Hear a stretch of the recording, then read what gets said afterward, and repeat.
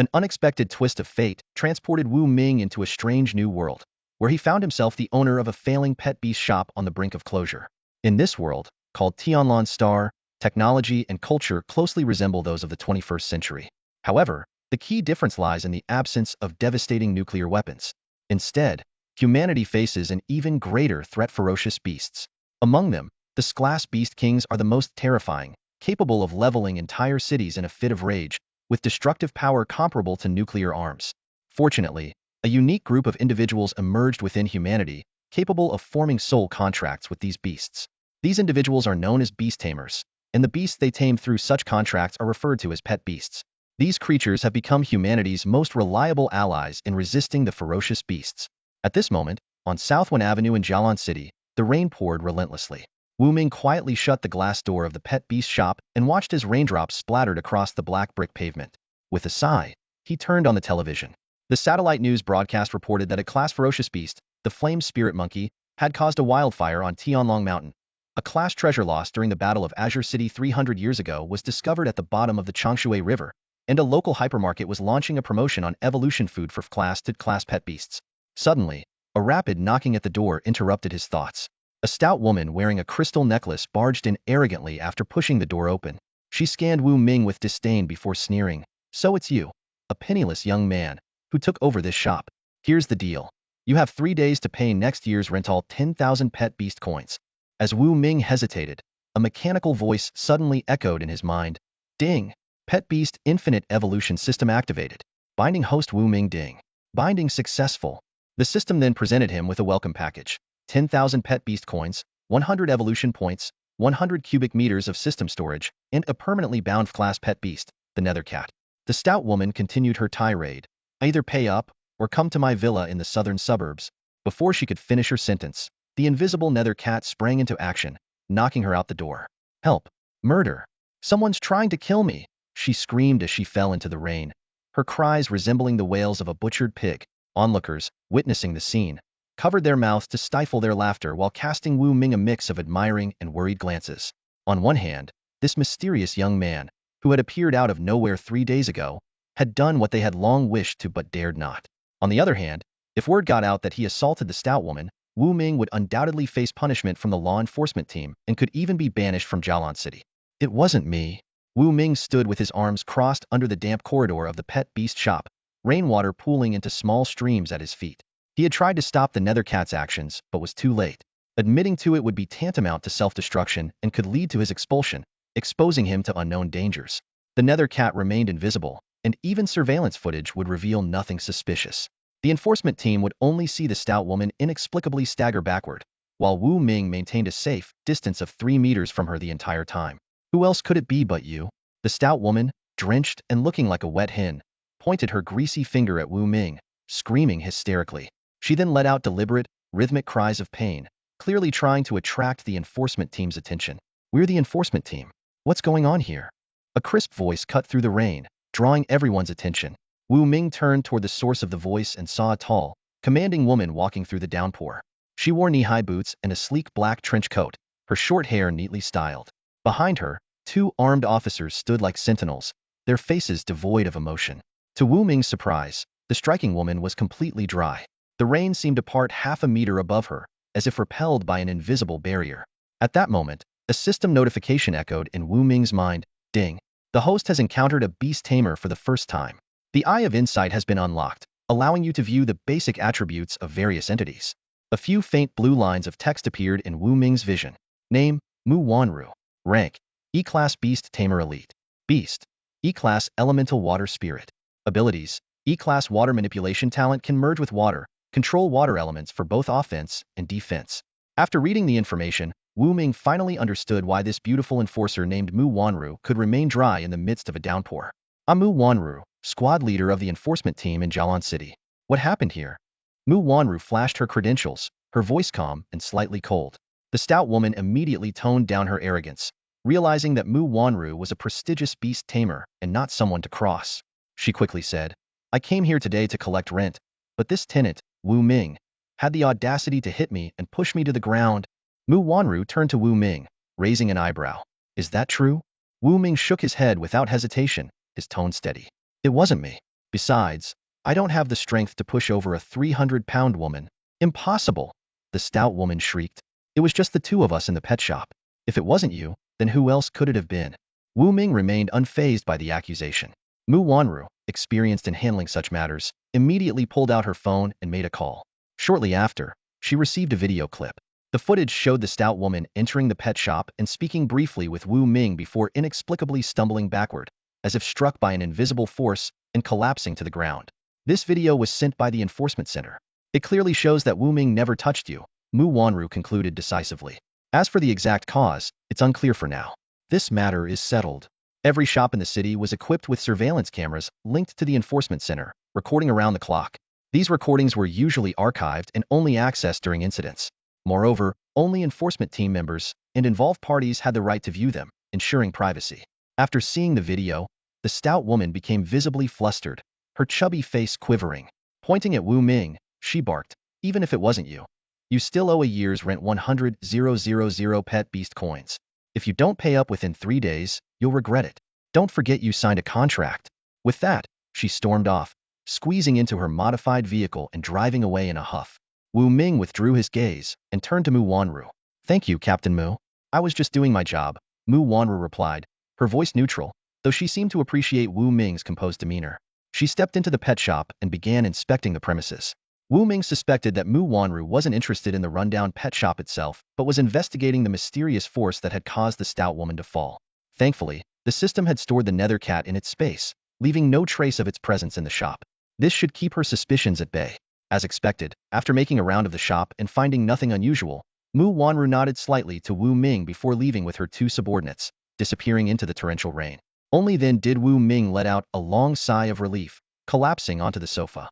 Reflecting on the day's events, he reassured himself that he hadn't exposed any flaws and felt a bit more at ease. It's time to figure out what to do next, Wu Ming thought to himself. With the system now bound to him, he had access to 100,000 pet beast coins, 100 evolution points, 100 cubic meters of system storage space, and an F-class pet beast, the nether cat.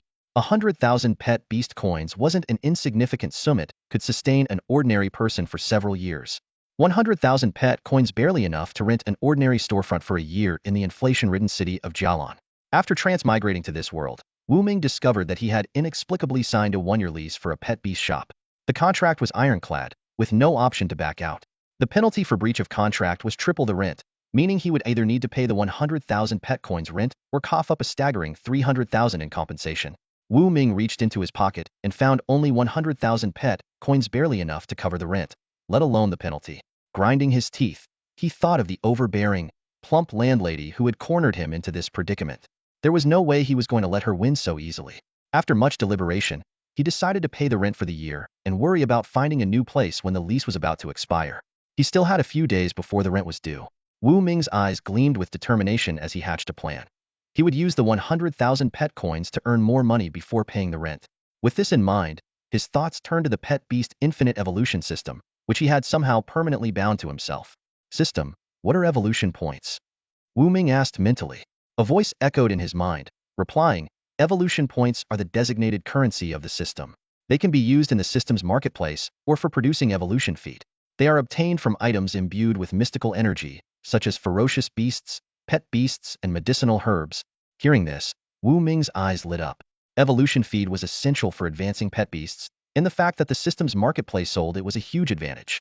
On Jialan Star, the formulas for evolution feed were highly coveted and could fetch astronomical prices. Excited by the opportunity, Wu Ming eagerly opened the system's marketplace. A three-dimensional holographic projection of a shop appeared before him.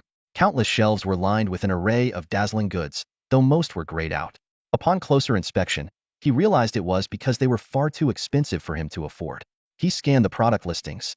D-Class Evolution Feed. Flamehand. Consuming this feed allows a pet beast to awaken the talent Flamehand, capable of unleashing flames with a temperature of 300 C.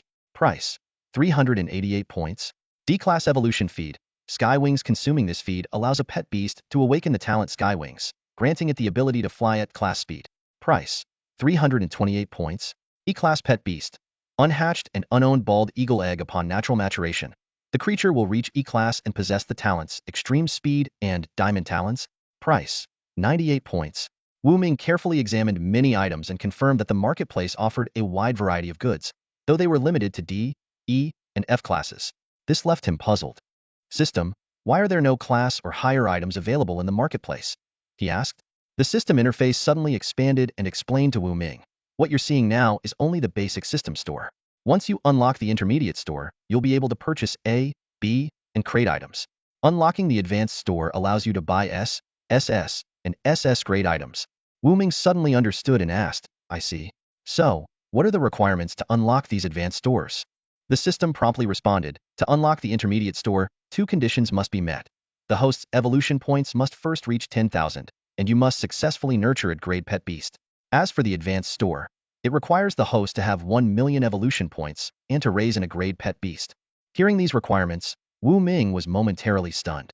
He wasn't entirely sure how difficult it was to accumulate evolution points, but the condition of raising a grade pet beast alone sounded incredibly challenging. In the third city of Jialan City, the most powerful beasts were only a few crate ones. These crate beasts were already strong enough to intimidate most of the ferocious beasts in the surrounding areas and were regarded as the city's guardians.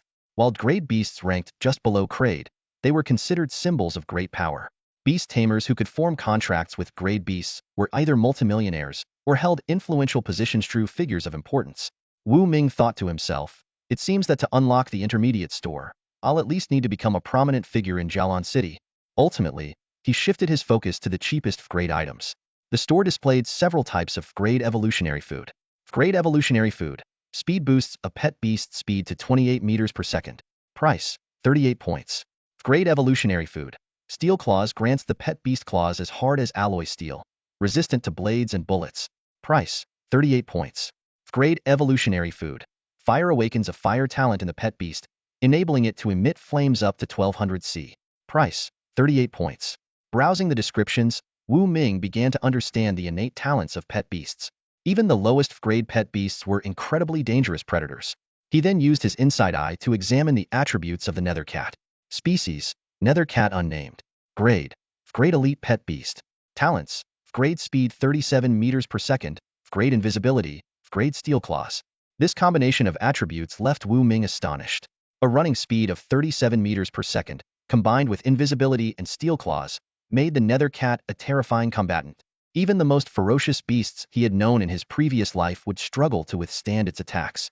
An grade pet beast is already this powerful. Wu Ming gasped. How terrifying must a grade and grade pet beasts be? This world is truly dangerous. After some consideration, Wu Ming decided to spend 38 evolution points to purchase the grade speed evolutionary food. The system immediately displayed the recipe. Grade speed evolutionary food recipe. 150 grams of red sakura grass, 99 grams of white chi fruit, 100 grams of vitality fruit, 12 additional medicinal ingredients, 5 evolution points. Recipe description. When consumed, the food increases any pet beast speed to grade 28 meters per second or more. Speed specialized pet beasts may see their speed cap increased. Each pet beast can only consume it once. Repeated feeding will not stack effects. Reading the description, Wu Ming scratched his head. Producing 1 serving of grade speed evolutionary food costs an additional 5 evolution points. That's a bit pricey. He began searching the shelves of the pet beast store for the necessary ingredients. Meanwhile, on the other side of the city, in a filthy alleyway, a modified truck came to a stop. A landlady squeezed her way into the foul-smelling alley and tossed a bundle of cash at 2 beggars huddled in a corner. I want you to take someone out, she said sharply. Once it's done, you'll get another 10,000 pet beast coins. The 2 beggars grinned maliciously. Who's the target? The landlady threw them a photo of Wu Ming, the owner of the pet beast store on Nanwen Street. His name is Wu Ming. Just an ordinary person, can you handle it? A bearded beggar confidently replied, don't worry. He's just an ordinary guy. If we, the drifters, take the job, it'll be done. We just need some time. Good. I'll be waiting for your good news, the landlady said with a satisfied smile. The drifters were a dangerous group of ordinary people. Homeless and without a stable residence, they survived by cramming into the narrow alleys of Jialan City. For money, they would do anything. Back at the pet beast store, Wu Ming spent 10 minutes rummaging through boxes and shelves, finally gathering enough ingredients for 1 serving of grade speed evolutionary food. This surprised him, as he remembered this shop primarily selling ordinary pet food meant to replenish energy. As for those medicinal ingredients, they to be continued. They never step onto the battlefield, yet they work tirelessly behind the scenes. These trainers, who specialize in crafting various food formulas, play a critical role in the evolution of pet beasts. Each pet beast has an inherent level limit. For instance, Another cat with grade potential would remain at grade its entire life without evolutionary food. Because of this, trainers hold a status that, in some areas, even surpasses that of beast masters, especially since many of them also possess excellent beast taming abilities. Wu Ming stood in front of the 50-square-meter pet beast shop, his thoughts drifting to the previous owner, a little old man who loved his wine. Before he could fully process what was happening, he had somehow signed a 1-year sublease agreement, officially becoming the new owner of the shop. Since I'm here, I might as well settle in, he muttered to himself. His gaze swept over the surveillance camera on the wall before he turned and walked into the bedroom. Although the shop wasn't particularly spacious, its 4.5-meter ceiling height allowed it to be converted into a 2-story structure. The ground floor served as the storefront, while the upper level housed a bedroom and a small study. While the enforcement center had installed surveillance in every shop, they clearly weren't intrusive enough to monitor bedrooms. Finally feeling a sense of relief, Wu Ming began preparing to craft some food. He carefully laid out the medicinal ingredients on the wooden table, silently asking, "System, what's the next step?" A voice echoed in his mind. "Crush the ingredients, mix them evenly, and then consume a certain amount of evolution points to trigger a reaction that will form the food." Wu Ming wasted no time. He grabbed the necessary tools from the shop and swiftly began weighing, crushing, and mixing the ingredients. Once finished, he poured the mixture into a reaction cauldron, clasped the cauldron with both hands, and used up 5 evolution points. In an instant, a wave of warmth surged from his palms. Under Wu Ming's astonished gaze, the ingredients within the cauldron began to melt and then solidify into 100 brown pellets, each the size of a soybean. A rich aroma filled the air, so enticing that Wu Ming couldn't help but want to taste one. "System, can I eat this?" he asked impulsively. The system sternly warned, "Evolutionary food contains immense energy. Direct consumption by the host will result in permanent damage." Wu Ming immediately dismissed the thought. Carefully, he placed the batch of grade evolutionary food into a small wooden box, labeled it, and walked toward the shop's front area. The rain outside hadn't let up.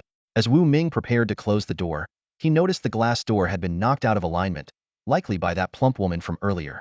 No matter how hard he tried, it wouldn't close properly. "What bad luck?" he grumbled under his breath. Glancing at the gloomy sky, he realized there was no chance of fixing the door today. Resigned, Wu Ming sank into the sofa, opened his laptop, and began searching for platforms to self-grade evolutionary food. At the same time, he browsed for materials from ferocious beasts and medicinal herbs, hoping to gather more evolution points. Suddenly, a series of hurried footsteps shattered the quiet atmosphere of the shop. Before Wu Ming could react, a warm, soft figure collided into him, sending them both tumbling to the ground. I'm so sorry." A clear, melodious female voice rang out, as sweet as a songbird's tune, causing Wu Ming's heart to skip a beat. He looked up, his gaze falling on the face of the woman now sprawled on top of him. A female student dressed in the beige, plaid uniform of Jialan Beast Taming Academy suddenly burst into the store but slipped and accidentally crashed into Wu Ming. Flustered, she quickly got up from Wu Ming. Her cheeks flushed red, and apologized repeatedly. "I'm so sorry. I was running too fast, and the floor was slippery. I didn't mean to bump into you." Wu Ming snapped out of the soft sensation he had just felt and carefully examined the girl before him. She appeared to be around 18, tall and slender, with cherry-red lips that stood out strikingly. Her rain-soaked long hair draped over her shoulders, which instead of making her look disheveled, added a unique charm to her appearance. As his gaze shifted downward, Wu Ming noticed the girl holding a pair of high heels in one hand, revealing her long, fair legs and bare feet. It was evident that running barefoot was the reason for her mishap. In her arms, she cradled a snow-white little fox, its big, watery eyes curiously scanning its surroundings. Seeing that the girl was a beauty, Wu Ming's mood instantly lifted. Waving his hand, he said, "It's fine. I didn't get hurt. By the way, is there something I can help you with?" As he spoke, he couldn't help but glance at her again, feeling that her face seemed vaguely familiar, as if he'd seen her somewhere before. The girl bowed again and explained, "It's raining so heavily outside, and your beast taming store was the only one open, so I came in to take shelter." "So you're just here to avoid the rain, huh?" Wu Ming felt a tinge of disappointment, silently mocking himself for thinking, even for a moment, that she might have been drawn in by his charm. Suddenly, he noticed a wooden badge pinned to the girl's chest and asked in surprise, "You're a prospective beast tamer?" The girl looked down at the badge on her chest, her eyes curving into crescent moons as she gave a sweet, comforting smile. "Not quite yet. I'm currently taking the comprehensive exam to become a prospective beast tamer. Today is the final test. But," she gestured to the little white fox in her arms, "Xiaobai is a bit slow, so our chances of passing aren't great." Wu Ming's eyes lit up, and he smiled. "I just happen to have some grade speed enhancing feed. Would you like to buy it?" "Grade speed enhancing feed?" The girl brushed her damp hair away from her forehead in surprise. Really? Of course, Wu Ming replied, pulling out a small wooden box and placing it on the counter. When he opened it, a rich medicinal aroma filled the air. The little white fox in her arms immediately perked up, leaping lightly onto the counter and staring intently at the feed inside the box. Through their soul contract, the girl could sense Xiao Bai's strong desire, confirming that the feed was indeed genuine. How much for the grade speed enhancing feed? The girl asked. Wu Ming held up one finger. 100,000 beast coins. That's the official price. The girl bit her lip lightly, hesitating for a moment before making up her mind. She pulled out her phone and waved it in front of Wu Ming. I'll pay via WeChat. Sure. Wu Ming took out his phone and displayed his WeChat payment code. Huh. Why is it your personal account and not the store's payment code? The girl asked in surprise. Aren't you worried your boss will find out? Wu Ming chuckled and placed his store owner certificate on the counter. I'm the owner of this beast taming store. Oh, I see.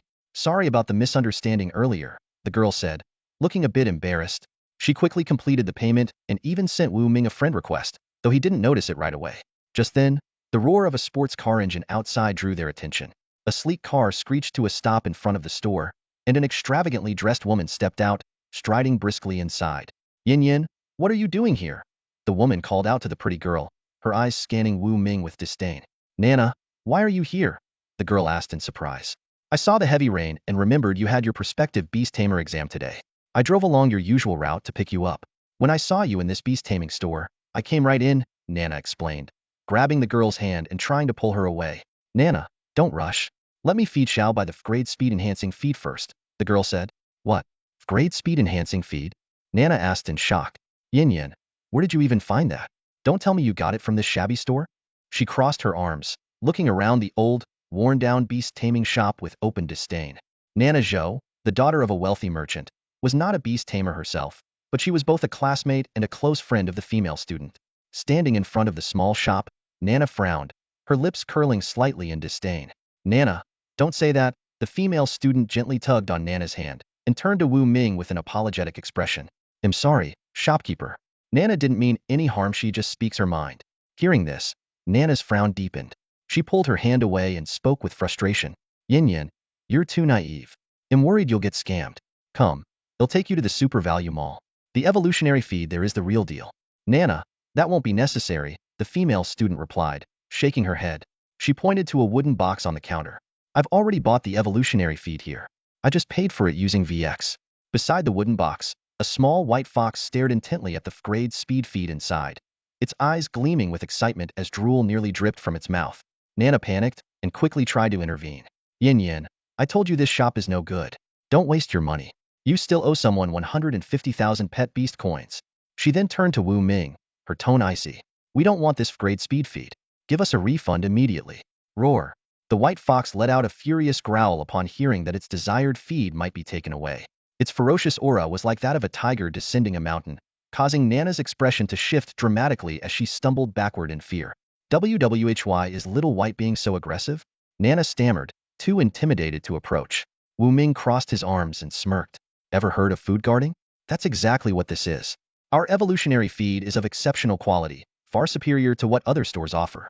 Little White has been eyeing it for a while now, and you're trying to take it away. You're lucky it didn't knock you over earlier. Nana's face flushed with anger as she pointed at Wu Ming and snapped, Who do you think you are to lecture me? Before she could finish her sentence, Little White suddenly let out a deafening roar. It leaped forward and knocked Nana to the ground. The sudden turn of events left both the female student and Nana utterly shocked, with the latter letting out a sharp scream. Yin Yin, help me. Zhou Nana screamed, her legs giving out as she collapsed to the floor, losing control of herself in fear. Her terrified eyes were fixed on the small white fox in front of her, an entire pet beast, whose gleaming eyes radiated danger. Its sharp claws looked ready to tear her throat apart at any moment. Mu Wanyin reacted swiftly, scooping up the little white fox in her arms. Her slender, jade-like hands gently stroked the pet's head as she spoke soothingly. Xiao Bai, don't scare Nana. Were you just craving this dire speed feed? Here, take it. I've already paid for it. As she finished speaking, Mu Wanyin couldn't help but take a deep breath. The enticing aroma of the feed made her stomach rumble, but she restrained herself, refocusing her attention on calming the little fox. Hearing its owner's words, the white fox immediately buried its head in the feed, devouring it ravenously. As a pet beast, it instinctively recognized the exceptional quality of the entire speed feed, far superior to what it had encountered elsewhere. In fact, the moment it entered the store, it had been drawn to the irresistible fragrance and had barely been able to hold back its hunger. With the last bite swallowed, the white fox's aura shifted dramatically. Its tail swayed gently, creating a noticeable gust of air. Its 4 snow-white paws began to emit a faint glow, as though they were stepping on rings of energy. Incredible! The effect is so immediate, Mu Wanyan exclaimed, her excitement evident as she opened the speed test app on her phone, signaling the white fox to stay within the camera's frame. At this moment, she completely forgot about Zhou Nana, who was still slumped on the floor. With a whoosh, the white fox darted around the shop, moving so quickly it left behind only a blur. Zhou Nana stared in stunned disbelief, her mouth agape.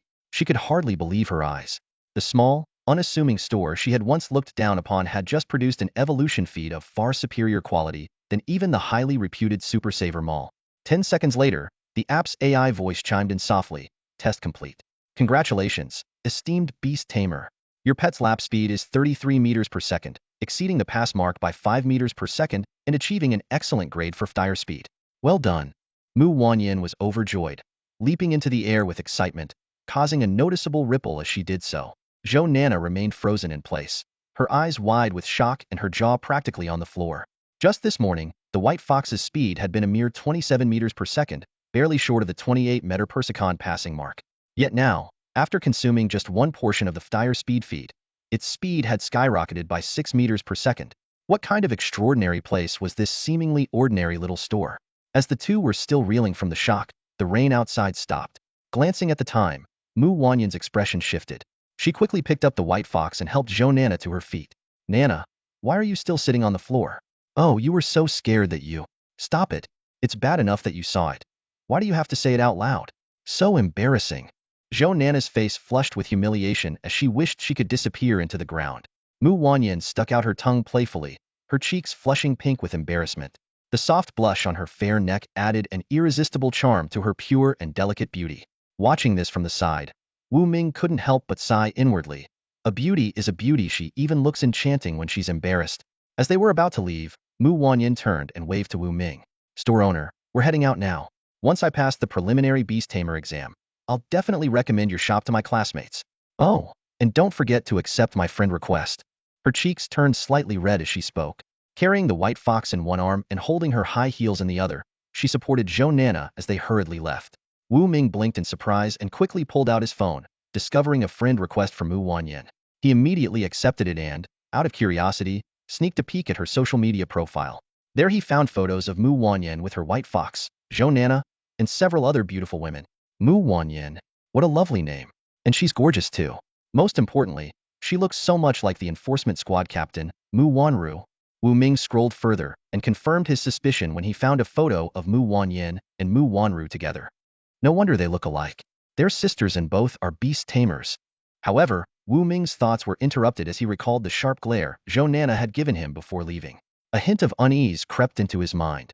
That girl Nana, the way she looked at me as she left it didn't feel right. He vividly remembered the moment when, supported by Mu Wanyan, Zhou Nana turned back to glare at him. Her eyes had unmistakably carried a trace of murderous intent. What a dangerous world this is, Wu Ming muttered under his breath. Meanwhile, the roar of a V12 engine echoed through the streets as a sports car sped away, eventually stopping in a beautifully landscaped residential area. After dropping off Mu Wanyan, Zhou Nana shut the car door and pulled out her phone to make a call. "Hello? I need you to investigate someone. He lives on Nanwen Street and runs a pet beast shop. The name on his license is Wu Ming. He's quite young and good-looking. If he doesn't have any powerful backing, send someone to eliminate him." With that, she hung up decisively. Unbeknownst to Wu Ming, Zhou Nana had already set plans in motion to have him investigated. Even if he had known, he wouldn't have been fazed. In this world, no one was aware that he possessed an entire elite pet beast, the Shadow Cat, whose skills rivaled those of a phantom assassin. Even against an A-tier beast tamer, he had the strength to hold his own. At that moment, Wu Ming was seated at his computer, browsing the Pet Beast Network for information related to ferocious beasts and medicinal herbs in Jialan City. He brewed himself a pot of jasmine tea and meticulously combed through the data. By the time he finished his third cup, he had finally found a useful lead. So, there's a large wholesale market right at the end of Nanwen Street in Jialan City. They sell all kinds of low-tier beast materials and herbs. This is it, Wu Ming exclaimed as he closed his computer and got ready to head out. Before leaving, he made one last attempt to fix the glass door that the landlady had broken, but his efforts were in vain. Sighing in resignation, he hopped onto the old 28-inch bicycle from his shop and pedaled down the cobblestone street toward the market, just a kilometer away. Soon, he arrived at his destination, a large, brick-and-mortar building with white walls and a red roof. As he stepped inside, a medley of scents hit him: savory cured meats, the raw tang of fresh meat, and the distinctive aroma of herbs. Surveying the scene, Wu Ming saw row upon row of stalls displaying an array of goods: beast claws, pelts, dried meats, and various medicinal herbs. Activate Insight Vision, Wu Ming silently commanded, channeling his unique ability as he approached a stall run by a chubby vendor. His gaze fell on a wolf claw as thick as a bull's leg, and a series of descriptions appeared before his eyes. Species: claw of a shadow wolf. Tier: common beast. Note: can be converted into 0.1 evolution points. Realizing that beast materials could indeed be converted into evolution points, Wu Ming's heart leaped with excitement. He quickly turned to the vendor and asked, "Boss, how much for this shadow wolf claw?" The kid's got a sharp eye, recognizing this as a claw of the nether wolf. The chubby man squinted, his sly smile revealing a hint of cunning. "This thing is a treasure. I'll let it go cheap, only 998 pet coins, and it's yours." Wu Ming glanced at the sign next to him with the words Netherwolf Claw written on it and thought to himself, "Even if I didn't know what this is, I'm not blind." He quickly did the math. 998 pet coins for one claw would only yield 0.1 evolution points. For him, that was far too expensive. At this rate, one evolution point was roughly equivalent to 10,000 pet coins. He recalled his earlier calculations. The ingredients for one portion of grade speed nutrient would cost around 10,000 pet coins, and 5 evolution points would require about 50,000 pet coins. This meant that producing one portion of grade speed nutrient would cost approximately 60,000 pet coins, but selling it could net him a profit of 40,000. After weighing his options, Wu Ming decided to buy one claw and absorb it to see its effects. He pulled out his phone to pay via VX. "All right, I'll give you a discount, 988 pet coins," the chubby man said with a cheerful grin. Wu Ming nearly stumbled, silently complaining to himself. From 998 to 988? That's a 0.99 discount. "Boss, you're so stingy," he muttered while making the payment. The chubby man simply kept smiling without responding. With the claw in hand, Wu Ming continued browsing the wholesale market. Whenever he spotted ingredients that could be used to make grade speed nutrient, he purchased them immediately. He still had nearly 200,000 pet coins in his account. Even after paying the 100,000 pet coins in rent due in 3 days, he would still have 100,000 left, which could serve as startup capital for his pet shop. He calculated silently, "With 57 evolution points remaining, I can produce at least 11 portions of grade evolution nutrient. Selling them could bring in over 1,000,000 pet coins. By then, I can use the profits to buy materials from ferocious beasts to absorb evolution points more cost-effectively." While Wu Ming was busy shopping, outside the wholesale market, a peculiar-looking man was watching him coldly. The man, dressed in a black trench coat and wearing sunglasses, had slicked back hair and a prominent scar running across his face. He held a photograph, occasionally glancing between it and Wu Ming. After confirming the match, the scar-faced man pulled out his phone and made a call. "Target confirmed?" A cold voice responded from the other end of the line. "The market is too crowded. Wait for the right opportunity to strike." An hour later, Wu Ming finally finished his shopping spree. He had spent 50,000 pet coins and gathered enough ingredients for 5 portions of grade speed nutrient. It was time to head back to his pet shop. By then, the sky had darkened and South Wenhua Street was nearly deserted. Ahead lay a sparsely populated forest. As Wu Ming walked through it, a group of burly men in tattered clothes suddenly leaped out from the bushes and dragged him into the shadows. "Drifters? Are they trying to kill me?" Wu Ming instantly realized the danger. These drifters, armed with sharp stones, were about to smash his head in. With no surveillance in this area, his death would likely go uninvestigated. However, Wu Ming remained calm. He had already discreetly released his ghost cat, which was completely concealed and ready to strike at a moment's notice. Just as the situation seemed dire, a massive bear suddenly charged out from the bushes. It moved with astonishing speed, swiping its paw and instantly smashing the heads of the drifters one by one. The attackers collapsed into the bushes, lifeless. This unexpected turn of events left Wu Ming stunned. "Big Bear, come back," a young voice called from outside the bushes. The bear obediently retreated, trotting back to its master. Wu Ming quickly signaled his ghost cat to stand down and cautiously stepped out of the shadows. He saw the giant bear standing docilely beside a young man with dyed yellow hair, who looked no older than 18. Wu Ming activated his inside eye to gather information about the stranger. Name: Huang Samba. Rank: Grade Beast Tamer Trainee. Pet Beast: Grade Mighty Bear. Talent: Grade Strength Suppression. As Wu Ming observed him, Huang Samba spoke up, "Hey, why were those drifters after you?" Did you piss off someone you shouldn't have? Wu Ming glanced back at the lifeless bodies in the bushes, then back at Huang Samba. The faces of the landlady and Zhou Nana flashed through his mind. Besides them, he couldn't think of anyone else who might be targeting him. Probably, Wu Ming replied softly. Huang Samba leaped onto the shoulder of his mighty bear and looked back at Wu Ming. You'd better be careful. Next time, you might not be lucky enough to run into a kind-hearted beast tamer like me. Wu Ming pointed toward the bushes. What about those guys? Huang Samba laughed heartily. You don't know. In Jialan City, the lowest lives are the drifters with no identity. No one cares if they die. Within 3 days, the carrion beetles will clean them up. Hearing this, Wu Ming felt a chill run down his spine. Only now did he truly grasp the importance of having an official identity. Without his status as a pet shop owner, his life could have been just as fragile and insignificant as those drifters. All right then, goodbye? Or maybe forever, Huang Samba said, preparing to ride off on his mighty bear. Wait, Wu Ming suddenly called out. Huang Samba frowned. What do you want? I've got grade speed food for beasts, and it works wonders. Want to give it a try? Wu Ming said, pointing at the massive bear on Huang Samba's shoulder. Your beast is incredibly strong, but it seems like its speed could use some improvement. Huang Samba raised an eyebrow, scrutinizing Wu Ming. This young man, who had just narrowly escaped an assassination attempt, could instantly discern his beast's traits. Huang couldn't help but regard him with newfound respect. You've got sharp eyes. How did you figure that out? Wu Ming smiled calmly. I'm a beast tamer. Huang Samba's eyes widened like bronze bells as he looked Wu Ming up and down, noting his plain attire. Every beast tamer I've ever seen is someone of high status, always surrounded by at least 8 bodyguards. But you? You look way too modest for that. Wu Ming shrugged indifferently. 8 bodyguards? Do they stand a chance against my grade beast, the Nethercat? With just it, I can get out of almost any situation with ease. If you don't believe me, come to my beast shop. I can prepare a batch of grade speed food for you today. Are you serious? Huang Samba leapt down from the giant bear's shoulder, his expression turning serious. Let me warn you, selling substandard evolutionary food will get you kicked out of Jialan City. And by the way, I saved your life, so you owe me a freebie. Wu Ming remained unbothered. Freebie? Not a chance. At most, I'll give you a discount. He thought to himself. With the Nethercat by his side, he hadn't really needed Huang Samba's help. Still, this warm-hearted guy seemed like a promising customer. Che, stingy. Huang Samba grumbled, but he made no move to leave, clearly intrigued by Wu Ming's beast shop. Wait here a moment. Wu Ming strode toward the bushes, searching the body of a fallen rogue. He retrieved a wad of beast currency, the damp, muddy smell clinging to the bills triggering a memory the landlady slipping and falling outside his shop. So, it was the landlady behind this. He clenched his fist. If she wants me dead, she'll pay for it one day. Before long, Wu Ming and Huang Samba arrived at the beast shop. Passers-by on the street, catching sight of the grade beast the massive bear stepped aside in awe, instinctively clearing a path. Meanwhile, at the other end of Nanwan Street, a scar-faced man wearing sunglasses sat in a car.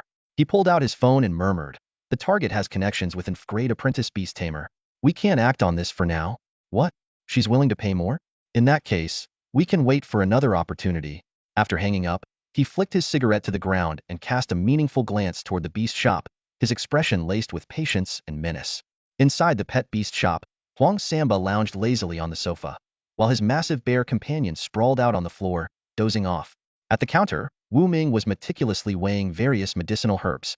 His movements were slightly clumsy, but there was a palpable sense of focus and determination in his actions. Huang Samba watched for a while before he couldn't hold back any longer. Hey, why does your mixing process look just like every other beast trainer's? And your technique isn't exactly smooth. Don't tell me you're just an apprentice? Wu Ming heard the comment, and a subtle smile appeared on his lips. Without any hint of fluster, he replied, whether I'm an apprentice or a real beast trainer, you'll find out soon enough. He didn't elaborate further, but continued concentrating on his work. In less than 10 minutes, Wu Ming completed the preparation at the counter.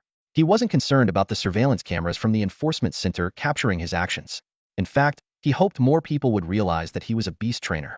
After what had happened earlier that day, Wu Ming understood the importance of his identity as a trainer. He decided not to hide it anymore, though he had no intention of flaunting it either. Keep a low profile and rake in the money quietly, that was his current mindset. Feeling bored, Huang Samba turned on the TV and happened to catch the news on Huaxia television. A poised and beautiful female anchor was reporting. We interrupt with a breaking news story. Recently, a class beast trainer Wu Tianxua announced a groundbreaking new formula for evolution feed, shocking the industry and sparking widespread imitation. Let's watch the footage.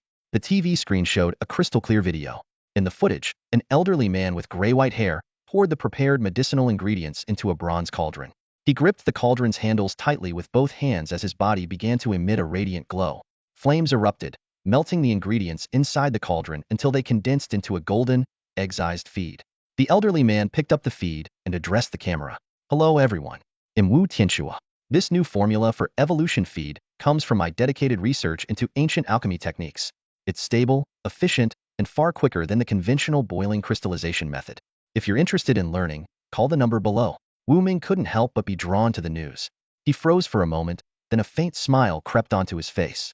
He had initially planned to avoid using evolution points to prepare feed in front of Huang Samba, but now it seemed unnecessary. Ancient alchemy techniques? Interesting, he mused. Huang Samba, having watched the news segment, was full of admiration. No doubt about it, Wu Tianxua is a famous A-class beast trainer across all of Huaxia. So many powerful A-class pet beasts were raised by him.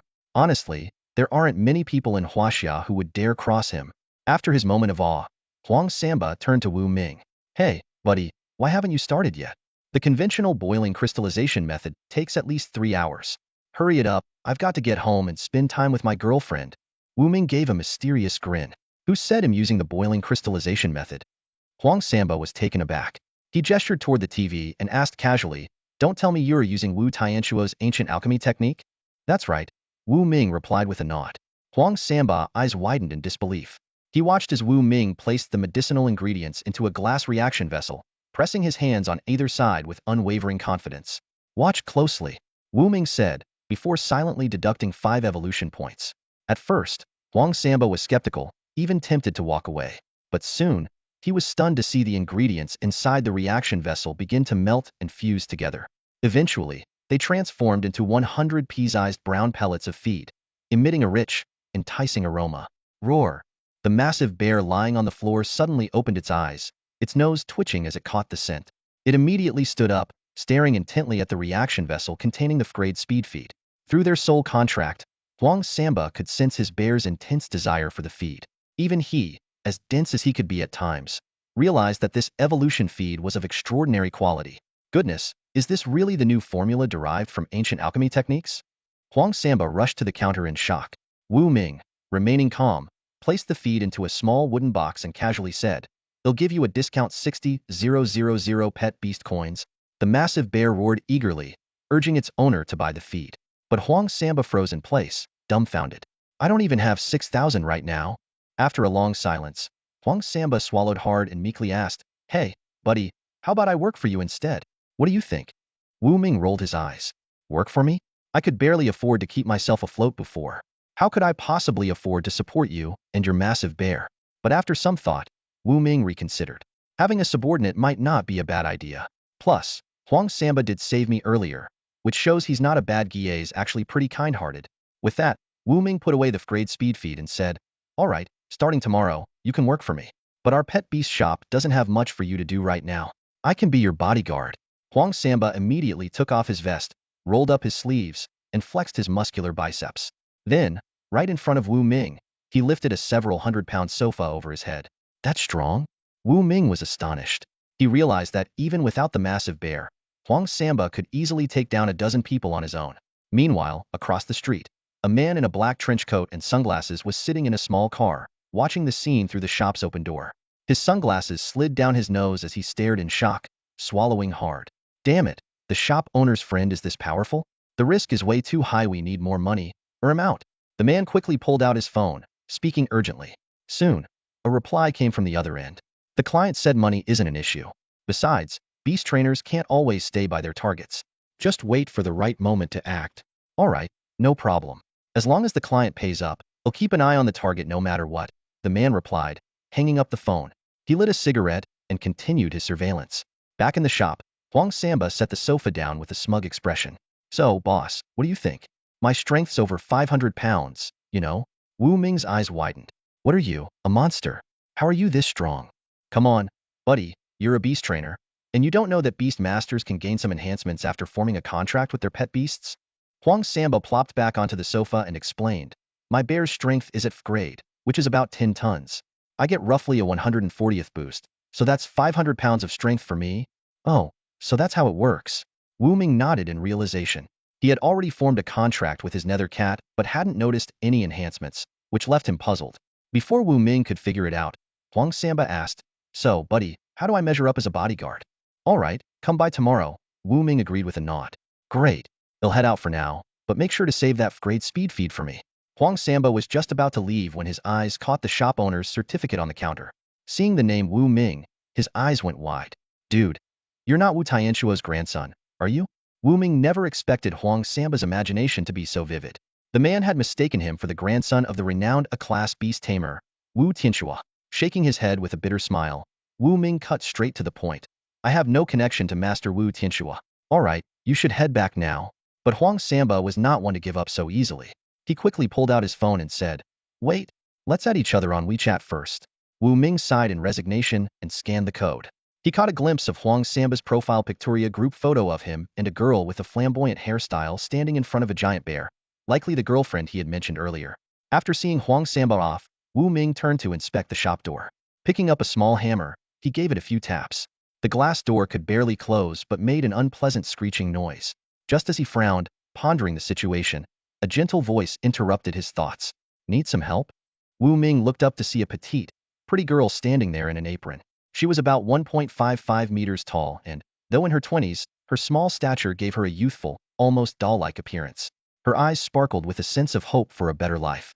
"I'm Wan Siyu, a staff member at the tea shop next door," she said with a sweet smile. "I heard you working on the door and thought I'd see if you need assistance." "Oh, no need. I think it's fixed now," Wu Ming replied as he tried to close the glass door. But to his dismay, it jammed and wouldn't open again. Frustrated, he muttered, "Ugh, now it's stuck. What am I supposed to do if I can't get it open? Sleeping outside tonight would be too dangerous." Wan Siyu giggled, amused. "Let me help you pull it open." She stepped closer, and Wu Ming caught a faint whiff of her delicate fragrance. Feeling a bit awkward, he nonetheless joined her in grabbing the door handle. 1, 2, 3. They pulled together with all their might. Bang! The glass door gave way under the strain and swung open with a loud noise. The momentum sent both of them tumbling backward.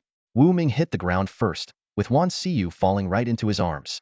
While it wasn't the kind of romantic fall scene in TV dramas, the two were undeniably close. Wu Ming caught a hint of her hair's fragrance, while Wan Siyu realized she had landed in his embrace, her cheeks instantly turning crimson.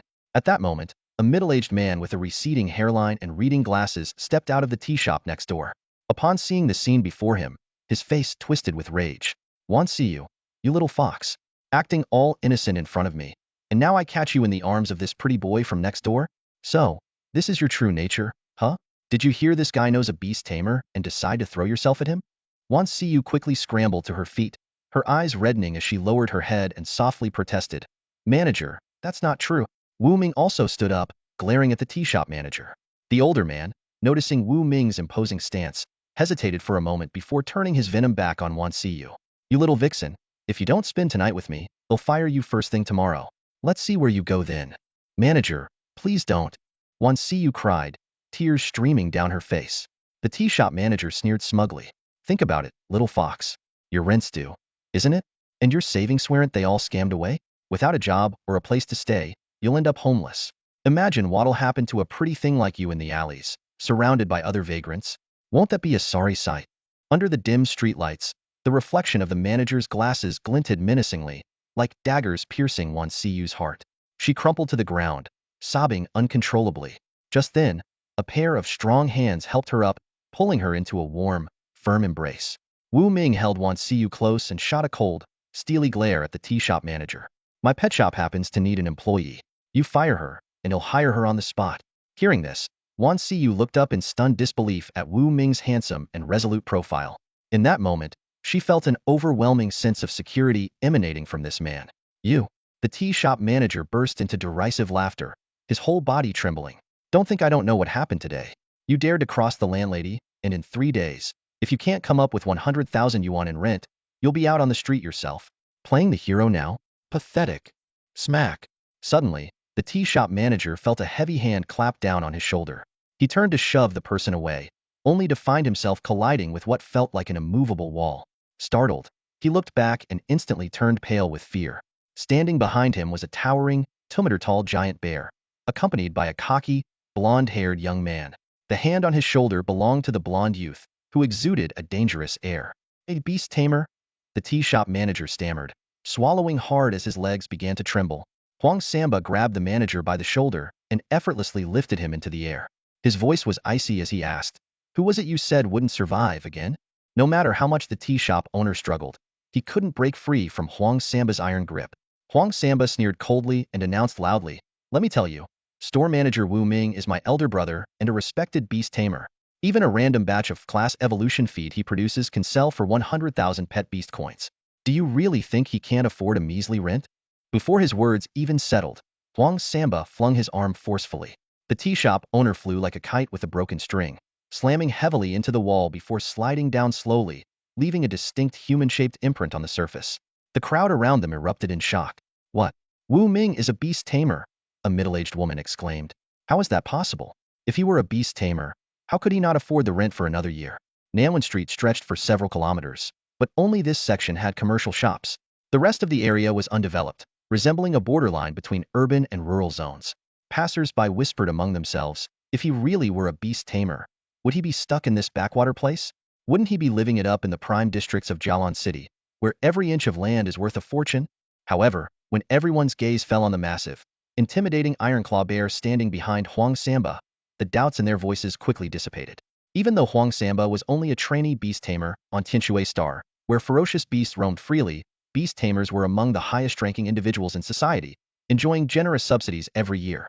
Wan Siyu wiped away her tears, biting her lip as hope flickered in her eyes. She hesitated before asking cautiously, Are you really a beast tamer?" Wu Ming nodded slightly, his voice calm. "Yes, and class beast tamer, though I haven't been officially certified by the professional authorities yet." "Impossible." The tea shop owner struggled to his feet, his face twisted with rage. He roared hoarsely, "I'd rather die than believe that a poor nobody like you is a noble beast tamer." Huang Samba snorted disdainfully. He took a large step forward, grabbed the tea shop owner by the collar, and flung him into a nearby trash can as if discarding garbage. The owner's legs stuck out of the can, while his upper body was buried inside, thrashing about desperately. "Let me out. Ugh, it stinks." His muffled voice echoed from the depths of the trash can. After struggling for a while, the shop owner finally managed to climb out, disheveled and covered in filth, with a few rotting vegetable leaves stuck to his mouth. Gritting his teeth in fury, he pointed at Wan Siyu and snarled venomously, "You wretched fox, you're fired. Don't even think about finding another job for the rest of your life." Before anyone could respond, the shop owner hurriedly retreated into his store, clearly terrified of facing Huang Samba again. He hastily threw Wan Siyu's belongings out the door and slammed it shut with a loud bang, the sound of the lock clicking into place unmistakable. Wu Ming bent down to pick up the scattered belongings of Wan Siyu and handed them back to her. His eyes sparkled with sincerity, and his voice was firm yet gentle. "Don't worry. If you're willing, you can come work at my pet beast shop. The salary won't disappoint you." Having just endured a harsh setback, Wan Siyu was caught off guard by this unexpected kindness. Tears welled up in her eyes once again. She embraced Wu Ming tightly, her voice choked with gratitude as she repeatedly thanked him. Wu Ming gently patted her back, then turned his gaze towards Huang Samba and asked, "You beat up the tea shop owner. Aren't you worried he'll report you to the law enforcement team?" Huang Samba stood with his hands on his hips, a confident smile on his face. "Report me? So what? I'm a beast tamer. Besides, I just taught him a lesson, didn't cause any serious harm. Even if the law enforcement team comes, at most, they'll just give me a warning." A flicker of surprise crossed Wu Ming's eyes as he was once again reminded of the stark class distinctions in this world. Beast tamers and trainers were held in such high regard that even their mistakes were often overlooked. He pondered to himself that revealing his identity as a trainer might not be a bad idea, could potentially bring him some significant advantages. "By the way," Wu Ming glanced at Huang Samba, "why are you back again?" Huang Samba strode into the pet beast shop and grabbed a small vest from the sofa. "Forgot my jacket," he explained. "I was already on the next street when I remembered. Just happened to come across this situation." He paused for a moment, then continued, "Big bro, next time something like this happens, don't be afraid. Just deal with it head-on. You're a respected trainer. Once you have more clients, no one will dare mess with you. They'll stand up for you themselves." Huang Samba's gaze darted back and forth between Wan Siyu and Wu Ming, a mischievous smile creeping across his face. "Oh, right, I should head home. My girlfriend's waiting for me. Gotta go spend some quality time with her." "Heh." Wan Siyu immediately lowered her head, her cheeks and neck flushing bright red. Wu Ming waved his hand, signaling her to ignore it, then pointed to the sofa. "Have a seat." Blushing, Wan Siyu asked softly, Do I work here?" She tucked a strand of hair behind her ear, trying to hide her embarrassment. Wu Ming was momentarily puzzled but quickly caught on, chuckling lightly. Sitting down shouldn't be that hard, right? He poured her a glass of water and placed it on the coffee table. Realizing her misunderstanding, Wan Siyu's face turned an even deeper shade of red. She quickly sat down on the sofa and took a small sip of water. Glancing at the time, Wu Ming asked, "It's getting late, and I haven't eaten yet. What about you?" Wan Siyu nodded slightly, her voice soft. "I haven't eaten either." Wu Ming put away the grade speed food on the counter, grabbed his keys, and said, "Let's go." "My treat." Wan Siyu hesitated. "I can't let you do that. I heard." Wu Ming waved a wad of pet beast currency in his hand, cutting her off. "People say I can't even afford next year's rent, but that's far from the truth. Sometimes, you can't trust appearances." Wan Siyu murmured an okay and followed behind him. Across the street, a man in a black trench coat pulled out a phone. "Hey, tell the client I'm not taking this job. The target's a trainer." "You want me to go after a trainer? I value my life." Whatever the person on the other end said made his tone shift. "What? You're offering me 5 times the pay? That's useless." "Wait, 10 times? Fine, I'll give it another shot. I'll find a way to teach him a lesson." Unaware that he was being watched, Wu Ming led Wan Siyu to a nearby hot pot restaurant. They ordered a variety of meats, vegetables, and noodles, spending a modest amount of pet beast currency. The two began enjoying their hearty meal. "It's been so long since I've eaten this well," Wan Siyu said with a smile, biting into a skewer of meatballs. Her face radiated joy. Wu Ming couldn't help but notice her flawless skin and delicate features. He marveled internally. "I've been in this world for days, and I never realized such a beautiful girl lived next door." Watching her eat so happily, her smile so captivating, Wu Ming, a lifelong bachelor, felt a twinge of emotion. But he quickly shook his head, dismissing the thought. Right now, making money was the priority. After dinner, Wan Siyu prepared to head home. Wu Ming offered, "Let me walk you back." During their meal, he had learned that Wan Siyu rented a room in an old residential area just a few hundred meters away from the pet beast shop. But since it was late, Wu Ming thought it wouldn't be safe for her to walk alone. After all, she was his future employee, and he felt a certain responsibility to look out for her. Besides, a post-dinner walk would aid digestion. Hearing that the tall and handsome Wu Ming wanted to escort her, Wan Siyu lowered her head and softly agreed. In a car trailing behind them, the man in the black trench coat stubbed out his cigarette, watching the pair enter a narrow alleyway leading to the old apartment complex. A sinister smile spread across his face as he thought, "Here's my chance." Walking side by side in the cramped alley, Wu Ming and Wan Siyu were forced to stay close. Wu Ming once again caught a faint whiff of the fragrance from her hair. Wan Siyu, unaccustomed to being so near to a man, felt her cheeks grow even hotter. She pressed her lips together, wanting to speak but unsure of what to say. Suddenly, hurried footsteps echoed behind them. Wu Ming and Wan Siyu turned to see a man in a mask and sunglasses, dressed in a black trench coat, charging at them from the other end of the alley. He held an iron rod, swinging it straight at Wu Ming's head. Wan Siyu screamed in terror at the unexpected attack. Wu Ming swiftly pulled Wan Siyu behind him. At the same time, his stealthy companion, the netherworld cat, leaped forward, claws gleaming in the dim light. With a sharp clang, the iron rod snapped in half, sparks flying. The scene left not only Wan Siyu, but also the black-clad man utterly stunned. Before he could react, he felt a powerful blow to his abdomen, as if struck by a cannonball. His body was sent flying backward, crashing heavily to the ground. He lost consciousness instantly. What just happened? Wan Siyu stammered, still trembling with fear and breathing heavily. Wu Ming gently placed a reassuring hand on her shoulder. "Don't worry, we're fine." Wan Siyu couldn't understand how Wu Ming could remain so calm. She was still reeling from the heart-pounding moment, her breaths quick and shallow. Wu Ming walked over to the unconscious man, shining a flashlight on him. The attacker had rolled up eyes and foam at the mouth. If the netherworld cat hadn't held back, he might not have survived. Wu Ming searched the man's pockets and quickly found a business card. It read, "Black Trenchcoat Security Company." Wu Ming's suspicions were confirmed. The vagrants from earlier had been sent by the landlady, and this hired thug was likely sent by Zhou Nana to deal with him. He could now see the larger scheme at play. Just then, Wan Siyu cautiously approached, her face full of concern. "Brother Wu, is he dead?" "No." Wu Ming shook his head. "Just unconscious." Hearing that no one had died, Wan Siyu let out a sigh of relief. She was worried that the man's death might bring trouble to Wu Ming. The shrill sound of a phone ringing abruptly broke the silence of the night. The man in the black trench coat glanced at the screen, where the caller ID displayed "Idiot Employer." A cold smirk tugged at the corner of Wu Ming's lips as he noticed it. Swiftly, he took out his own phone, turned on the recording function, and answered the call. "Hello. What's wrong with you useless thugs? It's been ages, and there's still no news. Did I waste my money for nothing? A piercing voice barked from the other end of the line, brimming with impatience. It was Zhou Nana. Hearing this, Wan Xiyu instinctively covered her mouth, terrified that even the faintest sound from her might interfere with Wu Ming's recording. Meanwhile, Wu Ming calmly picked up the man's phone and responded with mocking disdain. Zhou Nana, right? You wet your pants in the pet beast shop today, didn't you? Are they dry now? A long silence followed on the other end of the line. Finally, Zhou Nana snapped back, her voice a mix of anger and shock. Wu Ming, why are you answering this call? Where's the guard? He fell asleep. Wu Ming replied nonchalantly, as if discussing the weather. The thugs you hired are a joke. They couldn't even take me down, and yet you think they can teach me a lesson? Hilarious. Zhou Nana erupted in fury. Wu Ming, you just wait. I've got plenty of money.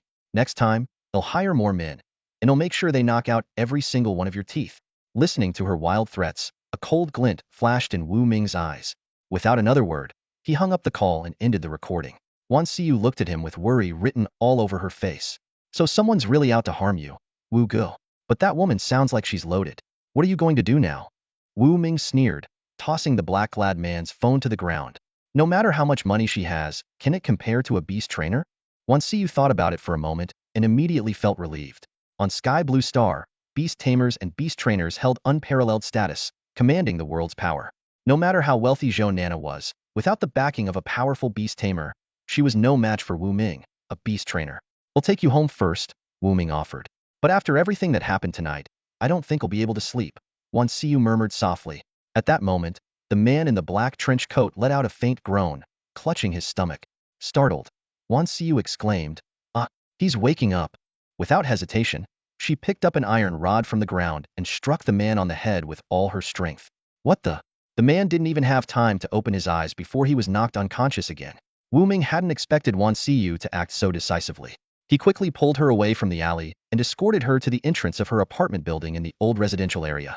Wu Go, I'll head up now. Would you like to come in for some tea? Wan Xiyu invited him. Remembering the ferocious wolf claw waiting to be processed in his system space, Wu Ming politely declined. Not this time. There'll be plenty of opportunities in the future. Oh, and if you ever need money, feel free to ask me. After exchanging contact information, Wan Xiyu cheerfully headed upstairs. Wu Ming, on the other hand, took a detour back to the pet beast shop. Once inside, he locked the door and went straight to the second floor. In his room, Wu Ming took out the wolf claw and silently thought, "System, begin the transformation of this wolf claw." The system chimed in. "Dear host, would you like to perform a full transformation or a partial transformation?" Curious, Wu Ming asked, "What's the difference?" The system explained. A partial transformation will only extract the special energy within the wolf claw and convert it into evolution points, leaving its appearance unchanged. A full transformation, however, will absorb the entire wolf claw, yielding both evolution points and a material essence orb. What's a material essence orb? Wu Ming inquired further. A material essence orb is a highly compressed sphere of matter stored within the system space. It possesses extreme density and stability, making it an exceptional and durable material, the system replied. Wu Ming made a decisive choice. Then let's go with a full transformation. Following the system's instructions, Wu Ming pressed his hands against the wolf claw and silently commanded, "Full transformation." Instantly, the claw disintegrated as if weathered away by time, vanishing completely. Ding! You have gained 0.1 evolution points and 1 material essence orb, the system notified. Wu Ming extended his hand, and a small black sphere, no larger than a marble, appeared in his palm. Despite its size, it felt surprisingly light. The system added, "The material essence orb can adjust its weight. Its maximum weight corresponds to its original mass on Sky Blue Star, while its minimum weight is 1/10th of its original mass." Wu Ming's eyes widened in astonishment, marveling at the orb's incredible properties. He realized the terrifying potential of the material spirit sphere. Wu Ming stared at the marble-sized sphere in his hand, his heart racing. This sphere, transformed from a wolf claw, originally weighed 10 kilograms. But then, a startling possibility occurred to him. What if he reduced the sphere's weight to 0.01 kilograms, threw it with all his strength, and then controlled it midair to return to its original 10 kilograms? The impact force would instantly multiply by 1,000. What did this mean? Even as an ordinary person, Wu Ming could unleash destructive power far beyond that of a bullet with this sphere. Carefully, Wu Ming put the sphere away, his mind already planning his next steps. He decided to gather as many materials as possible, converting them all into material spirit spheres to serve as his ultimate weapon. Next, Wu Ming attempted to transform nearby objects like tables and chairs, but he repeatedly failed. The system promptly issued a notification. Only materials with evolution points can be transformed. Ordinary materials cannot be turned into material spirit spheres. Suddenly enlightened, Wu Ming immediately began preparing for the next day. He quickly took a shower and lay on his bed, fiddling with the material spirit sphere in his hand. Early tomorrow morning, he would head to the wholesale market to purchase large quantities of beast materials, converting them all into more material spirit spheres. Meanwhile, in a nearby alley, a man in a black trench coat finally regained consciousness. Rubbing his aching forehead, he picked up his phone and dialed a number. On the other end, an angry voice erupted. "What the hell are you doing? You can't even handle an ordinary person? Are you useless? Get your ass back to the company." The client said they want Wild Wolf to handle this personally. Hearing this, the man in the black trench coat froze. Wild Wolf? He was one of the top 10 enforcers in the black trench coat security company, equipped with a powerful pet beast, the one-eyed wolf. Although not yet at Frank, his strength was already formidable. The voice on the phone continued, "That's right. With Wild Wolf on the job, there's no chance of failure. You incompetent fool. Get back here now." With that, the caller angrily hung up. Swallowing hard, the man in the black trench coat muttered to himself, "Even Wild Wolf is being brought in? Looks like the client is serious this time." Enduring the sharp pain in his abdomen, he struggled to climb into his car and drove back to the black trench coat security company. At the pet beast shop, Wu Ming released his nether cat to stand guard through the night, while he wrapped himself in a blanket and fell into a deep sleep. Early the next morning, as he came downstairs, he saw Wan Siyu standing outside the glass door, blowing warm air into her hands to keep warm. "Good morning, Wu Ge." Wan Siyu greeted him with a wave. Wu Ming quickly opened the door and reminded her, "You're here too early. Our hours are 9 to 5 need for a 996 schedule." Wan Siyu nodded in agreement and immediately began cleaning. She swept and mopped the floor with efficiency, wiping down the coffee table, sofa, and counter until everything was spotless. Wu Ming observed her work with satisfaction and gestured for her to sit down to discuss her salary. Nervously, Wan Siyu sat across from Wu Ming, her hands clasped together uneasily. When Wu Ming asked about her salary at the tea shop and learned it was only 2,000 pet beast coins, his brow furrowed. "I'll offer you 3,500 a month," Wu Ming said. "That's just the base salary. You'll also earn a commission for every portion of evolutionary feed you sell." Wan Siyu froze for a moment, then looked up in surprise, barely believing her ears. Wu Ming explained that a single portion of evolutionary feed brought in a net profit of 40,000, so even selling just one a month would keep the business profitable. Hearing about the commission, Wan Siyu was so excited that she stood up and bowed repeatedly to express her gratitude. Wu Ming printed out 2 copies of a simple contract, detailing the job responsibilities and benefits. After carefully reading through it, Wan Siyu signed her name and placed her fingerprint on the document. Wu Ming extended his hand for a handshake. "Welcome aboard. You're officially our first employee." Wan Siyu solemnly promised to do her best and immediately immersed herself in the shop's tasks. Suddenly, there was a loud, urgent knock at the door. Wu Ming looked up to see the hefty figure of the landlady blocking the entrance. The landlady first noticed Wan Siyu busy at work and assumed Wu Ming had passed away, feeling secretly pleased. But when she saw Wu Ming leisurely walking out with a teacup in hand, her pupils shrank in shock. "Pay the rent immediately," the landlady demanded, pulling out the lease agreement. She sneered. "You've got the nerve to sit there sipping tea. You must be broke and trying to enjoy your last moments of comfort." How pitiful. Wan Siyu couldn't help but defend Wu Ming. "Wu Ge isn't Frank Beast Tamer. How could he possibly be out of money? You're being unreasonable, landlady." Enraged, the landlady raised her hand to slap Wan Siyu. Just as Wu Ming was about to intervene, a young man with dyed yellow hair appeared out of nowhere, grabbing the landlady's arm and shoving her to the ground. The landlady fell hard, dazed and disoriented, and began screaming, "Help! Someone help me!" People nearby heard the commotion but, seeing Huang Samba present, chose to stay silent. The tea shop owner next door peeked out but quickly withdrew in fear. At that moment, Mu Wanru, the squad leader of the enforcement team, arrived with 2 officers. The landlady immediately started wailing about being assaulted. Huang Samba openly admitted to intervening, stating that he was protecting the shop owner. Mu Wanru looked at Huang Samba with suspicion. "You? A trainee beast tamer, protecting ordinary people?" The landlady's face instantly turned pale upon hearing this. If Huang Samba truly was a trainee beast tamer, the situation could take a very unfavorable turn for her. Huang Samba couldn't be bothered to deal with the landlady, so he turned to Wu Ming and pointed at him, addressing the squad leader, Mu Wanru. "Brother Wu is an level beast trainer, not an ordinary person. A beast trainer?" This time, even Mu Wanru raised her eyebrows in surprise. On the planet Sky Blue, beast trainers were far rarer than beast tamers. Though beast tamers were the mainstream profession, beast trainers were equally indispensable. If what Huang Samba said was true, then the case of an ordinary person attacking a beast trainer would have a clear judgment in her mind.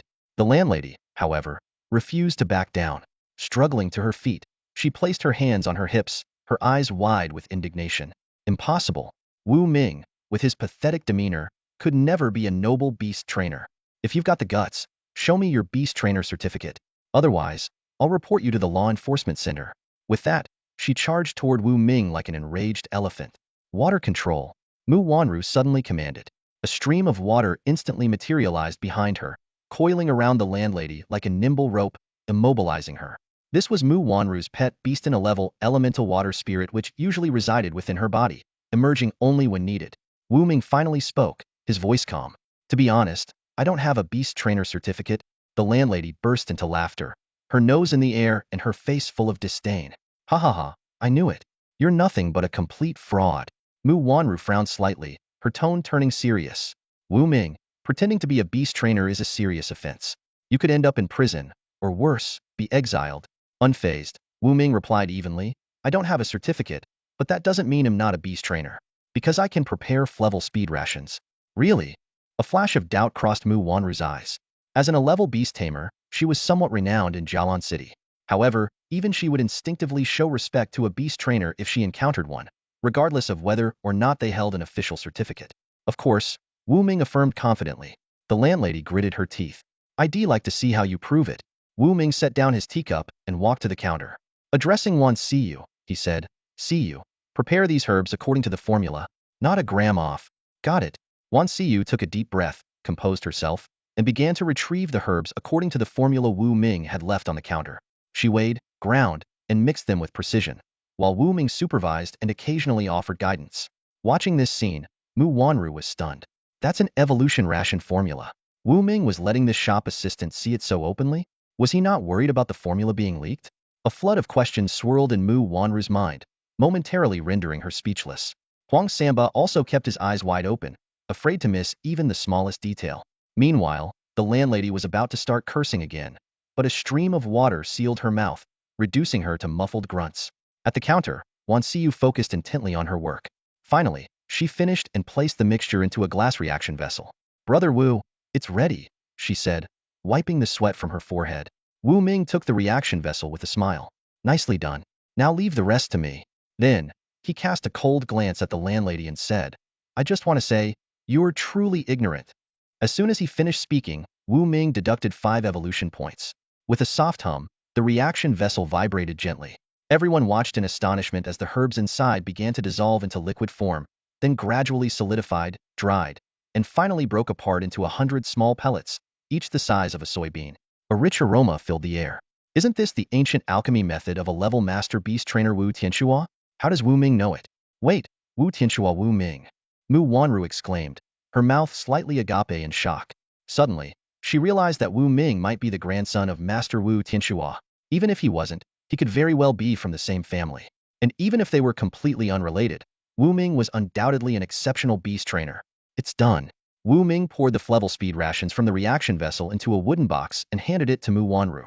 You can take it for testing to see if it's genuine evolution rations. Mu Wanru shook her head. There's no need for testing. It's the real deal. Even my pet beast, the elemental water spirit, is eager to eat it. Her face still bore an expression of astonishment. Hearing this, the landlady's face turned ashen. Wu Ming was truly a noble beast trainer. Panic surged within her as she thought, not only did I attack Wu Ming, but I also secretly hired someone to assassinate him. If that gets discovered, what am I going to do? Wu Ming pointed at the landlady and asked, now that I've proven him a beast trainer, how should this person be dealt with for attacking me? Mu Wanru, well-versed in the regulations, immediately replied, when a civilian attacks a beast trainer, the punishment ranges from 6 months of imprisonment to losing their civil status and being reduced to a wanderer. However, since it was an attempted attack, the punishment will likely be lenient, probably about half a month in detention with mandatory ideological education. Hearing this, the landlady exhaled slightly in relief. Being detained for just half a month, Wu Ming thought the punishment was relatively light. But then a more serious possibility occurred to him, and his eyes suddenly sharpened. What if this person had paid vagrants to assassinate me in advance? He asked coldly, pulling a wad of cash from his pocket and slamming it heavily onto the floor. The sound of the money hitting the ground echoed sharply in the silent room, like a thunderclap. The landlady's pupils shrank instantly as her plump face turned a deep shade of red, almost like liver. Sensing the gravity of the situation, Mu Wanru quickly released the water seal, allowing the landlady to speak. "Do you have anything to say in your defense?" she asked sternly. The landlady immediately erupted in hysterical screams. "No, I didn't hire anyone. This is slander." Her eyes locked onto Wu Ming with a piercing glare, as if trying to cut through him with her gaze. Mu Wanru calmly picked up the money from the floor and used a specialized app on her phone to quickly check the serial numbers on the bills. "If you're truly innocent, we'll find out soon enough," she said, her tone laced with undeniable authority. The results came swiftly. The cash was indeed withdrawn by the landlady from the Pet Beast Bank some time ago and had remained in use since. Mu Wanru then pulled up surveillance footage from nearby cameras, revealing that the landlady had parked in front of a narrow alley, entered briefly, and then left. Shortly after, the vagrants had begun their attack. Meanwhile, 2 enforcers dispatched by Mu Wanru discovered the bodies of the vagrants at the scene. All the evidence pointed squarely at the landlady. "All the evidence is conclusive. What else do you have to say?" Mu Wanru demanded, her expression as severe as her voice. Faced with irrefutable proof and Wu Ming's esteemed status as a beast trainer, the last shred of the landlady's resolve crumbled. Her eyes rolled back, and she fainted on the spot. Huang Samba, seeing this, stepped forward and delivered 2 loud slaps to her face, leaving her cheeks swollen. He then splashed a cup of cold water on her, finally jolting her back to consciousness. The landlady, now fully awake, immediately fell to her knees, pleading desperately. "Mercy, Wu Ming esteemed beast trainer, please spare me. They'll give you anything you want money. This entire pet beast shop, just let me live." She kowtowed repeatedly, tears and snot streaming down her face. Wu Ming, however, didn't even glance in her direction. At this moment, Mu Wanru stepped forward and announced loudly, "As a civilian, hiring assassins to target a beast trainer is a grave offense. According to the laws of Jialan City, I, as a member of the enforcement team, hereby sentence you to detention. Due to your uncooperative attitude and refusal to admit guilt, your civilian status will be revoked, all your assets confiscated, and you will be temporarily held at the enforcement center. In half a month, you will be permanently expelled from Jialan City." Upon hearing the verdict, the landlady let out a wretched scream before fainting again. Mu Wanru's face remained impassive as she gave the order. "Take her away." The 2 cold-faced enforcers immediately stepped forward, each grabbing an arm of the unconscious landlady, and dragged her toward the enforcement center. The surrounding shopkeepers, watching the scene unfold, began to murmur among themselves. "What just happened? Look, the landlady's been arrested. Haha, serves her right. She's been so overbearing all this time. Finally, justice is served." Most of them wore expressions of satisfaction, as though years of pent-up grievances had finally been released. Inside the pet beast shop, Mu Wanru offered Wu Ming a sincere smile. "So, you really are a beast tamer. I must apologize for my earlier rudeness," she said, with a hint of regret in her tone. Wu Ming waved his hand humbly. "Captain Mu, there's no need to say that. By the way, since the landlady's assets have been confiscated, what will happen to this pet beast shop?" A glint of shrewdness flashed in Mu Wanru's eyes as she explained, "You don't need to worry about that. Confiscated assets are handed over to the City Lord's office of Jialan City. The rent can be paid directly online. More importantly," she paused, "if you obtain a Beast Tamer certification, small shops with annual rents under 200,000 coins are exempt from rent." Wu Ming's eyes lit up, and he eagerly asked, "Exempt from rent? That's amazing. If it's not too much trouble, I'd like to get certified." Mu Wanru nodded her delicate chin and elaborated. "This policy aims to attract talent. After all, every beast tamer is a valuable asset. If you're willing, you could even skip the test and directly receive a beast tamer certification." She rarely explained things in such detail, but Wu Ming was an exception. He was a prodigy who had developed a groundbreaking method derived from ancient alchemy with limitless potential. Mu Wanru could already picture the day Wu Ming became a master beast tamer, commanding countless level, and even a level beast tamers with a mere gesture. Not just Jialan City, but the entire southern province might one day rely on his influence. Curious, Wu Ming asked, "Captain Mu, can I really skip the test?" Mu Wanru patiently clarified, "You've already demonstrated the ability to independently prepare level speed enhancing feed, which qualifies you as a genuine beast tamer. As long as you prepare an evolutionary feed in front of a Beast Alliance examiner, you'll receive the certification. It's essentially skipping the test." Wu Ming nodded in understanding. At that moment, Mu Wanru held up her phone and suggested, "By the way, let's exchange contact info." The 2 added each other on WeChat. Out of habit, Wu Ming checked her moments and noticed that every post of hers had likes and comments from someone named Mu Wanyan. He quickly realized they were sisters. So, Mu Wanyin is your younger sister, Wu Ming said with a smile. Mu Wanru looked surprised. You know Xiao Yin? Wu Ming explained. It was raining heavily yesterday, and your sister came here to take shelter. Coincidentally, I had just prepared some Flevel speed feed, and she bought a portion. It boosted her little white fox's speed to Flevel, reaching 33 meters per second. Mu Wanru was a bit taken aback. Huh, where did she get the money to buy evolutionary feed? She paused for a moment, and then said to Wu Ming, actually, I'd like to purchase a portion of Flevel speed feed too. Wu Ming immediately took out the evolutionary feed. 100,000 pet beast coins. After paying, Mu Wanru eagerly opened the wooden box and, speaking to the air, said, Shuayer, eat up. In the next moment, a stream of water flowed out from Mu Wanru's body and transformed into a humanoid water elemental. It slowly consumed the evolutionary feed. Instantly, the water elemental emitted a faint glow, and Mu Wanru, as its contract partner, received a notification of its speed increase. A faint smile appeared on her lips, as expected of a genius beast tamer.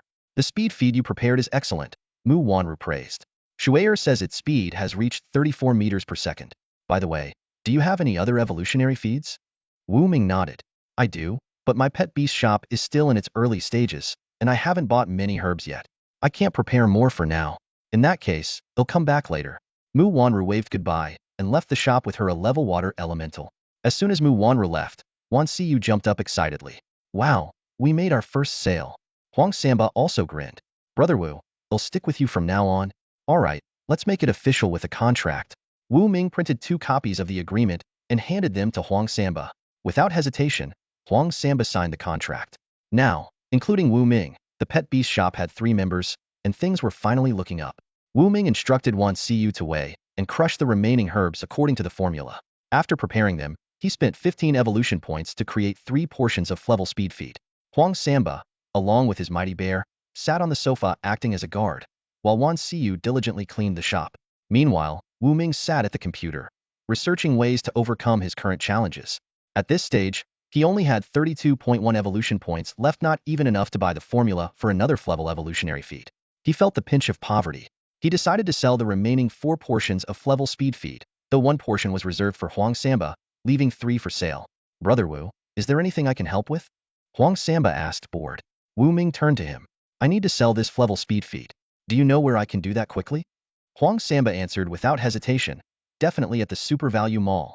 It's the largest mall in Jialan City and part of a national chain. They'd be eager to buy high-quality evolutionary feed like yours at a good price and resell it for a profit. Alright, let's head to the Super Value Mall, Wu Ming decided. See you. You stay here and watch the shop. Contact me if anything comes up. Huang Samba and I will take a trip to the mall. The 2 men and the bear walked a few hundred meters down Nanwen Street to a bus stop. After waiting for 10 minutes, they boarded a bus heading towards the city center. The passengers on the bus eyed the mighty bear with a mix of awe and fear. Half an hour later, they arrived at a towering building shaped like an upside-down bowl, standing about 100 meters tall, the Super Value Mall. As they stepped through the entrance, a well-dressed woman in an office outfit, with impeccable makeup, approached them. She stood very close, her chest nearly brushing against Wu Ming's arm. Welcome, esteemed Beastmasters. Please, come inside. How may I assist you today? Huang Samba quickly spoke up. My brother Wu here is a beast tamer, and he's here to sell top-quality Flevel speed feed. A distinguished beast tamer. Please follow me, the woman said, taking Wu Ming's hand and leading him towards a private room upstairs. As they walked, Wu Ming glanced around the Super Value Mall and noticed many people accompanied by pet beasts. However, most of them seemed like amateurs who hadn't passed the preliminary Beastmaster exams. They didn't even have official rankings and were far below Huang Samba level. On Jialan Star, anyone with enough money could purchase unclaimed pet beast eggs, hatch them, and form contracts. But such individuals were merely pet beast enthusiasts. Only those who passed all the Beastmaster exams could qualify as preliminary Beastmasters. After a 1-year internship, they could then become certified Flevel Beastmasters and enjoy special benefits. Soon, the group arrived upstairs. Knock, knock, knock. A crisp knocking sound shattered the silence within the private room. The door opened, and a woman dressed in an office uniform led 2 people inside. In the room, a middle-aged woman with refined features and thin-rimmed glasses was seated in front of a computer, intently reviewing various documents. She lifted her head, her gaze landing on the new arrivals. Miss Su, this is the tamer who came to self-grade speed feed. The office-clad woman introduced briefly before softly closing the door behind her. Upon hearing this, Miss Su immediately stood up, a warm smile lighting up her face. She gracefully stepped forward and greeted them in a soft, pleasant tone. Ah, an esteemed tamer. May I ask how I should address you? My name is Wu Ming, he replied, his voice steady. Wu is in mouth and sky, and Ming is in sun and moon. Wu Ming introduced himself, then gestured to the burly man beside him. This is my bodyguard, Huang Samba, an aspiring beastmaster. Hearing that Wu Ming even had a beastmaster bodyguard, Ms. Su's smile grew even brighter. Eagerly, she asked, So, Mr. Wu Ming, where is the evolutionary feed you wish to sell? Wu Ming reached into his coat and retrieved a delicate wooden box, placing it gently on the table. Ms. Su, with an air of elegance, opened the box carefully. Instantly, a rich aroma wafted through the room, filling it completely. Such a wonderful fragrance. Ms. Su blinked in surprise, her thoughts racing as she marveled at the apparent high quality of the evolutionary feed. Without hesitation, she picked up the desk phone and dialed a number. Miss Su, you're calling me? A deep yet firm voice answered from the other end of the line. Professor Liu, I have an grade speed feed here that needs your appraisal. Would you happen to be available right now? Miss Su inquired respectfully. Bring it over, came the succinct reply.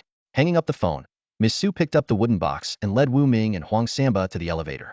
Together, they descended to the 10th underground floor.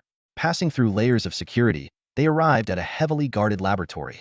The lab door opened slowly, and an elderly man in a white coat stepped forward to greet them. Taking the wooden box, he skillfully used a damp cotton swab to extract a small sample of the feed, carefully placing it on a special glass slide before inserting it into a sophisticated electronic microscope. With two soft beeps, the analysis began. Professor Liu adjusted his thick, black-rimmed glasses and fixated on the data rapidly appearing on the computer screen. Suddenly, his eyes widened, and his mouth fell open in astonishment. My goodness! Professor Liu's breathing quickened. The molecular activity is at 99, and the quality of the special energy is classified as superior. This grade speed feed is 30 more effective than standard evolutionary feed. Superior quality? Ms. Su gasped, covering her mouth in shock as her heartbeat quickened. Removing his glasses, Professor Liu turned toward the group and asked urgently, Who is the tamer responsible for this? That would be me, Wu Ming replied calmly. Practically rushing over, Professor Liu grasped Wu Ming's hand in excitement, as though he had just discovered a priceless treasure. Please, you must sell this evolutionary feed to our super value mall. Wu Ming smiled faintly and pulled out two identical wooden boxes from his bag. That's exactly why I'm here. I have 3 in total, all grade speed feed of the same quality. Looking at the 3 superior quality evolutionary feeds before him, Professor Liu appeared on the verge of fainting from excitement. Taking a deep breath to steady himself, he said, the standard price for grade evolutionary feed of basic quality is 100,000 pet coins. Given that these are superior quality, we can offer at least 130,000 each. How does that sound? That works for me, Wu Ming nodded in agreement, secretly delighted. He had initially hoped to sell each for 100,000 pet coins, but this deal exceeded his expectations by 90,000 coins. At that moment, Miss Su suddenly interjected, That won't do. Everyone in the room turned to look at her in surprise, especially Professor Liu, who nearly jumped out of his seat. Miss Su, these are superior quality evolutionary feeds. Even 130,000 each is an excellent deal. Adding another 30,000 wouldn't be unreasonable. Miss Su smiled and explained, Don't worry, Professor Liu. What I meant was, 3 superior quality grade speed feeds for a total of 390,000 is too little. Let's round it up to 400,000. Additionally, I'd like to gift Mr. Wu Ming a standard VIP card for our Super Value Mall, which offers a 10% discount on all items except those specially marked. Hearing this, Professor Liu beamed with delight. Wu Ming and Huang Samba exchanged glances, both seeing the joy in each other's eyes. They had truly struck gold with this deal. Agreed, Professor Liu said eagerly, taking the 3 feeds and exchanging contact information with Wu Ming before hurriedly retreating to his lab to begin further research. A short while later, back in Ms. Zu's office, Wu Ming received a silver standard VIP card. After completing the registration process, he confirmed that Ms. Su had transferred the 400,000 pet coins to his account. Ms. Su swayed her slender waist as she approached Wu Ming, gently patting his chest. Mr. Wu Ming, let's add each other on WeChat. If you ever miss me or have more evolutionary feed to sell, feel free to message me anytime. Of course, Wu Ming replied with a smile, enjoying her close proximity. After some light conversation, Wu Ming and Huang Samba left her office. As soon as the door closed, Ms. Su picked up her phone, speaking in a low voice. Hello, I need you to gather information on someone named Wu Ming. The more detailed, the better. What? No, not for an assassination. He's a VIP client. We need his information to foster deeper collaboration, and if necessary, ensure his safety. Got it. Meanwhile, Wu Ming and Huang Samba were leisurely strolling through the Super Value Mall. Huang Samba occasionally winked at passing women, while the massive bear following him drew smiles from many onlookers. In just 10 minutes, you've added 15 women on WeChat. You're quite the ladies' man, Wu Ming teased. Huang Samba burst out laughing. Wu, my friend, life's too short not to enjoy it. More flirting, less fussing. Wu Ming chuckled but didn't comment further. Instead, he asked, do we need to buy anything? Absolutely, Wu.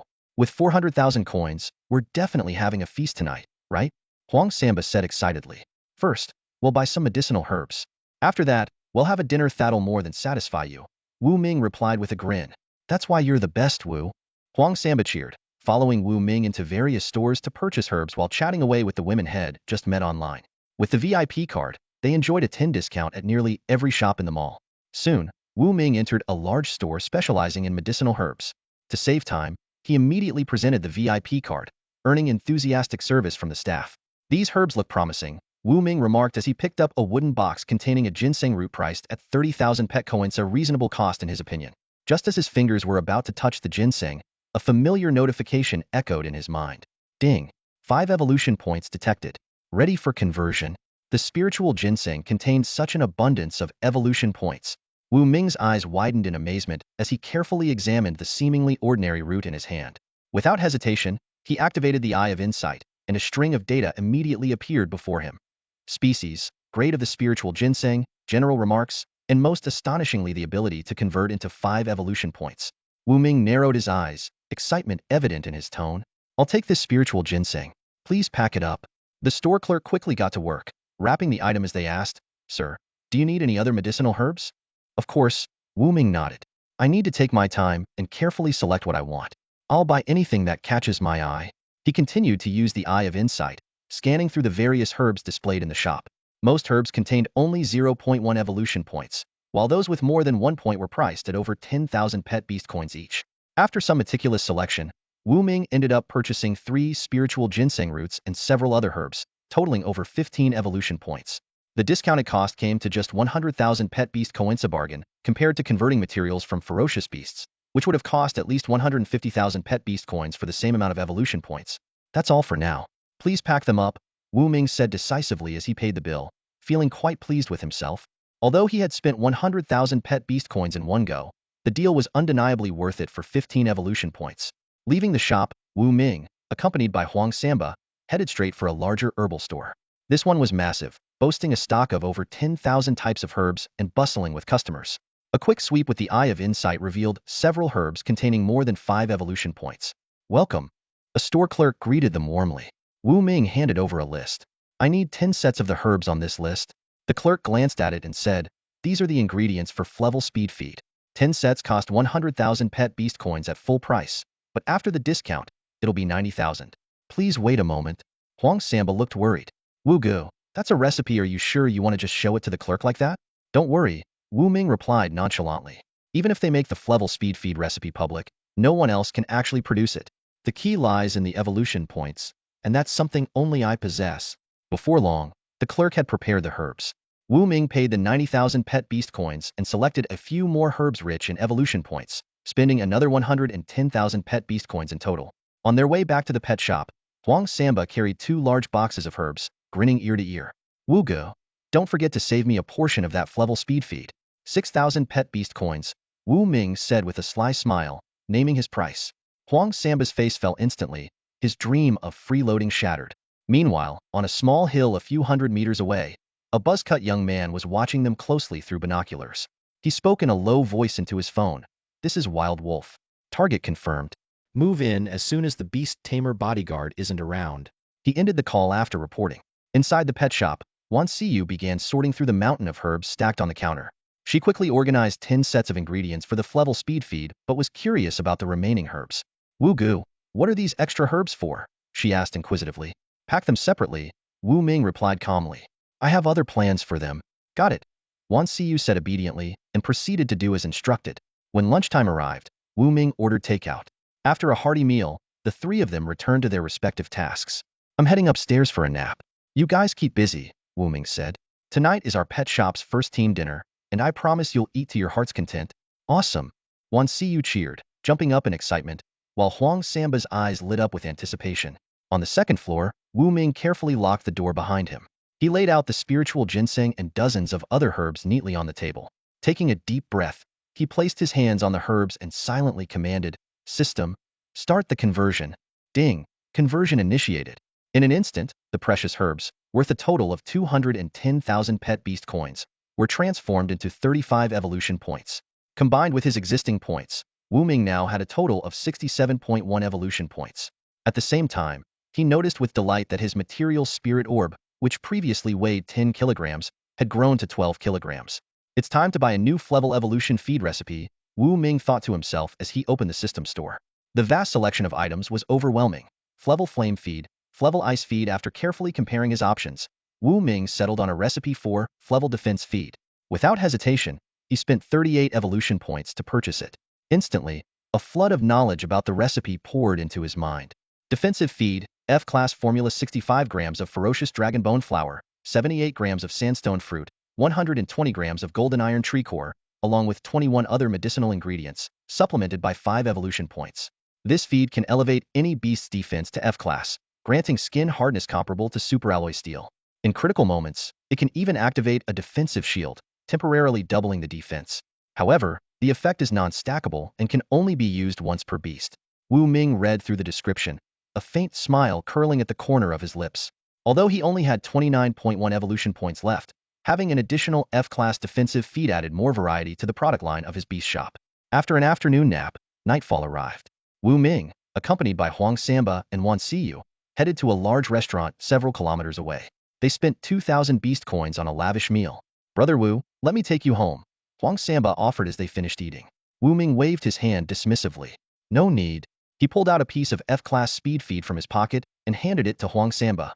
"This is for you. Work hard, and pay me back when you have the money." Huang Samba's face lit up with joy as he accepted the feed. "Don't worry, Brother Wu."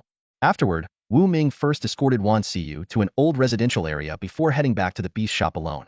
However, instead of returning directly to the shop, he strolled along Nanwen Street, heading toward a secluded forest in the distance. Hiding in the shadows, a young man with a crew cut brightened at the sight. "Perfect opportunity," he murmured, stealthily following behind. In the forest, Wu Ming casually sat on a rock, engrossed in his phone, looking like an ordinary young man taking a post-dinner walk. The night had deepened, and with no streetlights around, the surroundings were cloaked in darkness. 100 meters away, the crew-cut youth took out his phone and spoke in a low voice. "Hey, I've got a chance to eliminate the target. Should I proceed?" A cold female voice responded from the other end. "At all costs, kill him." Ending the call, the youth moved like a shadow, creeping closer without a sound. Soon, he was only 3 meters behind Wu Ming, a gleaming dagger tightly gripped in his right hand. Whoosh! The blade sliced through the night, aimed directly at the back of Wu Ming's head. The sharp edge was mere moments away from its target. The dagger flashed like lightning, closing the 3-meter distance in an instant. Wild Wolf, the elite bodyguard who almost passed the preliminary Beast Tamer exam, was nearly as formidable as Huang Samba. In this critical moment, Wu Ming turned calmly, his cold gaze locking onto the oncoming Wild Wolf. Damn it, he noticed. Wild Wolf's instincts screamed in alarm. He hurriedly retracted the dagger and turned to flee. However, a glint of cold light swept across his neck. Wild Wolf clutched his throat, letting out a muffled groan before collapsing lifelessly to the ground. Even in his final moments, he couldn't comprehend what had ended his life. Meow! A chilling cat's cry echoed through the forest. Wu Ming approached Wild Wolf's body and sighed softly.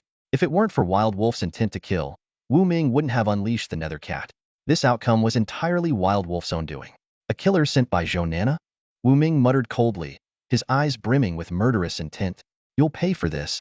In truth, Wu Ming had sensed he was being followed half an hour earlier. The nether cat, concealed by its innate stealth ability, had detected Wild Wolf hundreds of meters away and alerted Wu Ming. Because of this, Wu Ming avoided heading directly back to his pet store, instead feigning a casual stroll to lure Wild Wolf out. The hunt had now come to a perfect conclusion. Snapping back to reality, Wu Ming crouched beside Wild Wolf's body, placed his hands on the corpse's back, and murmured, "System, absorb everything." Instantly, Wild Wolf's remains transformed into an energy sphere, merging with Wu Ming's existing collection, now weighing 140 kilograms. Yet, thanks to the system's unique ability, the sphere felt as light as a feather in his hands. To Wu Ming's surprise, he also gained 0.4 evolution points from Wild Wolf, bringing his total to 29.5. He speculated this might be due to Wild Wolf's bond with his pet beast, which provided energy feedback containing special properties that could be converted into evolution points. Returning to the pet store, Wu Ming instructed the nether cat to stand guard through the night. After a refreshing shower, he fell into a deep sleep. Meanwhile, at the Super Value Mall headquarters, General Manager Sue stared at a classified document on her computer screen, her almond-shaped eyes widening in shock. Wild Wolf, the assassin sent by Zhou Nana to kill Wu Ming, had vanished without a trace and was likely dead. But how had Wu Ming, alone that evening, managed to survive the attack? Could Wu Ming be a beast tamer himself, and a powerful one at that, perhaps a seasoned Frank or even a rank? Or does he have a hidden ally? Maybe Huang Samba, his so-called bodyguard, is just a decoy? Sue analyzed the situation carefully. She concluded that Wu Ming was no ordinary individual, someone to befriend, not antagonize. Good thing I've treated him with respect. I hope our collaboration continues smoothly, she murmured, shutting down her computer. Then, she drove her 3 million Petcoin Buffalo sports car back to her luxurious villa. At the same time, in another grand villa, Zhou Nana lounged lazily on a sofa, her long legs propped up on the coffee table. Her fingers tapped rapidly on her phone as she exchanged messages. Zhou Nana, I heard the mission failed? Sunglasses guy, not officially confirmed yet, but it's as good as failed. Zhou Nana, what do you mean as good as? Sunglasses guy, Wild Wolf has gone silent. High chance he was taken out. By the way, did he call you before the mission? Zhou Nana, he did. Sunglasses guy, then the mission failed. Zhou Nana, so what now? I already paid 500,000 pet coins up front. Sunglasses guy, don't worry. We'll reassess the mission's difficulty and send someone stronger. Zhou Nana, what level is the mission now? Sunglasses guy, based on the latest intel, the target is a Frank Tamer with a pre-Beast Tamer bodyguard and managed to kill Wild Wolf. The mission difficulty is now at least Frank. Our black trenchcoat security company can't handle this. Zhou Nana, then what's the point of hiring you? Sunglasses guy, we specialize in security, not assassinations. But if we upgrade the mission and hand it over to the neighboring Black Lotus killer organization, they can send in Frank Assassin. Zhou Nana, you're saying they'd send in Frank Beast Tamer as the assassin? Sunglasses guy, absolutely. Zhou Nana, and the price? Sunglasses guy, flat rate, 3 million. Zhou Nana took a deep breath, cursing Sunglasses guy for his outrageous pricing. She nearly considered offering a bounty on his head instead. After a long silence, she finally replied, too expensive. Sunglasses guy, the second daughter of the Zhou family claiming she's broke? You poisoned your older brother to death. It won't be long before you inherit 80 of the Zhou Group's shares. 3 million? You could afford 3 billion. Zhou Nana, you investigated me? Sunglasses guy, relax. In our line of work, information flows freely. Everyone in the underground knows about it. No need to hide it from me. Zhou Nana, fine. 3 million it is. But I want to see him die with my own eyes. Sunglasses guy, don't worry. You'll get a video. Zhou Nana put down her phone, ending the conversation. Huh. Wu Ming, a mere beast tamer. Thinking you're untouchable? You dared to cross me, you'll have your life. She let out a deranged laugh. Unbeknownst to Wu Ming, an Frank assassin was already being prepared to target him. He slept soundly, clutching his pillow. On the table, the nether cat lay lazily, its body hidden from view. With claws as sharp as steel, a speed of 37 meters per second, and its stealth ability, it was more than capable of killing any intruder in an instant. Thanks to this, Wu Ming could sleep peacefully.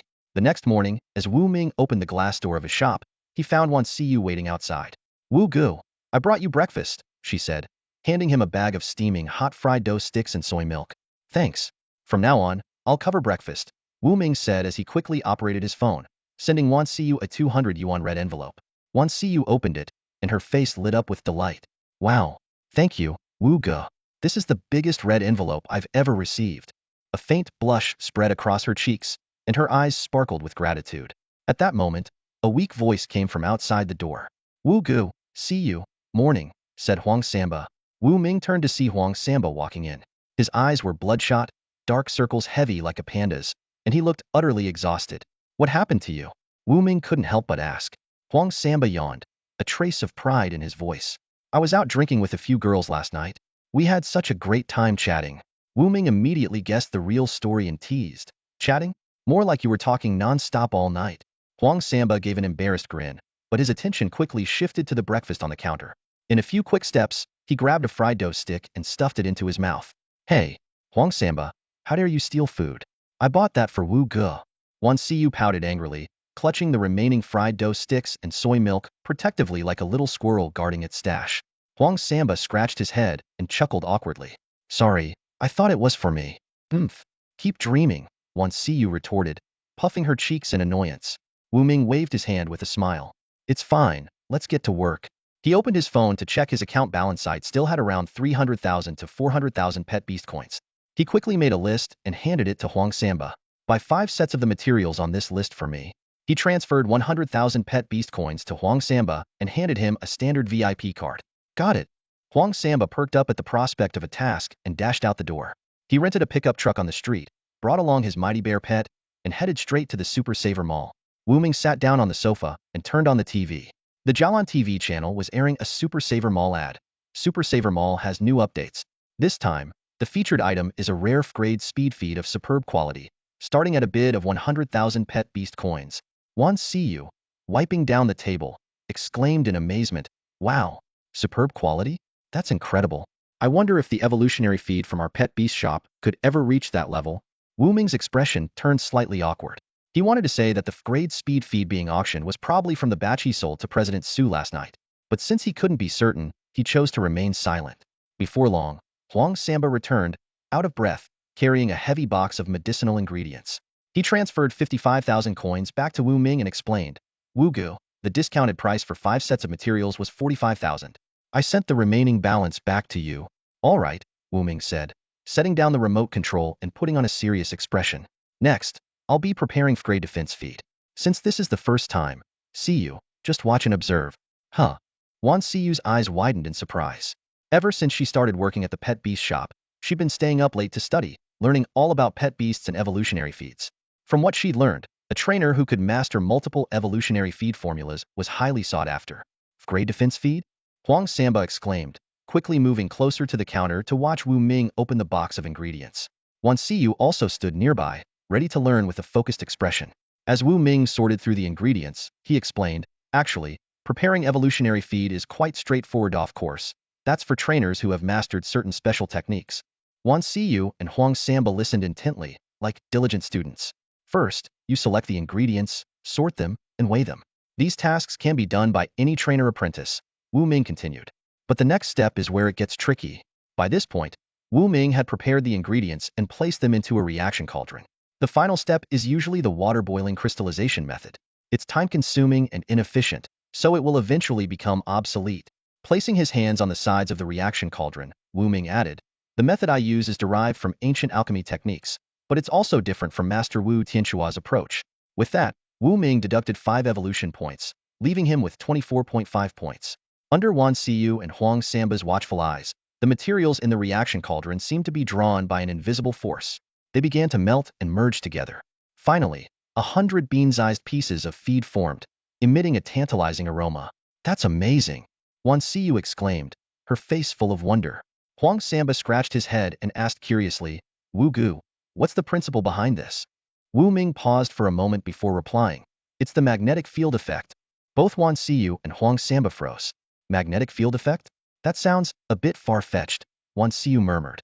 Wu Ming elaborated, "It's called a biological magnetic field. Ordinary people can't manipulate it, but special trainers like us can control it with ease. This biological magnetic field enables the ingredients to react and fuse remotely, resulting in superb quality evolutionary feed." In truth, Wu Ming had made it all up on the spot. His goal was simple, to provide a plausible explanation for his unique abilities. "So that's how it works." Huang Samba stroked his chin, a glint of excitement flashing in his eyes. He couldn't wait and eagerly asked, "Brother Wu, can we learn this?" Wu Ming carefully placed the grade defense feed into a wooden box and shook his head. "Not for now. I only mastered the biomagnetic field due to special circumstances, and I haven't figured out a way to teach it to others yet." A flicker of disappointment crossed Huang Samba's face, but he quickly perked up again. At that moment, Wu Ming placed the wooden box containing the evolutionary feed on the counter and smiled. "Huang Samba, why don't we let Mighty Grizzly give this grade defense feed a try?" Hearing this, Mighty Grizzly immediately sprang up from the ground, its massive paws landing on the counter as it stared eagerly at the wooden box. It was clear the food inside had captured its full attention. Huang Samba's eyes lit up. "Really? Can we?" Wu Ming nodded but then added with a sly smile, "Of course, but it's 6,000 pet beast coins per portion. You can continue to put it on credit." Huang Samba scratched his head, calculating the ever-growing amount of debt he owed. It seemed like he'd be working for Wu Ming for the rest of his life to pay it off. However, he didn't mind at all. Instead, He felt that being around such a promising and talented beast tamer would only pave the way for his own bright future. With that thought, Huang Samba grinned. All right, I'll keep it on credit and work for Brother Wu to pay it off later. Wu Ming began explaining the experimental process. Before we start, let's first test Mighty Grizzly's current defense level. Huang Samba immediately understood and turned to Mighty Grizzly. Hang in there, buddy, he said, pulling out an ultralloy steel dagger. Using all his strength, he managed to leave a shallow cut on Mighty Grizzly's paw. Afterward, Wu Ming fed Mighty Grizzly a portion of the frayed defense feat. The three of them watched intently. They saw Mighty Grizzly's fur instantly become shinier and more lustrous, with a faint, fleeting glow surrounding its body. At the same time, the wound on its paw miraculously healed. Wu Ming then commanded, now, let's test its defense again. Without hesitation, Huang Samba raised the dagger and stabbed at the bear's paw. With a crisp clang, the ultra-alloy dagger shattered on impact. Everyone present was stunned. The strength of the super-alloy steel had already reached the level of grade defense. Yet, a dagger made from this material was astonishingly deflected and broken by the palm of the mighty grizzly bear. Wan Siyu gasped in shock, covering her mouth with her hands as her eyes widened in disbelief. Wu Ming lowered his head to carefully examine the bear's paw. Aside from a faint white mark, it was entirely unharmed. This sight left him secretly astonished. After consuming grade defensive rations, the mighty grizzly bear's defense was now even more formidable than superalloy steel. Otherwise, it would have been impossible to break the dagger so easily. A glimmer of excitement flashed in Huang Samba's eyes as he eagerly asked, could this also be a superior quality grade defensive ration? Also, Wan Siyu was momentarily confused and looked at Huang Samba with curiosity. Wait, are you saying the grade speed rations from before were also of superior quality? Huang Samba nodded proudly. Of course. Yesterday, when Wu Gu and I went to the Super Value Mall, all 3 portions of the grade speed rations tested as superior quality. We sold them for a total of 400,000. Wan Siyu gasped again, her heart racing. She had known that Wu Ming and Huang Samba had made some money yesterday, but she never imagined it would be 400,000 in just one day. That was more than the annual revenue of many shops. She silently congratulated herself for following Wu Ming's lead. It was undoubtedly the right choice. Seeing this, Wu Ming cleared his throat to bring everyone's attention back to the matter at hand. All right, you've all seen how the grade defensive rations are prepared. See you. I need you to finish mixing the remaining 4 sets of ingredients for me. I'll use the biofield to refine them into evolutionary rations. With that, he sat down to the side. Got it. Wan Siyu responded obediently and began diligently preparing the ingredients. Ever since witnessing Wu Ming's extraordinary abilities, she had become entirely deferential to him. Meanwhile, a bored Huang Samba sprawled on the sofa and asked, Wu Gu, is there anything I need to do right now? Wu Ming glanced at him. Aren't you a probationary beast master? When will you become a full-fledged one? Huang Samba scratched his head, looking a little embarrassed. Honestly, I've been eligible to qualify for a while now. But officially, every grade beast master has to venture outside the city to hunt 10 unranked beasts, or 1 grade beast. I was too scared to go out alone, so I didn't take on the task. Wu Ming patted Huang Samba on the shoulder and encouraged him. The grade speed and defensive rations I gave you have already been absorbed by the mighty grizzly bear. Combined with its natural grade strength, it's now an elite among grades. Completing the task shouldn't be too difficult. In truth, Wu Ming was also considering venturing outside the city. He recalled that just a single claw from the netherwolf had been worth 0.1 evolution points. If he could hunt a large number of unranked beasts near Jialan City, he could amass a considerable amount of evolution points. Currently, his evolution points were severely lacking. With a few hundred or even 1,000 points, he could afford higher-grade evolutionary rations. Moreover, some of the materials required for high-quality evolutionary rations simply couldn't be found in Jialan City. They could only be obtained in the deep wilderness. Huang Samba suddenly realized the solution and smacked his forehead. You're right. With the bear's grade defense, speed, and strength, as long as we don't encounter a group of grade beasts or a grade beast, there shouldn't be any danger. Wu Gu, I'll head out tomorrow. I'm coming too, Wu Ming said abruptly. Both Wan Siyu and Huang Samba were stunned. Wan Siyu quickly tried to dissuade him. Wu Gu, you're a distinguished beast trainer. Normally, you should be stationed safely in the rear. There's no need to risk going outside the city. Wu Ming replied calmly, with the mighty grizzly bear, an elite grade beast, we won't be in danger. He had no intention of revealing the existence of the grade nether cat for now. It was one of his trump cards and his second-to-last line of defense. Unless absolutely necessary, he didn't want anyone to know about it. Before long, Wan Siyu had finished her task. Wu Gu, the ingredients for the 4 portions of grade defensive rations are ready. She carefully placed 4 bags of crushed and evenly mixed ingredients on the counter. Wu Ming nodded, picked up the reaction vessel, and used 20 evolution points. In less than half an hour, he had successfully prepared 4 portions of grade defensive rations. By then, he was left with a mere 4.5 evolution points. He placed 3 portions of the defensive rations into a wooden box, locked it in a briefcase, and handed it to Huang Samba. Take these 3 portions to the Super Value Mall and sell them to Manager Su.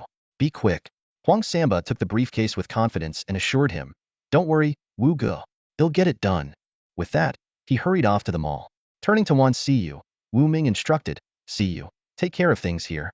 I'm heading upstairs." With the last portion of defensive rations in hand, he went up to the second floor and locked the door behind him. On the desk, the nether cat deactivated its invisibility and lazily sprawled out. Wu Ming opened the wooden box, releasing a fragrant aroma.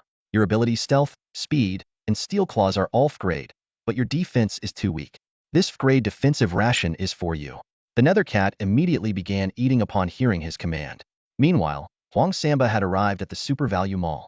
He placed the briefcase on Manager Zu's desk and opened it to reveal the 3 portions of grade defensive rations.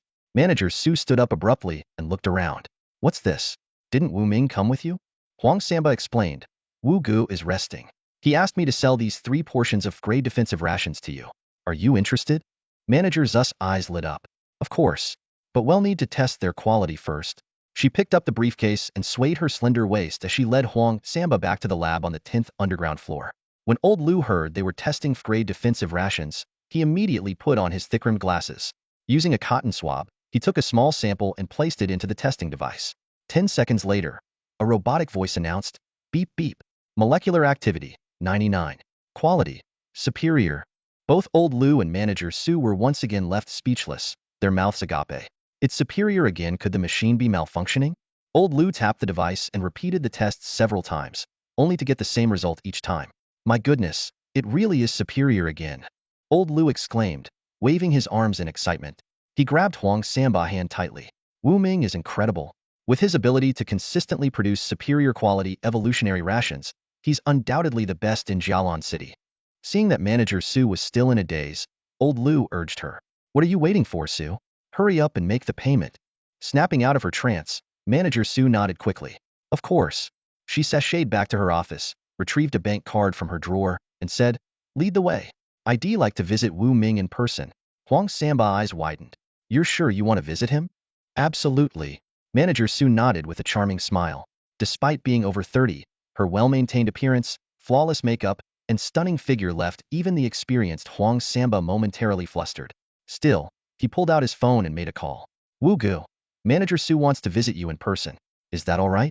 Wu Ming's calm voice came through the line. "That's fine."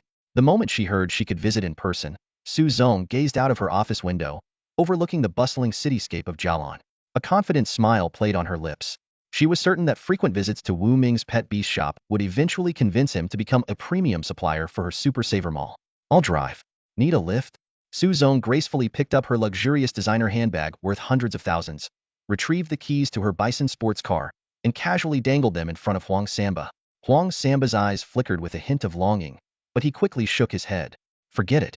Your sports car can't fit us." He glanced at the massive mighty bear standing beside him and added helplessly, "We'd need a pickup truck for that." Su Zong smiled and said, "Then send me the address, and I'll head over first. As for you, I'll have security dispatch a Big M to pick you up." "All right." Huang Samba agreed with a brief nod. Moments later, the deafening roar of a sports car engine echoed through Nanwen Avenue. A gleaming limited edition bull sports car sped by like a streak of lightning, instantly becoming the center of attention. Pedestrians stopped in their tracks, exclaiming in awe, "Whoa, that's a limited edition bull sports car. It must be worth millions." Talk about rich people. The car came to a smooth stop in front of the pet beast shop, its scissor doors opening slowly. The first thing to catch everyone's eye was a pair of long, shapely legs. Then, a stunningly beautiful woman with a mature, confident air stepped out gracefully. Dressed impeccably, she exuded a commanding presence as she walked straight to the shop and knocked gently on the door. "Is Mr. Wu Ming here? I'm Su Qianqian from Super Saver Mall. I've come for a visit," she said, her tone polite yet assertive. The surrounding crowd was stunned into silence, their jaws nearly hitting the floor. Whispers quickly spread like wildfire. "A gorgeous woman worth who knows how much is being so respectful to Wu Ming? Is Wu Ming really a beast trainer? Of course. Do you think an ordinary person could attract a wealthy beauty like her? Why can't a rich lady like her choose me?" Take a good look at yourself in the mirror first. Just then, Wu Ming opened the glass door. His gaze started at Su Zong's long legs, slowly moved up over her stunning curves, and finally rested on her strikingly beautiful face. What brings you here in person, Miss Su? Wu Ming asked as he stepped aside, gesturing for her to come in. Su Qianqian elegantly took a seat on the sofa, crossing her legs. She reached into her bag and placed a bank card on the table. Mr. Wu Ming, this is the payment for 3 portions of ultra-grade Flevel defensive pet food from Super Saver Mall. The total is 1 million. Wan Siyu, who was preparing tea, couldn't help but tremble at the mention of the amount. 1 million. That was what an ordinary person like her would have to work 20 years to earn. In her eyes, this sum could buy a house in a remote town and sustain a frugal life for decades. And yet, 3 portions of Flevel defensive pet food could command such a price. Wan Siyu was now more convinced than ever that following Wu Ming would lead to limitless opportunities. However, Wu Ming picked up the card with a slight frown. 3 portions of Flevel defensive pet food should only cost 40,000. You're overpaying, Miss Su. It's not too much, Su Qianqian replied with a shake of her head. She glanced at the luxury watch on her wrist and added, Mr. Wu Ming, why don't you turn on Jialan TV's live broadcast? You'll see just how popular your evolutionary pet food has become. See you, turn on the TV, Wu Ming instructed. Got it, Wan Siyu responded, picking up the remote to switch on Jialan TV. On the screen, a lively auction was in progress. The host, brimming with enthusiasm, announced, next up for auction is an Flevel speed pet food, crafted by a mysterious beast trainer. According to expert appraiser Master Liu, its quality has been verified as ultra-grade. The starting bid is 100,000 pet beast coins, with a minimum increment of 5,000 per bid. Let the bidding begin. The bids came fast and furious. 105,000, 110,000. Cheapskate, trying to compete with me? 130,000, 150,000. The auction item was one of the 3 portions of Flevel speed pet food Wu Ming had sold to Super Saver Mall. As a reputable national chain, the mall's credibility was beyond reproach. Upon hearing it was ultra-grade evolutionary pet food, many wealthy beast trainers eagerly joined the bidding war. Within just 5 minutes, the price had soared to 200,000. My goodness, that's double the official price. Are beast trainers really that rich? Wan Siyu exclaimed, still unaware of the true significance of ultra-grade evolutionary pet food. Su Qianqian crossed her legs elegantly, a faint fragrance wafting through the air. She smiled and explained, this is ultra-grade evolutionary pet food we're talking about. On Jialan Star, the effects of evolutionary pet food cannot be stacked. And Flevel speed pet food, for instance, can only be used once in a lifetime. So, when wealthy beast trainers cultivate their pets, they always aim for the best quality possible. Pets raised with ultra-grade evolutionary pet food boast unparalleled stats, making them true champions. Leaning forward slightly, her tone became more resolute. So, even at double, triple, or 5 times the price, as long as they can afford it, they'll do whatever it takes to get their hands on it. 250,000. Any higher bids? The host's voice echoed through the live stream. 300,000. A sudden voice rang out. The host quickly followed up.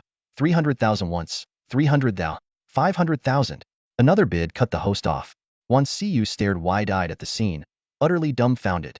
Even Wu Ming couldn't hide his surprise. This price had already far exceeded his expectations. Initially, he thought this grade speed-enhancing food would fetch at most 200,000 or 300,000. But now, it had skyrocketed to 500,000. Wu Ming's gaze involuntarily fell on the bank card. The figure of 1 million suddenly seemed entirely reasonable. Congratulations to Mr. Li for winning this exceptional quality grade speed-enhancing food at 600,000. The host's voice brimmed with excitement. Ladies and gentlemen, please stay tuned to our live stream. Coming up next, we'll be auctioning an grade defense-enhancing food, also of exceptional quality. The live broadcast on Jialan Satellite TV continued. As soon as the host finished speaking, the bidding crowd erupted into another wave of commotion. At that moment, Su Qianqian decisively turned off the television. She turned to Wu Ming, her tone calm yet carrying an unmistakable confidence. Mr. Wu Ming, do you think 1 million for your 3-grade defense-enhancing foods is too much? Honestly, it's not high at all. Su Qianqian stood up, leaving only half a meter of distance between herself and Wu Ming. The faint scent of her breath lingered in the air as she spoke. I came here with sincerity, hoping to establish a long-term partnership with you. Wu Ming frowned slightly, thinking to himself that Su Qianqian's personal visit was clearly for more than just a casual business deal. Still, he asked, what kind of partnership? Seeing that Wu Ming was interested, Su Qianqian lightly pressed her lips together before explaining, rest assured, Mr. Wu Ming, the long-term partnership in proposing is simply for you to sell your specially crafted evolutionary food to our marketplace on an ongoing basis. As long as we can keep securing supply from you, we'll already be very satisfied. As a shrewd businesswoman, Su Qianqian understood Wu Ming's value. She deliberately maintained a humble stance, neither overbearing nor overly deferential, ensuring that she wouldn't provoke any resentment from him. After listening, Wu Ming thought for a moment before responding. I can sell some of the evolutionary food I make to your marketplace.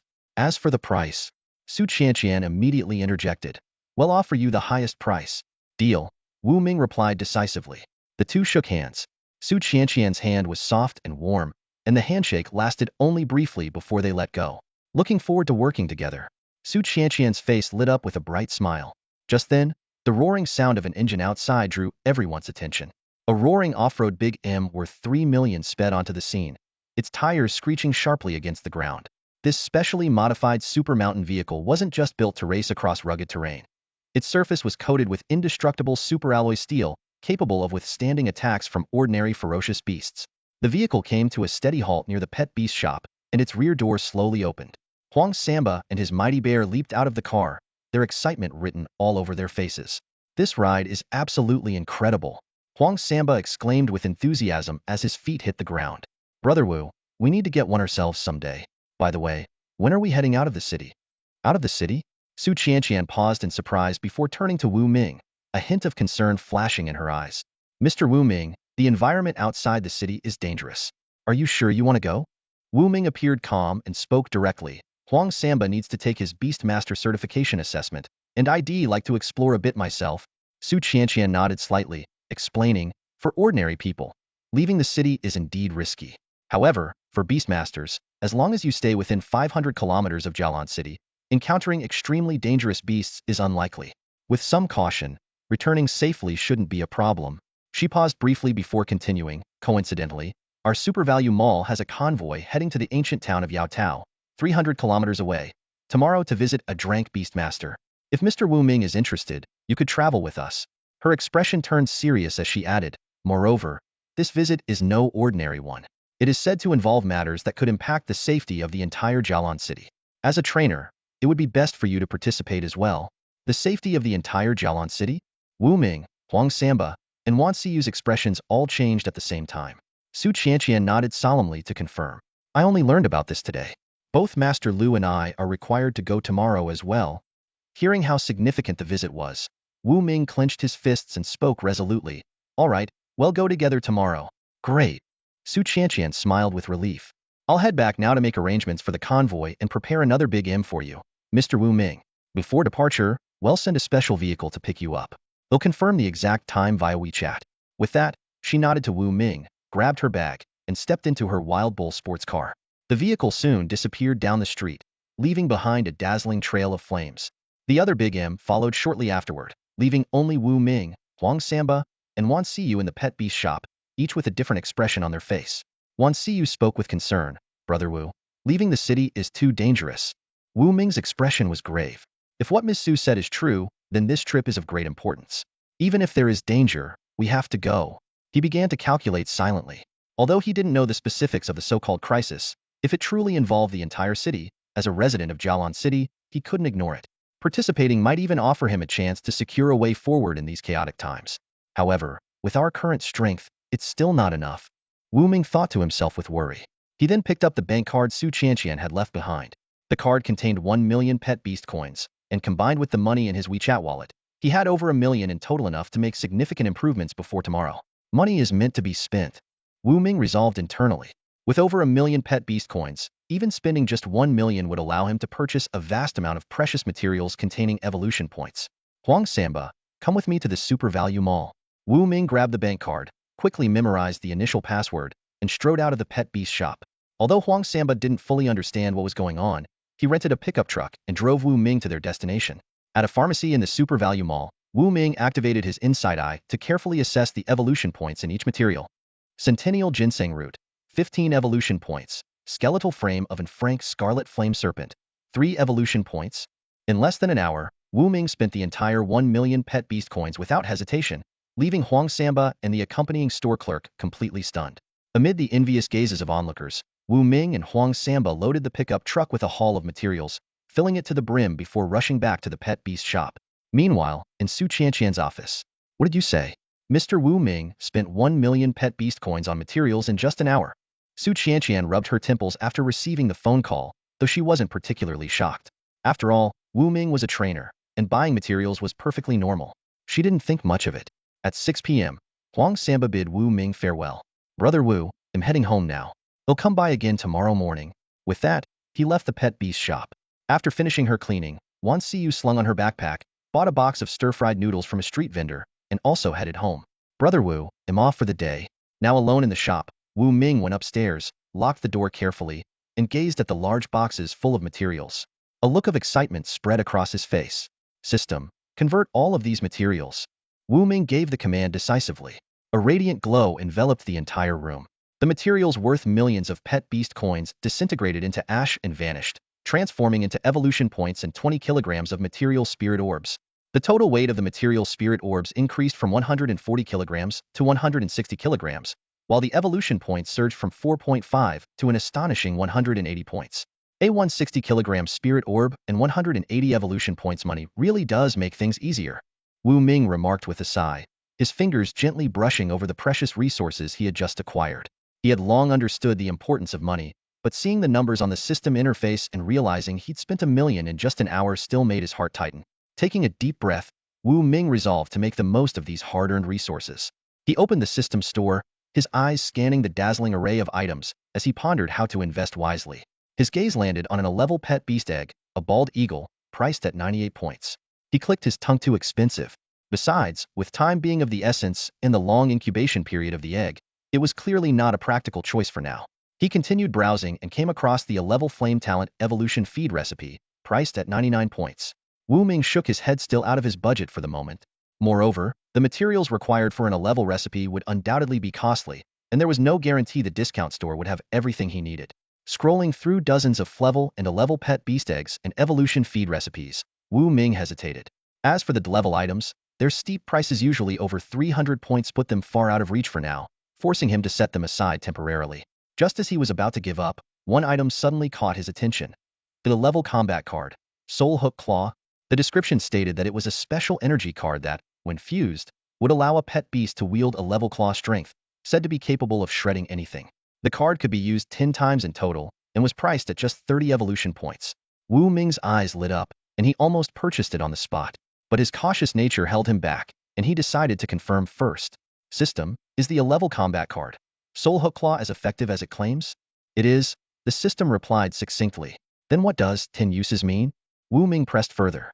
The system elaborated. After fusing with the 11 combat card Soul Hook Claw, the pet beast will store a powerful energy within its body. Upon activation, this energy will be channeled into the claws, temporarily enhancing their destructive power to a level. Each activation lasts for 6 seconds, and the card can be used a total of 10 times. Wu Ming furrowed his brow, calculating in his mind. So, 30 evolution points for a total of 1 minute of a level claw power? That's quite extravagant. Sensing his hesitation, the system added, once fused, as long as the stored energy and uses are not depleted, the card can be activated again in the future. This clarification brightened Wu Ming's mood. Without further delay, he decisively spent 30 evolution points to purchase the 11 combat card Soul Hook Claw. As he gazed at the newly added item in his system inventory, Wu Ming let out a small sigh of relief. With this combat card, his ability to defend himself had undoubtedly improved. His thoughts turned to the next day's plan, visiting the secluded residence of a D-level beast tamer to investigate the so-called crisis that even a D-level expert regarded with such seriousness. The thought of the D-level beast tamers standing in Jialan City made Wu Ming uneasy. If someone of such influence and strength was deeply concerned about this threat, it was bound to be extraordinary. This realization only strengthened Wu Ming's resolve to enhance his capabilities as quickly as possible. Clenching his fists, his eyes shone with determination. Wu Ming knew he had no time to waste. Every second counted. He had to train high-level pet beasts and acquire the strength to protect himself. Only then could he stand firm and unyielding in the face of the unknown dangers ahead. Ding! Purchase of the E-rank battle card successful. Please check your inventory. The system notification sounded, and Wu Ming instinctively reached out his hand. A glowing orange card appeared out of thin air above his palm, slowly spinning. This was the E-rank battle card, Soul Reaping Claw, and it looked as magical as a holographic projection. Wu Ming carefully pinched the card and pressed it against the forehead of his netherworld cat. As the energy was absorbed, the netherworld cat let out a series of contented meow, meow, meow, like a pampered noblewoman soaking in a hot spring. Wu Ming chuckled as he patted its head, mentally calculating how many evolution points he would need to prepare potential enhancing evolution food for the cat. His goal was to help it advance to a rank or even rank. He left 150 evolution points aside for emergencies, assigned the Netherworld cat to keep watch for the night, and then fell asleep. The next morning, Wan Xiyu arrived early at the pet beast shop with 2 lovingly prepared breakfasts. She waited until Wu Ming opened the door before stepping inside, her face filled with worry. "Brother Wu, are you leaving today?" she asked. Wu Ming placed the shop's key on the table and replied, "Yes, I'm heading out this morning. By the way, erase the key. Huang Samba and I might not return tonight, so make sure to lock up after you finish work. Of course, you're welcome to stay here overnight if you'd like," he added with a smile, and Wan Xiyu blushed slightly, wondering if Wu Ming's words carried a hidden meaning. Just then, Wu Ming's phone chimed with a notification. He checked it and saw a voice message from Su Qianqian. "Wu Ming, we're leaving the city at 8 a.m. I'll send a car to pick you up at 7:30. Wu Ming promptly replied, letting her know he was ready. By this time, Wu Ming had already packed a change of clothes, first aid supplies, food, water, a power bank, and other essentials into his backpack. Although he had a 100 cubic meter system space capable of storing much more, he chose to carry a physical backpack to maintain secrecy. As they were talking, Huang Samba strode into the shop, carrying nothing in his hands and looking like he was traveling light. However, right behind him was his pet beast, the mighty giant bear, hauling an oversized backpack stuffed with enough supplies for 2 weeks of wilderness survival. Wu Ming opened Huang Samba's pack to check its contents and couldn't help but laugh. "What the? You even brought an inflatable doll and a pump? I can't believe this." Wan Xiyu burst out laughing, covering her mouth. Huang Samba shrugged nonchalantly. "It's a basic human need. Nothing strange about it. Brother Wu, if we have time, I can get you a set 2 comes with lubricant." Wan Xiyu's face turned bright red as she glared at him. "Huang Samba, you're such a pervert." Noticing that it was nearly 7:30, Wu Ming quickly changed the subject. "All right, enough jokes. Su Qianqian said the car will pick us up at 7:30. Let's double-check to make sure we haven't forgotten anything." Huang Samba grinned confidently. "Everything's ready." At exactly 7:30, a rugged Miri's off-road vehicle pulled up in front of the pet beast shop. A tall bodyguard, nearly 1.9 meters in height, stepped out. Fully armed and wearing sunglasses, he exuded a menacing aura. "Wu Ming, please get in the car," he said curtly. The interior of the Miri's vehicle was spacious, with the third-row seats removed to accommodate the mighty giant bear, which comfortably sprawled in the back. Wu Ming and Huang Samba sat in the second row. As the engine roared to life, the off-road vehicle sped away from the pet beast shop, disappearing around the corner under Wan Xiyu's worried gaze. Unbeknownst to them, a figure stood a kilometer away, watching the convoy through binoculars from behind reflective glass. "The prey has left the city. Let the hunt begin," the person muttered under their breath. Sitting in the comfortable interior of the vehicle, Wu Ming gazed out the window at the scenery rushing past. Before long, a 30-meter-high wall came into view in the distance, a sturdy barrier constructed of cement bricks. "Brother Wu, we're nearing the city wall," Huang Samba noted. Wu Ming nodded slightly. "I see it. In this world overrun by ferocious beasts, every city and town required robust walls to fend off attacks from unranked beasts. As for higher-ranked beasts, the task of defending the city fell to the beast tamers within." Soon, the convoy arrived at the city gate. Wu Ming noticed a dozen other Miri's vehicles and a massive armored vehicle equipped with heavy artillery already waiting there. He also sensed the presence of 2 frank beast tamers nearby. "System, I can sense the presence of beast tamers nearby?" Wu Ming asked in surprise. The system responded, "Yes. With your current abilities, you can detect the presence of ferocious beasts or beast tamers within a 100-meter radius." Wu Ming was thrilled. This ability could prove invaluable in the wilderness, potentially saving his life. Su Qianqian stepped out of another vehicle and knocked on Wu Ming's window. "Wu Ming, you're here?" "Yes, I'm here. Are we heading straight to Yaotao Ancient Town?" Wu Ming asked. Su Qianqian nodded. "That's right. We won't make any stops along the way. Huang Samba task can be completed after we reach the town and find suitable beasts nearby." "Sounds good," Wu Ming agreed. Since they were hitching a ride, it made sense to follow Su Qianqian's schedule. At 8 a.m. sharp, the alloy steel gates of Jialan City slowly opened. The convoy of over a dozen vehicles drove out of the city and sped down the deteriorated road. Wu Ming kept the car windows closed, said it was safer that way. Outside the city, they occasionally spotted wild animals and even some unranked ferocious beasts. Higher-ranked frank or rank beasts rarely ventured this close to the city, but if they did, it would spell significant danger. Huang Samba couldn't sit still any longer. Barely 5 minutes after leaving the city, he couldn't help but ask, "Brother Wu, is this your first time leaving the city?" Wu Ming paused thoughtfully before replying. "You could say that. As a time traveler, this was indeed his first time stepping out of the city. His gaze shifted back and forth between the barren wilderness outside and the bustling memories of the city within, feeling a deep and indescribable collision of civilization and wildness. The brief silence was interrupted by Su Qianqian's voice over the walkie-talkie. With cell signals weakened after leaving the city, communication between the convoy relied heavily on these devices. She explained, Lord Wu Ming, we've chosen the safest route, which requires a detour. The total distance is approximately 350 kilometers. Considering the slower speed, we estimate arriving at Yaotao Ancient Town by 2 p.m. Wu Ming quickly made up his mind. All right, I'll take a nap then. Su Qianqian agreed. Good idea. Most of us will rest as well to conserve energy. For the next hour, the convoy traveled without incident. The intimidating aura of the three franked beast companions, including the mighty grizzly bear, acted as a natural deterrent, keeping ordinary wildlife and feral beasts at bay. Even ranked beasts would think twice before confronting such a well-equipped convoy. Wu Ming woke up to the jostling of the vehicle as it left the paved road and entered the true wilderness. The terrain was uneven but devoid of swamps. Fortunately, the Big M's off-road capabilities allowed it to navigate steadily. Around them stretched rolling hills dotted with occasional shrubs, but nothing that impeded their progress. Huang Samba checked the electronic map and remarked, Brother Wu, I think this area is the Wild Lizard Plains. It stretches for dozens of kilometers. Wu Ming frowned slightly. Is it dangerous? The bodyguard in the passenger seat chuckled and reassured him. No need to worry, Lord Wu Ming. At most, there are just some bad-tempered mutant lizards here. Nothing too threatening. Wu Ming nodded, his gaze drifting into the distance. Suddenly, he noticed a cloud of dust rising on the horizon. Using a pair of binoculars, he saw a group of massive lizards charging forward. Each one was larger than a Komodo dragon and incredibly fast.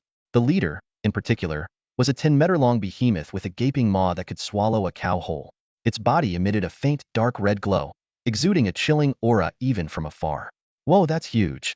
Wu Ming exclaimed, quickly activating his inside eye. Species, mutant wild lizard. Rank, franked beast, initial stage.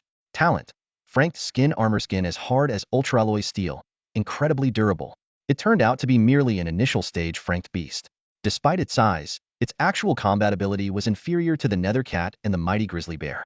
Wu Ming let out a sigh of relief, realizing his earlier concern had been unnecessary.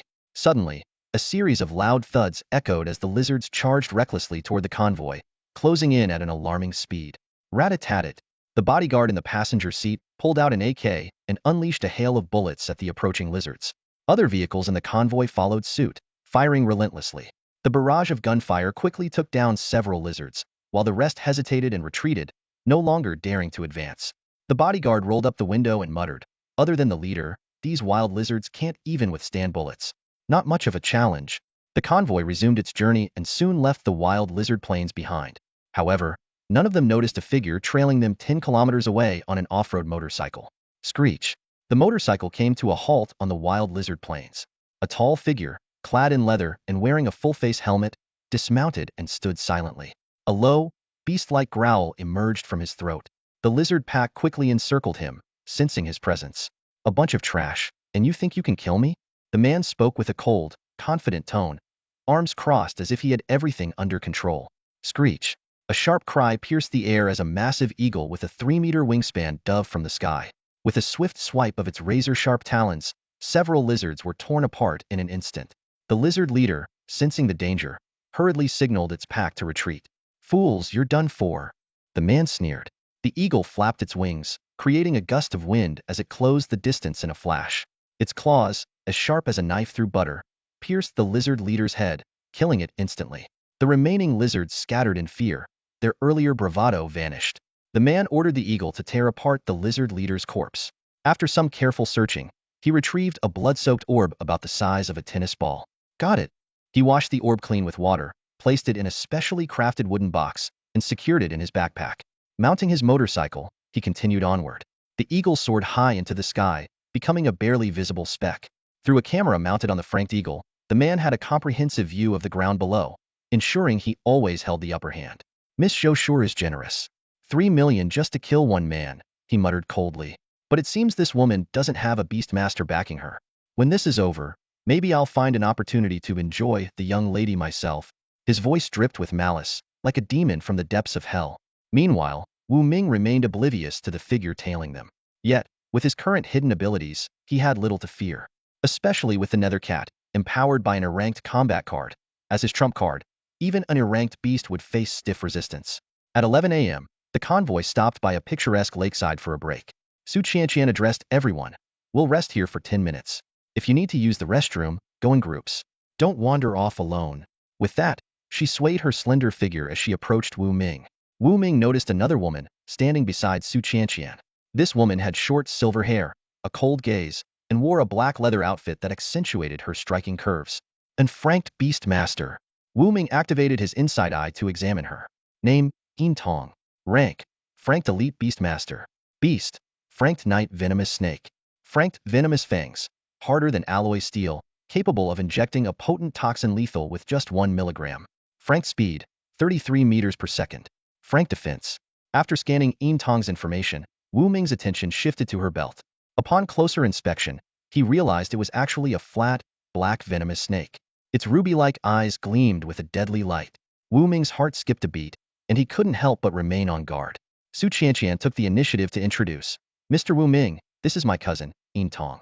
She's an Frank Beast Tamer and also the safety consultant for this trip. Although Yin Tong's expression was cold and stern, she was the first to extend her slender hand. When Wu Ming shook her hand, he immediately felt a chill, as if touching a block of ice. Yet, her skin was surprisingly smooth and delicate, leaving a lasting impression. Hello, I'm Wu Ming. Nice to meet you, Wu Ming said with a polite smile as he released her hand. Yin Tong simply nodded in acknowledgement without saying a word. Sensing the awkwardness in the air, Su Qianqian quickly stepped in to ease the atmosphere. Cousin, you probably don't know yet who formulated the defensive feed for your Frank Night Venom Snake, do you? Hearing this, a trace of curiosity flashed in Yin Tong's eyes as she glanced at Wu Ming. Him? That's right, Su Qianqian said with a playful smile. The high-quality defensive evolution feed that strengthened your Night Venom Snake was made by none other than Mr. Wu Ming himself. Yin Tong's expression subtly shifted, and after a pause, she spoke in her usual cool tone. Thank you for the evolution feed. The Night Venom Snake really likes it. As she spoke, she placed her hand on her waist. A pitch-black Night Venom Snake slithered up her arm and coiled on her shoulder, its gem-like eyes scrutinizing Wu Ming before curling its lips into what seemed like a sly grin. Wu Ming locked eyes with the snake and could sense a strange mix of fondness and admiration in its gaze. He reached out and gently stroked the snake's head, its icy touch remarkably similar to Yin Tong's. Careful, Su Qianqian exclaimed, alarmed, worried that Wu Ming might provoke the venomous creature. Yin Tong and Huang Samba also looked on with concern. However, the scene that unfolded next left all three utterly stunned. The notorious Night Venom Snake, known for its ferocity, began to nuzzle Wu Ming's palm affectionately, as if greeting a long-lost friend. Wu Ming withdrew his hand, and Su Qianqian let out a sigh of relief. Huang Samba, wide-eyed, asked, Wu, how did you do that? Even Yin Tong seemed taken aback. The Night Venom Snake is my contracted beast. Why would it show such a strong sense of closeness to you? Almost on par with how it treats me, its master. Wu Ming smiled and explained, I'm a beast feeder. I specialize in formulating evolution feed for pet beasts, so I naturally have a way with them. It's nothing unusual. His answer was half-truth, as the real reason was something he kept to himself. In truth, the bond stemmed from the Night Venom Snake consuming the frank defensive feed formulated by Wu Ming. The feed contained evolution points processed by his system, which created an invisible spiritual connection between him and any beast that consumed it.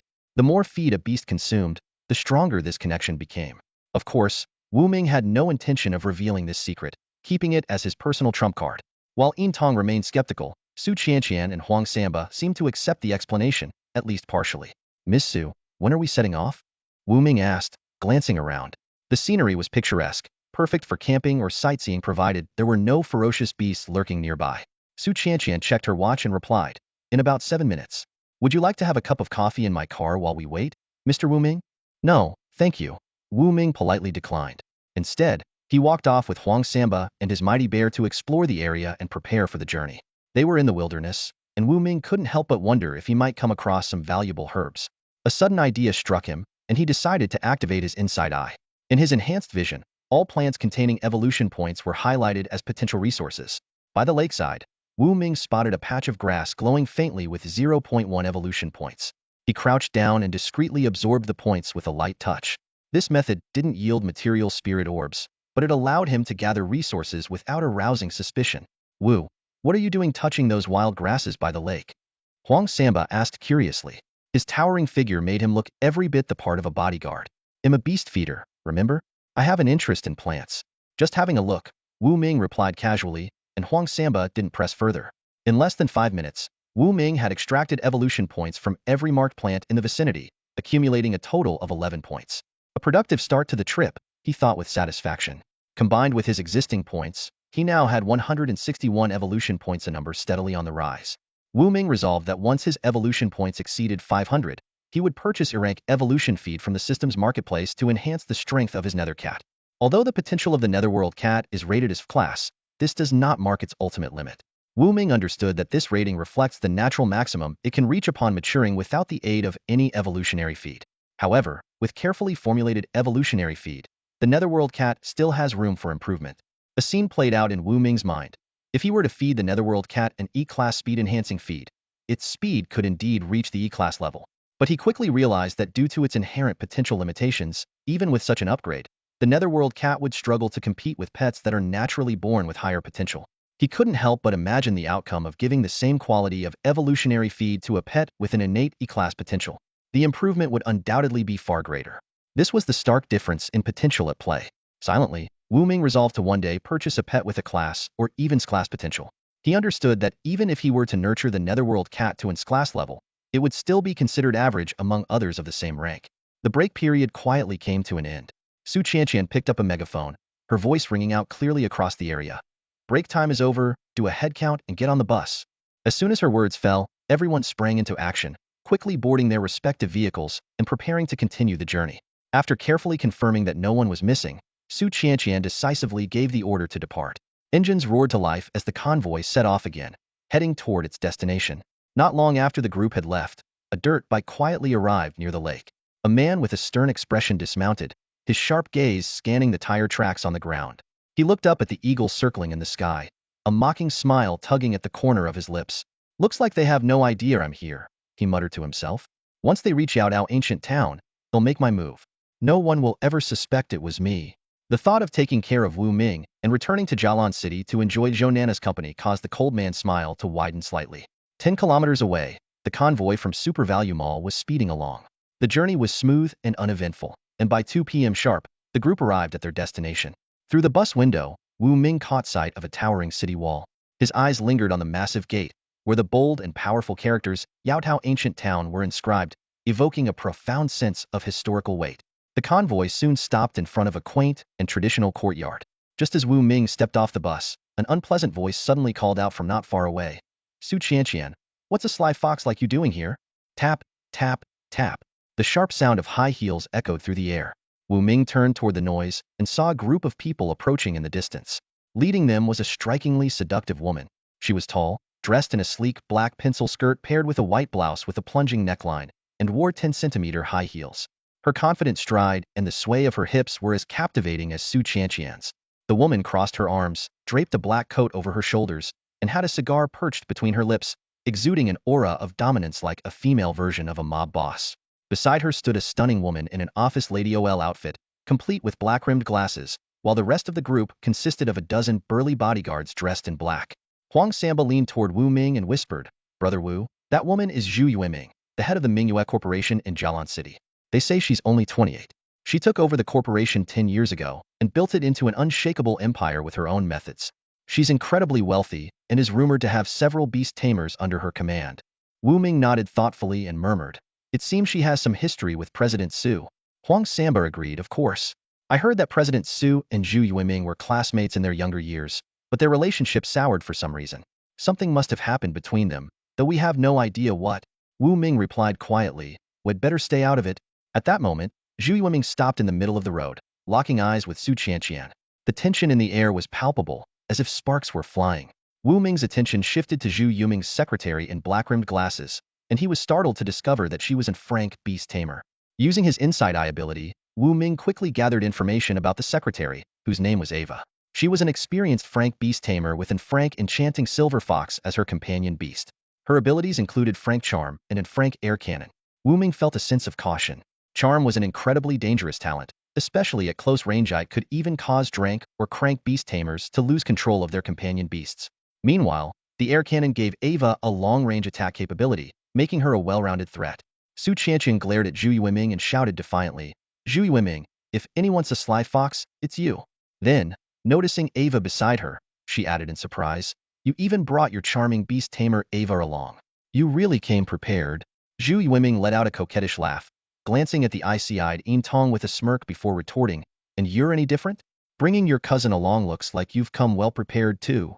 As the tension between the two women escalated, an elderly man in a traditional Tang suit emerged from the courtyard. His weathered face spoke of years of experience, and his poised demeanor resembled that of a refined gentleman. Huang Samba whispered, could he be the Divine Beast Tamer?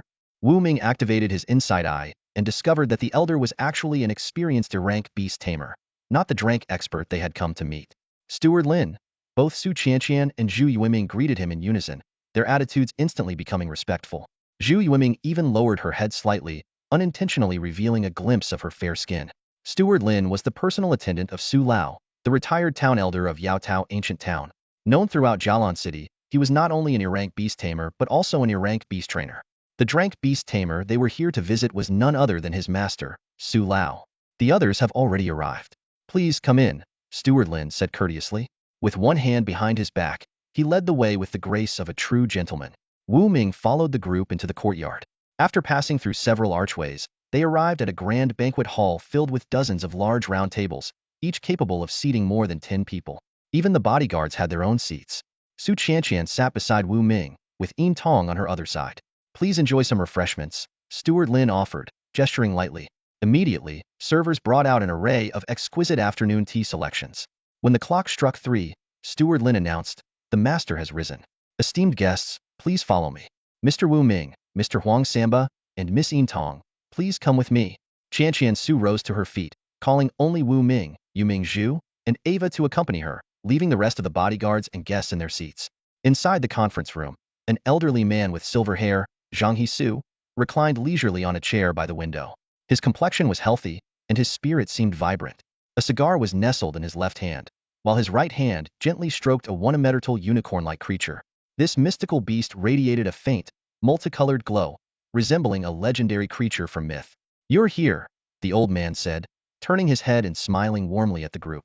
Those present, a gathering of dignitaries and elites, greeted him with respect, their words filled with blessings and reverence. Wu Ming's attention was drawn to the unicorn-like creature. Just as he was examining it closely, a three-metal mutated mountain gorilla entered the room, carrying tea and water for Elder Su. The creature's imposing presence exuded an aura so intense it sent chills down everyone's spine. Wu Ming immediately activated his inside eye, quickly scanning Elder Zu's information. Name, Zhang Hisu. Rank, D-Class Beastmaster Master. Beasts, D-Class Multicolored Unicorn, E-Class Mighty Gorilla, E-Class Songbird, F-Class Giant Crocodile, F-Class Pterosaur, F-Class Golden Arowana. The data left Wu Ming utterly astonished. Elder Su not only commanded 6 powerful beasts, but was also ranked as a D-Class Master by the system, an indication of remarkable strength. In certain aspects, he might even surpass C-Class Beastmasters. It was clear that Elder Su was a cornerstone of Jialan City's stability and defense. Now that everyone's here, we'll get straight to the point, Elder Su said slowly. The reason I've gathered you all is to announce a matter of utmost importance, one that concerns the safety of the entire Jialan City. As his words hung in the air, the atmosphere in the room grew tense. Everyone turned serious, holding their breath as they prepared to hear the critical revelation from the city's protector. With the help of an E-Class super gorilla, Elder Su stood up and gazed into the distance. His voice was heavy yet resolute. Currently, only a few of us in Jialan City know about this, myself and those reclusive class beastmasters. A few days ago, we had a private meeting to discuss the matter, and we decided to announce it to you all today. Elder Su scanned the crowd and continued. In recent years, the reproduction rate of ferocious beasts on Jialan Star has significantly increased. Many cities are under immense pressure. Small places, like Yaotao Ancient Town, have mostly been overrun, with less than 1 in 10 surviving. Everyone present held their breath, listening intently, not daring to make a sound. Elder Su's words were like heavy blows, striking at each person's heart. The leaders of the Beast Alliance have held numerous meetings and finally reached a decision. Elder Su paused and added, I know this decision will make many people resent the Beast Alliance, but if we don't take this step, Jialan Star may have no future. Hearing this, the crowd's faces were filled with shock. The air seemed to freeze as everyone speculated on the decision that could determine the fate of Jialan Star. Elder Su took a deep breath and slowly revealed, every city's defense and combat capabilities are limited. Therefore, The Alliance's leaders have unanimously decided to select 100 cities for focus development, turning them into key cities for the future. For those cities and towns not selected, all residents must relocate to the nearest key city for collective survival. The announcement caused an immediate uproar among the crowd. Is that really the case? A portly middle-aged man exclaimed in disbelief. Does this mean Jialan City wasn't chosen as a key city?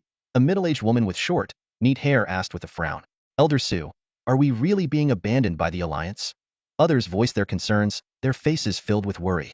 Although many of them had the financial means to relocate their families safely, the relationships and business networks they had built over the years would suffer a devastating blow.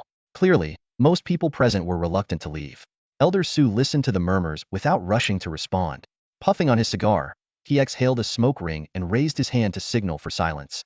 You're all mistaken, Elder Su clarified. The Alliance hasn't finalized the list of 100 key cities yet. They've only selected 3 central hubs: Nanjiang City, Donghai City, and Beiyuan City. Nanjiang, Donghai, Beiyuan, the crowd murmured, repeating the names in low voices. These 3 cities had always been true centers of power. Now that they were officially designated as the 3 central hubs, no one in the room expressed dissent. Instead, they waited intently for Elder Su to elaborate. Setting his cigar aside, Elder Su leaned back in his chair and continued. I've gathered you here today because of the selection process for the 100 key cities. Cities like Jialan are too numerous there, are at least 1,000 across Huaxiao alone. Picking 100 out of them would undoubtedly seem unfair to the rest. So, the Alliance has decided to host the first ever Beast and Tamer tournament. After a brief pause, Elder Su added, the 100 cities that perform best in the tournament will become the key cities for future development. The announcement sparked an immediate buzz among the crowd. Out of over 1,000 cities, we have to compete for just 100 spots. Jialan City's chances are too slim. A rotund man grumbled, furrowing his brows. The sharp-looking woman with short hair chimed in, and with the 3 central hubs already taking spots, that leaves only 97. Elder Su raised his hand to cut her off and clarified, I misspoke earlier. The 3 central hubs are separate and won't participate in the competition. The 100 key cities will be chosen from the remaining cities. The short-haired woman nodded in realization. Ah, I see. I misunderstood. The portly man quickly asked, Elder Su, how will the Beast and Tamer tournament be conducted? Wu Ming and Su Qianqian, along with the others, all looked at Elder Su with curiosity, their eyes fixed on him. Elder Su explained, the tournament will begin with preliminary rounds in each city, selecting 6 participants from every city, 3 Tamers and 3 Beastmasters. Additionally, the age limit is set at 30 years or younger to evaluate the potential of younger generations and a city's future prospects. What? An older man with graying temples protested indignantly. You're telling me the fate of an entire city will rest on people under 30? That's absurd. Elder Su shot him a cold glare, silencing the man instantly. Standing up, Elder Su surveyed the room and spoke in a grave tone. Jialan City is already a middle-lower rank city, sitting at around 500 or 600. If the tournament were to focus on the most elite individuals from every city, would there even be a competition? Jialan City would have no hope at all. At this point, Elder Su began coughing violently. Please don't overexert yourself, Elder Su. Su Qianqian and Zhu Yuiming hurried to his side to support him. The reprimanded man's face turned red with embarrassment. Elder Su sighed and continued. The Alliance chose to involve the younger generation to give weaker cities a fighting chance, to let them see hope. But honestly, it's just a superficial hope. Why do you say that? The short-haired woman asked curiously. Elder Su gave a wry smile. Do you think the younger generations of the stronger cities will be weak? While the age limit does narrow the gap between cities, it's still a long shot for weaker ones. But at least this approach gives people the motivation to try. Wu Ming silently pondered the deeper implications of these words. At this moment, Zhu Yuiming asked, Elder Su, do you know when the preliminary rounds will begin? Elder Su nodded. I called you here to inform you about this in advance. The preliminaries will start in 7 days, and there will be a city-wide announcement beforehand. Su Qianqian followed up, and after the preliminaries? Once a city selects its 3 Tamers and 3 Beastmasters, where will they compete? Elder Su replied. 1 month after the preliminaries, the official tournament will be held in the 3 central hubs. Since Jialan City is near Nanjiang City, we'll compete in the Nanjiang Division, which is expected to have around 400 teams. That many? The crowd was stunned. Elder Su sighed as well. There's no helping it. The Nanjiang Division has so many cities. Wu Ming, intrigued, asked, Elder Su, may I ask how the competition will be structured once the 400 teams gather in Nanjiang City? The previously reprimanded man, Li Mao, squinted at Wu Ming and sneered, a mere boy like you dares to speak here? Wu Ming simply smiled faintly in response. Su Qianqian immediately glared at Li Mao. Li Mao, do you mean to say that Wu Ming, a class tamer, doesn't have the right to speak? Her words left the entire room in shock. Even Elder Su turned to look at Wu Ming. An F-class tamer wasn't rare in Jialan City. There were over 100 of them. But for someone as young as Wu Ming to achieve this rank was remarkable. Li Mao hesitated, then retorted, impossible. I know every certified tamer in Jialan City. He's just a pretty face. How could he be an F-class tamer? Enough. What's all the noise about? Elder Su furrowed his brows. His voice was not loud, but it carried an undeniable authority. Instantly, the noisy crowd fell silent, as if frozen in place. No one dared to even breathe too heavily. Though advanced in age, Elder Su was still a formidable beast tamer, with strength comparable to a class master. His sharp gaze swept over everyone present, silently warning them. Angering him could turn this place into a wasteland in less than a minute. Finally, Elder Su's piercing eyes landed on Wu Ming. He paid no attention to Wu Ming's background, instead cutting straight to the point. The 6 individuals who stand out in Jialan City will form our official competition team. Once you arrive in Nanjiang City, you will face a series of complex challenges. The specific details will only be revealed at that time. However, your individual performances will cumulatively contribute to Jialan City's total score. Cities with total scores ranking in the top 100 will earn their place among the elite key cities. Upon hearing this, the crowd suddenly understood. Wu Ming seemed thoughtful, then asked, with so many teams competing in such a complex tournament, the process must take quite some time. Isn't the Alliance worried that feral beasts might take advantage of this to attack cities? A flicker of intrigue passed through Elder Su's eyes, and the corners of his mouth lifted slightly. Sharp thinking, kid. But you can rest assured. For now, the feral beasts are just reproducing too quickly, which has caught the attention of the Alliance's higher-ups. We're far from the point where they'd launch citywide assaults. Otherwise, the Alliance wouldn't have the leisure to host a tournament like this. He paused briefly, then revealed an important detail. In truth, even without the threat of feral beasts, the merger of smaller cities into larger ones is only a matter of time. This tournament is more about talent selection.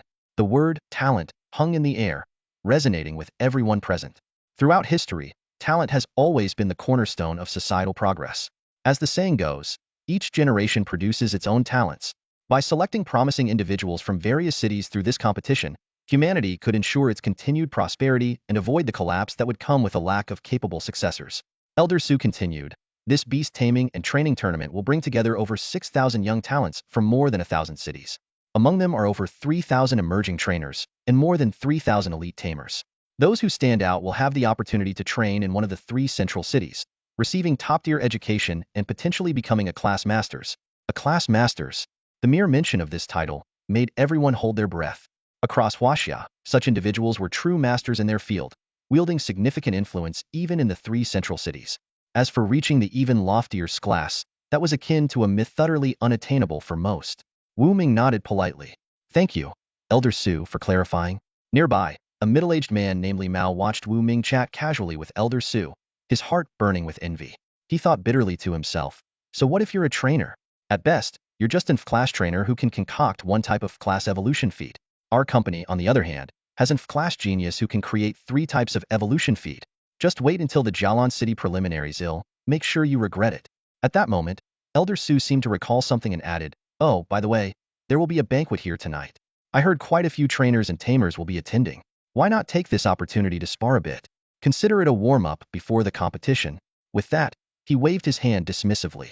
Su Qianqian smiled and said, Elder Su, we'll head to the banquet hall now. She glanced meaningfully at Wu Ming, Huang Sanlin, and Silver Eyes before leading the way out of the meeting room. Butler Lin gracefully guided the group toward the banquet hall, explaining along the way, tonight's banquet will feature a warm-up match for beast taming and training. Anyone interested is welcome to participate. Trainers, in particular, can use the materials provided here to concoct evolution feed, which will then be evaluated and auctioned on site. Hearing this, Su Qianqian leaned closer to Wu Ming and whispered, Master Wu Ming, it seems tonight will be a great chance for you to showcase your skills. Wu Ming shrugged nonchalantly. I'm not particularly eager to compete right now. I'll wait for the Jialan City preliminaries. Though he preferred to stay out of the spotlight, he felt a sense of responsibility to participate in the larger competition, knowing it concerned the safety of Jialan City. After all, if the city fell, he wouldn't be able to survive alone in a world overrun by feral beasts. You're not joining tonight's warm-up? What a pity. Without you, this match might lose much of its excitement. Su Qianqian chuckled softly, covering her mouth. The two spoke in hushed tones at the edge of the group, drawing no attention. However, just then, Li Mao approached with a cocky, slick-haired young man wearing sunglasses. The man's demeanor exuded arrogance. Hey kid, Li Mao said smugly.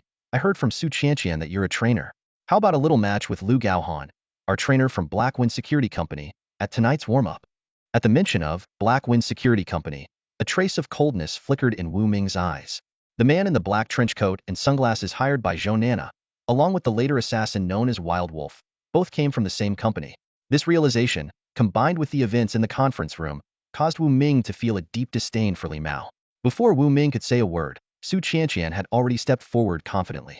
She said coldly, Li Mao, our Lord Wu Ming holds a distinguished status. Who are you to raise your voice here? Li Mao's eyes widened with anger upon hearing this. His gaze shamelessly roamed over Su Qianqian's impressive figure, a greedy glint flashing in his eyes. With a mocking smirk at the corner of his mouth, he sneered, What's the matter? Afraid your super value mall's Beast Tamer will lose, and no one will dare to shop at your place anymore? His eyes lingered on Su Qianqian as he added flippantly, Wow, that chest, those legs wider than my wife's. Haha, pervert. Where are you looking? Su Qianqian shouted furiously, crossing her arms over her chest in a swift motion to shield herself. She glared fiercely at this man, the boss behind the black trenchcoat security firm. At that moment, a tall figure moved like lightning to stand in front of Su Qianqian, blocking her from Li Mao's lecherous gaze. Su Qianqian looked at the broad back in front of her and felt an unfamiliar emotion stir within her. Wu Ming positioned Su Qianqian behind him protectively, his eyes sharp as blades as he stared directly at Li Mao. You don't recognize me? He asked firmly. Li Mao looked Wu Ming up and down with disdain, a sneer on his face. And nobody like you? Why would I know you? Hearing this, Wu Ming's lips curled into a faint smile. He thought to himself, it seems Li Mao has no idea about Zhou Nana's attempt to hire someone to kill me. He hasn't seen my photo or learned about my identity. With that thought, Wu Ming took a step forward and said in a steady, commanding tone, You wanted a contest, didn't you? Let's see just how skilled your Beast Tamer really is. Oh, look at you. Acting all tough now, huh? Li Mao sneered, turning to the Beast Tamer beside him, Lu Gaohan. Mr. Lu, what do you think your chances are? Still wearing his sunglasses, Lu Gaohan barely glanced at Wu Ming, his expression indifferent. He seemed utterly uninterested in the upcoming match. Slowly, he raised his hand, gave Wu Ming a thumbs up, and then abruptly flipped it downward, pointing to the ground with a heavy motion. The dismissive gesture drew chuckles from the crowd. The atmosphere grew tense, charged with a sense of impending confrontation, as if the upcoming banquet would turn into a thrilling showdown. Zhu Yueming, ever eager for drama, swayed her curvaceous figure and remarked in a sarcastic tone, Looks like we're in for some good entertainment at tonight's banquet. With that, she turned and left, leaving behind a room thick with tension, as if ready to ignite. Kid, we'll be waiting. Li Mao sneered viciously, casting a meaningful glance before leaving with the Beast Tamer, Lu Gaohan. The other guests also exchanged knowing looks before heading toward the banquet hall. Soon, the spacious courtyard was left with only 4 people: Wu Ming, Su Qianqian, Huang Samba, and Yintong. Huang Samba, brimming with excitement, exclaimed, Brother Wu, you're in Frank Beast Tamer who can mix ultra-quality evolution feed. That Lu Gaohan from the Black Trenchcoat Security Company is definitely going to lose. Su Qianqian's delicate face lit up with anticipation as she chimed in, Honestly, I can't wait to see that idiot Li Mao's jaw drop in disbelief. Yintong glanced curiously at Wu Ming and asked, Those 2 ultra-quality speed and defense feeds in the Super Bargain Mall, did you really make them? I did. Wu Ming confirmed with a simple nod. Yintong's expression relaxed, and she explained, In that case, your victory is guaranteed. I've looked into it. Lu Gaohan is just an ordinary Frank Beast Tamer. He only knows 3 Frank evolution feed formulas, and the quality of his mixes is barely low grade. Su Qianqian wrapped an arm around Yintong's shoulder and reassured her, Cousin, there's no need to worry. With Wu Ming here, tonight will definitely leave those people utterly stunned. Inside the banquet hall, over 100 guests, including the elites of Yaotao Ancient Town, had already taken their seats. The bodyguards and attendants were arranged in a side room. Su Qianqian approached Wu Ming, leaning over to pour him some tea, deliberately revealing a glimpse of her fair skin, which made Wu Ming's heart race. He silently acknowledged that Zhu Yueming's words were true. Su Qianqian was indeed captivating. Taking a sip of tea, Wu Ming pushed aside distracting thoughts. At that moment, Steward Lin clapped his hands and elegantly announced, Next, our circus performers will entertain everyone. The banquet will officially begin at 8 p.m. sharp. Wu Ming glanced at the clock. It was just before 5 p.m. Can I go out for a walk? He asked. Steward Lin smiled warmly and replied, Of course, but please return by 7:30 p.m. The master will arrive then to deliver the opening speech. Wu Ming stood up and left with Huang Samba. Exiting the ancient town, They planned to hunt some low-tier beasts nearby to help Huang Samba complete his Beast Tamer evaluation. Brother Wu, do you think it's safe around here? Huang Samba asked with a hint of concern. Wu Ming reassured him, don't worry. Yaotao Ancient Town is where Elder Su spends his retirement. With so many guardian beasts around, it's unlikely anything dangerous will happen. However, finding low-tier beasts nearby might be a bit challenging. Huang Samba frowned slightly. Then how am I supposed to complete my task? Wu Ming kept his thoughts to himself. In truth, he was out here to absorb evolution points, using the task as a cover. He touched the claw of a dead beast on the ground, converting it into 0.1 evolution points, and gathered another 0.2 points from nearby plants. In less than half an hour, his evolution points had increased by 5. Meanwhile, a few hundred meters away, a man in a leather jacket was monitoring Wu Ming and Huang Samba through a camera. Smirking coldly, he muttered to himself, the target has appeared. Once I kill him, I can collect my reward. Yet, he did not act immediately, waiting instead for the perfect moment to strike with certainty. Wu Ming and Huang Samba arrived at a small river. Wu Ming explained, the gatekeeper did mention not to stray more than 10 kilometers away, so that help can arrive in time if needed. We're only 5 kilometers from the town right now, so we can keep exploring. Suddenly, the mighty bear caught the scent of a beast and lunged into the river. With a powerful splash, it emerged with a tumter-long crocodile, breaking its spine with a single swipe of its paw. Huang Samba laughed heartily, haha, first catch of the day done. He turned to the mighty bear and said, all right, big guy, drop the catch. Let's keep looking for more. Wu Ming asked in surprise, don't we need to take the prey back? Huang Samba patted the camera on his chest and explained, the entire hunting process has been recorded. As long as I hunt 10 similar non-ranked fierce beasts and submit the footage, the Pet Beast Alliance's reviewers will naturally approve it. Realizing the situation, Wu Ming nodded in understanding. I see. So, this tumter-long mutant crocodile isn't needed anymore? Of course not, Huang Samba replied firmly. Wu Ming crouched down, gently running his hand over the crocodile's cold scales. With a hint of regret in his voice, he said, what a waste. Before his words even faded, he quietly extracted the evolution points from the crocodile's body. This time, he gained a significant harvest of 2 points. Afterward, Huang Samba ordered his powerful bear-like pet to search the area for more prey, while he stayed within a 10-meter radius of Wu Ming, ready to step in and protect him at any moment. 300 meters away, a man in a leather jacket was concealed in the bushes, accompanied by his frank falcon. Narrowing his eyes, he muttered to himself, I have a feeling the moment is drawing closer. He pulled a lightweight sniper rifle from his backpack and began assembling it with practiced ease. In less than 3 minutes, the rifle was ready. The man loaded a bullet, chambered it quickly, and aimed through the scope, locking onto Wu Ming, who was casually checking his phone. Good thing I got this sniper rifle from the black market, he whispered to himself. The only downside is that I need to be within 500 meters to ensure accuracy and lethality. In truth, it was mostly due to his lack of skill. Otherwise, he could have fired effectively from 800 meters away. But just as he prepared to pull the trigger, his falcon suddenly let out a low, warning cry, as if it sensed imminent danger. Old Black, stop distracting me, the man scolded in a hushed tone. Suddenly, a strange tearing sound broke the silence. The man instinctively turned to reprimand his falcon, only to see his frank pet lying lifeless in a pool of blood. Its head had been severed from its body, leaving it completely dead. What just happened? The man's face twisted in fear, his pupils dilating in shock. At that moment, a sharp meow pierced the stillness. Meow. The man's hands flew to his neck instinctively, disbelief plastered across his face. Slowly, he collapsed to the ground, lifeless. 300 meters away, Wu Ming's lips curled into a faint smile. The ghost cat's warning had given him ample time to prepare, and the invisible assassin was already in position. In a flash, the ghost cat darted like a shadowy specter, its sharp, grayed claws slicing through the air. The grayed falcon didn't even have time to cry out before its head hit the ground. The man in the leather jacket froze in horror, only to meet the same merciless fate the very next second. Turning to Huang Samba, Wu Ming said, you stay here and keep hunting those unranked beasts. I'll step out for a moment. Ignoring his companion's worried expression, he strode purposefully toward the scene of the incident. In the thicket, Wu Ming swiftly converted his spoils into material spirit spheres and evolution points. The unexpected discovery of an grade beast core made his eyes light up. In just a few minutes, he had gained 20 evolution points, bringing his total to a staggering 200 points, while the weight of his material spirit spheres soared to 300 kilograms. Huang Samba, noticing Wu Ming's prolonged absence, was about to check on him when Wu Ming emerged from the bushes as if nothing had happened.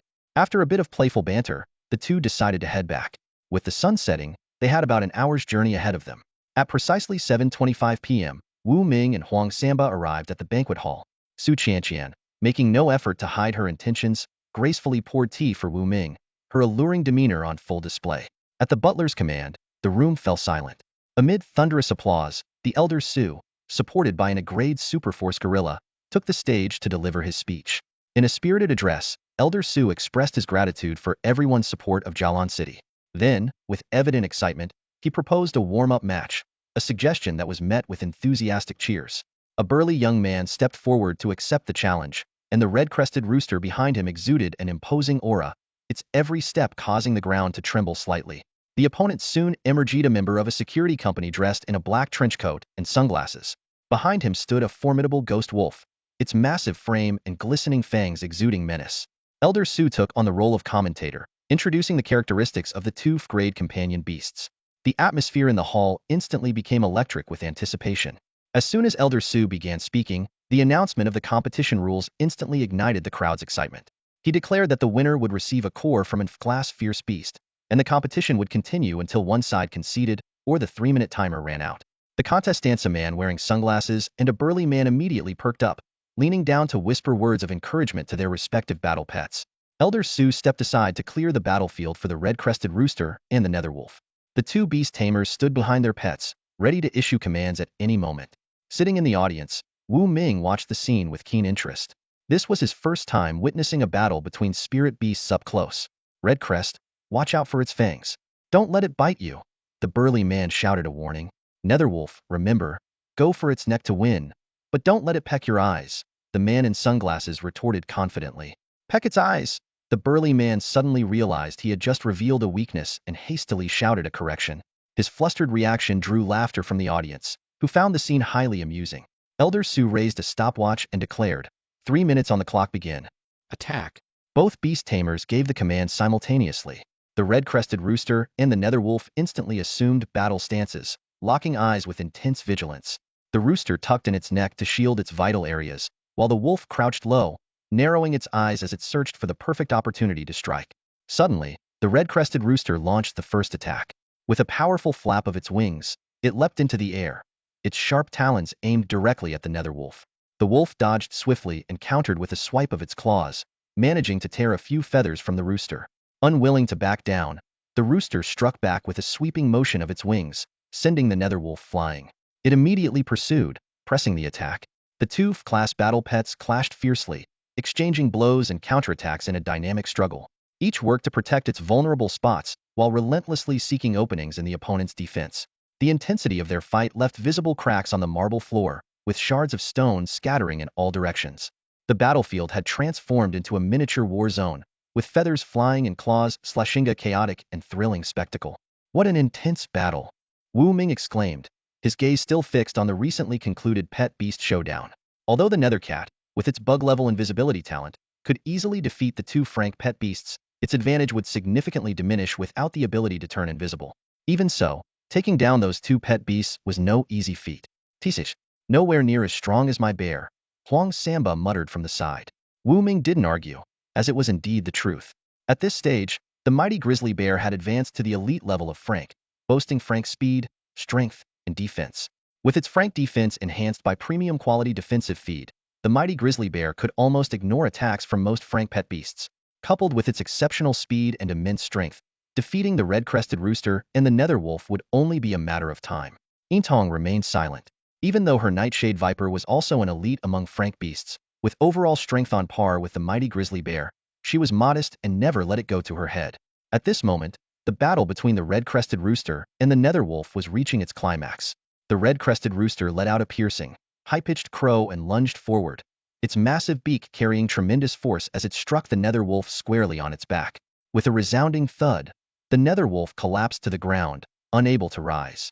While it could still barely stand, it had clearly lost the match. All right, time's up. 3 minutes are over. Elder Su announced loudly, striking an ancient bronze bell mounted on the wall. The crisp sound echoed through the banquet hall. The two beast tamers quickly recalled their respective pet beasts. On one side, a man in sunglasses from Black Windcoat Security Company carefully applied medicine to the netherwolf's wounds, his eyes flashing with fury as he looked at its mangled back. On the other side, a burly young man took out a plump, milky white grub from a wooden box and fed it to the red-crested rooster, a broad smile spreading across his face. Congratulations to the red-crested rooster for its narrow victory, Elder Su declared, handing in Frank feral beast core as a reward to the burly young man who controlled the rooster. Meanwhile, the man in sunglasses continued treating the nether wolf while muttering curses under his breath, his eyes filled with envy. A rooster beating a wolf now, that's unexpected, Su Qianqian commented softly, seated next to Wu Ming. Her amused gaze drifted toward Li Mao, the boss of Black Windcoat Security Company, who was sitting not far away. Mocking me, are you? Li Mao slammed the table in anger and turned to the beast trainer beside him, Lu Gaohan. Mr. Lu, it's your turn next. Teach those trainers from the Super Value Mall a lesson, make sure to crush them. Lu Gaohan smirked confidently. Don't worry, Mr. Li. If there's one thing I excel at, it's speed. Among the younger generation of Frank beast trainers in Jialan City, no one can match me in that regard. After all, they don't call me Quickshot Trainer for nothing. That's what I like to hear. Li Mao chuckled, visibly reassured. At this moment, Elder Su glanced at the time, picked up a microphone and announced, we just witnessed an exciting pet beast battle. Now, let's switch things up. I invite 2 trainers to come forward and prepare an Frank evolution feat on the spot. Who's interested in a little competition? The winner will receive a cash prize of 1 million. He deliberately stretched the last word for dramatic effect. Wu Ming couldn't help but admire Elder Zu's hosting skills, wondering if the man had once been an announcer for pet beast tournaments. However, his thoughts were interrupted by a loud challenge. Wu Ming, I hear you're a trainer. Care to compete with me? Lu Gaohan was already standing on the small stage, arms crossed, his sunglasses adding an extra touch of flair. Why wouldn't I dare? Wu Ming replied, rising to his feet. Elder Su interjected with a hearty laugh. Haha, it seems we have 2 spirited young trainers eager to compete. How about this, you both use your best Frank evolution feat for the contest? Does that sound fair? Agreed, Wu Ming and Lu Gaohan said in unison. Excellent. We'll give you 5 minutes to select your ingredients, and then the competition will officially begin, Elder Su said with a wave of his hand. Several security guards wheeled out 4 mobile racks filled with various ingredients. Gasps of awe rippled through the room. The combined value of these ingredients was easily over 1 billion. The words, wealthy and extravagant, surfaced in everyone's minds. Even Wu Ming couldn't help but be amazed, silently marveling at Elder Zu's immense resources. Such an extravagant display only strengthened Wu Ming's resolve to become a high-ranking beast tamer and trainer. Elder Su continued, feel free to choose any ingredients, but each of you only gets 2 attempts to prepare the feat. Fail twice and you're out. Now, please proceed to select your ingredients. As soon as the words left his mouth, Lu Gaohan shot off the small stage like an arrow, rushing eagerly toward the medicinal herbs. However, fate had other plans. The intense battle earlier between the red-crowned rooster and the nether wolf had left the ground uneven and riddled with potholes. Lu Gaohan, in his haste, lost his footing and slipped, landing flat on his back in an embarrassing tumble for all to see. Lu Gaohan cried out in pain as he clutched his nose and scrambled to his feet. One of his front teeth had been chipped, leaving him in a disheveled and pitiful state that sent the crowd into uproarious laughter. Humiliated and furious, Lu Gaohan pounded the ground with his fists, his face contorted with anger. When he finally managed to stand again, he looked up to see Wu Ming calmly selecting 2 portions of herbs. Wu Ming had already positioned himself at a newly placed table with an air of ease. Damn it! Lu Gaohan muttered under his breath. Forgetting any sense of decorum, he stumbled toward the herbs, grabbed 2 portions carelessly, and rushed to another table. Seeing this, Elder Su stepped forward to liven up the atmosphere. It seems our 2 beast tamers are ready. Let's give them a big round of applause. Instantly, thunderous applause and cheers erupted from the crowd. At that moment, Lu Gaohan waved in a particular direction. Within seconds, several men in black trench coats appeared, carrying a massive box. They hurriedly opened it and began assembling an array of precision instruments, including a reactor vessel, an evaporator, and a heating furnace, working methodically and efficiently. Curious, Elder Su approached Lu Gaohan and asked with interest, Lu Gaohan, what kind of evolutionary feat are you planning to create? And how long will it take? With a smug expression, Lu Gaohan replied confidently, I'm preparing an F-grade speed-enhancing feat. It'll only take 30 minutes to complete, several times faster than conventional methods. His words caused a stir in the crowd, drawing gasps of amazement. Impressive. Elder Su gave him a thumbs up, clearly impressed. Then, shifting his gaze to Wu Ming, Elder Su's expression suddenly changed to one of surprise. In front of Wu Ming, there were only a few simple tools: a scale, a reaction vessel, a cutting board, a small knife, and a grinding rod. Is Beast Tamer Wu Ming really just using these basic tools? Does he not even need an evaporator? Elder Su exclaimed, prompting the guests to whisper among themselves as all eyes turned toward Wu Ming. The room fell silent in anticipation. Hearing this, Lu Gaohan burst into laughter. What a joke. Not even using an evaporator. Do you even know how to perform the water-boiling crystallization method? Elder Su handed the microphone to Wu Ming, who responded calmly, I'm not using the water-boiling crystallization method. TCH, that's because you don't even know how to do it. Lu Gaohan sneered, his face full of mockery. Still composed, Wu Ming replied evenly, you're right.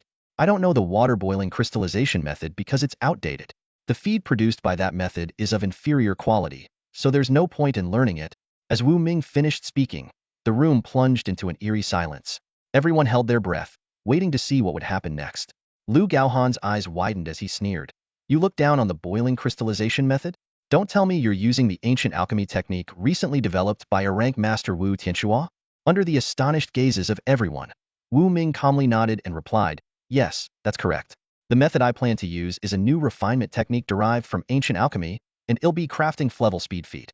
As for the time, 3 minutes should be enough. The crowd burst into laughter. Even with the commonly used boiling crystallization method, the fastest time needed was 20 minutes. Lu Gaohan's claim of completing it in half an hour was already hard to believe. Yet Wu Ming dared to say he could do it in just 3 minutes? The audience's faces were filled with disdain and skepticism. Only Huang Samba remained unfazed, muttering under his breath, Brother Wu is being modest again. If the ingredients are already prepared, he doesn't even need 3 minutes. Half a minute is more than enough. Hearing Huang Samba words, the stunning faces of Yin Tong and Su Qianqian were filled with shock. 3 minutes? Could that really be possible? If it were true, Wu Ming's efficiency would be incredible. While others could only complete one batch in an hour, he could finish dozens. Even if the price and quality were the same, Wu Ming would dominate the competition simply through sheer quantity. Lu Gaohan was taken aback for a moment before bursting into laughter. You think you can prepare and level speed feed in 3 minutes? Do you take us all for fools who can be so easily deceived? Many guests wore expressions of shared indignation, feeling that Wu Ming's claim was an insult to their intelligence. Even Old Su exaggeratedly gaped in astonishment. Holding a microphone, Old Su spoke in his deep, resonant voice. It seems our trainer Wu Ming is very confident. But can he really complete and level speed feed in 3 minutes? Let's wait and see. With that, he handed the microphone to Wu Ming. Wu Ming responded calmly, I have no reason to lie to you. By the way, when can we start? I'm waiting to eat. Lu Gaohan laughed heartily. You want to eat? You might as well eat dirt. If you'd said you could finish in an hour, I'd think you were just overly confident. But claiming 3 minutes? That's an insult to everyone's intelligence. You don't believe me? Wu Ming spread his hands, looking helpless. Lu Gaohan picked up a hard piece of rock from the ground and smirked. If you can prepare an evolution feed in 3 minutes, no, let's say 10 minutes. If you can do it in 10 minutes, they'll eat this rock right here. All right, then get ready to eat that rock. Wu Ming replied nonchalantly. Lu Gaohan's eyes turned sharp, like a venomous snake about to strike. He hissed coldly, still so arrogant? You're asking for it. Soon, they'll show you the price of your hubris. Turning to Old Su, he respectfully asked, Old Su, when can we start? I can't wait to teach this loudmouth a lesson. Since both sides are so eager, let's begin now. Old Su, curious about Wu Ming's true abilities, announced the start of the contest. The moment the competition began, Lu Gaohan swiftly removed his sunglasses, revealing a pair of eyes shadowed with heavy dark circles. His expression became intensely focused as he skillfully began preparing the evolution feed. Cutting ingredients, weighing them, balancing the ratios, starting the distillation process. Every move was executed with precision and fluidity, earning nods of approval from the guests. Well done. Li Mao laughed loudly, looking proud. His gaze lingered greedily on Su Qianqian and Yin Tong before turning to Wu Ming with a mocking smirk. However, Wu Ming remained still, making no move to start. The crowd began to murmur. Why isn't Wu Ming doing anything? Yeah, he doesn't even have an evaporator. Was he just bluffing earlier? You don't get it. This is what they call the calmness of a master. Amid the growing speculation, Wu Ming stayed composed. He leisurely sipped a cup of tea and checked the time. Seeing that 2 minutes remained, he finally began his performance, unhurried. All right, let's get started, Wu Ming said as he took out pre-selected ingredients. He chopped them swiftly on a cutting board and ground them into powder or paste with a mortar and pestle. This process took only a minute and a half. Then, within just 10 seconds, he placed all the ingredients into a reactor. Lifting the reactor high with both hands, Wu Ming looked directly at Lu Gaohan and said loudly, Lu Gaohan, are you ready to eat that rock? As soon as he finished speaking, everyone stared in shock. Inside the reactor, the ingredients began to dissolve on their own. A peculiar, enticing aroma wafted out, more mouth-watering than any gourmet dish on the table. Instantly, all the nearby beasts became visibly excited. Oh wow! The red-crowned rooster suddenly flapped its wings, its eyes gleaming with greed, as if it couldn't wait to lunge forward and peck at the food. Just then, something astonishing happened. The herbs inside the reaction cauldron began to merge together on their own. Could this be the legendary ancient alchemy technique? Someone whispered in disbelief. The guests present were all dumbfounded, rising to their feet with wide eyes. The arrogance and disdain that had been on their faces moments ago were completely replaced by intense curiosity. Lu Gaohan stared at the reaction cauldron in Wu Ming's hands, his eyes bulging in disbelief as he gasped sharply. How is this possible? Lu Gaohan muttered to himself. There's no sign of any energy fluctuation. How could these herbs react like this? No matter how hard he racked his brain, he couldn't comprehend the principles behind it. Even the well-traveled and knowledgeable Elder Su was left utterly stunned. He stared fixedly at the reaction cauldron, where 100 perfectly formed evolutionary food pellets had appeared, and involuntarily swallowed hard. Wu Ming poured the evolutionary food from the reaction cauldron into a wooden box, a gentle smile spreading across his face. Turning to Elder Su, he asked in a calm tone, "All right, I've completed the preparation. Elder Su, may I ask how much time I took in total?" Elder Su quickly glanced down at the stopwatch in his hand and exclaimed in astonishment, 3 minutes and 10 seconds? No, wait, there was a slight delay in my timing. Realistically, you completed this in less than 3 minutes. This is simply incredible. Impossible. Lu Gaohan shrieked, his voice sharp. Only 3 minutes? My boiler hasn't even fully heated up yet. How could Wu Ming possibly have finished preparing evolutionary food? This must be fake. Wu Ming faced the accusations with composure. Handing the wooden box to Butler Lin, he said calmly, "Whether it's real or not, let a professional appraiser assess it." Butler Lin accepted the wooden box, offering Wu Ming a small, polite smile before taking a seat on the small stage. He received professional testing equipment from a few bodyguards and began the meticulous process of evaluation. Lu Gaohan had already stopped his own work, standing anxiously to the side and observing. He knew full well that if Wu Ming had truly prepared grade evolutionary food, the competition would be over, and there would be no point in continuing. But if Wu Ming failed, Lu Gaohan might still have a chance. On stage, Butler Lin carefully tested the food with the instrument, his expression gradually shifting. At first, his brow furrowed deeply. Then his eyes widened more and more, and finally, his mouth fell slightly open, completely losing his usual composed and elegant demeanor. Instead, his face displayed an exaggerated expression of shock. Suddenly, Butler Lin shot to his feet, his voice trembling with excitement as he announced the results loudly. Molecular activity, 99. Quality exceptional. As soon as the verdict was out, the entire venue fell into a deathly silence. Everyone held their breath, as if time itself had frozen in that moment. Molecular activity at 99. Supreme quality. Successfully refined in just 3 minutes. These words struck like bolts of lightning in the minds of everyone present, leaving them utterly stunned. In the aftermath of this shock, they exchanged bewildered glances, their faces filled with disbelief. The chubby shopkeeper who had earlier mocked Wu Ming swallowed hard, his regret written all over his face. He muttered under his breath, "He really did it? Is this even humanly possible?" At that moment, he wished he could slap himself for his earlier ignorance. It wasn't just the shopkeeper. The other guests were equally dumbfounded, their faces twitching uncontrollably. To concoct an grade speed feed within 3 minutes, and achieve supreme quality no less, was beyond anything they had ever imagined about alchemy.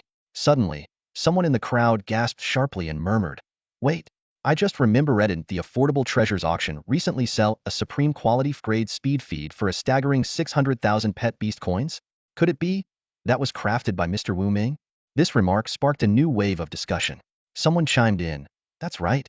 I also heard the Affordable Treasures auction is preparing to sell a supreme quality grade defense feed, with evaluators predicting it could sell for over 800,000 pet beast coins." The surrounding guests nodded in agreement. As distinguished figures of Jialan City, many of them had attended that sensational auction and knew firsthand how rare supreme quality evolutionary feeds were. Lu Gaohan, listening to the flurry of discussions around him, turned pale. His neck stiffened as he slowly turned to Wu Ming, his voice filled with disbelief and frustration. "Impossible. Supreme quality is the highest standard. You're just a kid in your 20s. Even if you'd started learning alchemy in the womb, you couldn't possibly achieve this." But Wu Ming merely responded with a calm smile, ignoring Lu Gaohan's shock and doubt. Instead, he turned to Lin Steward and Elder Su, speaking in a gentle tone. "Elder Su, Steward Lin, are you satisfied with this grade speed feed I've prepared?" Lin Steward and Elder Su exchanged a meaningful glance, their expressions tinged with a hint of astonishment. Elder Su quickly grabbed the microphone, his face beaming as he announced, "Excellent! Congratulations to our talented beast tamer, Mr. Wu Ming, for crafting a supreme quality grade speed feed and securing victory in this competition. The reward is 1 million pet beast coins." The moment these words were spoken, the crowd erupted into cheers. Huang Samba, unable to contain his excitement, stood up and pounded his chest like a gorilla, causing Su Qianqian to burst into giggles. Though she tried to suppress her laughter, the amusement in her eyes was impossible to hide. Meanwhile, Lu Gaohan, the defeated challenger, collapsed to the ground, his legs trembling uncontrollably. Wu Ming casually walked over to him, tossing a small stone onto the floor. His tone was indifferent as he said, "A man should honor his promises. You lost, so remember to eat the stone. I won't make it too hard for you. Take it home, grind it into powder, and drink it with water every day." These words enraged Lu Gaohan to his core. He let out a furious roar, "I'll kill you," and lunged toward Wu Ming with flailing arms. But just as he was about to strike, Elder Su's stern voice rang out, "Enough!" Before the words had fully settled, an unusual sound echoed through the hall. Lu Gaohan was suddenly struck by an invisible force. His body lifted into the air and slammed onto the massive chandelier hanging from the ceiling. The abrupt turn of events left him so terrified that he lost control of his bladder, and the pungent smell of urine quickly spread throughout the room, eliciting gasps and murmurs from the crowd. "A dignified grade beast tamer, scared into wetting himself," someone exclaimed in astonishment. Wu Ming didn't spare a glance at the humiliated Lu Gaohan. Instead, his attention shifted toward the entrance, where a grade pet beast, a unicorn horse, stood silently. Its single horn glowed faintly, and it was clear that the shocking scene just moments ago was its doing. Wu Ming marveled at the unicorn horse's prowess. It had not only crossed dozens of meters in an instant to strike Lu Gaohan, but had also demonstrated precise control, leaving the man unharmed while returning to its original position without leaving a trace. The seamless execution showcased remarkable speed and mastery. As the guests remained awestruck, Elder Su suddenly burst into laughter, feigning surprise. "My goodness, how did our esteemed Lu Gaohan end up on the chandelier? Truly puzzling." Though he pretended to be clueless, it was evident that the unicorn horse had acted on his subtle command. By now, Lu Gaohan had completely abandoned his pride. Dangling from the chandelier, he was on the verge of tears as he pleaded, "Please, someone get me down." Li Mao, witnessing this, stomped his foot in frustration and barked, "What are you waiting for? Go help him." Though Lu Gaohan had lost the competition, he was still an grade beast tamer and couldn't simply be left hanging. Several black-clad bodyguards immediately sprang into action, forming a human ladder to rescue the trembling Lu Gaohan from the chandelier and return him to his seat. However, as soon as Lu Gaohan was placed down, he jumped up like a startled cat and shouted angrily, "Idiots! Why put me here? Are you trying to make me look even worse?" With that, he bolted out of the hall, clearly desperate to take a shower and change out of his soiled clothes. Watching Lu Gaohan's embarrassing retreat, many in the crowd couldn't help but laugh, their amusement only fueling his resentment toward Wu Ming. Wu Ming observed the entire scene and shook his head lightly before turning to return to his seat. "Wait a moment," Elder Su suddenly called out. Wu Ming turned back and asked, "Elder Su, is there something else you need?" Elder Su spoke with a tone of respect and curiosity. "I was wondering if you might be willing to explain your method for crafting the feed just now. Would that be possible?" To Elder Su, Wu Ming, despite his youth, was clearly an extraordinary talent. More importantly, the techniques he had used bore a striking resemblance to the legendary ancient alchemy methods. Coupled with Wu Ming's surname, Elder Su was almost certain that this young man had some connection to the great master Wu Tianshi, perhaps as a relative or a protege. After all, how else could someone so young have mastered such incredible techniques? Hearing Elder Su's request, Wu Ming nodded in agreement. Pointing to the grade speed feed on the table, he explained, "I used a newly derived method based on ancient alchemy techniques. The key principle is leveraging biological magnetic fields as a catalyst to ensure the perfect reaction and fusion of the ingredients, achieving such a high-quality result." Biological magnetic fields? The crowd exchanged puzzled looks, clearly unfamiliar with the concept. Even Elder Su appeared surprised, nodding in admiration. Biological magnetic field, truly a fascinating and advanced concept. By the way, what do you plan to do with this great evolutionary feat? Wu Ming thought for a moment before replying, "I'd like to gift it to you, Elder Su, as a small token of appreciation." He understood well that maintaining good relations with someone as influential as Elder Su in Jialan City could only benefit his future endeavors. "Gift it to me?" Elder Su was taken aback, but quickly shook his head. "No, I can't accept it for free. How about this? I'll buy it from you for 1 million pet beast coins, and it'll include the prize money from earlier as well." "Very well, thank you, Elder Su." Wu Ming accepted the offer with a smile. For Wu Ming, attending this banquet turned out to be exceptionally rewarding. Not only did he defeat Lu Gaohan in the competition and win $1 million prize, but he also unexpectedly sold his grade speed feed to Mr. Su, earning another million. This string of victories made him the center of attention at the banquet within just a few hours. As Wu Ming returned to his seat, the atmosphere in the banquet hall subtly shifted. The other guests cast their gazes toward him, some filled with fiery envy, some with regret, and others with dark, uneasy expressions, clearly unsettled by Wu Ming's sudden rise. Su Qianqian attentively poured tea for Wu Ming, deliberately leaning forward to reveal a fair expanse of her chest. Her overt attempt at seduction made Wu Ming silently shake his head. Nearby, Yin Tong observed Wu Ming quietly, her eyes gleaming with a complex light, as if reassessing this young man's capabilities. Producing a top-quality grade speed feed in just 3 minutes, such efficiency was undoubtedly top-tier in Jialan City. Mr. Su picked up the microphone, scanning the room with a smile before saying, "A heartfelt thanks to the 2 exciting matches we just witnessed. Let's give a round of applause to show our appreciation." Thunderous applause erupted throughout the hall. Once the room quieted down, he continued, "That concludes the warm-up. Now, let's begin the banquet." As soon as Mr. Su finished speaking, attendants in matching uniforms entered in an orderly procession, serving an array of exquisite dishes. Wu Ming's attention quickly shifted to the culinary delights before him. Su Qianqian placed a meatball on his plate and softly explained, "Master Wu Ming, this is made from the ferocious swordfish dragon. It's excellent for nourishing the kidneys." Wu Ming inwardly rolled his eyes but still tasted it out of politeness. To his surprise, the meatball had an extraordinary texture, springy, flavorful, and far superior to any dish head ever tried before. Even more astonishing, as the meatball settled in his stomach, a warm current spread through his body, a clear sign of its potent restorative properties. Nearby, Huang Samba shamelessly helped himself to a large bowl of swordfish dragon bone soup, savoring it with visible delight. As a notorious playboy who indulged in nightly revelries, this kidney-nourishing delicacy was nothing short of a godsend for him. At that moment, Mr. Su raised his wine glass, proposing a toast to the guests. Everyone tactfully stood up, raising their glasses in unison. Su Qianqian leaned closer to Wu Ming, whispering in his ear, "This wine is quite special too. It's said to be brewed with the essence of a ferocious beast, also great for kidney health."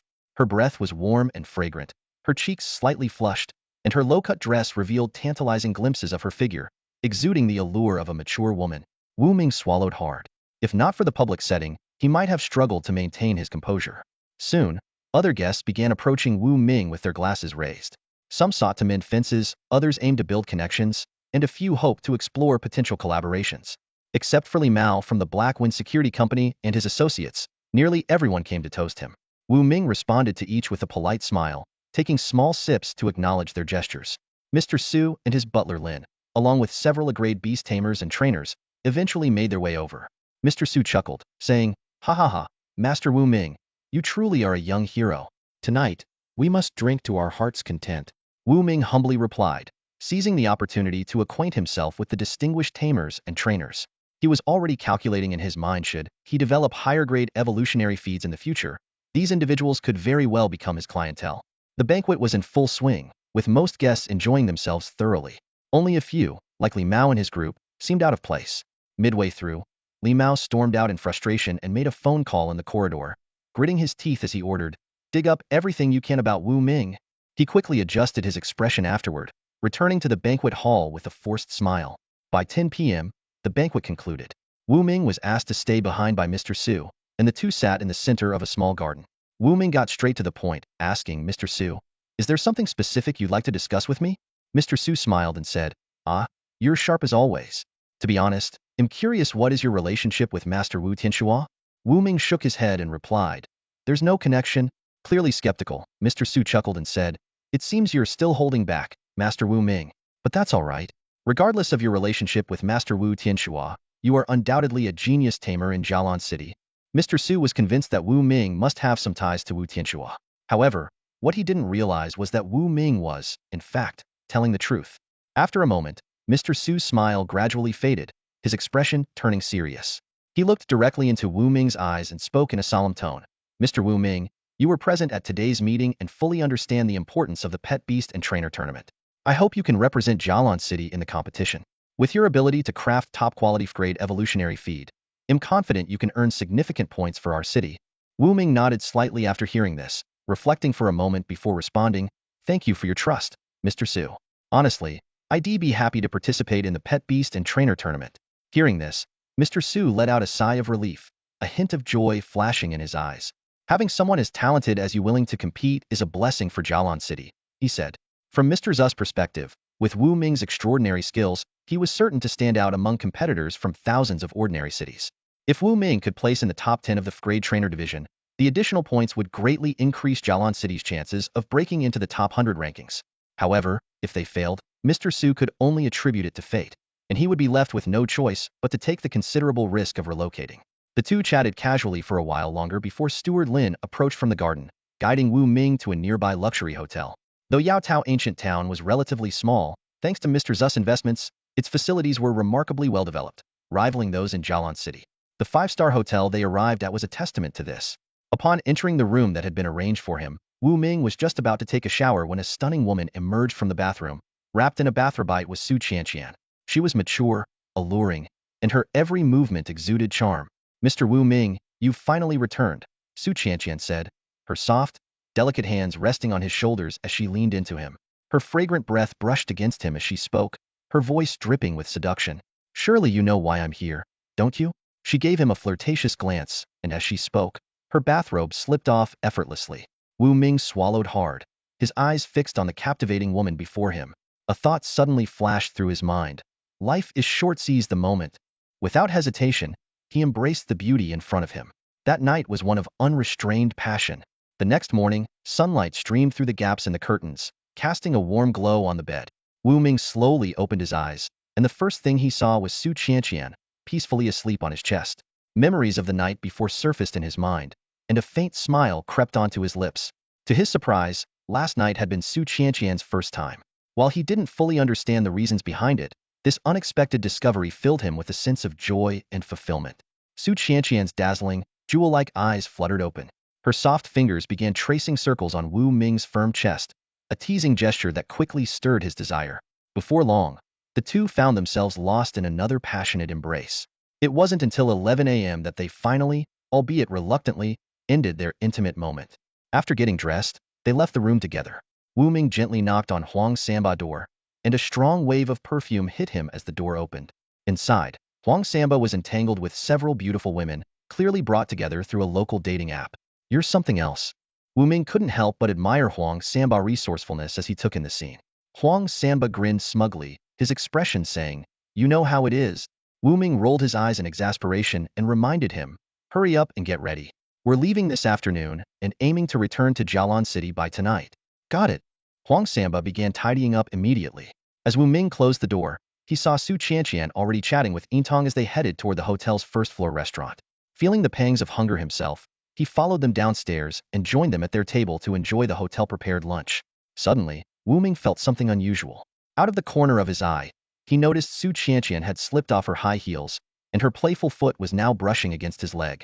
"I'm trying to eat here." Yintong put down her chopsticks with an exasperated expression, addressing Su Qianqian beside her. Su Qianqian quietly slipped her shoes back on and averted her gaze. Only then did Yintong resume her meal.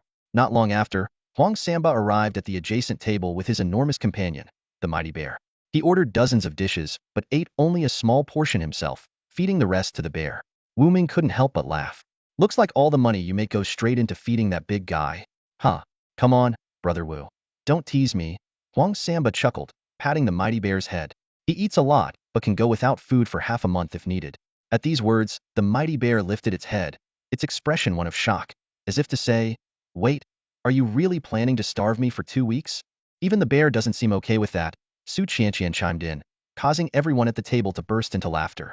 After lunch, the group rested for half an hour before boarding their vehicles to head back to Jialan City. Just as they were preparing to depart, Steward Lin arrived at the hotel entrance, accompanied by the Ultra Gorilla. He handed an envelope to Wu Ming. "What's this?" Wu Ming asked, surprised. "It's a letter of recommendation from the master," Steward Lin explained. "He heard you don't yet have a Beast Tamer's certificate, so he asked me to give this to you. Once you return to Jialan City, take this letter to the city lord. Whatever requests you have, they'll be addressed." "Such a generous gift," Wu Ming exclaimed. "Please thank old Master Su for me." Steward Lin smiled. "The master said it's us who should be thanking you." Everyone else looked puzzled by the exchange, but Wu Ming's expression grew serious. He knew old Master Su was referring to the beast taming and training tournament. After Steward Lin left, Wu Ming carefully tucked the recommendation letter away. Staring out the window, he began contemplating the many tasks awaiting him in Jialan City, including obtaining his Beast Tamer certification, getting official recognition, and sorting out the rent for his pet beast shop. Brother Wu, you're amazing earning old masters us favor like that, Huang Samba said with envy. Even the mighty bear let out a symbolic roar, seemingly congratulating Wu Ming.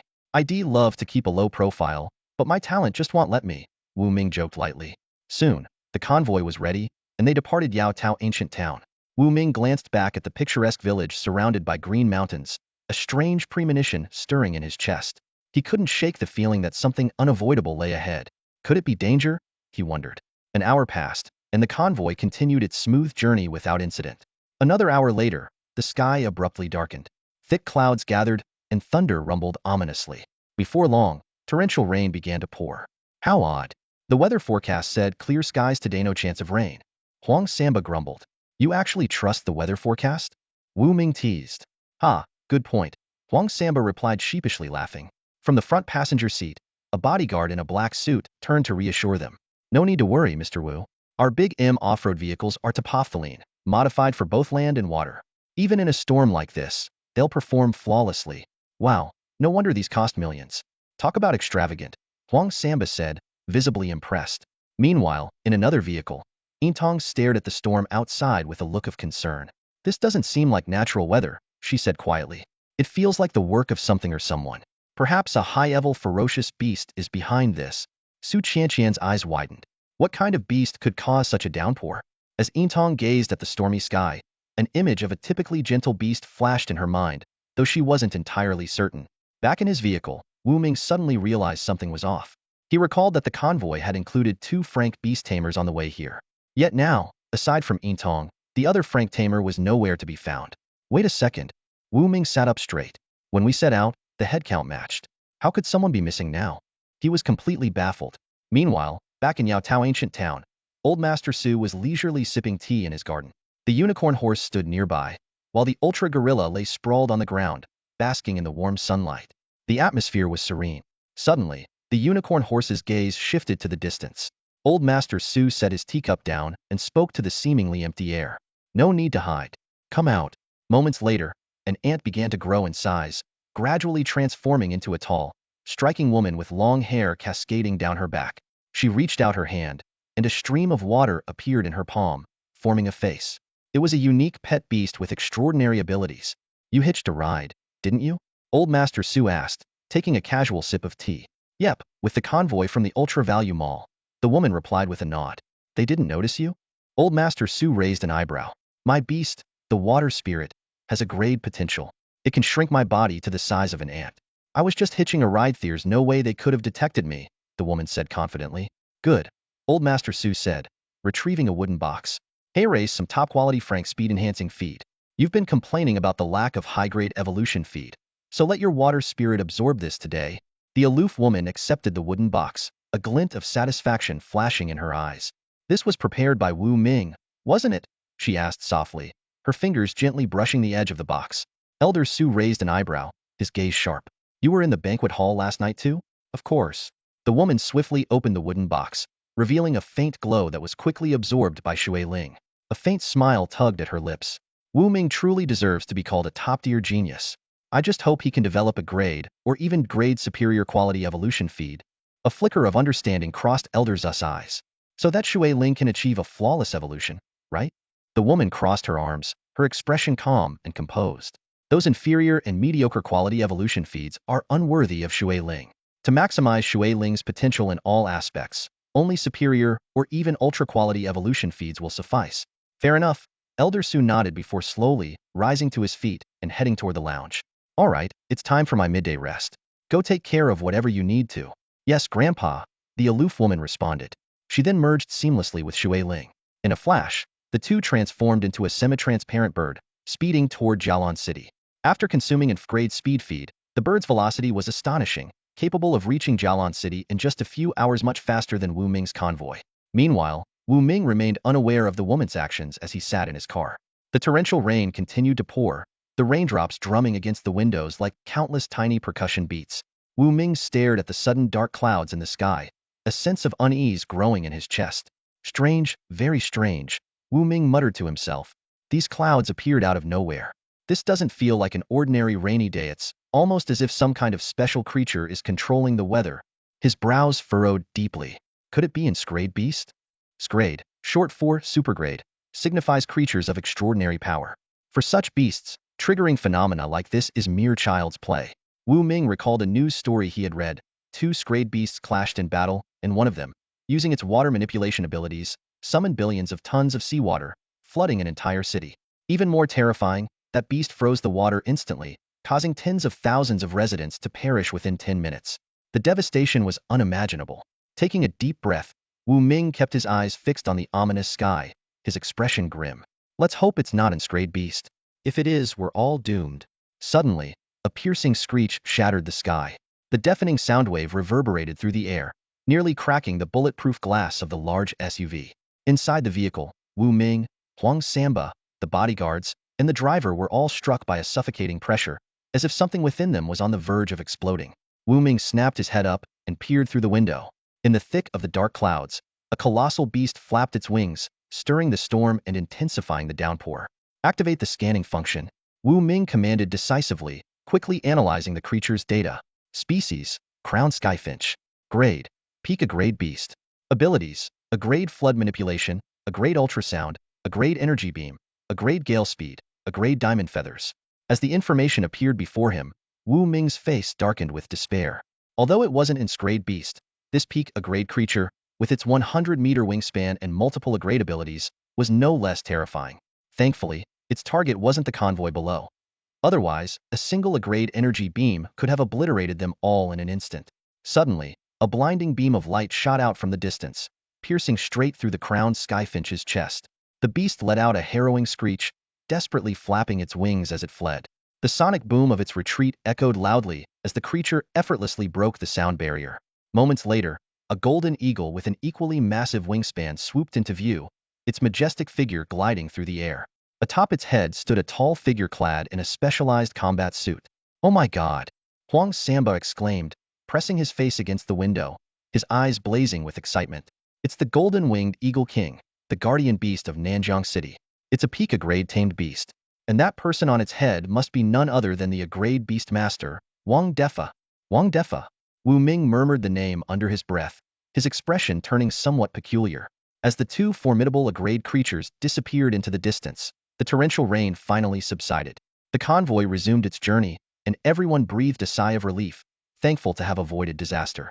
However, as the convoy entered a dense forest, a sudden turn of events unfolded. A massive one-horned rhinoceros, the size of an elephant, charged out from the roadside, flipping the lead armored vehicle as if it were a toy.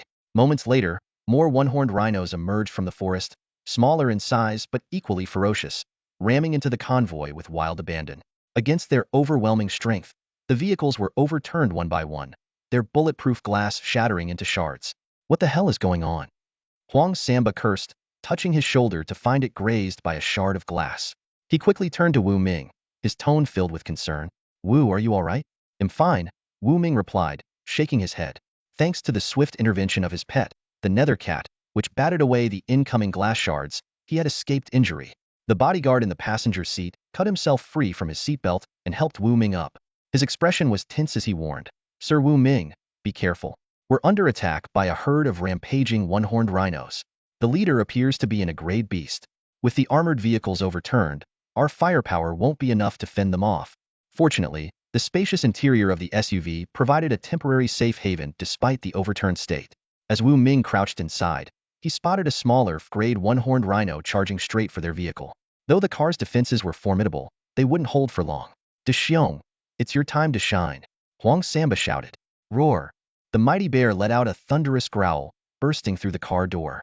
With its massive front paws, it seized the rhino's horn, its powerful hind legs digging into the ground to halt the beast's advance. "Nice. Aim for the ISCO for the weak points," Huang Samba commanded. The mighty bear obeyed instantly, harnessing its grade strength ability to overpower the rhino. With a sudden, devastating over-thresholder throw, it slammed the rhino into the ground. Then, with its claws harder than reinforced steel, the bear gripped the rhino's neck and, with a force of 10 tons, snapped it, swiftly ending the creature's life. Haha, taking down an F-grade beast, I'm finally getting promoted when we get back. Huang Samba cheered enthusiastically. Wu Ming placed a firm hand on Huang Samba's shoulder, his tone serious. Don't celebrate just yet.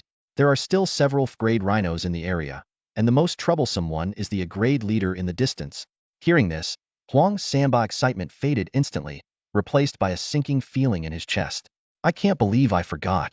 Huang Samba smacked his forehead and quickly shouted toward the mighty bear. Bear, you need to be careful. Roar. The mighty bear let out a deafening roar, its fighting spirit surging. It possessed 3 F-grade talents in strength, defense, and speed, with the latter 2 being of exceptional quality among its peers.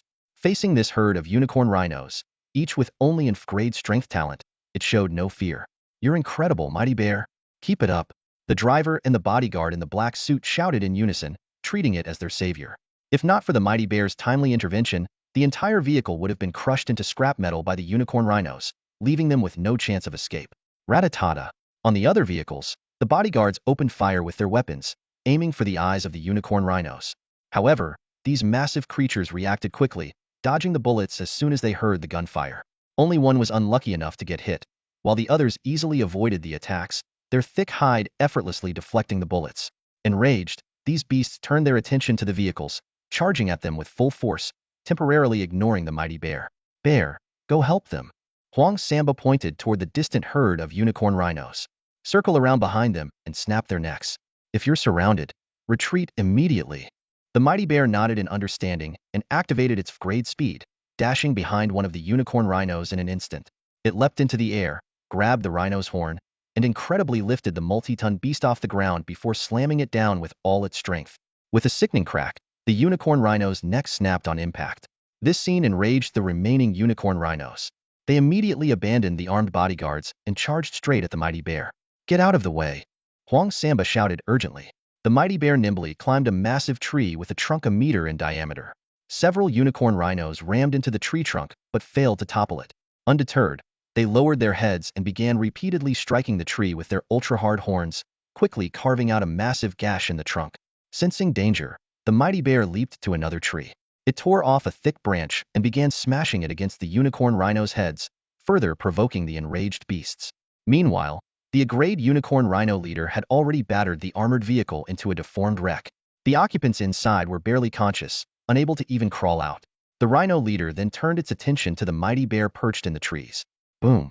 The rhino leader charged headlong into a tree, snapping the 1-meter-thick trunk like a twig. Fortunately, the mighty bear had anticipated this and leapt to another tree just in time to avoid the impact. Crash! The rhino leader continued its relentless assault, toppling tree after tree in its path. The mighty bear seized the opportunity to lure the herd further away. Mr. Wu Ming, are you all right? A voice suddenly called out. Yin Tong appeared nearby, standing beside the visibly shaken Su Qianqian. Apart from a few minor scratches, the two seemed unharmed. I'm fine, Wu Ming replied, shaking his head. I'm not fine. I'm injured. Huang Samba pointed to the wound on his shoulder. Yin Tong pulled out a bottle of healing spray and gently applied it to Huang Samba's injury. The wound healed rapidly, leaving Wu Ming staring in disbelief. It seems I've underestimated this world's technological capabilities, Wu Ming thought to himself. Their firearms may not be particularly advanced, but their medical technology is on another level. Our vehicles are destroyed and can't move. What do we do now? Huang Samba asked anxiously. And the mighty bear is still being chased by the unicorn rhino herd. I can't just abandon it. A black-suited bodyguard reported. The armored vehicle and 5 large SUVs are totaled, but the other vehicles are still operational, though they might be less comfortable. Then what are we waiting for?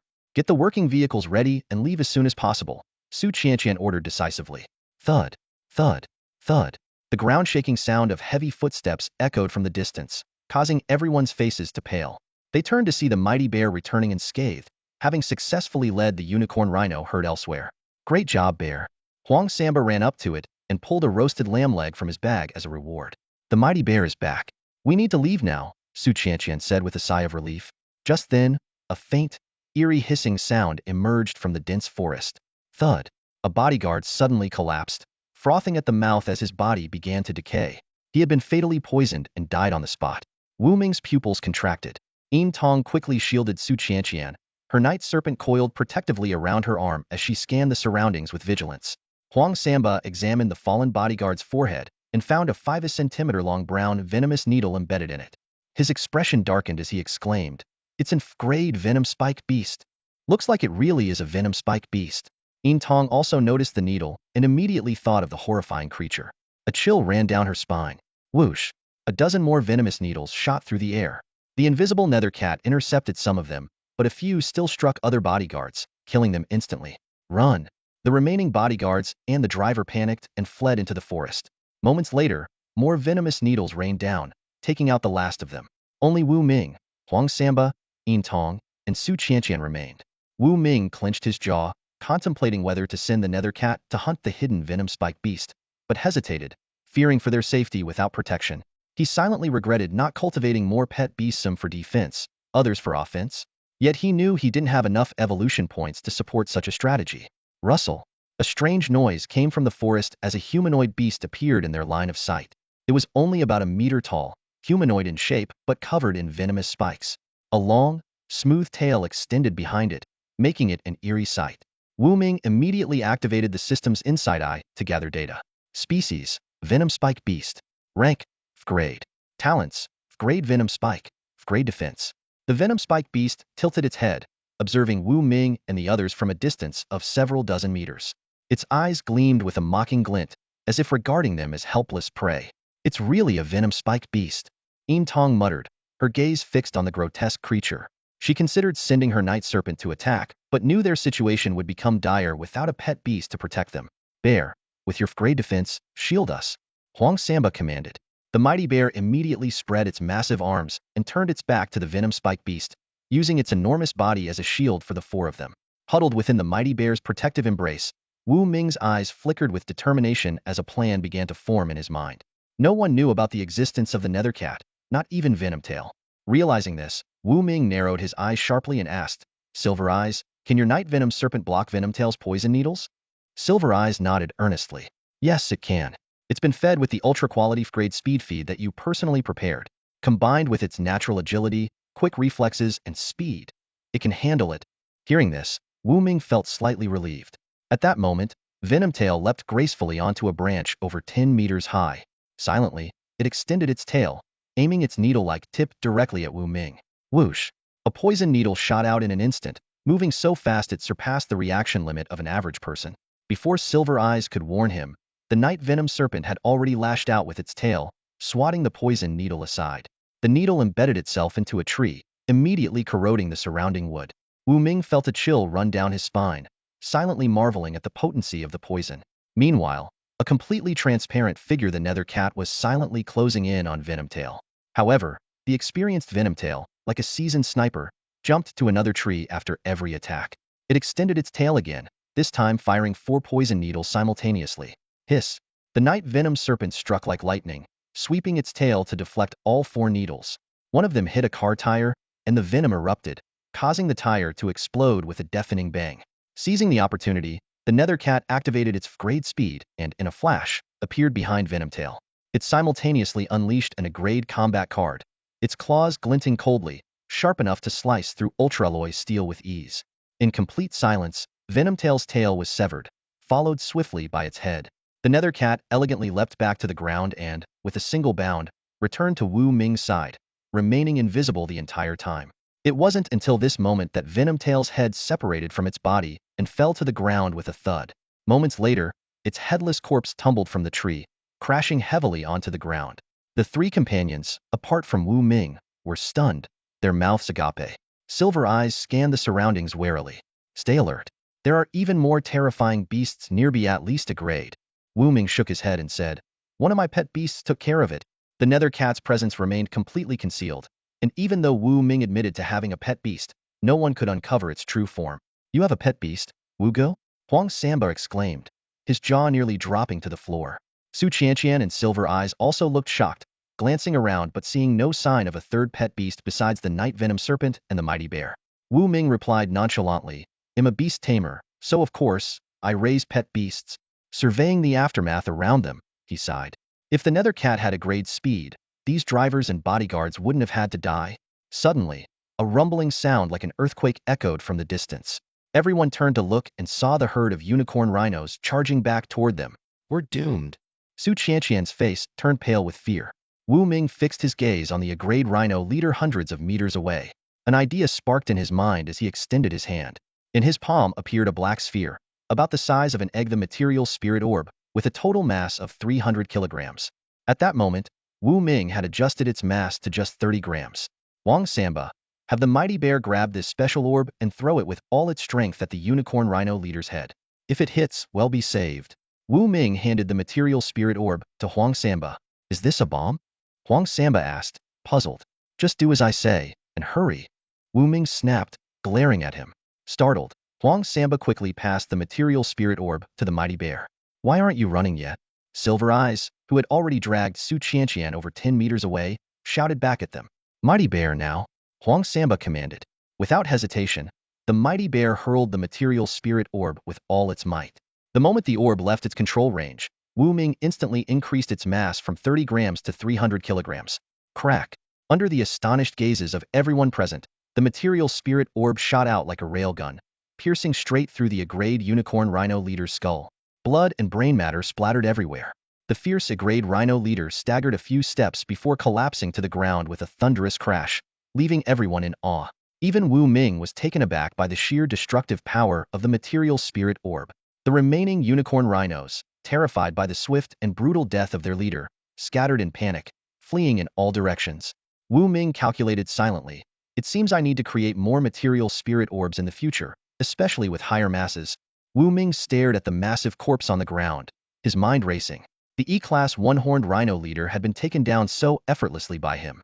He recalled the energy formula he had used, EMC superscript 2. In that crucial moment, he had suddenly increased the mass of the material spirit sphere from its minimum to its maximum value, causing the energy to skyrocket by a factor of 10,000. The resulting power was nothing short of terrifying. Although he didn't fully understand why the material spirit sphere possessed such an extraordinary ability to adjust its mass, Wu Ming was well aware of how powerful and practical this feature was. Suddenly, a thought crossed his mind. Could it be due to adjustable density? He pondered silently. Mass is the product of volume and density. If the volume of the material spirit sphere remained constant, merely changing its density would naturally alter its mass. However, he still wasn't entirely sure if the material spirit sphere truly had this density-adjusting capability. At that moment, his companions were all struck speechless by the sudden turn of events. Yin Tong stared wide-eyed at the enormous beast that had been crushed to death, while Su Qianqian's mouth hung open, as if it could fit an entire egg. Huang Samba and the mighty bear exchanged bewildered glances, their eyes filled with confusion. None of them could have expected that the object Wu Ming casually threw would possess such terrifying penetrating power, easily piercing through the hardened skull of the E-class one-horned rhino. Wu Gu, what on earth was that thing? Huang Samba finally found his voice, asking in astonishment. Wu Ming casually made up an explanation. It's a special material with built-in penetrating properties. My master gave it to me for self-defense. Though Wu Ming didn't actually have a master, this explanation seemed convincing enough for the others. Huang Samba, Su Qianqian, and Yin Tong didn't show any signs of doubt. They reasoned that someone as talented as Wu Ming, a genius beast tamer, must have a powerful master supporting him. A sudden thought struck Huang Samba. Could the A-class master Wu Tianxua be Wu Guest mentor? He recalled how Wu Ming had always denied any connection to Wu Tianxua, but now it seemed plausible that he had done so to keep a low profile. Perhaps today's danger had forced him to reveal a small part of his hidden strength. The more Huang Samba thought about it, the more convinced he became of his theory, letting his imagination run wild. Wu Ming had no clue about Huang Samba's inner thoughts. Shui Qianqian asked anxiously, Sir Wu Ming, what should we do now? Wu Ming glanced around at the chaotic scene, his gaze lingering on the bodies of the fallen bodyguards and drivers. With a deep sigh, he said, let's handle the scene first. It pains me to see these people couldn't be saved. We need to bury them properly and then find a working vehicle to head back. Huang Samba eagerly volunteered. Leave it to me. He then instructed his mighty grizzly to dig a large pit by the roadside and buried all the casualties with care. Wu Ming walked over to the lifeless thorn scorpion. Gently touching a part of its body without venomous spines, he silently thought, System, convert it. Ding, 12 evolution points obtained. The system promptly notified. Wu Ming marveled inwardly. As expected of a seasoned grade beast, it contained such a significant amount of evolution points. Feigning nonchalance, he approached the corpse of the grade rhinoceros beast, whose neck had been snapped by the mighty grizzly. Pretending to inspect it in front of everyone, he covertly converted its evolution points as well. Yintong, curious, walked over and asked, Sir Wu Ming, what are you doing? Without batting an eye, Wu Ming lied. I heard that beasts often have inner cores inside them, which can be quite valuable. Unfortunately, I'm not strong enough to extract them. Let me help. Yintong immediately ordered her night venom snake to slither into the wounds of the dead beasts to search for inner cores. Seizing the opportunity, Wu Ming moved to the corpse of the aggrayed rhinoceros beast and secretly commanded, "System, convert the evolution points of the rhinoceros beast." Ding, 65 evolution points obtained. The system responded, leaving Wu Ming astonished. He suppressed his excitement and discreetly collected a spirit matter orb nearby after cleaning it. Then, he systematically converted all the beasts at the site into evolution points. 10 minutes later, Yintong returned with a few inner cores in hand. "Sir Wu Ming, here are the inner cores you wanted." "Thank you," Wu Ming said, taking the cores with a hint of delight in his heart. These cores, still untapped for evolution points, held immense potential, possibly as raw materials for certain evolutionary foods. "Brother Wu, everything's done," Huang Samba called out from a distance. Wu Ming looked over to find the casualties had been properly buried, and Huang Samba had directed the mighty grizzly to select the least damaged vehicle, a large Miri's car, and confirmed it was usable. "Let's head back," Wu Ming said, taking a seat in the back. Huang Samba joined him in the back as well. Wu Ming raised an eyebrow and asked, "Aren't you driving?" "I don't have a driver's license," Huang Samba admitted sheepishly, scratching his head. Wu Ming rolled his eyes in exasperation. "He'll drive," Shui Qianqian said, tearing off the cumbersome part of her long dress to reveal her long, slender legs. She slid into the driver's seat, adjusting her black-framed glasses. Her demeanor suddenly exuded a sharp, confident aura. Yintong took the passenger seat, buckled in, and said through the rearview mirror, "My cousin is an amateur race car driver. With her driving and me navigating, we should make good time." Wu Ming and Huang Samba exchanged surprised glances. Who would have guessed Shui Qianqian had such a skill? The engine roared to life. The Miri's car shot forward, leaving a trail of flames in its wake, reaching a speed of 160 kilometers per hour on the dirt road. "Holy crap, that's insane." Wu Ming quickly buckled his seatbelt, gripping the handle tightly. He hadn't expected Shui Qianqian's driving skills to be so impressive, a true amateur racer indeed. The rest of the journey went smoothly. With only one vehicle and such high speeds, they reached the western gates of Jialan City in just 2 hours. Beep beep, VIP card. With a swipe of Shui Qianqian's card, the car passed through the city gates without issue. 15 minutes later, the vehicle stopped in front of a pet beast shop on Nanwen Street. It was just past 4 p.m., and Wan Siyu was sitting at the counter. Hearing the rumble of the engine outside, she rushed out and saw Wu Ming stepping out of the car. "Brother Wu, you're back?" Wan Siyu's heart, which had been on edge, finally settled. Huang Samba, leading the mighty grizzly out of the car, sighed dramatically, "See you. I followed Brother Wu through life and death. Don't I deserve some concern too?" Only then did Wan Siyu notice the bloodstains on Wu Ming and Huang Samba clothes, and she immediately grew flustered. "It's nothing serious, just a little scuffle," Wu Ming reassured her, patting her shoulder to ease her worries. He then waved at Yintong and Shui Qianqian in the car. "Thanks a lot. See you tomorrow." Shui Qianqian blew Wu Ming a playful kiss. After last night's wild adventure, she seemed even more alluring today, her femininity on full display. Wan Siyu couldn't help but feel a pang of inferiority and disappointment, lowering her head. With a roar, the Miri's car drove off. Inside the car, Yintong glanced at the old pet beast shop on Nanwen Street through the rearview mirror. With an expressionless face, she remarked, "So, the genius Beast Tamer prefers to stay in such a small, unassuming place. Interesting. Geniuses always have their quirks," Shui Qianqian said with a sly smile, her red lips curving upward, exuding a newfound, mature charm. The silver-eyed beast didn't understand this, so it failed to notice anything unusual. Back at the pet beast shop, Wu Ming immediately rushed into the bathroom, letting the hot water wash away the exhaustion of the day. Meanwhile, Huang Samba headed straight to the certification center with his mighty grizzly bear, ready to submit the thrilling video footage showcasing the mighty grizzly bear single-handedly taking down an F-class unicorn rhino. This would pave the way for him to officially become a certified F-class beast tamer. "See you, there's nothing else for today. You can leave early," Wu Ming said as he dried his damp hair, calling out to Wan Siyu at the counter. Wan Siyu took out her phone and asked thoughtfully, "Brother Wu, should I order some food delivery for you?" "No need, I'm not hungry right now. You can head home," Wu Ming replied, waving her off. "All right. See you tomorrow, Brother Wu," Wan Siyu said cheerfully as she slung her small bag over her shoulder and walked towards her rented apartment just a few hundred meters away. Wu Ming slumped onto the sofa, replaying the events of the past 2 days in his mind. He had accumulated 350 evolution points, and with the 2 million he earned from Old Su, his wallet was considerably fuller. "Open the system shop," Wu Ming murmured in his mind. In an instant, It felt as though he was transported into a virtual world. Before him was a dazzling array of items in the system shop, leaving him overwhelmed. Class pet beast eggs were quite expensive, most costing over 300 evolution points, with the cheapest ones priced over 200 points, but their quality left much to be desired. Forget it. I'll start with an E-class pet beast egg to get through the early stages, Wu Ming muttered to himself. Today's bloody battle had made him realize the importance of having more pet beasts. After carefully browsing the system shop, Wu Ming finally settled on a pet beast egg called the Hellhound. This pet beast had E-class potential, and even without consuming evolutionary feed, it could reach E-class upon maturity. It also came with a built-in E-class fire talent. Purchase. Wu Ming decisively confirmed the order. The system's notification sounded. Ding! The host has spent 120 evolution points to purchase an E-class potential pet beast, the Hellhound. It has been automatically bound to the host and will begin hatching. As soon as the notification finished, Wu Ming was startled to see a black egg suddenly appear on the table, about the size of a rugby ball. The eggshell began to tremble slightly, as if something inside was eager to break free. Crack! A small, furry claw suddenly pierced through the eggshell, reaching outward. Wu Ming held his breath, his eyes fixed unblinkingly on the miraculous hatching process, his heart filled with anticipation. Crack! The sound of the eggshell breaking echoed through the room.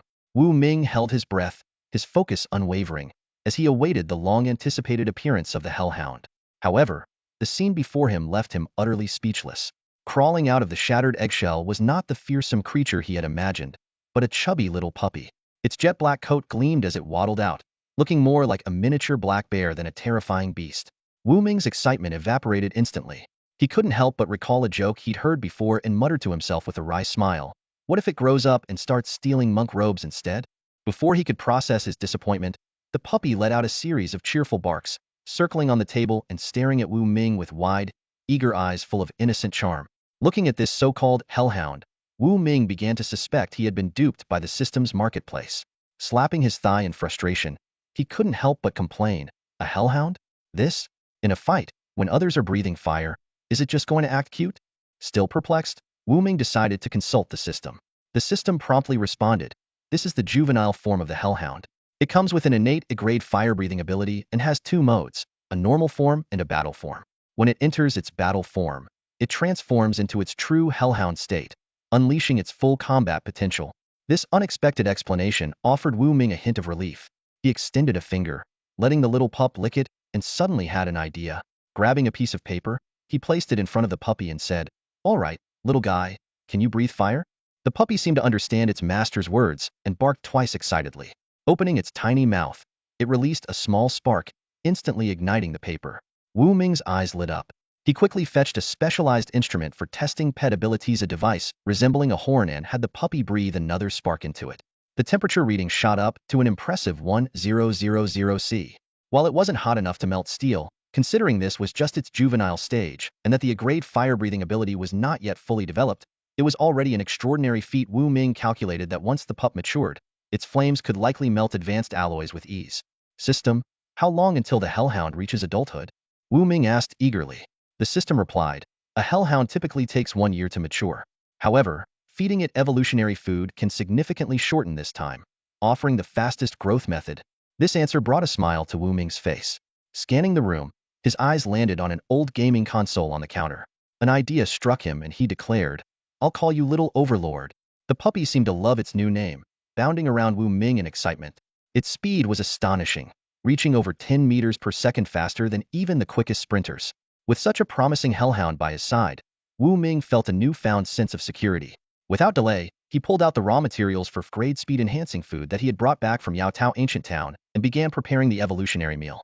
He worked methodically, slicing, weighing, grinding into powder, mixing thoroughly, and placing the mixture into a reaction vessel. Wu Ming performed each step with precision. Gripping the vessel with both hands, he deducted 5 evolution points.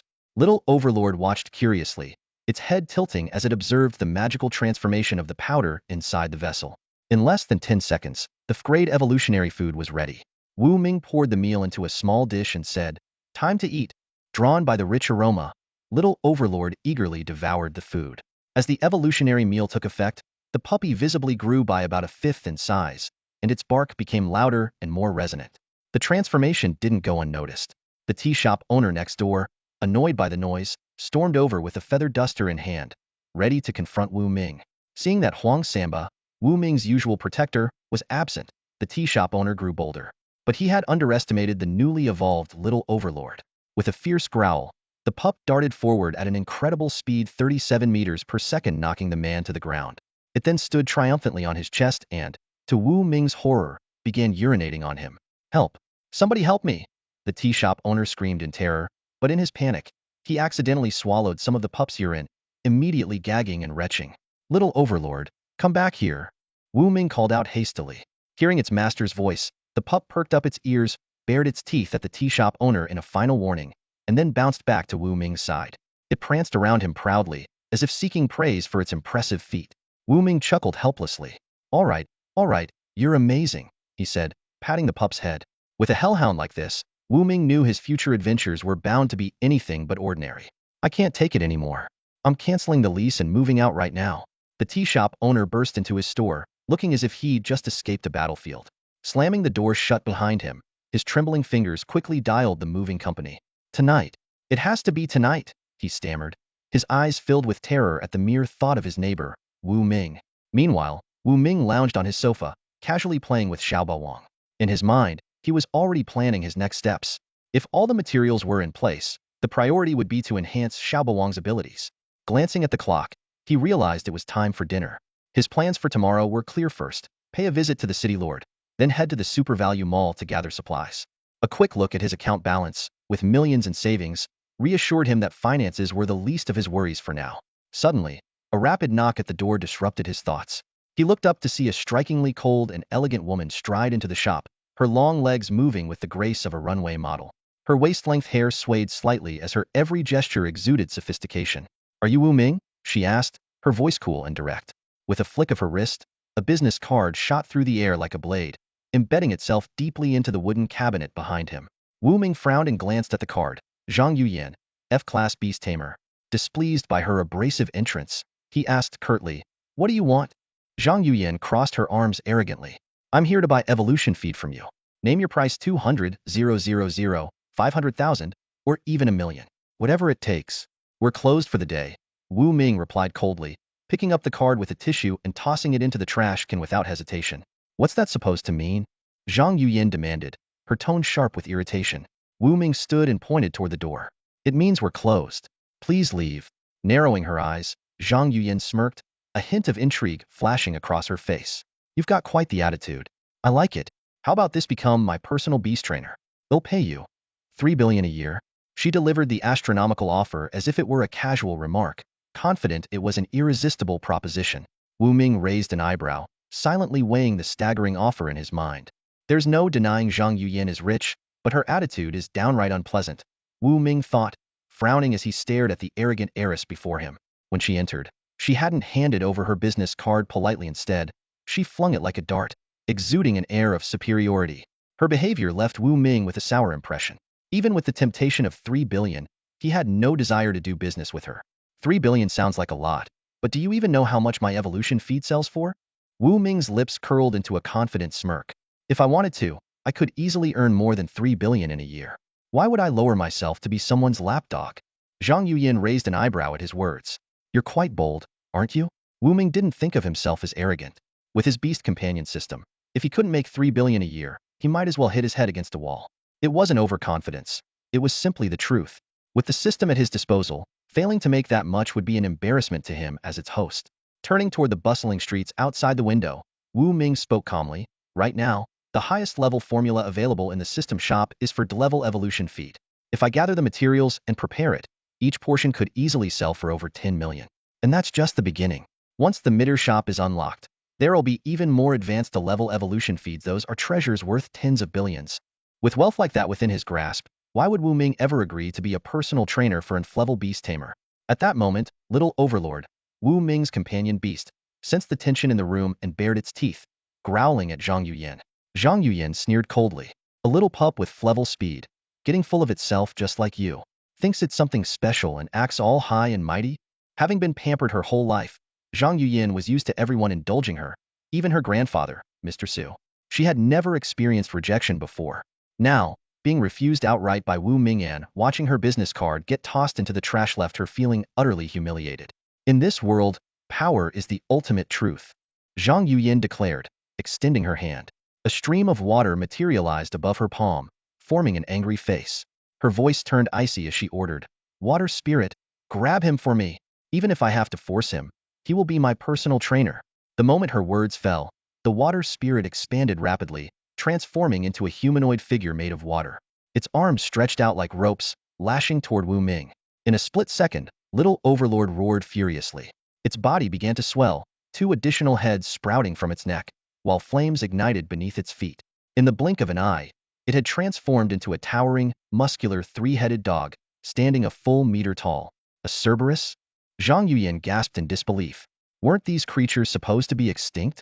The imposing Little Overlord let out a thunderous roar, its 3 heads simultaneously spewing searing flames. The intense heat scorched the water spirit, forcing it to retract its arms. Wu Ming remained seated on the sofa, completely unruffled. "Your companion beast seems a little underwhelming," he remarked nonchalantly. He had already used his insight eye to analyze the water spirit, a level potential, currently at Flevel growth, with Flevel speed and Flevel water-based entanglement capabilities. Its innate talent, a level shape-shifting, was versatile but purely supportive, unsuited for combat. Weak? Zhang Yuyin's face turned pale with anger, her fists trembling. The one thing she couldn't stand was anyone calling her companion beast weak. Despite the water spirit's level potential, its talent as a supportive shapeshifter made it less effective in battle, leading others to underestimate it. Zhang Yuyin had spared no expense trying to enhance its combat abilities, purchasing the best even Suprema quality evolution feeds in the hopes of surpassing those with naturally battle-oriented talents. Watching her struggle to hold back her frustration, Wu Ming gently patted Little Overlord's head and smiled. "Still not leaving? Or are you planning to stay for dinner?" He had already figured her out. Zhang Yuyin, for all her icy demeanor, was just a girl pretending to be strong. People who crossed their arms defensively in front of others were often hiding their vulnerabilities, afraid of being hurt. Realizing this, Wu Ming felt his irritation fade. After all, she was just an immature kid at heart. To his surprise, Zhang Yuyin suddenly plopped down on the sofa, her presence accompanied by a faint fragrance. Crossing her arms and legs, she stared at the ceiling and declared, "If you want make me supreme quality evolution feed, then I'm staying here." Wu Ming was dumbfounded. "Are you seriously planning to just squat here?" It seemed the spoiled young lady had made up her mind to stay. Although Wu Ming didn't know Zhang Yuyin's exact background, he was well aware that anyone capable of owning an rank potential pet like Shui Ling must have an extraordinary status. For a moment, he found himself in a dilemma. He didn't dare to act rashly, but he also couldn't let her stay in the shop any longer. "All right, I'll just carry you out." Wu Ming made up his mind. He stood up and strode toward Zhang Yuyin. Seeing Wu Ming reaching out his hand, Zhang Yuyin's expression changed drastically. "What are you doing?" she asked sharply. "Throwing you out," Wu Ming replied curtly. In one swift motion, he stepped forward, effortlessly hoisting Zhang Yuyan, who weighed less than 100 pounds, onto his shoulder. Without hesitation, he marched toward the shop's entrance. You scoundrel, put me down!" Zhang Yuyin cried out in panic, pounding on Wu Ming's back with her fists, her voice a mix of fear and anger. "Behave yourself." Wu Ming instinctively gave her a light smack on her perky backside, only to be startled by how unexpectedly pleasant it felt. His thoughts momentarily wandered. You pervert."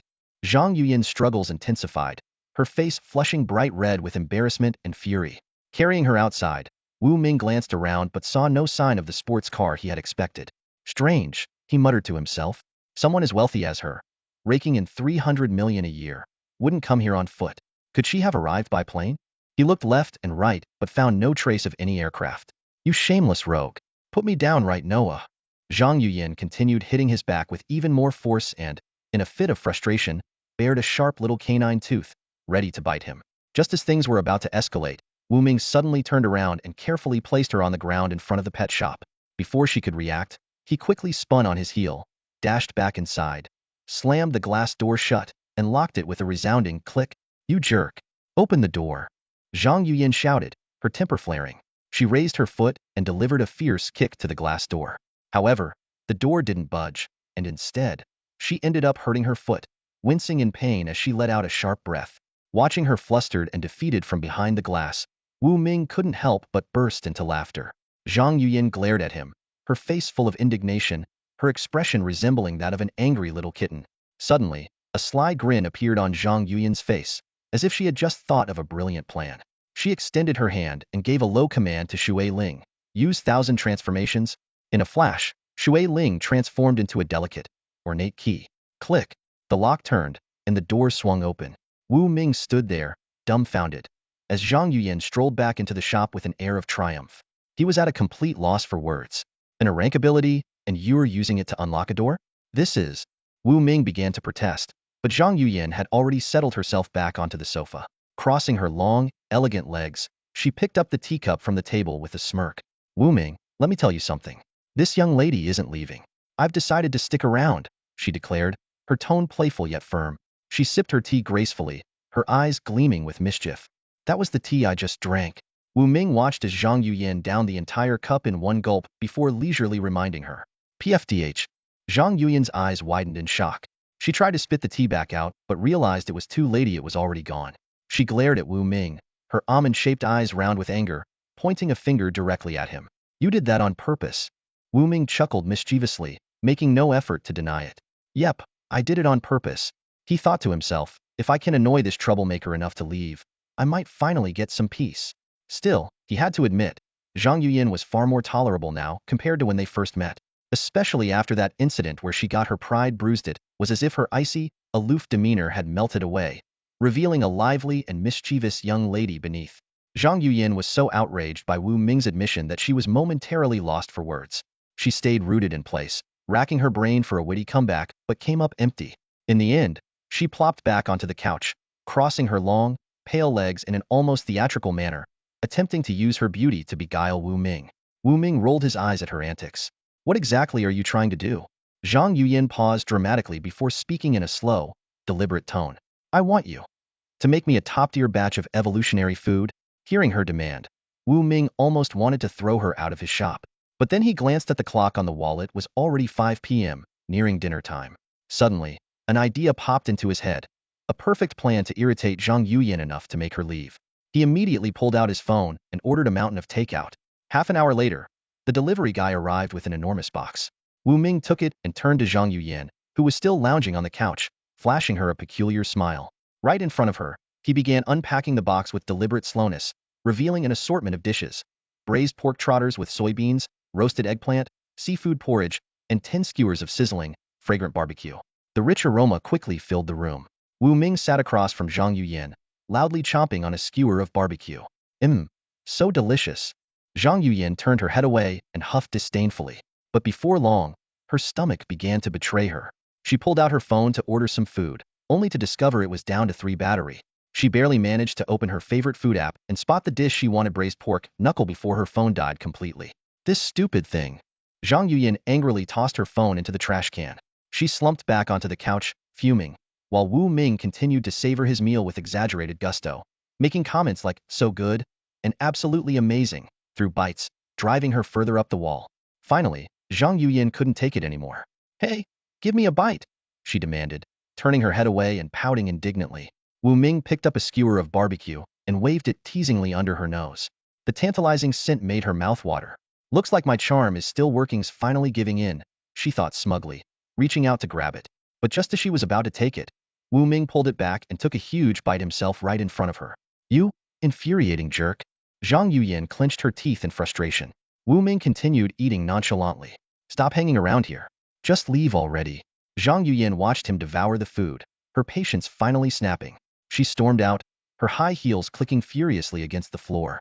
Hey, don't forget your phone, Wu Ming called after her. That piece of junk? I don't want it. Zhang Yuyan retorted, waving dismissively as she exited. Outside, she summoned her pet beast, Shui Ling, and in the blink of an eye transformed into a bird, soaring into the distance under Wu Ming's astonished gaze. So she can fly, huh? Wu Ming muttered, suddenly understanding why he hadn't seen her arrive in any kind of vehicle. Meanwhile, Xiaobo Wang, his pet beast, stood on the table, staring longingly at the remaining food. Wu Ming handed it the braised pork trotters. As for the mysterious Yuming cat, it stayed hidden, silently watching over Wu Ming. Earlier, when Zhang Yuyan had thrown her business card, the cat had judged her to be non-threatening, so it hadn't intervened. Zhang Yuyan landed in a bustling food street, still fuming. She marched into a fancy restaurant and ordered dozens of dishes in one go, leaving the staff and other diners stunned. Wow, can one woman eat that much? Is she trying to show off her wealth? Maybe she's filming a social media skit. The onlookers whispered among themselves. Zhang Yuyan shot them a glare. I'll eat whatever I want. None of your business, she snapped before sitting down and digging in. She only took a bite or two from each dish, which drew even more astonished stares. When it came time to pay, the server handed her the bill. That'll be 5,868 yuan, ma'am. Only then did Zhang Yuyan remember her phone was lying in the trash can back at Wu Ming's shop. Uho, looks like someone can't pay. A woman nearby sneered. Hey there, little lady. I'll pay for you. But how do you plan to repay me tonight? A red-haired young man, reeking of overpowering cologne, swaggered toward Zhang Yuyan. His sleazy outfit and flirtatious tone made Zhang Yuyan wrinkle her delicate nose in disgust, her face full of disdain. Get lost. Stay away from me. Zhang Yuyan snapped sharply before turning to the waiter. Give me your phone. I need to make a call. The waiter hesitated for a moment, assuming she might have simply forgotten her phone, and placed the phone on the counter. Zhang Yuyan grabbed it swiftly and dialed a number. Hello, Minmin? I'm at Baiwei Restaurant on Wuhua Food Street. Yes, buy this restaurant for me. Immediately. And have the general manager come out to meet me. She spoke decisively, then hung up without waiting for a response. The red-haired young man froze for a second before bursting into mocking laughter.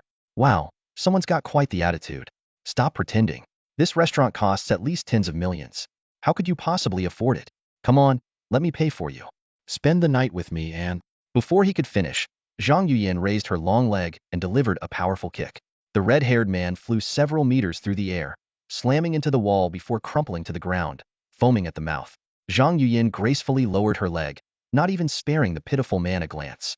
Suddenly, the sound of hurried footsteps echoed through the restaurant. Everyone turned toward the source. A middle-aged man in a sharp suit came jogging in, clutching a phone in one hand and glancing at a photo on the screen. His eyes quickly landed on Zhang Yuyan. Ms. Zhang, I sincerely apologize. The man bent slightly, his tone filled with deference. Zhang Yuyan cut him off. If you know who I am, then you know what to do. Before the man could respond, Zhang Yuyan extended her hand, merging with her water spirit. Under the astonished gazes of the onlookers, she transformed into a semi-transparent bird with a wingspan over 2 meters. In an instant, she soared upward, disappearing through the restaurant ceiling. She's a beastmaster. No wonder she's so wealthy, someone exclaimed in awe. Thank goodness we were just talking big earlier and didn't actually do anything stupid, murmured another, shivering at the thought. The surrounding diners collectively gasped, their eyes darting to the red-haired man still writhing on the floor. Suddenly, his plight seemed pitiable, like a stray dog abandoned in the rain. Meanwhile, high above the ground, the translucent bird formed by Zhang Yuyan and her water spirit sped through the sky. She had only one destination in mind: the pet beast shop on Nanwen Street. The lights from the pet beast shop on Nanwen Street spilled onto the sidewalk through the glass door. Wu Ming stretched his neck, finishing his usual post-dinner energy practice, and prepared to close up shop for the night. Just as his hand touched the door handle, an image of Zhang Yuyan unlocking the door with Shui Ling flashed through his mind, causing him to hesitate. That girl is way too cunning, Wu Ming muttered to himself as he turned around to grab a heavy iron chain. He was about to wrap it around the door handle when he remembered Shui Ling's incredible shape-shifting abilities. Given the slightest crack, the mischievous pet beast could effortlessly slip in and unlock the door. Letting out a frustrated sigh, Wu Ming tossed the chain onto the counter. There's just no dealing with her, he said to himself, turning to leave. At that moment, an urgent knock shattered the quiet of the shop. Wu Ming glanced through the glass door and saw Zhang Yuyan standing there with her arms crossed, a smug glint in her eyes. His gaze instinctively dropped to the lock, and sure enough, it was already open. Throwing up his hands in exasperation, Wu Ming decided to ignore the troublemaker. He walked straight to the sofa, sat down, and turned on the TV. Zhang Yuyan stepped inside, locking the door behind her. She gracefully took a seat about a meter away from Wu Ming, a sly smile playing on her lips. Get lost, Wu Ming muttered under his breath, his eyes never leaving the screen, which was tuned to the Jialan News Network. How rude, Zhang Yuyan retorted, feigning offense. Her gaze shifted, and she noticed her phone still lying in the trash can. The TV was broadcasting the evening news. Breaking! A horde of ferocious beasts has suddenly appeared outside Jialan City. Earlier today, a group of beast tamers gathering medicinal herbs outside the city was attacked by a pack of stone-gold beasts, resulting in total casualties. When reporters arrived on the scene, only a single phone was found. Wu Ming watched intently, realizing that this aligned with the information old Su had mentioned earlier. He noted that the news omitted any mention of the rapid reproduction of the beasts, likely because such details were still classified. Wow, isn't that something? Zhang Yuyan suddenly remarked. Even though the news on Jialan Network is true, some critical stories never get aired to avoid mass panic. For example, the fact that those ranked outside the top 100 in the pet beast and taming tournament might have to relocate. Wu Ming glanced at her, silently mulling over the idea that this girl might have a more complicated background than she let on. Seeing that Wu Ming didn't respond, Zhang Yuyin scooted half a meter closer and lowered her voice. My grandfather probably told you to participate in the Pet Beast and Taming tournament, didn't he? Grandfather? Wu Ming looked puzzled. Who's your grandfather? Old Su. Old Su? Wu Ming gasped, scrutinizing Zhang Yuyin from head to toe. He recalled her casually offering a $3 billion salary and her a grade potential pet beast, Shui Ling. Suddenly, it dawned on him that Zhang Yuyin's background was far from ordinary. In all of Jialan City, the only person who could possibly back her like this was Old Su. Zhang Yuyin slapped a photo onto the table with a flourish. Wu Ming leaned in for a closer look. The picture showed Old Su sitting in a grand armchair with a cane in hand. Beside him was a grade pet beast, a unicorn horse. Zhang Yuyin was leaning over, hugging Old Zu's neck, both of them smiling warmly. In the background, a colossal titan-like power gorilla stood out prominently. This isn't photoshopped, is it? Wu Ming half-joked. Zhang Yuyin immediately bristled like a cat whose tail had been stepped on, reaching out with an indignant expression. Want me to call him right now to confirm? Hand me your phone. I'm afraid you'll throw it in the trash can again, Wu Ming replied firmly. Even though he now understood Zhang Yuyin's identity, her bratty behavior was still a bit much to handle. Fuming, Zhang Yuyin was momentarily speechless. She had no choice but to fish her own phone out of the trash can and plug it into Wu Ming's charger. Wu Ming ignored her and continued watching TV. Suddenly, he noticed a supporting character in a web drama who looked exactly like Zhang Yuyin. Not bad, huh? I'm a solid list actress, Zhang Yuyin said smugly. Without a word, Wu Ming changed the channel.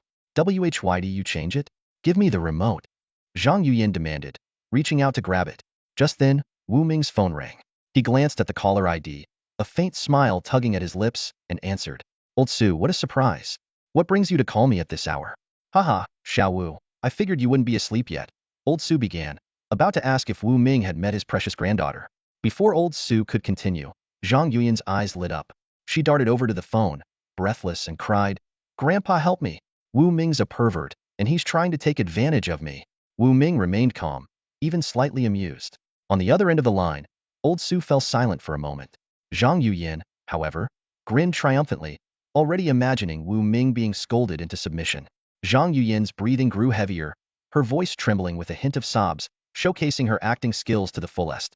She cried out in terror, Grandpa, save me. Then suddenly, she couldn't hold it in anymore and burst into laughter. Phtah!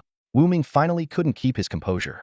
A deep chuckle escaped from his throat as he slowly moved the phone away from his ear, revealing a playful smirk. Curious, Zhang Yuyin glanced at the phone screen and her eyes widened in shock. It wasn't a call interface displayed on the screen, it was a video feed. What shocked her even more was that it was the rear camera view. She suddenly realized that her brilliant performance just now had been witnessed entirely by Elder Su. Wu Ming swiftly switched to the front camera, raising the phone so that both he and Zhang Yuyin appeared on the screen. Looking at Elder Zu's gloomy face on the screen, Wu Ming asked with feigned nonchalance, Elder Su, aren't you going to say something?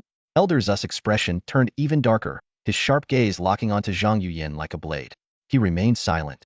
Zhang Yuyin, stunned, covered her flushed face with her hands as her expression shifted rapidly from embarrassment to panic, and then to utter mortification. Finally, Elder Su spoke, his voice brimming with anger.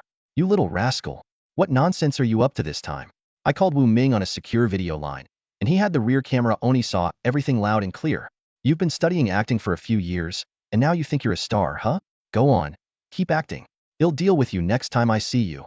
Just then, a massive figure loomed behind Elder Su. It was the super-powered gorilla, making a goofy face at Zhang Yuyin through the video. This only made Zhang Yuyin stomp her feet in frustration. Wu Ming tried his best to suppress his laughter as this farcical scene unfolded. Elder Zu's tone softened slightly as he turned his attention to Wu Ming. Wu Ming, that troublemaker is my granddaughter. She's been poorly disciplined. She didn't cause you any trouble, did she? Wu Ming smiled and replied, no trouble at all. I understand. Zhang Yuyin let out a dissatisfied huff, turning her head away in a pout. Elder Zu's gaze fell back on Zhang Yuyin, his tone a mix of sternness and concern. Yuyin, it's already late. Why aren't you home and in bed? Don't you always tell me during our video calls that this is the time for your beauty sleep? Zhang Yuyin suddenly snapped back to reality and hurriedly replied, I'm going to bed right now. Good night, Grandpa. With that, she darted forward, snatched the phone out of Wu Ming's hand, and quickly ended the call, putting an abrupt end to the awkward secure video chat. Wu Ming frowned as he stared at his phone, which had just been hung up by Zhang Yuyin, feeling a bit frustrated. If Elder Su was contacting him through a secure video line, It must have been something important. Yet, this spoiled young lady had cut the call off without hesitation. None of your business. Zhang Yuyin snapped, handing the phone back to Wu Ming before grabbing her own. Seeing that her battery had charged to 30, she immediately turned it on and settled on the sofa, diving into a game of King of the Other World. 10 minutes later, Wu Ming, still watching TV, glanced at her and asked, "Are you planning to stay here indefinitely?" "That's right, I'm not leaving." Zhang Yuyin exited her game, completely ignoring her abandoned teammates, and opened another app. A sly smile appeared on her face as she scrolled. "Your neighbor's tea shop is up for sale." "Nice, huh? I think I'll buy it. From now on, we'll be neighbors." With that, she made a phone call. "Hey, Minmin? Yeah, I need you to buy up all the shops surrounding the Pet Beast store on Nanwen Street for me." "What? You've already done it? Wow, Minmin, I love you so much. Oh, and by the way, I'm moving in tonight." After hanging up, Zhang Yuyin flashed a triumphant grin, her small, sharp canines showing. Wu Ming covered his face in exasperation, silently marveling at her financial power. Spending tens of millions in a single moment to buy all the nearby shops? That kind of extravagance was beyond him. Not long after, a commotion erupted outside. Wu Ming stepped out to see the shop owners in the area, pouring out onto the street, laughing and chatting excitedly. "Did you hear? Some rich person just bought up all the shops around here. Even bought all the inventory inside and paid an extra 20 on top. We can pack up and leave right now." "Haha, same here. Got a free windfall of hundreds of thousands. Feels amazing. Let's grab a drink, boys." Hearing these conversations, Wu Ming couldn't help but admire Zhang Yuyin's wealth. He returned to the sofa and asked curiously, "I have to ask, where do you get all this money?" Zhang Yuyin replied nonchalantly, "Oh, I don't have any money myself. It's just that my grandfather controls a fifth of the wealth in Jialan City, and my parents are Divine Beast Tamers working for the Pet Beast Alliance in Nanjing City. As for me, I'm just a figurehead CEO for some random corporation." This casual display of humble bragging left Wu Ming's scalp tingling. "You win," he muttered, resting his head on his hand, clearly done with the conversation. Suddenly, Zhang Yuyin leaned over, straddling Wu Ming with her long legs. Her expression turned serious. "They'll say it again, make me some top-quality evolution feed. Whatever resources or personnel you need, they'll provide them." Their proximity closed in an instant, and Wu Ming could catch the youthful, vibrant scent emanating from her. It was entirely different from the mature allure of Su Qianqian. Just then, a sharp cry came from outside the Pet Beast store. "Ah!" Wu Ming quickly pushed Zhang Yuyin away, and both of them turned toward the door. A woman in professional attire stood there, her long hair falling gracefully over her shoulders. Her eyes sparkled like stars, and her lips were delicately painted. Though her figure was unremarkable, she exuded a commanding presence. "Minmin, what are you doing here?" Zhang Yuyin blushed slightly as she stepped outside to greet the woman, holding her hand and leading her into the store. Su Minmin glanced at both Zhang Yuyin and Wu Ming on the sofa, her gaze lingering on the awkwardly intimate position she had just witnessed. With a slight frown, she reported, "Didn't you ask me to buy all the nearby shops? It's all taken care of. The moving company will be here soon to clean out each store. If you want to move in, you can, but I'd recommend renovating first." "Minmin, you did great, but there's no need for that," Zhang Yuyin said, holding Su Minmin's hand but directing her gaze at Wu Ming. "Because tonight, they'll be staying right here in the Pet Beast store unless someone agrees to my request." "And who is this?" Su Minmin asked, glancing at Wu Ming. Zhang Yuyin deliberately dragged out her introduction. "This is Wu Ming, a Frank Beast Trainer who can create top-quality evolution feed. My grandfather holds him in very high regard." Su Minmin, surprised, pulled out her tablet to verify this information. Zhang Yuyin added smugly, "There's no need to check. The top-quality evolution feed that was auctioned off at the Super Value Mall a few days ago? It was crafted by none other than Master Wu here." Wu Ming sighed, exasperated. "What do you want?" "Make me evolution feed," Zhang Yuyin said with a playful smirk. "What kind of evolution feed?" Wu Ming asked. Zhang Yuyin looked surprised. "Wait, you mean there are different types? So apart from Frank Defense and Speed evolution feed, you can make others too?" "Just a little," Wu Ming replied simply. At the moment, Zhang Yuyin had over 200 evolution points left, enough to purchase an grade evolution ration, let alone the cheaper grade one. She stated directly, "I want an grade defensive ration, but it has to be of supreme quality." Wu Ming squinted his eyes with interest and asked, "How much are you willing to pay?" Without hesitation, Zhang Yuyin replied, "I heard the current highest price for an grade evolution ration is 980,000. I'll give you 1 million. How about that?" Wu Ming's lips curled into a slight smile. "Deal. But you'll cover the production costs yourself, and once you get the ration, you'd better leave immediately." He extended his right hand. "Deal." Zhang Yuyin slapped his hand decisively. "No problem." Wu Ming quickly placed a list on the table, detailing the ingredients for 2th-grade defensive rations, along with a few rare ginseng roots. He was secretly delighted this deal wasn't just profitable, it was a windfall. Min, go get the materials, Wu Ming instructed. Su Min nodded in response and turned to leave. Half an hour later, she returned, accompanied by 2 bodyguards dressed in black, carrying a large medical chest filled with the required items. Give me 3 minutes, Wu Ming said confidently. With practiced skill, he began cutting, weighing, grinding, and mixing. After deducting 5 evolution points, he completed the 5th-grade defensive ration in just 2 minutes and 30 seconds. Su Min took a cotton swab, dabbed a sample, and walked over to a testing device. Only then did Wu Ming realize she was also a certified appraiser. Molecular activity, 99. Quality, supreme. Su Min announced, a trace of astonishment flashing in her eyes. She understood all too well the significance of creating a supreme quality 5th-grade evolution ration in just over 2 minutes. It also became clear to her why Zhang Yuyan had come here. Eager to get it over with, Wu Ming shoved the 5th-grade defensive ration into Zhang Yuyan's hands and urged, all right, now get out of here. Before leaving, Zhang Yuyan glanced back with a playful smile and teased, sleep well tonight. I'll be back tomorrow. With that, she and Su Min left hand in hand. Watching their retreating figures, Wu Ming felt a mix of emotions. He muttered under his breath, damn, money really does have power, it even got me hooked. Slumping onto the sofa, his gaze shifted between the pile of ingredients on the table and the safe on the floor packed with $1 million in cash. Suddenly, an inexplicable emptiness washed over him. Money doesn't seem all that special after all. Wu Ming locked the glass door, deposited the money into the safe on the 1st floor, and then carried the medicinal herbs upstairs to the 2nd floor. Carefully securing the windows and doors, he began processing the precious wild ginseng. With a faint flash of light, the old ginseng transformed into a material spirit orb and 10 evolution points. This unexpected windfall made Wu Ming secretly rejoice. He carefully stored the remaining 5th-grade defensive food materials, planning to cultivate them for Little Overlord's consumption the next day. For now, there were only 2 portions of evolution food, which was far from sufficient. Wu Ming decisively opened the system marketplace and quickly identified a type of 5th-grade evolution food called self-healing. After spending 40 evolution points, the recipe details appeared before him. Self-healing food 5th-grade. Ingredients: 15 grams of 5th-grade beast core, 36 grams of red rock fruit, 278 grams of tranquil leaf core, and 15 other medicinal ingredients. Evolution points, 5 points. Wu Ming carefully studied the recipe. This type of food could grant a pet beast special self-recovery abilities. Minor injuries would heal quickly, severe injuries would no longer worsen, and there was even a chance to survive a fatal blow. Although it was considered an auxiliary type of food, its value was undeniable. This will definitely cause a sensation in Jialan City. It might even attract the attention of various factions, Wu Ming thought to himself, relieved that he had already joined Elder Zu's camp. With him backing me, at least no one will dare to mess with me openly. To determine a reasonable price, Wu Ming checked the market rates for the ingredients. Each portion of materials would cost at least 20,000 pet beast coins, which was twice the cost of other 5th-grade food. I'll have to set the price 3 to 4 times higher. Otherwise, I'd be losing money, he calculated. But healing-type food is rare, so I'm sure people will scramble to buy it. The next morning, as Wu Ming came downstairs, he heard 2 familiar female voices. Peeking out quietly, he saw Zhang Yuyan and Wan Siyu sitting on the sofa, chatting and laughing, with a steaming breakfast laid out on the table. Ahem. Wu Ming cleared his throat and walked out. Good morning, Brother Wu. Wan Siyu immediately stood up, handed him the breakfast, and then swiftly started tidying up the place.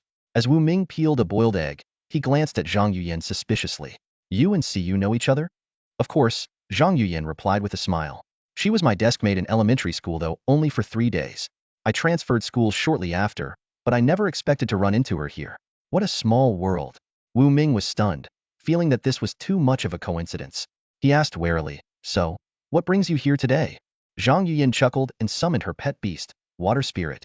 Thanks to your 5th-grade defensive food, Water Spirit has grown so much stronger. I came by to thank you. There was something in her tone that made Wu Ming feel uneasy. By the way, how long are you planning to hang around here? Wu Ming asked casually. As the owner of the material shop next door, can I chat with a friend? Zhang Yuyan said smugly, taking a sip of her milk tea. Material shop? Wu Ming froze for a moment and quickly ran outside. The street was packed with renovation vehicles, and over a dozen shops nearby were undergoing major upgrades. A massive signboard caught his eye. Mingyu Materials Mall. It was then that Wu Ming realized Zhang Yuyan wasn't joking, she was serious about renovating the entire area. The remote location of Nanwen Street filled Wu Ming with doubt. Not only was it far from the bustling city center, it was practically in the outskirts of Jialan City, surrounded by dense forests. He couldn't help but wonder to himself, could anyone really make money running a shop in a place like this? But he quickly shook his head, deciding it was pointless to try to understand the ways of the wealthy. Just then, a brand new pickup truck caught Wu Ming's attention. Inside were three people. In the driver's seat was a woman with pink hair, wearing a red spaghetti strap dress. In the passenger seat sat Huang Samba, and in the truck bed, a massive mighty grizzly was enthusiastically waving at Wu Ming. Meanwhile, Wan Siyu had just finished taking out the trash and was heading back to the store. The pickup truck pulled up in front of the pet beast shop, letting out a soft screech as it braked. Huang Samba and the pink-haired woman hopped out of the truck with practiced ease. "Wu Gu, take a look at this," Huang Samba said proudly, holding up a gold-plated badge with a bold F engraved on it.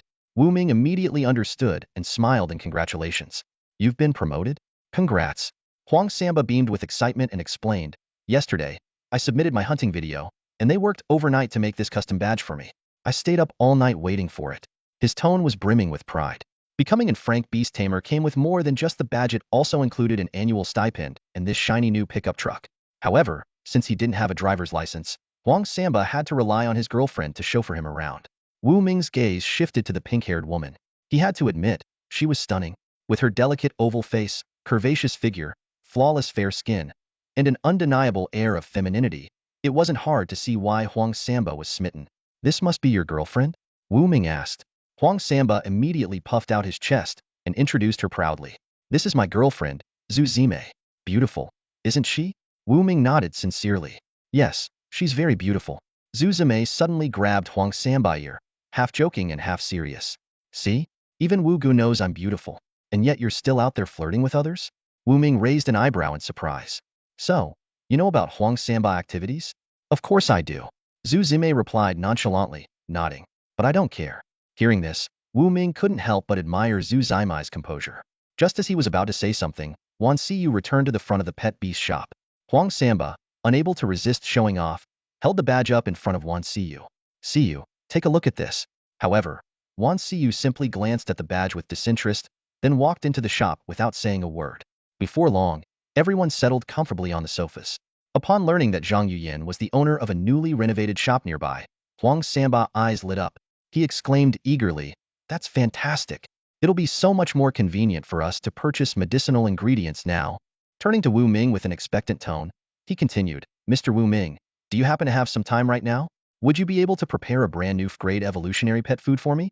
Zhang Yuyan's demeanor shifted dramatically in the presence of a crowd. Sitting upright on the sofa, she radiated the commanding aura of a cold and elegant CEO, a stark contrast to her demeanor the night before. Wu Ming couldn't help but silently scoff. What a performer! However, he had to admit, for a minor league actress, Zhang Yuyan's acting skills were impressive. Everyone else seemed completely taken in by her icy executive persona. Remaining composed, Wu Ming replied calmly, "I do have a new type of evolutionary pet food, but the ingredients required are quite expensive and hard to come by." He was already calculating how to use this opportunity to develop an grade self-healing pet food, and Zhang Yuyan had unknowingly provided him the perfect chance to source the materials. "What kind of evolutionary pet food is it?" Zhang Yuyan asked, her interest piqued. Huang Samba and Wan Siyu also perked up, listening intently. "It's a support-type evolutionary pet food," Wu Ming answered succinctly. Hearing this, Zhang Yuyan's enthusiasm waned. She was only interested in pet food that could enhance her water elemental pet's combat abilities, such as granting claws, fire breath, or ice arrow skills. Noticing her reaction, Wu Ming added unhurriedly, "This is grade self-healing pet food. It grants pets a certain degree of self-healing ability. Even if they suffer severe injuries, the pet can prevent the wounds from worsening and recover quickly with minimal rest." He was confident that this feature would capture Zhang Yuyan's attention. Sure enough, the word self-healing immediately drew the focus of everyone in the room. "Is that true?" Zhang Yuyan took a deep breath, her eyes sparkling with intrigue. Wu Ming placed a piece of paper with a list of required materials on the table. "These are the ingredients needed. It's best to prepare 5 sets." While most trainers would consider such a recipe a trade secret, it didn't matter to Wu Ming. Without evolution points, no one else could successfully replicate the formula. Zhang Yuan quickly snapped a photo of the recipe and sent it to Su Minmin. Then, the group fell into a quiet wait. Seizing the moment, Wu Ming announced, "Since we have some time, he'll prepare a batch of defensive pet food first." He handed the medicinal ingredients to Wan Siyu. Wan Siyu skillfully put on an apron and began working at the counter. With practiced ease, she ground the ingredients into powder, mixed them evenly, and handed the prepared materials to Wu Ming. "Here we go." Wu Ming grasped the reaction vessel and discreetly deducted 5 evolution points. Most of the group remained calm, but Huang Sanba's girlfriend, Zhu Zimei, stared wide-eyed in astonishment as the powdered ingredients inside the vessel fused together, eventually forming 100 pebble-sized pieces of pet food. Is that even possible? Zhu Zimei exclaimed, standing up in excitement, her eyes sparkling as if she had just witnessed a miracle. Huang Sanba gently pulled her back into her seat, smiling indulgently. Relax, this is just routine for Brother Wu. His casual affection unintentionally showcased their loving relationship. Wu Ming poured the frayed defensive pet food into a bowl and placed it on the table. Xiaobawang, time to eat, he called out. Xiaobawang. Huang Sanba and Wan Siyu exchanged puzzled glances, wondering who he was referring to. Suddenly, a cheerful series of woof woof woof sounds filled the room. A small, adorable dog darted out from under the table and leaped nimbly onto the tabletop. It wagged its tail and spun in excited circles, flashing a playful grin at Wu Ming. This is Xiaobawang? An frayed pet beast? Huang Sanba and Wan Siyu asked in shock. Brother Wu, when did you get such a cute little dog? Recognizing the pet, Zhang Yuyin chimed in. This is actually a hellhound with a great potential. It's said that this type of pet beast has gone extinct. I'm curious how Wu Ming managed to get one. Just a stroke of luck, Wu Ming replied nonchalantly, patting Xiaobawang's head affectionately. Come on, eat up this evolutionary pet food. Obediently, Xiaobawang devoured the pet food, and its body visibly grew larger, though it retained its adorable appearance. Wu Ming picked up an iron rod and lightly tapped Xiaobawang's head, producing a crisp metallic sound without causing the slightest harm. Xiaobawang barked happily, as if to say, go ahead, hit harder, I don't feel a thing. Wan Siyu, charmed by the pet's cuteness, pleaded, Brother Wu, Xiaobawang is so adorable. Can I pet it? With Wu Ming's approval, Xiaobawang let Wan Siyu scoop it up in her arms, remaining perfectly docile. Not long after, Su Minmin arrived in her roaring sports car, panting slightly as she carried a large box of medicinal ingredients into the shop. Placing it on the table, she announced, Yu Yan, here are the 5 sets of materials you asked for. Total cost is 100,000 pet coins, but with the Supreme VIP card, it's reduced to 60,000. Wu Ming quickly opened the box, selected one set of ingredients, and began grinding and mixing them in front of everyone. Using his reaction vessel, he completed the preparation in under 10 seconds, producing the first batch of grade self-healing pet food. The group gathered around the golden red pet food, which looked deceptively like ordinary soybeans. Can this really be that miraculous? Zhu Zimei questioned skeptically.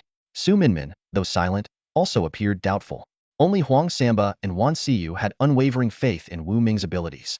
Wu Ming proposed, why don't we test it on Xiaobawang to see for ourselves? He placed the little dog on the table and gently instructed, Xiaobawang, give yourself a small scratch, nothing too serious. Xiaobawang looked at him pitifully, but Wu Ming reassured it, don't worry. I'll heal you right after. Reluctantly, Xiaobawang used its soft paw to scratch its belly a few times, leaving visible wounds. Everyone watched closely as blood seeped from the cuts. Initially, it seemed Xiaobawang had no significant self-healing ability. However, after consuming the grade self-healing pet food, the wounds closed up at an astonishing pace, leaving no scars behind. To ensure the results weren't a fluke, Wu Ming suggested repeating the test. No matter how deep Xiaobawang scratched itself, even creating cuts a centimeter deep, the pet food healed the injuries within seconds. The display left everyone utterly speechless. Zhang Yuyin inhaled sharply, marveling. This ability is incredible. She realized that with such self-healing capabilities, a pet could fight fearlessly, recovering quickly even from severe injuries. While opponents would grow weaker with wounds, her pet could remain in peak condition, an undeniable advantage in any battle. This evolutionary food, I must have it. Zhang Yuyin slapped her thigh, her cold and aloof demeanor instantly crumbling. Her eyes burned with excitement as she stared at the 4 golden, grade self-healing rations as if they were priceless treasures. Wu Ming said decisively, there are 4 portions of medicinal ingredients left. I can prepare them all right away. He turned to Wan Siyu and gave her a simple command. Wan Siyu moved skillfully, and in less than 10 minutes, the table was adorned with 4 glowing grade self-healing rations. Minmin, test their quality, Zhang Yuyin ordered impatiently. Su Minmin put on protective goggles and began the tests with full concentration. 10 minutes later, she removed the goggles, her voice trembling with shock. All 4 are of superior quality. The one given to Little Overlord earlier was probably superior quality as well. Wu Gu, you're amazing. Wan Siyu praised sincerely. Every single one is superior quality. Such consistency is incredible. Even a grade masters can't guarantee that every batch would turn out this perfect. Zhang Yuyin quickly grabbed a portion, and a stream of water surged from her palm, enveloping and consuming the ration. The others watched in astonishment as the water spirit began to glow, its surface adorned with intricate patterns as if it was undergoing a transformation.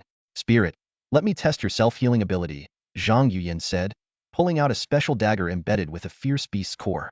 When activated, the tip glowed in eerie crimson. The water spirit extended a tendril, and the dagger made a shallow cut. With a faint tear, the water spirit was injured, and a drop of blood hovered on the verge of falling. However, in the next instant, a soft golden light shimmered at the wound. The blood reabsorbed, and the cut healed on its own more effectively than Little Overlord's results. Wu Ming marveled, as expected of a pet with a great potential. Eating the same evolutionary food yields significantly stronger effects. It's time to pay up, Wu Ming said, extending his hand to Zhang Yuyan. Satisfied, she nodded and instructed Su Minmin. Transfer 1 million to Wu Ming's account. Su Minmin acted swiftly, and Wu Ming soon received the transaction notification. Wu Ming set aside 2 portions of the grade self-healing rations for his nether cat, kept one in reserve, and handed the final portion to Huang Samba. Huang Samba, this is for your mighty bear, he said. Seeing Huang Samba's surprised expression, Wu Ming explained, during the trip to Yaotao Ancient Town, your mighty bear performed excellently as a tank. This is its reward. Huang Samba expressed his heartfelt gratitude, and the mighty bear even stood on its hind legs to bow in thanks. Zhang Yuyan stood up to leave. I have some matters to attend to. I'll see you all tomorrow. She took Su Minmin by the hand and sashayed out. Wu Ming let out a sigh of relief, then went upstairs to feed a portion of the grade self-healing ration to his nether cat. Afterward, he grabbed the introduction letter from Elder Su and headed downstairs, saying to Huang Samba, come with me to the City Lord's mansion. Half an hour later, they arrived at a sprawling estate of classical blue brick architecture. Wu Ming couldn't help but admire. So this is the City Lord's mansion. It's just as magnificent as the pictures online. A beautiful woman in a green cheongsam approached and politely inquired about their purpose. Wu Ming presented the recommendation letter. Upon seeing Elder Su's handwritten signature, the woman was visibly surprised and promptly led them inside. Walking through the corridors, Wu Ming entered a lavishly decorated room and saw the city lord at his desk. He was a middle-aged man with a square face, a neatly combed-back hairstyle, a thick handlebar mustache, and black-framed glasses. His entire demeanor radiated energy and authority. After reading the recommendation letter, the city lord's eyes filled with admiration. Mr. Wu Ming, you're truly remarkable. Elder Su mentioned your ability to produce superior quality evolutionary food. He hopes you'll secure a spot in the upcoming pet competition. Wu Ming was slightly taken aback, but gladly accepted the opportunity. He then shifted to the main topic. Thank you for Elder Su's support. I'd like to discuss something regarding my pet store. What do you need, Mr. Wu Ming? The city lord asked courteously. I own a pet store on Nanwen Street and would like to purchase its permanent property rights, Wu Ming said straightforwardly. After checking the records, the city lord replied, ah, that store. The previous owner was an enigmatic old man. I only met him once. Rumor has it he was a beast tamer, but no one knows his rank. Wu Ming's curiosity about the former owner deepened, but the city lord had little additional information. Handing the recommendation letter back to Wu Ming, the city lord said generously, how about this? I'll make the decision to gift the pet store to you, Mr. Wu Ming. What do you think? Upon hearing this, Wu Ming's brows furrowed slightly, a hint of surprise crossing his face. He spoke slowly. This doesn't seem very appropriate, does it? Although he was tempted, Wu Ming was well aware that he wasn't in need of money at the moment. He worried that accepting the city lord's gift might come with strings attached. Noticing Wu Ming's hesitation, the city lord chuckled and explained, Mr. Wu Ming, there's no need to worry. That pet beast shop is located in a rather remote area. As the city lord, granting a piece of land to a genius beast tamer like yourself is quite a normal gesture. Hearing this, Wu Ming felt his concerns ease slightly. He extended his hand and sincerely said, thank you very much. The city lord shook Wu Ming's hand, and the two exchanged a few more polite words. Before they knew it, 5 minutes had quietly passed. Realizing that the city lord must be busy with his duties, Wu Ming stood up and said, you have many responsibilities to attend to, so I won't take up any more of your time. Haha, all right then, the city lord replied, personally escorting Wu Ming out of the room. In the waiting hall of the city lord's mansion, Huang Samba sat idly on a chair, visibly bored. Suddenly, he noticed a stunning woman with flowing long hair and legs as slender as chopsticks seated not far away. His eyes lit up, and he immediately stood up and walked toward her. Putting on what he believed to be his most charming smile, Huang Samba said, hi, beautiful. My name is Huang Samba. May I know your name? Before the woman could respond, a deep male voice suddenly interrupted. Huang Samba, get lost and stay away from my girlfriend. Huang Samba raised an eyebrow and turned toward the voice. A tall, broad-shouldered young man with a buzz cut was striding over. He wore a black trench coat and sunglasses, and beside him stood a 2-meter-tall grade pet beast resembling a miniature Trex. It's you? Lai Dasheng. Huang Samba recognized the man instantly, and his expression turned sharp. As it turned out, both Lai Dasheng and Huang Samba were students at the Beast Taming Academy, but their relationship was anything but friendly. In fact, they were sworn enemies. The animosity between them began with a romantic dispute. Huang Samba, back when he was an innocent and earnest young man, had finally won the heart of a girl he admired. But within 3 days, Lai Dasheng had stolen her away with his luxury car.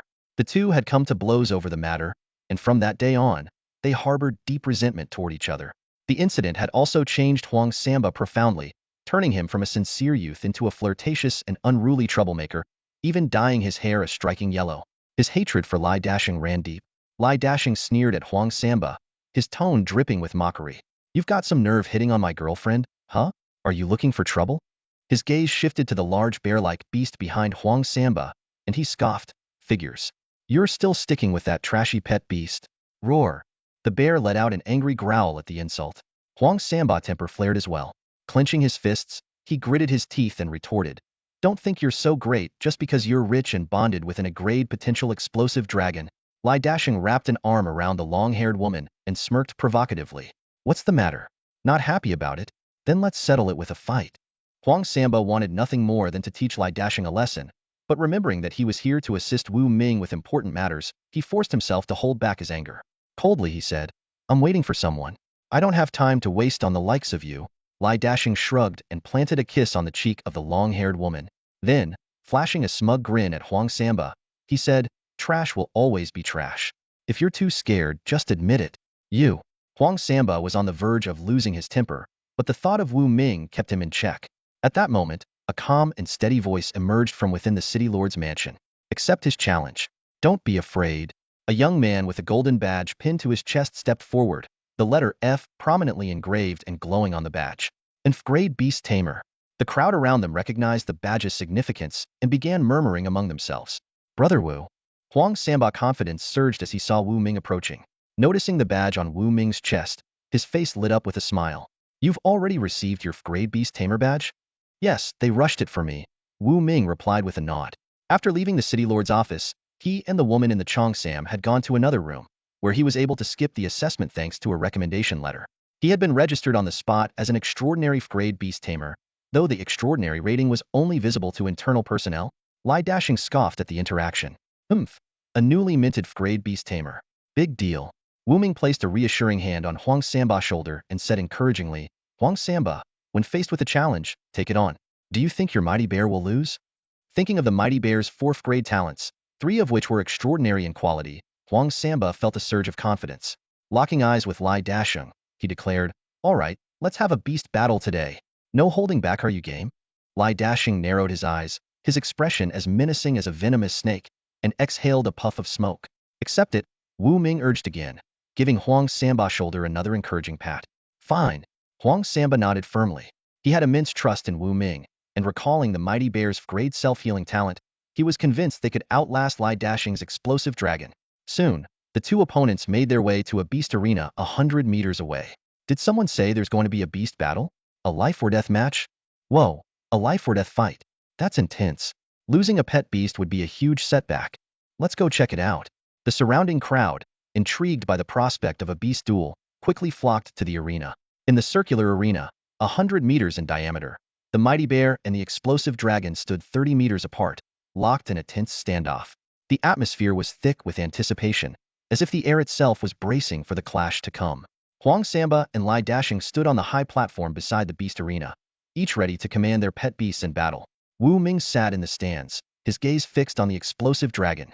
Through his insightful eye, he could clearly see the dragon's stats: a grade potential, grade elite talent, grade speed of 33 meters per second, grade claws, and grade endurance. Though the explosive dragon appeared ferocious, these stats seemed laughably weak in Wu Ming's eyes. He recalled when the mighty bear once had only grade strength.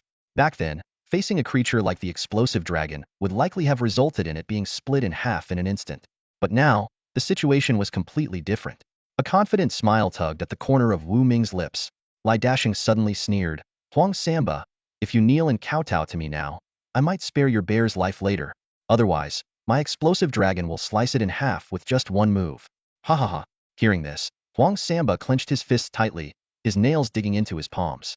He responded in a low voice, You sure talk a lot of nonsense. I think you'll only regret it when it's too late. Lai Dashing's voice turned sinister as he commanded, Explosive Dragon, attack. First cut off one of that bear's legs, then gouge out its eyes, and leave it completely crippled. This command completely enraged Huang Samba. He roared, Bear, use your full strength and take down that explosive dragon. Let this venomous man taste what it's like to lose everything. The mighty bear, feeling its master's fury, had flames of anger ignited in its eyes as it prepared to strike. Attack! Lai Dashing shouted. In an instant, the explosive dragon unleashed its great speed, darting towards the mighty bear like a bolt of lightning, its razor-sharp claws aiming straight for a vital spot. However, to everyone's astonishment, the seemingly bulky mighty bear nimbly dodged the attack. Then, in one swift motion, it delivered a powerful paw strike with incredible force, landing precisely on the explosive dragon's spine. A crisp crack echoed as the explosive dragon's spine shattered. It fell heavily to the ground, its legs twitching a few times before going completely still. The entire process took less than 2 seconds. Wu Ming glanced at his stopwatch and confirmed the time. Just 1.67 seconds. This was a true one-hit kill. Aside from Wu Ming and Huang Samba, the rest of the crowd was left in stunned silence. The explosive dragon, which had looked so fierce and intimidating, was defeated so effortlessly by a single strike from what appeared to be a clumsy bear. No! Lai Dashing let out a heart-wrenching cry as he stumbled toward the lifeless body of the explosive dragon. Kneeling beside it, his trembling hands stroked its corpse. This dragon had been the culmination of all his effort and resources. From purchasing the dinosaur egg to raising it to maturity, he had invested over 3 million pet beast coins. Yet, in this moment, all his hard work had turned to nothing, felled by the very mighty bear he had always looked down upon. Overwhelmed by grief and rage, Lai Dashing's vision went dark, and he collapsed unconscious on the spot. Watching this unfold, Wu Ming murmured softly, just as expected. He had foreseen this outcome long ago. It was thanks to his insightful eye, which revealed the explosive dragon's true capabilities, that he had encouraged Huang Samba to participate in this battle. The results proved that in terms of speed, strength, defense, and recovery, the mighty bear completely outclassed the explosive dragon. Let's go. Wu Ming waved at Huang Samba. Huang Samba gently stroked the chest of his mighty bear companion and replied, Brother Wu, give me a moment. He walked over to the unconscious Lai Dashing. A long-haired, long-legged beauty rushed over and pinched Lai Dashing's philtrum hard, waking him up. Huang Samba approached, grabbing Lai Dashing by the collar and lifting him off the ground. Gritting his teeth, he said, I loved her so much, and you just had to interfere. Even though I later realized she was vain, this punch, damn it, I still owe it to you. Before the words had fully left his mouth, Huang Samba's heavy punch landed squarely on Lai Dashing's nose, sending him flying 5 meters away and crashing to the ground. The long-legged beauty let out a scream, but Huang Samba wrapped an arm around her and kissed her passionately in front of Lai Dashing. After an intense kiss, Huang Samba released the breathless beauty. He gently caressed her terrified face and whispered, A man like that isn't worth your trust. With that, he patted her shoulder, climbed onto his mighty bear, and followed Wu Ming out of the arena, looking completely at peace. Lai Dashing passed out again. The long-legged beauty hesitated for a moment, but eventually helped him up and pinched his philtrum until he regained consciousness. When Lai Dashing opened his eyes and saw her, he was furious. You shameless woman! You've humiliated me. Before he could finish, the beauty slapped him hard across the face, leaving him stunned. Without looking back, she strode away in her high heels, leaving the arena behind. The crowd of onlookers quickly pulled out their phones to record the scene, murmuring in amazement. Soon, countless videos flooded the Jialan City forums, with headlines popping up everywhere. Shocking! Elite F-Class Beastmaster Lai Dashing defeated by newcomer F-Class Beastmaster Huang Samba. Scandal! Huang Samba kisses Lai Dashing's girlfriend. Plot twist. Beauty slaps Lai Dashing in public. Revealed. Huang Samba's school romance ended when Lai Dashing stole his girlfriend. Desperate request. Photos of Huang Samba's ex-girlfriend, offering rewards up to 100 replies. Inside a pet shop, Huang Samba lay sprawled on a sofa, covering his face with one hand. Zhu Zimei leaned against him, laughing uncontrollably as she scrolled through the forum posts.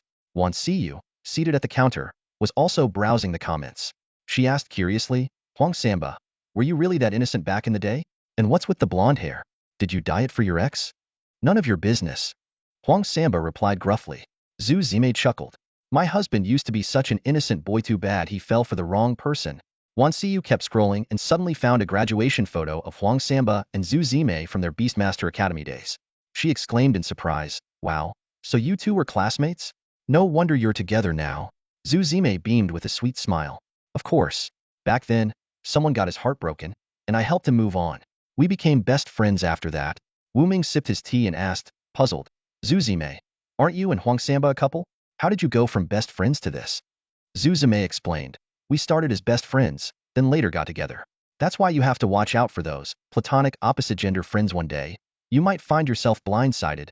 Wu Ming chuckled. Some opposite-gender friendships are purely platonic. Zhu Zime replied with a knowing look. Sure, there are exceptions, but most aren't. The truly platonic ones are rare, and over time, they often fade into nothing. Huang Samba slapped his face in exasperation and interrupted. All right, that's enough. You're making me sound like a complete mess here. Meanwhile, in a luxurious villa on Nanwen Street, Zhou Nana lounged on a sofa, her curvaceous figure draped elegantly. As she scrolled through the Jialan City forums, her eyes suddenly widened in shock when she stumbled upon a video from the City Lord's arena. Damn it! How is Wu Ming still alive? Zhou Nana's face twisted with rage as she immediately called Black Trenchcoat Security Company. The moment the call connected, she unleashed her fury. Are you all useless? It's been so long, and Wu Ming is still breathing. The person on the other end was silent for a moment before replying. We sent an F-class Beastmaster to assassinate him, but the attempt failed. The Beastmaster was killed. We suspect it was Huang Samba's doing. Hearing that it might have been Huang Samba, Zhou Nana thought of the video she had just seen. Half doubting, she snapped, I don't care. I've spent so much money, and you can't even kill an ordinary man? You're all worthless. The voice on the other end turned cold. Ms. Zhou Nana, please watch your tone. Also, you're clearly out of the loop. Wu Ming is far from ordinary. We've just received internal confirmation today. He earned the F-class Tamer badge. His internal classification? Top secret. Do you know what top secret means? It means Wu Ming is an exceptional F-class Tamer, among the best of his rank, with privileges to meet the City Lord whenever he pleases. Do you understand? Zhou Nana's confidence wavered, and she stammered. So what should I do now? We recommend you immediately cancel the assassination order and pretend this never happened. Stay hidden and avoid drawing attention to yourself. The voice warned, growing colder. Otherwise, no one in Jialan City will be able to protect you. With that, the call abruptly ended. Listening to the dial tone, Zhou Nana's fury boiled over. She smashed her phone to the ground, overturned nearby furniture, and screamed hysterically, her eyes burning with venomous intent. Nana, what's wrong? A soft yet startled voice came from the doorway. Zhou Nana's expression shifted instantly. She turned to see a young woman in a school uniform wearing a trainee F-class Beastmaster badge. Forcing a smile, Zhou Nana said, Oh, it's you, Yin Yin. Nothing's wrong. Just some idiots at work making me angry. Mu Wanyan, the beautiful young student, was the same customer who had previously purchased the grade speed-enhancing pet food from Wu Ming at the pet beast shop. She also happened to have a special identity. She was the younger sister of Mu Wanru, the squad leader of the law enforcement team. At the moment, she was sitting with Zhou Nana. Nana, don't overwork yourself, Mu Wanyan said with concern. Your brother passed away not long ago, and now you're managing such a big company all by yourself. You need to take care of yourself. Zhou Nana forced a smile. Don't worry, I'm fine. She quickly turned her face away, but her eyes inadvertently caught a glimpse of Mu Wanyan's phone screen. There, the name Wu Ming stood out in the contact list. Her gaze sharpened, and a sudden plan for an assassination flashed through her mind. Noticing Zhou Nana's pale complexion, Mu Wanyan helped her onto the sofa. Nana, are you really okay? Do you need to go to the hospital? Zhou Nana rubbed her temples and looked out the window, her voice carrying a hint of exhaustion. No need for the hospital. I haven't been in the best mood or state lately. I was thinking of going somewhere to relax. Do you have time to join me? Of course. Mu Wanyan nodded and took out her badge. Look, I'm officially a trainee beast tamer now. I've got some free time coming up, so I can definitely go with you. You're the best, Wanyan. Zhou Nana picked up the remote and turned on the wall-mounted projector, displaying a picture of a lush and serene valley. Curious, Mu Wanyan asked, Nana, where is this? This is a secret valley owned by our company, where we grow many rare medicinal herbs. The scenery is breathtaking, and there's even a resort there. How about we go there tomorrow? Zhou Nana began to set her plan into motion. Tomorrow? Sure. Mu Wanyan agreed without a second thought, completely unaware of Zhou Nana's hidden intentions, thinking it was just a simple trip to relax. Zhou Nana shifted the topic. By the way, how did you pass the trainee beast tamer exam so quickly? Do you have any tips? Of course. It's all thanks to Xiaobai eating the grade speed-enhancing pet food made by the owner of the pet beast shop on Nanwen Street. Mu Wanyan suddenly remembered, oh no, I've been so busy with the exam and studying that I forgot to thank Wu Ming in person. She immediately picked up her phone and opened her chat with Wu Ming. A flicker of coldness flashed in Zhou Nana's eyes. Wanyan, why don't you invite Wu Ming to the resort tomorrow? I have some misunderstandings with him, and I want to sincerely apologize. Really? That's great. Mu Wanyin nodded enthusiastically. I don't think Wu Ming is the type to hold grudges. If he's willing to come, I'm sure he'll forgive you. Zhou Nana wrapped her arm around Mu Wanyin's waist and said sweetly, then he'll count on you to bring Wu Ming tomorrow, okay? Don't worry, I'll make sure you two clear up any misunderstandings, Mu Wanyin promised. You're the best, Wanyin. Zhou Nana gave her a quick peck on the cheek. Nana, you stop it. The two girls quickly started playfully bickering. At 8 p.m., Wu Ming had just finished showering and was lounging comfortably on the sofa. Little Overlord was snoring softly under the table, while the invisible nether cat perched elegantly on the counter, scanning the surroundings with a hunter's vigilance, its long tail swaying gently. Suddenly, his phone chimed with a notification. Wu Ming picked it up and was surprised to see a message from Mu Wanyin. The first message was a selfie. Mu Wanyin sitting on a sofa, flashing a peace sign at the camera with a playful pout and a bright smile. The second message read, Boss Wu Ming, do you remember me? I'm Mu Wanyin, the one who bought the Grade Evolution pet food from your shop the other day? Wu Ming replied, yes, I remember. What's up? Mu Wanyin, I just wanted to thank you. Because of your pet food, I've successfully passed all the trainee Beast Tamer exams. To show my gratitude, I'd like to invite you to a gathering tomorrow at a resort outside the city. Without hesitation, Wu Ming declined. Not interested, Mu Wanyin persisted. Oh, come on.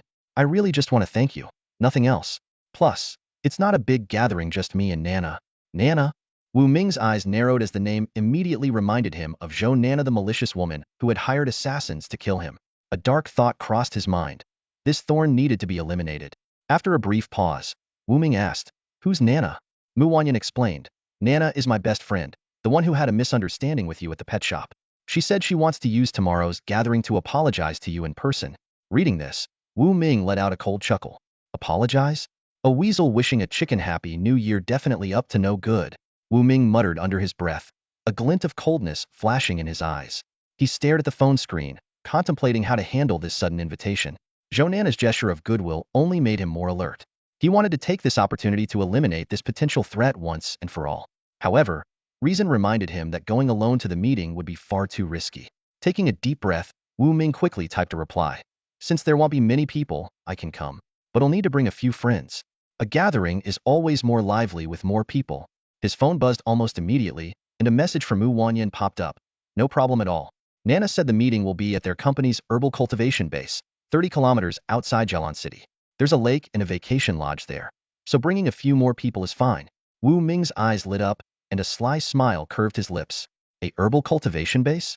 This was an unexpected bonus. He began calculating how to discreetly convert some resources into evolution points. After all, if it belonged to an enemy, why not take advantage of it? We'll probably bring 3 people. Not sure yet, but it won't be too many, Wu Ming replied. That's fine. Nana said she'll send a car to pick you all up tomorrow. All right. What time should we leave? 9 in the morning. You should arrive by 10. Got it. Let's leave it at that for now, Wu Ming responded before putting down his phone, falling into deep thought. He wasn't sure if Mu Wanyin was involved in the conspiracy against him. Thinking back to their first meeting, when she was just a naive college student, Wu Ming suspected she might simply be a pawn used by Zhou Nana. Regardless, he resolved to stay vigilant. Wu Ming began planning meticulously. Tomorrow, he would bring Huang Samba, the Earth Giant Ape, the Netherworld Cat, and the Little Overlord. The Netherworld Cat would remain invisible as a hidden trump card. Meanwhile, in a luxurious villa, Zhou Nana's face lit up with excitement when she heard that Wu Ming had agreed to the meeting. She gave Mu Wanyin an affectionate kiss on the cheek and praised, Wanyin, you're amazing. Mu Wanyin blushed, her face a shade of crimson, and asked hesitantly, Nana, if too many people come, will the vacation lodge have enough space for everyone? Zhou Nana chuckled, her smile soothing. Don't worry, the lodge is huge. Even if dozens more people show up, there'll be plenty of room. That's a relief, Mu Wanyin said with a smile of her own, finally relaxing. Zhou Nana turned to gaze out the window, her seductive red lips curving into a dangerous smirk. Her eyes gleamed with a cold, calculating light. She thought to herself, more people? Perfect. When Wu Ming dies, there'll be plenty of witnesses to prove I wasn't there. That will make the plan flawless. Wu Ming, your time is up. Zhou Nana's entire demeanor exuded an icy menace, like a venomous snake coiled and ready to strike a fatal blow. The next morning, Wu Ming opened his eyes, got up, and went through his morning routine before heading downstairs to the shop. To his surprise, Wan Siyu was already there, wearing a white floral dress that made her look like a fairy descended from heaven. her pure and delicate aura utterly captivating. Good morning, Brother Wu. Wan Siyu greeted him cheerfully, placing a newly bought potted plant on the counter and beginning to trim it. Suddenly, the sharp screech of brakes shattered the morning calm. A pickup truck pulled up in front of the pet shop, and out jumped Huang Samba, Dolly Giant Bear, and Zhu Zime. Wu Ming glanced at Huang Samba and teased, "Your girlfriend doesn't work anymore? She's your full-time chauffeur now?" Huang Samba beamed with a blissful smile but said nothing. Instead, Zhu Zime chimed in with a laugh, "I used to be a taxi driver, but now I'm exclusively chauffeuring this Frank Beast Tamer." Got it. Wu Ming smiled knowingly and checked the time. "You're just in time. I've been invited to a private gathering at a mountain valley about a few dozen kilometers outside Jialan City today. They say it's a medicinal herb cultivation base with a vacation resort built into it. Who wants to come along?" "A private gathering?" Wan Siyu's eyes widened in surprise. "Will there be good food?" Zhu Zime asked curiously. "Who invited you, Brother Wu? Is it safe?" Huang Samba, ever the cautious bodyguard, inquired with concern. Wu Ming paused for a moment before deciding to reveal the truth. The invitation came from Mu Wanyan, the first customer of the pet shop. She's the younger sister of Mu Wanru, the team leader at the enforcement center. So it's just an old customer expressing their gratitude. Huang Samba said, nodding as if everything made sense. "It's not that simple," Wu Ming said as he grabbed the breakfast Wan Siyu had bought and sat down on the sofa. "Mu Wanyan's close friend, Zhou Nana, will also be there. The vacation resort happens to be her property." Hearing Zhou Nana's name, Wan Siyu felt it sounded familiar but couldn't immediately recall why. Wu Ming looked at her and reminded, "Siyu? Remember the black-clad thugs who cornered us in the alley that night?" "I remember now," Wan Siyu exclaimed. "Zhou Nana was the one who hired them to attack you, Brother Wu? Then why go at all?" Huang Samba asked, puzzled. Wu Ming explained, "Mu Wanyan said Zhou Nana wants to apologize to me. But that woman is cunning. I suspect she's plotting something."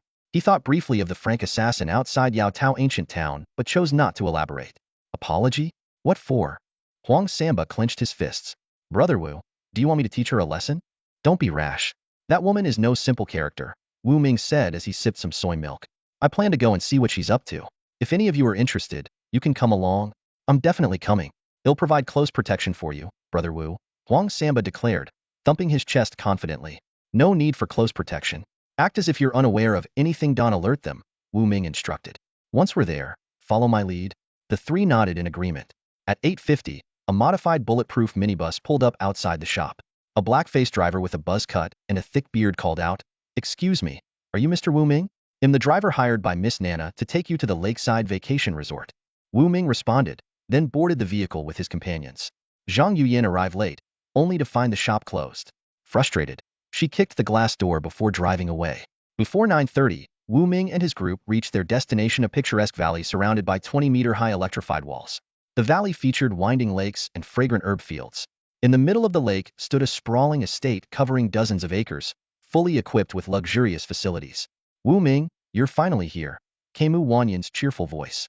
Wu Ming stepped out of the vehicle and saw two women standing not far away. One was Mu Wanyan, dressed in a gothic Lolita-style outfit with a small white fox perched on her shoulder. The other was Zhou Nana, wearing a red bodycon dress that accentuated her stunning figure. Her makeup was flawless, and her demeanor was both alluring and provocative. Zhou Nana bent slightly in a gesture of apology, revealing a generous expanse of fair skin. "Mr. Wu, I sincerely apologize for my impulsive actions before. Please forgive me." Wu Ming knew this was all for show but pretended to be moved. He stepped forward to help her up. "Miss Nana, how could I hold a grudge over such a small matter? I've already forgiven you." As he spoke, he intentionally patted Zhou Nana on the shoulder, his hand brushing against her chest. Zhou Nana gritted her teeth in anger but maintained her composure. Huang Samba and the others feigned indifference, while the naive Mu Wanyan remained oblivious to the undercurrents, clapping her hands in delight. "Wu Ming, Nana, it's great that you've made up. Come on. I've prepared a lavish lunch at the resort. Let's all have a wonderful time today." Mu Wanyan skipped ahead happily, entirely unaware that a subtle battle of wits had already begun behind her. Zhou Nana stayed close to Wu Ming, her lips curling into a smile that seemed seductive but hid a cold edge. Her sharp eyes swept over Huang Samba and the mighty bear, quietly assessing the situation in her mind. Wu Ming's caution surprised her, had even brought along a Frank Beast Tamer. Just then, the sound of hurried footsteps, accompanied by bursts of fiery hisses, caught Zhou Nana's attention. Looking down, she spotted a small black dog happily running around, occasionally puffing out tiny flames from its mouth. Feigning casual interest, Zhou Nana asked, "What an adorable little dog. Is this your pet beast, Mr. Wu?" Wu Ming smiled and replied, "Yes, this is my only pet beast. It breathes fire, quite cute, isn't it?" But his tone suddenly turned meaningful. "Don't be fooled. Beneath a cute or beautiful exterior, there could be countless hidden dangers ready to strike." Zhou Nana caught the underlying warning in his words and smirked inwardly. She began calculating her next move. To eliminate Wu Ming, she would first need to find a way to get rid of the others who were in the way. Meanwhile, Mu Wanyan seemed completely oblivious to the subtle exchange. Her attention was entirely captivated by the little dog, whom she affectionately called Little Overlord. She kept trying to play with it and pick it up, but the agile pup dodged her every time, clearly unwilling to be touched. Before long, the group entered a lavishly decorated banquet hall. Zhou Nana stayed close to Wu Ming, chatting and laughing as if she had genuinely repented and become his close friend. Seeing this, Mu Wanyan's face lit up with joy, entirely unaware that everyone else was merely putting on an act. Mu Wanyan glanced up at the large clock on the wall and exclaimed in surprise, "Oh my, it's already 10 o'clock. The luncheon hasn't started yet. Mr. Wu, would you like to sit and wait? Or perhaps explore the nearby area a bit?" Wu Ming immediately responded, "Let's explore first." He had already made up his mind to check out the nearby herbal garden to see if he could gather some evolution points. After all, the herbs belonged to Zhou Nana. Why not take advantage of the opportunity? Zhou Nana eagerly volunteered to lead the way. She opened a side door of the banquet hall and guided the group into the herbal garden on the mountainside. The air was thick with the fragrance of medicinal herbs. Wu Ming casually brushed his hand over a crimson-red herb called chilling grass and was delighted to find it had converted into 0.1 evolution points. Excited, he continued touching the surrounding herbs, quickly accumulating a total of 1 evolution point. Looking up, Wu Ming's eyes gleamed with excitement as he took in the vast expanse of the herbal garden. He calculated silently. If he could convert all these herbs, he might gain 8 to 10,000 evolution points. Unfortunately, this was just a tour. For now, he could only discreetly convert evolution points from the herbs he passed by, which wasn't yielding much. Determined to maximize his gains, Wu Ming deliberately took detours through the garden, converting the herbs along his path. On the surface, the herbs appeared unchanged, but in reality, they had lost their medicinal potency and would need time to regrow before they could be used. An idea crossed Wu Ming's mind. If he could lease a section of a herbal garden, he could regularly convert large amounts of evolution points. However, he knew this was unrealistic for now. The herbal garden they were touring was protected by high-voltage electric fences and required millions in investment to manage. His current financial resources were far too limited. Moreover, the efficiency of converting evolution points this way was still inferior to hunting beasts outside the city. After half an hour, Wu Ming had accumulated 200 evolution points. At this point, Zhou Nana approached him, swaying her slender waist and pretending to be tired. "Oh my, I'm feeling a bit worn out. How about we head back for breakfast?" she suggested. Inwardly, she was calculating her next steps. With Huang Samba, the mighty bear, and Little Overlord sticking close to Wu Ming in the herbal garden, there was no chance to strike. It would be better to return to the banquet hall and continue setting up her plan. Wu Ming casually replied, "I'd like to explore the herbal garden a bit longer." Mu Wanyan chimed in with a smile, "Mr. Wu, we can always come back after eating. There's still plenty of time today. Oh, by the way, after afternoon tea, how about we head back to Jialan City? My little white said the evolution food you produce is amazing, and I'd love to buy more." "Sounds good," Wu Ming agreed with a nod. The group soon returned to the banquet hall.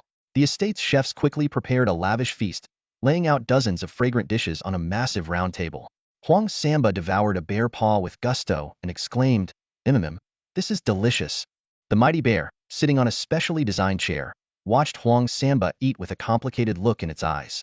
Sitting nearby, Zhu Zimei and Wan Siyu immediately grasped the awkward situation Huang Samba was in and burst into laughter simultaneously. They lightly patted Huang Samba on the back and threw him a knowing glance. It was only then that Huang Samba snapped out of his daze, suddenly remembering that his pet beast also belonged to the bear clan. Reluctantly, he pushed the half-eaten bear paw on his plate toward Wu Ming, his eyes filled with reluctance. Wu Ming glanced down at the pitifully gnawed bear paw, pointed at himself, and asked in disbelief, "Huang Samba, are you sure this is for me?" Leaning closer to Wu Ming, Huang Samba lowered his voice and whispered, "Brother Wu, help me pack it up. When we get back, I'll reheat it and eat it when Big Bear isn't looking." Just then, a furious roar erupted from the mighty bear. In its anger, it shattered the specially made wooden chair beneath it and stormed out of the banquet hall, heading toward the lakeside. The massive bear dipped its enormous legs into the lake and sat there, looking utterly dejected, as if it had lost all hope in life. Woof woof. Little Overlord, clutching a roasted lamb leg in its mouth, dashed out and approached the giant bear, attempting to comfort the colossal creature. Wu Ming urged. Huang Samba, aren't you going to go and calm Big Bear down? Scratching his head sheepishly, Huang Samba grabbed a large platter of roasted lamb legs and made his way toward the mighty bear. Back in the banquet hall, only Wan Siyu and Zhu Zimei, both ordinary humans, remained by Wu Ming's side. Meanwhile, Zhou Nana, elegantly savoring her dessert, maintained a calm expression, though a sinister plan was already brewing in her mind. I'm going to freshen up my makeup, Zhou Nana said, swaying her hips as she passed by Wu Ming, leaving behind a strong trail of perfume as she headed toward the side of the banquet hall. She made her way straight to a room at the end of the hallway on the second floor. Opening a metal box, she revealed a brightly colored venomous snake with a triangular head coiled inside. This is no ordinary snake, Zhou Nana murmured to herself. This is the rainbow death snake, possessing grade venom. Even an elephant would drop dead instantly from a single bite. She sneered coldly and added, normally, rainbow death snakes only live in remote wilderness areas surrounded by mountains, water, and abundant medicinal herbs. This valley happens to meet all the conditions for its habitat. Who would guess that I actually hired it for a price? Her voice was icy and chilling. Staring into the snake's eyes, Zhou Nana seemed to merge with the creature in that moment, transforming into the deadliest predator the world had ever seen. The vibrant, deadly snake lay dormant inside the metal box, showing no intention of attacking Zhou Nana. This venomous serpent was the carefully trained pet of an franked assassin from outside Jialan City. At this moment, its master was waiting vigilantly in the nearby mountains. Just last night, Zhou Nana had secretly met with the assassin and acquired temporary control over the snake. In a low voice, she issued a concise and lethal command. Hide, eliminate the target, and make it look like an accident. With great care, Zhou Nana released the deadly creature, allowing it to quietly slither along a water pipe and infiltrate the herb garden. Like a seasoned assassin, the colorful serpent concealed itself, patiently waiting for the perfect opportunity to strike. Zhou Nana quickly touched up her makeup and calmly returned to the lively banquet hall as if nothing had happened. What she didn't know was that an invisible presence had been following her all along, observing every detail of her actions and faithfully relaying them to Wu Ming. Inside the banquet hall, Zhou Nana watched as Wan Siyu gently fed Wu Ming. Her face bore a smile, but her eyes gleamed with a dangerous light. Gracefully lifting a wine glass, she rested a hand lightly on Wu Ming's shoulder and whispered alluringly, Mr. Wu Ming, let me propose a toast to you. Her voice was sweet and seductive, yet carried an undertone of menace. Consider this a farewell drink. Cheers. Wu Ming clinked glasses with her and drank without hesitation. Meanwhile, Huang Samba, Dolly Giant Bear, and Little Overlord were playing by the lakeside 100 meters away. Spotting this, Zhou Nana realized the moment was ripe. She suggested, this banquet hall is poorly designed, it's a bit stuffy, don't you think? How about we take a stroll by the lake to get some fresh air? Mu Wanyin eagerly nodded in agreement. Wu Ming's lips curled into a faint smile as he quickly discerned Zhou Nana's intentions. After a brief pause, he replied, perfect timing. We can also visit the herb garden. As a trainer, I'm quite interested in the herbs you cultivate, Miss Zhou. Perhaps I could purchase some in the future. Of course, there will be opportunities, Zhou Nana responded with a smile, though inwardly she sneered. In just a few moments, the only deals you'll be making will be in the underworld with King Yama. The group, holding their glasses, began a leisurely walk along the lakeside. On their left stretched the lush herb garden, while the shimmering lake lay to their right. Beneath one of the herbs, the colorful serpent caught Wu Ming's scent. Flicking its purple tongue, it silently slithered toward him, waiting for the perfect chance to strike, intending to make its attack appear as a defensive reaction to being stepped on. Unbeknownst to the serpent, an invisible and fearsome presence loomed nearby. Sharp, watchful eyes observed every move, ready to intervene at any moment. On the ground, a ghostly nether cat moved with an elegant stride.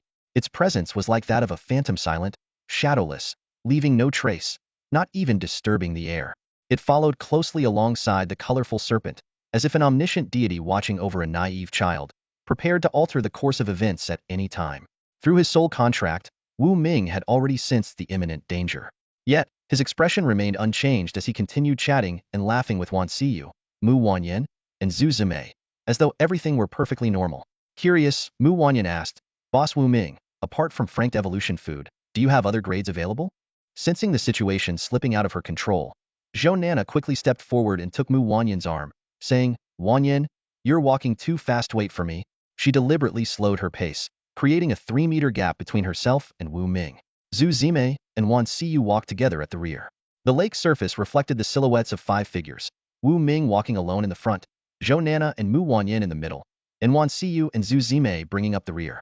Suddenly, a voice called out from across the lake. It was Huang Samba. Hey, wait for me. He was perched on Dolly Giant Bear's shoulder, with little Overlord in tow, running toward them. Zhou Nana grew anxious. If the colorful serpent didn't act soon, the perfect opportunity would be lost. On the ground, the colorful serpent crept onto the grass, poised to strike as Wu Ming's foot loomed closer. It readied itself to bite the moment it was stepped on, completing the accident. But just as Wu Ming stepped over it, the serpent suddenly felt an invisible force pinning its head to the ground, rendering it immobile. Wu Ming continued walking, a subtle smirk playing on his lips. Zhou Nana remained oblivious to the fact that the colorful serpent lay right in front of her, subdued by an unseen force. Linking arms with Mu Wanyan, she strolled forward. Suddenly, Zhou Nana felt something slippery and hard beneath her foot. Looking down, she saw the familiar colorful serpent sinking its fangs into her calf. The venom spread rapidly through her body, its purple hue visible on her skin. She trembled violently before collapsing backward, her life extinguished in an instant. Nana, what's wrong? Mu Wanyan's voice suddenly turned sharp. Her gaze landed on Zhou Nana, freezing instantly on a dazzling, multicolored venomous snake. Its cold, unblinking eyes stared directly at her, sending chills down her spine. A snake! Wu Ming, Zhu Zime, and Wan Siyu exclaimed almost in unison. They spotted the deadly serpent, but were too paralyzed with fear to approach. Tears streamed down Mu Wanyan's face as she cried out, her voice trembling, "Xiao Bai, quickly, kill that snake." The small white fox, her frank beginner pet beast perched on her shoulder, sprang into action. With astonishing speed, the white fox leapt to the ground and swiped at the multicolored snake with its paw, sending it flying. The snake landed near Wu Ming, hissing menacingly before whipping around and lunging toward him. From the shadows, the netherworld cat prepared to intervene, but the white fox was faster. It pounced in front of the snake, pinning it down with its forepaws before biting through its spine. The snake thrashed violently on the ground, breaking nearby saplings with its convulsions. The group stumbled backward in fright. Just then, little Overlord arrived in a flash. It unleashed a searing torrent of flames, reducing the snake to a charred husk. Within moments, the venomous serpent was lifeless. With the immediate danger gone, Mu Wanyan collapsed beside Zhou Nana. Her trembling hands reached for Nana's nose, only to find no sign of breath, no trace of life. "No, I won't let you die. Nana, tell me this is just a nightmare." Mu Wanyan wailed, her sobs choking her words as tears blurred her vision. Wu Ming stood nearby, quietly observing Mu Wanyan's reaction. Her grief was undeniably genuine, convincing him that she had no knowledge of any plot to harm Zhou Nana. "It was an accident, there was nothing we could do." "I'm sorry for your loss," Wu Ming said softly, resting a hand on Mu Wanyan's shoulder in an attempt to comfort her. Unable to contain her anguish, Mu Wanyan broke down, throwing herself into Wu Ming's arms and crying uncontrollably. Zhu Zime and Wan Siyu exchanged a helpless glance, shaking their heads. Meanwhile, Huang Samba and the mighty giant bear were still on their way. Wu Ming gently held Mu Wanyan, his gaze drifting past her shoulder to the resort staff rushing over after hearing the commotion. His expression was a mix of relief, reflection, and a trace of unspoken sorrow. As Wu Ming stepped over the rainbow death snake, the netherworld cat firmly pinned the snake's head, allowing him to pass unharmed. However, following closely behind, Zhou Nana accidentally stepped on the snake's back. Seizing the moment, the netherworld cat released its grip, and the enraged venomous snake lashed out, mistaking Zhou Nana for Wu Ming, and delivered a vicious bite. Zhou Nana's death came as an unexpected relief to Wu Ming. Although he wasn't aware of all her misdeeds, her sinister act of hiring assassins was enough to prove she deserved her fate. At that moment, the little white fox bit through the snake's weak spot, while the little tyrant beast spewed flames, burning it to death. Everything appeared to be a coincidence. Reflecting on the harrowing scene, Wu Ming couldn't help but feel grateful for the assistance of the elegant hunter, the netherworld cat. Without it, he might not have escaped unscathed, let alone dealt with Zhou Nana in the process. Suddenly, staff members arrived at the scene, only to be greeted by the sight of a tearful Mu Wanyan, the charred remains of the venomous snake, and Zhou Nana's lifeless body. Panic spread among them. Choking back tears, Mu Wanyan explained, "Nana accidentally stepped on the snake and was bitten. It's all my fault for organizing this gathering in the wild." Hearing the news of the CEO's death, one staff member collapsed to the ground in shock. Wu Ming comforted Mu Wanyan and instructed the stun staff to notify the law enforcement team. The area was swiftly sealed off. Zhu Zime and Wan Siyu stood silently nearby, while the little tyrant beast and the white fox remained on guard, vigilantly watching the snake's twitching corpse to ensure no further danger. Before long, Huang Samba and the mighty giant bear arrived. Huang Samba gasped in shock and feigned ignorance, asking what had happened. Zhu Zime gave a brief explanation, and Huang Samba pretended to be surprised while secretly pondering the unusual presence of such a deadly beast in the area. Half an hour later, the law enforcement team arrived. Team leader Mu Wanru, wearing bulletproof high heels, meticulously examined the scene. She was surprised to find her younger sister Mu Wanyin and Wu Ming present, but remained focused on the investigation. She summoned her elemental water beast to clean up the site and inspected the rainbow death snake's remains. Mu Wanru then reviewed the surveillance footage. The footage revealed Wu Ming and his group chatting and laughing as they walked, with Wu Ming safely stepping over the venomous snake coiled in the grass. However, Zhou Nana tragically stepped on the snake, triggering its counterattack. The surveillance clearly captured the entire sequence of events, providing crucial evidence for the investigation. The news of Zhou Nana's death arrived, prompting Mu Wanru to meticulously examine the scene footage. She ultimately concluded that it was an accident. She made this conclusion public, and upon hearing it, Wu Ming outwardly remained calm but secretly felt a sense of relief. He was thankful that the incident was deemed accidental, as it would spare him from further complications. More importantly, it ensured that the existence of the Netherworld cat remained undiscovered, safeguarding his own security. With the investigation wrapped up, Mu Wanru quickly organized a team to handle the scene. Wu Ming, along with Huang Samba and the others, sat in the pavilion of the resort, watching as Zhou Nana's body was placed into the funeral vehicle. They also observed Mu Wanru carefully placing the sealed seven-colored death snake into the trunk of an off-road vehicle. This marked the conclusion of the entire incident. Mu Wanru approached gracefully, her figure elegant, and said to Mu Wanyin, "Sister, I have official matters to attend to, so I'll head back to the city first. Since you're friends with Mr. Wu Ming, you can return with them later." Mu Wanyin nodded in agreement. As they watched Mu Wanru drive away, Wu Ming stood up and looked around before saying, "It's time for us to leave as well." The group boarded the modified bulletproof bus they had arrived in and set off for Jialan City. Meanwhile, just a few kilometers away on a nearby mountain, a tall man in a leather jacket leaned against a tree, peering through binoculars at the distant bus gradually disappearing from sight. His teeth clenched and rage burned in his eyes. "Damn it, my seven-colored death snake." Though he couldn't fully understand why the wrong target had been attacked, his hatred was now firmly directed at Mu Wanyin and Wu Ming. In his mind, the snake had been killed by the combined efforts of Mu Wanyin's little white fox and Wu Ming's little overlord. He committed their faces to memory, silently vowing revenge. The leather-clad assassin was furious. He recalled his initial meeting with Zhou Nana, brimming with confidence, only for the mission to end in such a disastrous manner. The death of his employer, Zhou Nana, ignited a blazing anger within him. This assassination attempt not only cost him the invaluable seven-colored death snake, but also marked a significant blemish on his career. Narrowing his eyes, a cold gleam flickered in the assassin's pupils. He directed his rage toward Zhou Nana, convinced that her insistence on staging the murder as an accident had unnecessarily complicated matters. A cold smirk crept onto his face as he thought bitterly, "If only I could have infiltrated Jialan City directly. Releasing the snake into Wu Ming's room at night, it would have been so much simpler." With mixed emotions, he mounted his dirt bike and sped off toward a mountain cave several kilometers away. Passing through the entrance, he descended into an icy underground cavern, the secret base of their assassin organization. As he entered the base, a red-haired woman with tattoos covering her chest approached him with a mocking smirk. Well, if it isn't Pai Shi. Mission accomplished, I assume?" She sneered. "Hong Ying, my mission is none of your business," Pai Shi retorted with a cold snort, brushing past her toward the main hall. He stopped in front of a towering figure seated on a sofa, his back to the room. Bowing slightly, Pai Shi reported, "Boss, I failed the mission." The leader of the assassins silently puffed on a cigar, exhaling a cloud of smoke without uttering a word. Pai Shi stood hunched over, feeling as though he were encased in ice, his scalp tingling with dread. After what felt like an eternity, the boss finally spoke in a low, detached tone, "Don't let it happen again." "Yes, understood." Pai Shi exhaled in relief, wiping cold sweat from his brow as he exited the hall. He entered a private chamber, unlocking a transparent glass box to retrieve a dark green mantis roughly the size of a water cup. An elderly man with glasses approached him and asked, "Pai Shi, I heard the seven-colored death snake is dead?" "It got cornered by two frank beast pets," Pai Shi replied through gritted teeth. The old man suggested, "Then bond with this blade mantis instead. They'll deduct 150,000 points from your account and provide it with the most suitable frank evolution feed to make it your new partner." "Thank you, Doctor," Pai Shi said, taking the blade mantis and leaving the chamber. 10 minutes later, Pai Shi stood before a tree and issued a command. "Blade mantis, attack!" The dark green mantis leapt from his shoulder, its razor-sharp forelimbs slicing through the air like a blur. Crack!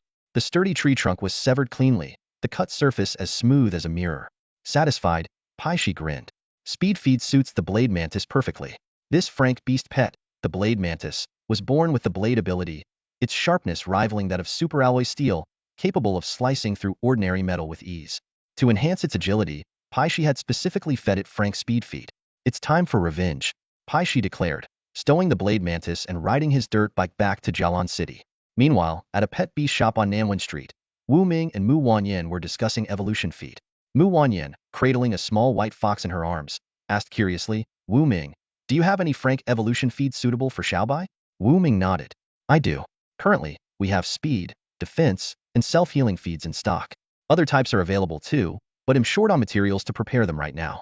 Mu Wanyan's eyes lit up with excitement. Defense and self-healing? Can you explain their effects in detail?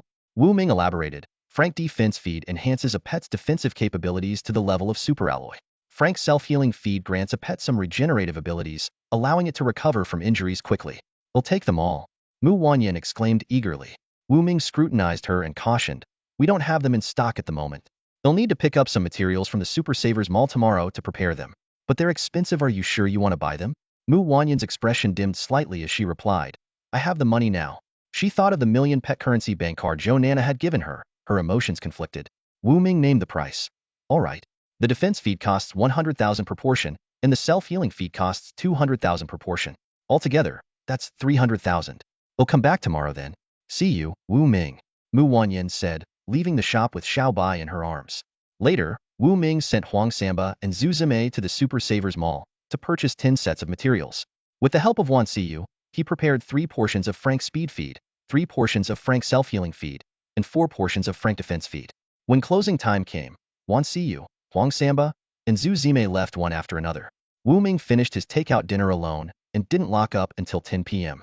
As night fell, inside a deserted cafe on Nanwai Street, Paishi sat in a chair, releasing the blade mantis silently.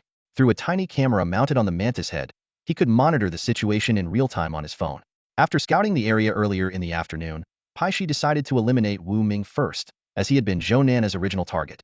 As for Mu Wanyan, she could wait until later. Under the cover of darkness, the blade mantis crept noiselessly across the ground, eventually reaching the window of Wu Ming's bedroom. With its razor-sharp blades, it carved a hole the size of a bowl in the glass and slipped inside, undetected. Through the live feed on his phone, Paishi observed the sleeping Wu Ming. Without hesitation, he issued a command through their pet bond. The blade mantis raised its icy, lethal blade, poised to slash down at Wu Ming's throat. The sinister grin on Paishi's face deepened as he stared at the screen through the surveillance camera. He seemed to have already envisioned Wu Ming's gruesome demise, and with satisfaction, he raised his coffee cup and took a long, indulgent sip. However, when he glanced back at the screen, it had suddenly gone black. No power? Paishi scratched his head and pulled out his phone to check. The phone still had plenty of battery, so the issue had to be with the camera.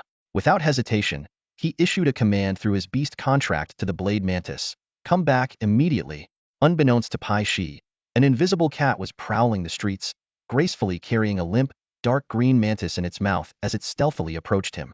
After paying his bill, Paishi left the cafe and headed to a nearby forest to rendezvous with the blade mantis. Suddenly, he spotted his beast, but the scene was unsettlingly bizarre. The blade mantis was floating horizontally toward him, as if held aloft by an invisible hand. What's going on? Paishi rubbed his eyes in disbelief as the blade mantis abruptly dropped to the ground. It twitched a few times before going completely still, lifeless. A chill ran down Paishi's spine. In the next instant, he clutched his neck, his eyes wide with terror as he collapsed to his knees. He opened his mouth to speak, but only garbled noises escaped. Finally, he fell heavily to the ground, motionless. 10 minutes later, in the second-floor bedroom of the pet beast shop, Wu Ming sat leisurely on a small sofa, sipping coffee. He silently calculated. Converting a seasoned Flevel blade mantis earned me 11 evolution points. Not bad, but his brows furrowed as he pondered. Why do people keep trying to assassinate me? Zhou Nana is already dead. Is the assassin organization still unwilling to give up? Or is someone else after my life? At that moment, the netherworld cat leapt lightly onto the bedside table, elegantly licking its paws and grooming its fur, embodying the essence of a cold-blooded killer. The next morning, Wu Ming turned on the TV, and a news broadcast caught his attention. Early this morning, the body of an Flevel beast master was discovered in the woods near Nanwen Street. Preliminary investigations suggest the individual was killed by a ferocious beast. Citizens are advised to stay vigilant and avoid going out alone after 10 p.m. Wu Ming put down the remote control, feeling a sense of relief. With the invisible netherworld cat handling things, no one could trace the incident back to him. Besides, it was purely self-defense. The second news story, however, was even more striking. Yesterday morning, renowned entrepreneur Ms. Zhou Nana tragically passed away after being bitten by a deadly rainbow venom snake during a private gathering. Citizens are advised to choose safe and populated locations for events. Discussions on the future heir to the Zhou group are expected to draw significant attention. Hearing this, Wu Ming couldn't help but feel a sense of poetic justice. Zhou Nana had hired assassins to kill him multiple times, and now she had met such an end.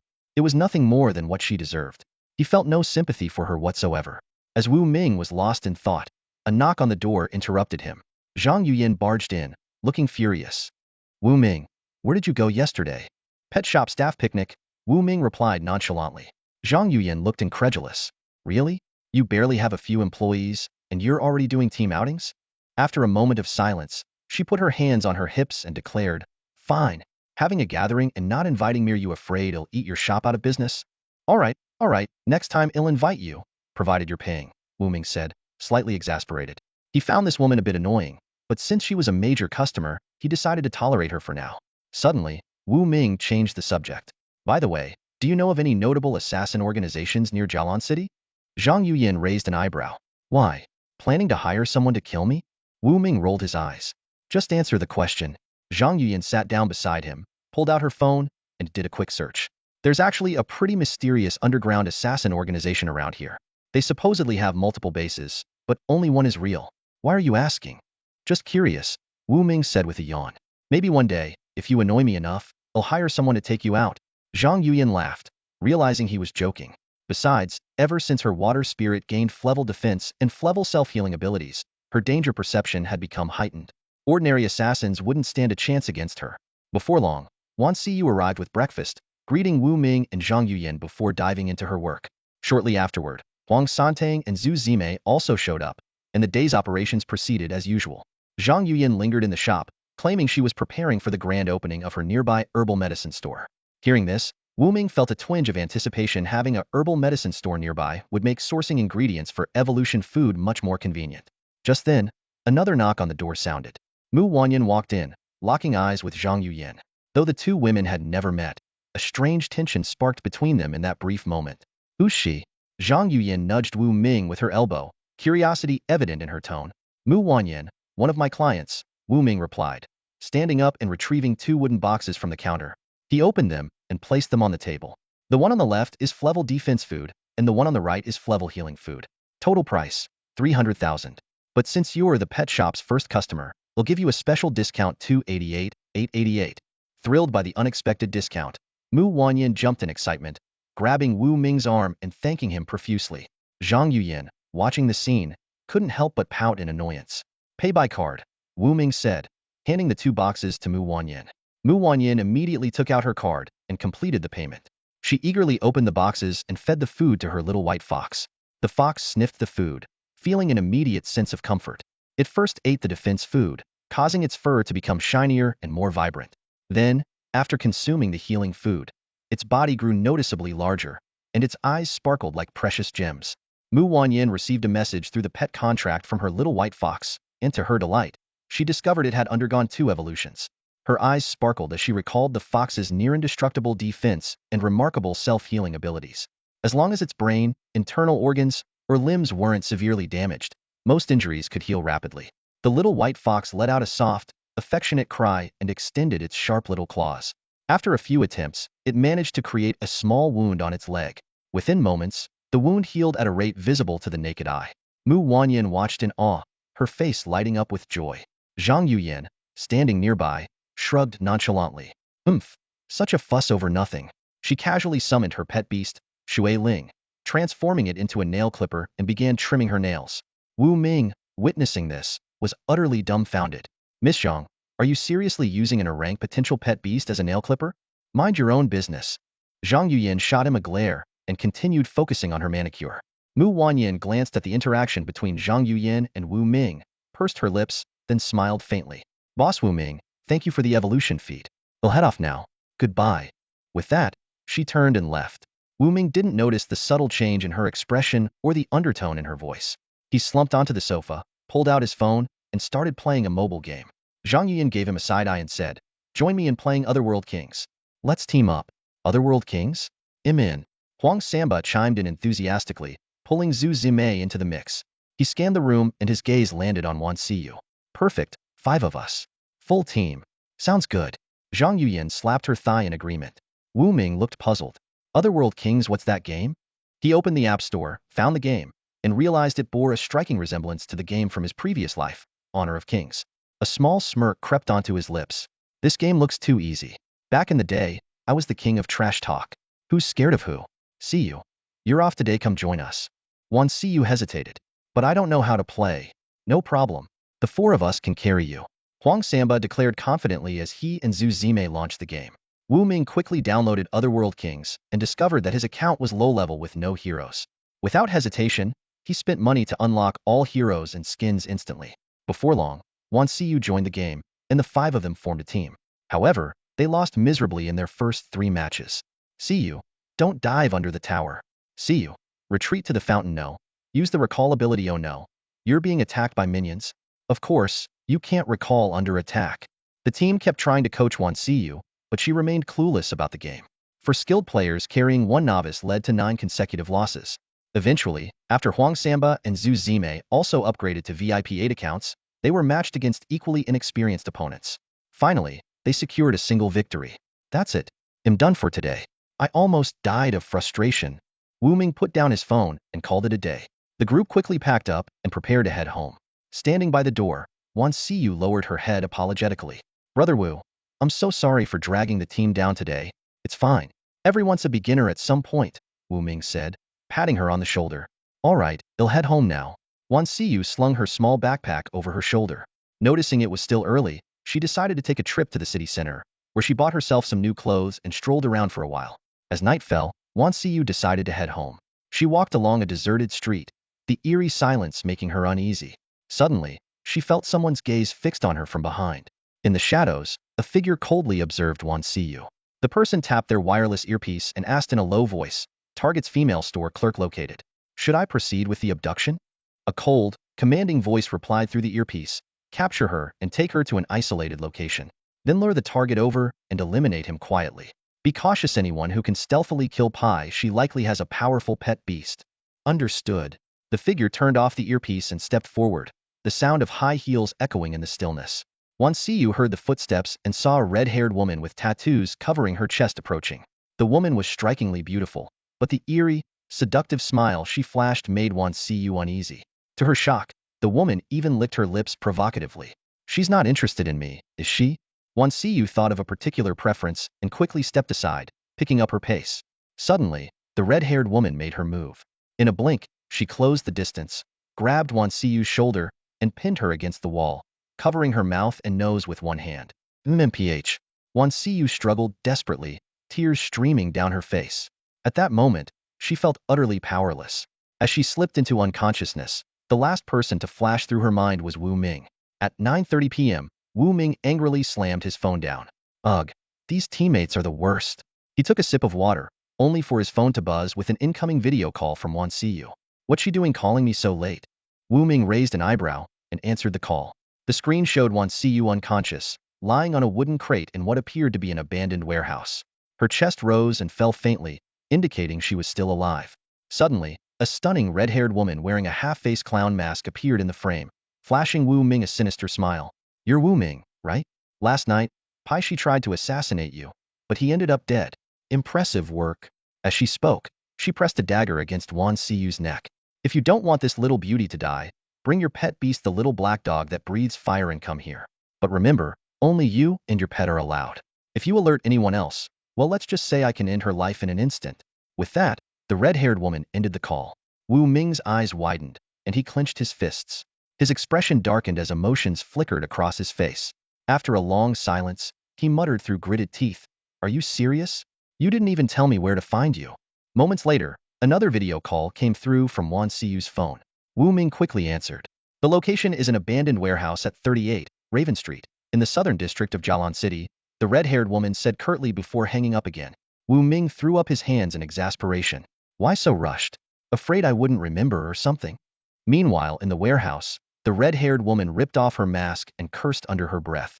How could I, a professional assassin, Forget to give the address. Unbelievable. At the pet beast shop, Wu Ming held Little Tyrant in his arms while checking the navigation on the shameless map. The two locations were 3 kilometers apart, not exactly close. With no cars on the road at night, he had no choice but to walk. 30 minutes later, outside an abandoned warehouse, a short-haired woman paced back and forth restlessly, cursing, "So slow. When you finally get here, I'll make you regret it." Another 15 minutes passed. The side door of the warehouse creaked open. The short-haired woman quickly hid Wan Siyu and concealed herself in the shadows. Wu Ming, carrying Little Tyrant, strolled into the open space at the center of the warehouse. Finally here. The short-haired woman, hidden inside a shipping container, confirmed Wu Ming's identity by comparing him to a photo. A cold smirk spread across her face. She remained perfectly silent in her hiding spot. Wu Ming scanned his surroundings and called out loudly, "I'm here. Show yourself." Only echoes responded. He remained vigilant, carefully surveying the area until he spotted Wan Siyu's phone on a wooden crate. Suddenly, a woman's voice echoed from speakers hidden around the warehouse. "There's a cage over there. Put your pet beast inside, lock it up, and make sure it can't escape." The voice came from a pre-placed Bluetooth speaker, making it difficult to pinpoint its source. Wu Ming noticed a reinforced metal cage on the ground. After inspecting it and confirming it wasn't booby-trapped, he realized that once locked inside, Little Tyrant wouldn't be able to escape anytime soon. It was clear the opponent mistakenly believed Little Tyrant had killed the assassin from the night before, intending to trap it. Too bad for Hershey doesn't know I have a backup plan, Wu Ming thought. He patted Little Tyrant on the head, placed it inside the cage, and secured it with an electronic lock. "I've locked up my pet beast. Now what? Where's Siyu?" Wu Ming shouted into the air. By this time, Wan Siyu had regained consciousness but was paralyzed. She could only peer through the cracks of the container, unable to make a sound to warn him. "How obedient!" The short-haired woman sneered as she stepped out, standing 10 meters away from Wu Ming. "Who are you?" Wu Ming asked in a deep voice. "An Frank assassin. You can call me Hong Ying." The woman strode forward gracefully, her movements as lithe as a cat's, exuding an eerie aura. Wu Ming immediately activated his inside eye. Hong Ying, Frank Beast Tamer. Primary pet beast, Frank Shadow Catwoman. Talent, Frank Fusion allows fusion with pet beast, retaining human form while gaining the beast's abilities and flexibility. Frank Speed, 29 meters per second. Frank Full Body Paralysis. Wu Ming was startled by the unique abilities of her pet beast and talent. He began to back away, feigning fear to avoid suspicion. "Why are you trying to kill me?" he asked, stalling for time. "Hehehe," Hong Ying laughed seductively. "There's a bounty on your head. Isn't it normal for assassins like us to take action?" She swayed her hips as she slowly closed the distance. "Stay away from me."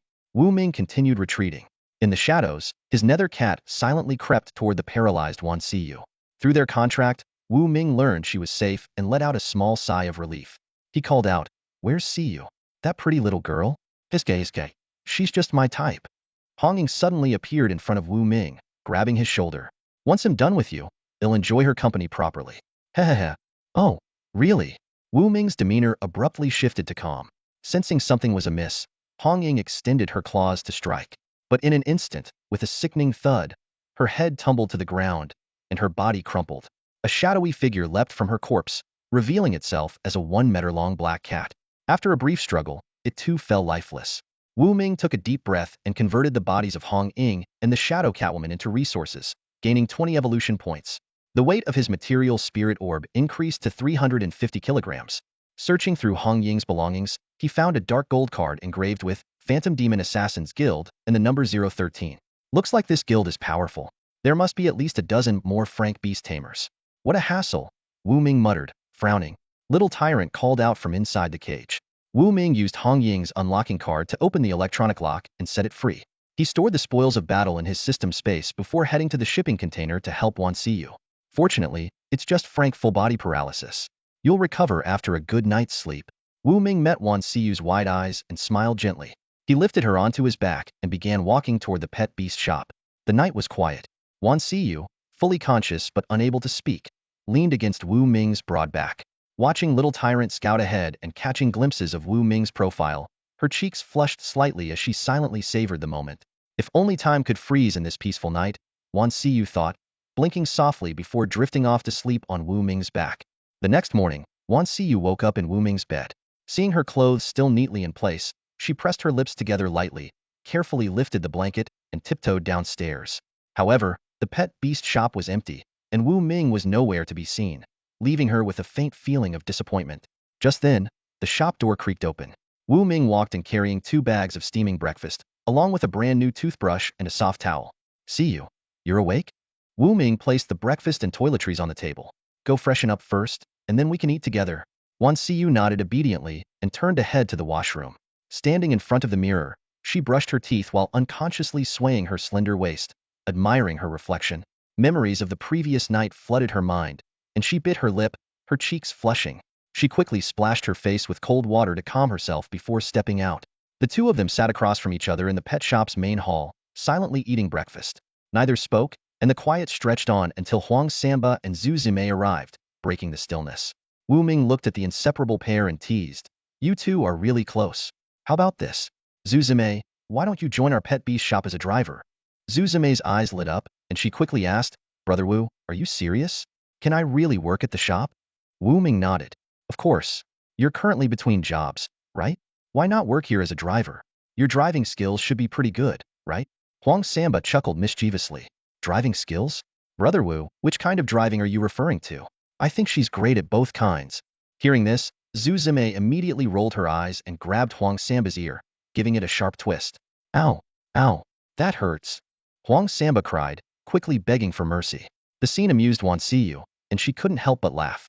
After the events of the previous night, she had been unsure how to interact with Wu Ming, but the lively antics of this duo lifted her spirits considerably. Wu Ming's expression turned slightly serious as he said, Actually, I meant what I said. Since Huang Samba is already working here as the shop's bodyguard and doorman, and you're always here to pick him up, you might as well officially join us as a driver. Zhu Zimei and Huang Samba exchanged a glance before nodding in unison. Great. I'd love to join the pet beast shop and become the official driver. Brother Wu, see you. Please take care of me from now on. Zhu Zimei extended her hand, her face beaming with joy. Welcome aboard. Wu Ming shook hands with her, formalizing their agreement. Wan Siyu excitedly high-fived Zhu Zimei. Zimei, we're colleagues now. Wu Ming promptly printed out a contract, and Zhu Zimei, experienced in the workplace, quickly signed her name. Her base salary was set at 3,000 pet beast coins per month, the same as Wan Siyu. Meanwhile, Huang Samba, who had successfully passed the Flevel Beast Master exam and become a full-time employee, earned a base salary exceeding 10,000 pet beast coins. Just then, a voice came from outside the door. Wow, you're even signing contracts now. Everyone looked up to see Zhang Yuyan striding into the shop in high heels. She glanced at the contract in Zhu Zimei's hand, then turned to Wu Ming with a playful smile. Hey, Boss Wu, why not hire me too? I could be your personal financial advisor. Daily pay of just 3,000. Wu Ming nearly spat out his drink. 3,000 a day? That's over $1 million a year. Who could afford you? He shook his head in mock exasperation. Forget it. You're way out of my budget. Ugh, fine. Zhang Yuyan pouted and shrugged. Meanwhile, outside Jialan City, an elderly man with glasses stood before a complex machine. The machine emitted a cold, mechanical voice. Confirmation complete. Assassin 013, Hong Ying, shows no signs of life. Flevel Pet Beast, Night Catwoman, has also been eliminated. Analysis indicates no prolonged battle. All strikes were one-hit kills. Conclusion.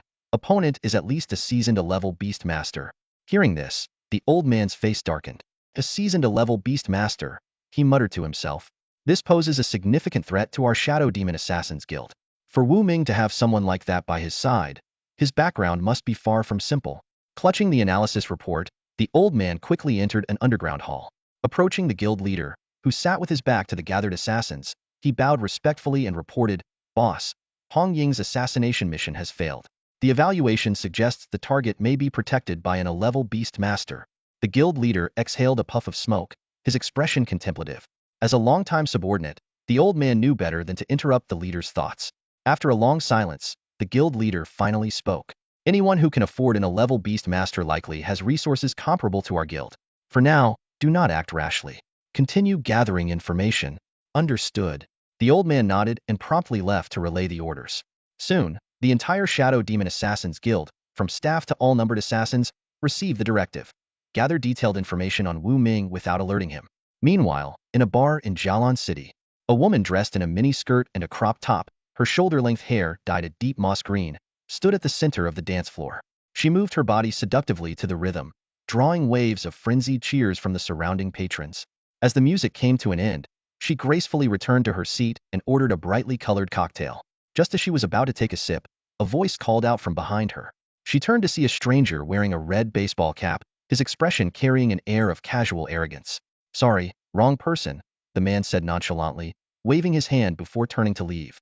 In that fleeting moment, a man in a black hoodie, standing to her right, sprang into action.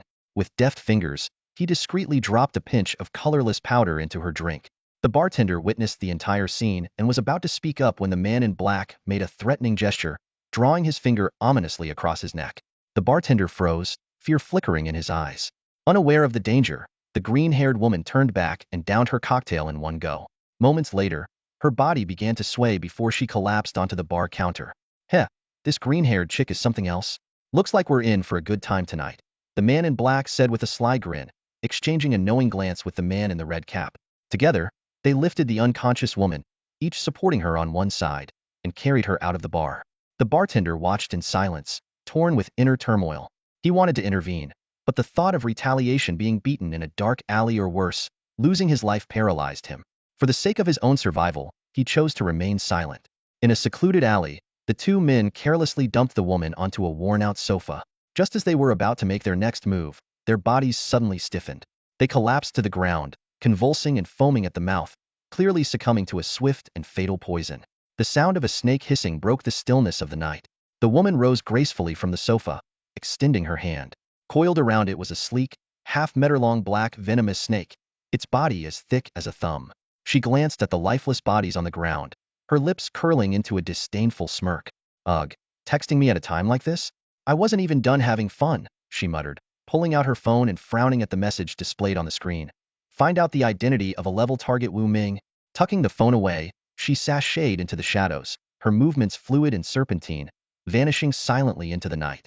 A woman with dark green hair appeared on the bustling street. She pulled back a tarp, revealing a sleek and stylish off-road motorcycle. Putting on her helmet, she revved the engine, the roar slicing through the night, and in an instant, she vanished down the far end of Nanwen Street. Meanwhile, Wu Ming had already shut the glass door behind him and was lounging on the sofa, watching TV. He muttered to himself, in a few days, the City Lord's mansion in Jialan City should announce details about the beast taming and training tournament. But even when they do, they probably won't reveal much. Although he had already secured a guaranteed spot and didn't need to participate in the preliminary rounds, Wu Ming decided he would still attend the event to observe. Gazing out at the world beyond his door, he made an important decision. "I should head out of the city for a few days to gather more evolution points. Staying cooped up in Jialan City might be comfortable, but it's not helping me grow. I need to venture out and seize some opportunities." His eyes shifted to the table, where an invisible figuria Nethershadow cat lay motionless, its tail gently swaying. Wu Ming analyzed the cat's stats carefully. Grade potential, fully matured, with grade attributes in speed, invisibility, steel claws, defense, and regeneration maxed out for an grade beast. One dose of a grade evolution feed, an ITLL level up. When that happens, I'll finally have my first grade beast. He murmured to himself, then opened his system marketplace. He quickly purchased two types of a grade evolution feed, speed feed and steel claw feed, each priced at 98 evolution points. Wu Ming reviewed the recipe details. Speed feed required 35 grams of a grade beast core, 189 grams of black minggrass, 337 grams of leaf of no regret, and 17 other ingredients, plus 15 evolution points. Wu Ming felt a sense of relief. Good thing I got the grade beast core from the one-horned rhino leader when I returned from Yao Tao Ancient Town. There's enough for 10 batches. Steel claw feed, on the other hand, required 33 grams of a grade beast core, 153 grams of superalloy steel, 115 grams of golden loquat seed, 137 grams of firebone jade marrow, and 23 other ingredients, also costing 15 evolution points. Wu Ming quickly searched the market prices for these materials. He discovered the raw materials for speed feed cost about 100,000 credits, while those for steel claw feed were priced even higher at 150,000 credits. Puzzled by the discrepancy, he logged onto the Beast Taming Network for answers. It didn't take long for him to uncover the reason. On Jialan Star, the vast majority of beasts never reached grade, and among those that did, 90 stagnated at that level. This scarcity made a grade and higher beasts and pets exceptionally rare. Although evolution feed above grade was valuable, the limited demand meant it was hard to find buyers, so the official pricing remained relatively low. Wu Ming gazed out the window. The night had grown deep and heavy.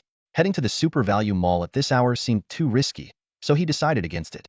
Carefully, he stowed away the inner core of the E-Class Unicorn Rhino leader and prepared to head upstairs for some rest. Suddenly, a roar shattered the stillness of the night. A dirt bike sped into view, screeching to a stop right in front of his pet beast shop. From the bike dismounted a pair of long, slender, porcelain white legs.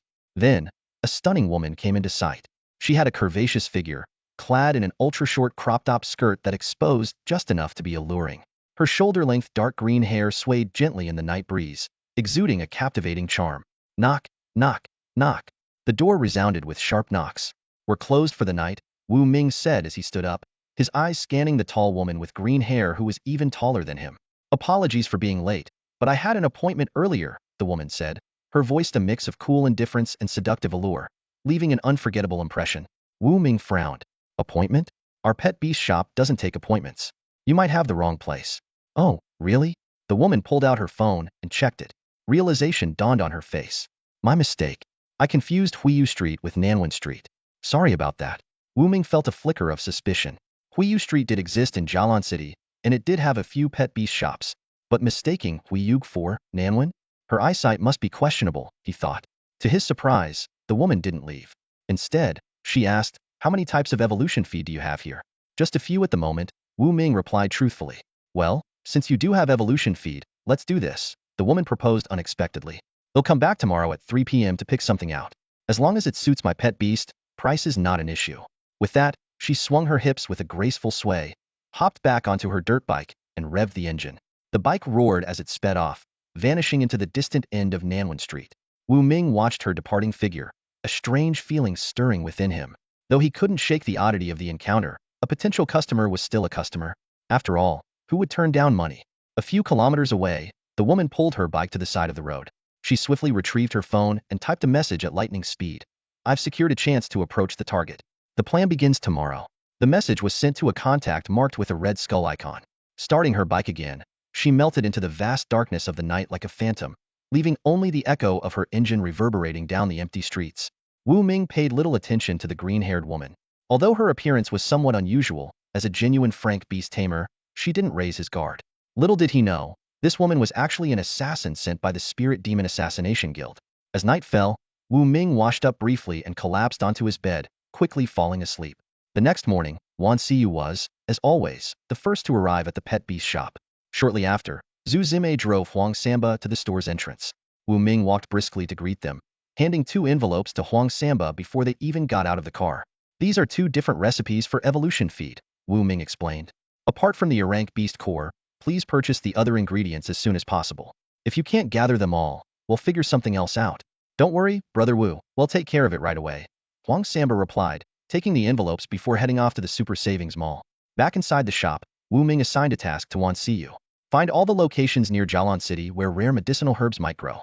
The information needs to be detailed, accurate, and updated promptly. Make sure it's reliable. Wan Xiyu immediately set to work. Before long, she compiled 2 pages of information and handed them to Wu Ming. Brother Wu, after thorough research, I found a place called Tianyuan Canyon, Wan Xiyu reported. It's 200 kilometers from Jialan City, nestled in the mountains. Rumor has it that ranked beasts appear there, making it a popular spot for local beast tamers to team up and explore. Wu Ming memorized the location's name and carefully reviewed the information while also cross-referencing it on the Pet Beast Network for verification and additional details. 2 hours flew by. At that moment, Huang Samba and Zhu Zimei returned to the shop carrying a large bag and handed Wu Ming a shopping list. Brother Wu, we managed to purchase 90 of the ingredients, Huang Samba explained. The remaining items are listed here. Wu Ming opened the list and noted the missing items. Black minggrass, firebone jade marrow, turtle snake gall, and glazed thorn. These 4 materials were key components for the Irank speed feed and Irank steel claw feed. When can these materials be restocked? Wu Ming asked. Huang Samba shook his head and sighed. Hard to say. It's said that these herbs are all sourced from Tianyuan Canyon. Several teams sent by the Super Savings Mall to gather them have encountered powerful beasts and suffered heavy losses. It's unlikely they'll be available anytime soon. Wu Ming fell into deep thought. The information he had just reviewed about Tianyuan Canyon aligned perfectly with the origin of the missing ingredients. These materials were crucial for his nether cat's advancement to a rank, and waiting passively wasn't an option. Just then, his phone rang. Wu Ming answered, and a charming voice came through it with Su Qianqian. Mr. Wu Ming, I heard Huang Samba passed the Frank Beast Tamer exam and is now officially certified. His pet, the mighty bear, even defeated Lai Dashing's explosive dragon. That's impressive. I'd like to ask for his help with something. There's a 100,000 pet beast coin reward if he agrees.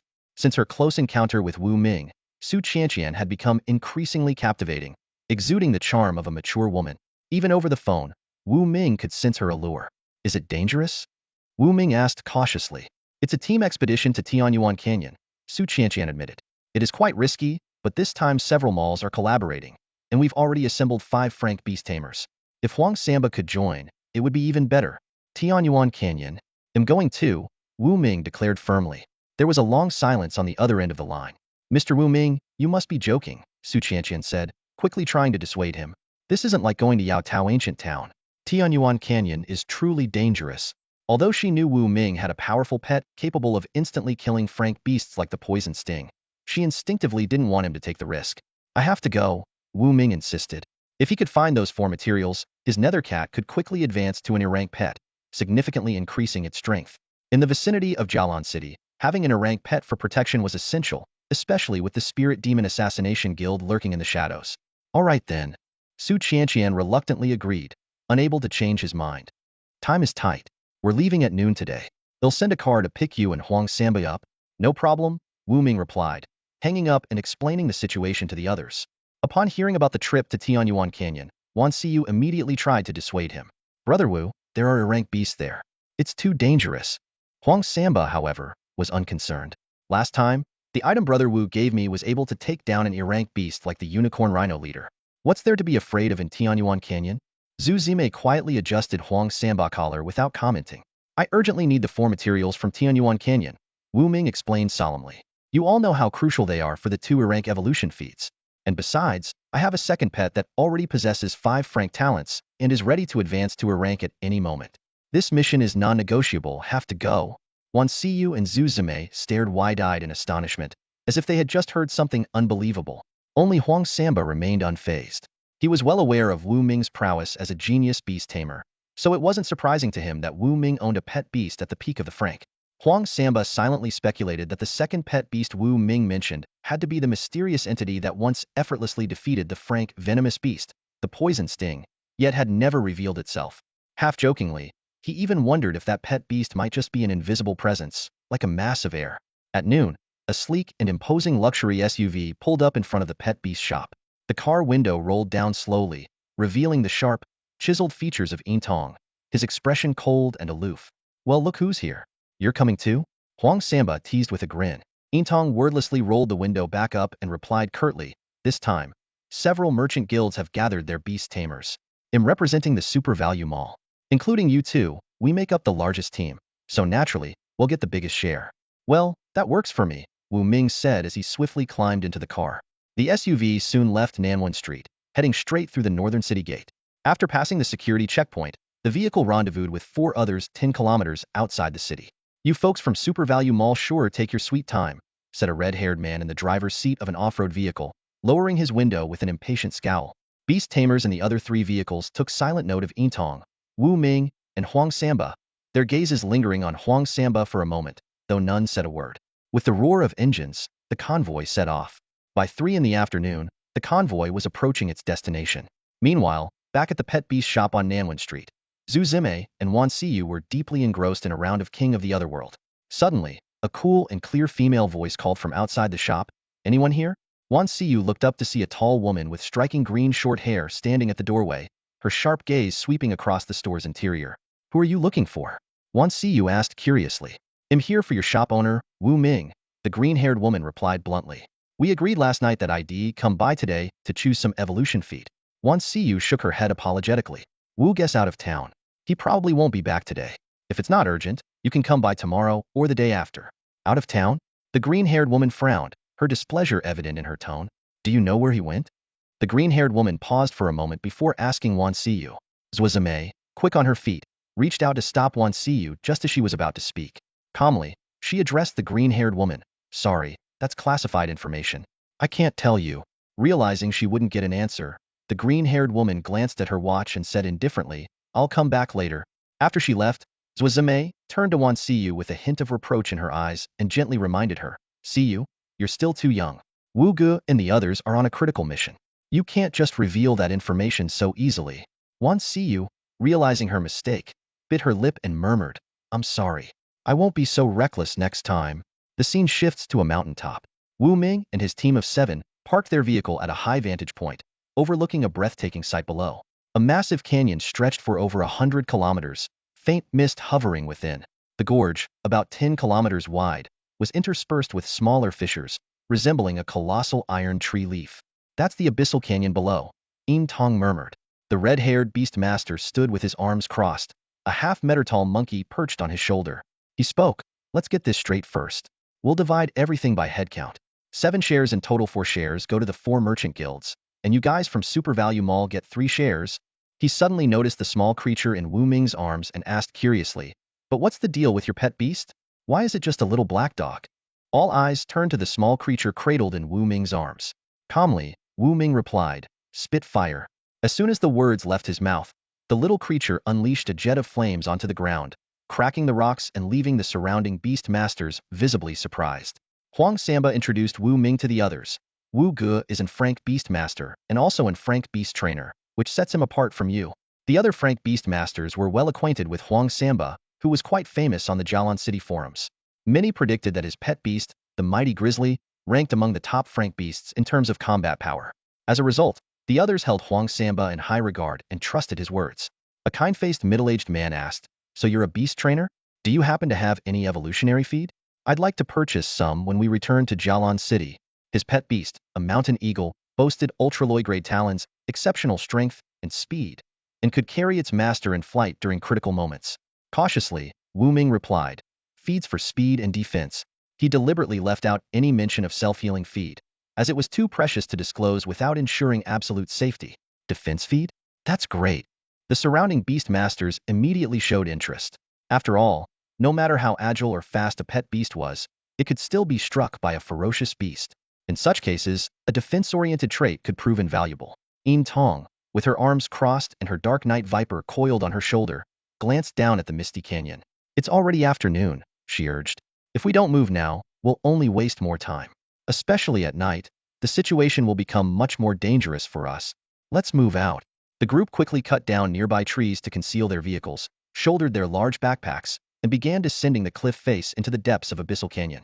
Within the canyon, lakes and waterfalls appeared intermittently, their roaring waters echoing through the air. The ground was covered with berry trees several meters tall, providing ample sustenance even without additional supplies. The skies occasionally reverberated with the cries of flying beasts, while the forest teemed with wild and feral creatures lurking or hunting, a veritable paradise for ferocious beasts. Suddenly, a strange cry grew louder in the distance. Following the sound, Wu Ming saw a brown beast emerge from the underbrush, standing before the group. It resembled a velociraptor, but had a rooster-like crest atop its head. The red-haired beast master chuckled and explained, "That's a crest raptor, a feral beast with no rank. Its combat ability is decent, but it's no match for us." Before he finished speaking, the monkey on his shoulder leaped into action, conjuring a sharp ultra-alloy dagger in its hand. In a flash, the monkey slashed the crest raptor's throat and returned to its master's shoulder all in less than a second. Huang Samba muttered under his breath, "Such speed at least 33 meters per second. That's pretty fast for Frank." The red-haired beast master modestly replied, "You're too kind." He had seen videos of Huang Samba's mighty grizzly in action, particularly its duel with Lai Dashing. Fully aware of the grizzly's overwhelming power, he knew it could easily outclass his monkey in terms of strength. "Let's keep moving," Yin Tong ordered, as she was the leader of the expedition. The group pressed on. As Wu Ming passed the crest raptor's corpse, he casually touched it, gaining 2 evolution points. He couldn't help but feel elated. This place isn't a paradise for feral beasts, it's my paradise. If everything went smoothly, he calculated he could gain at least a few hundred evolution points, and with luck, perhaps even break 1,000. 10 minutes later, the group arrived at a waterhole.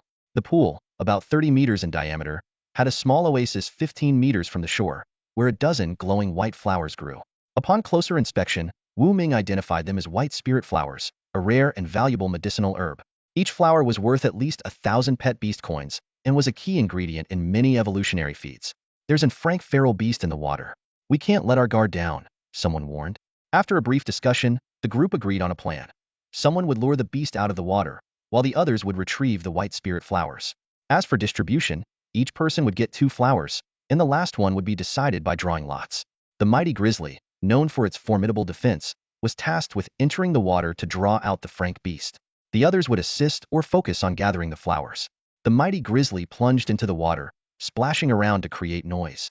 Suddenly, a crocodilian beast with razor-sharp teeth lunged out, clamping onto the grizzly's hind leg and initiating its deadly death roll. Thanks to its frank defensive capabilities, the grizzly withstood the attack, gripping the crocodile's head tightly and struggling to swim toward the shore. Now, someone shouted. The others sprang into action. The mountain eagle swooped low over the water, snatching 2 white spirit flowers in its massive beak before swiftly returning to the shore with powerful wing beats. The ferocious giant crocodile suddenly realized the group's plan. It thrashed violently, attempting to retreat to the oasis to protect the precious white spirit flowers.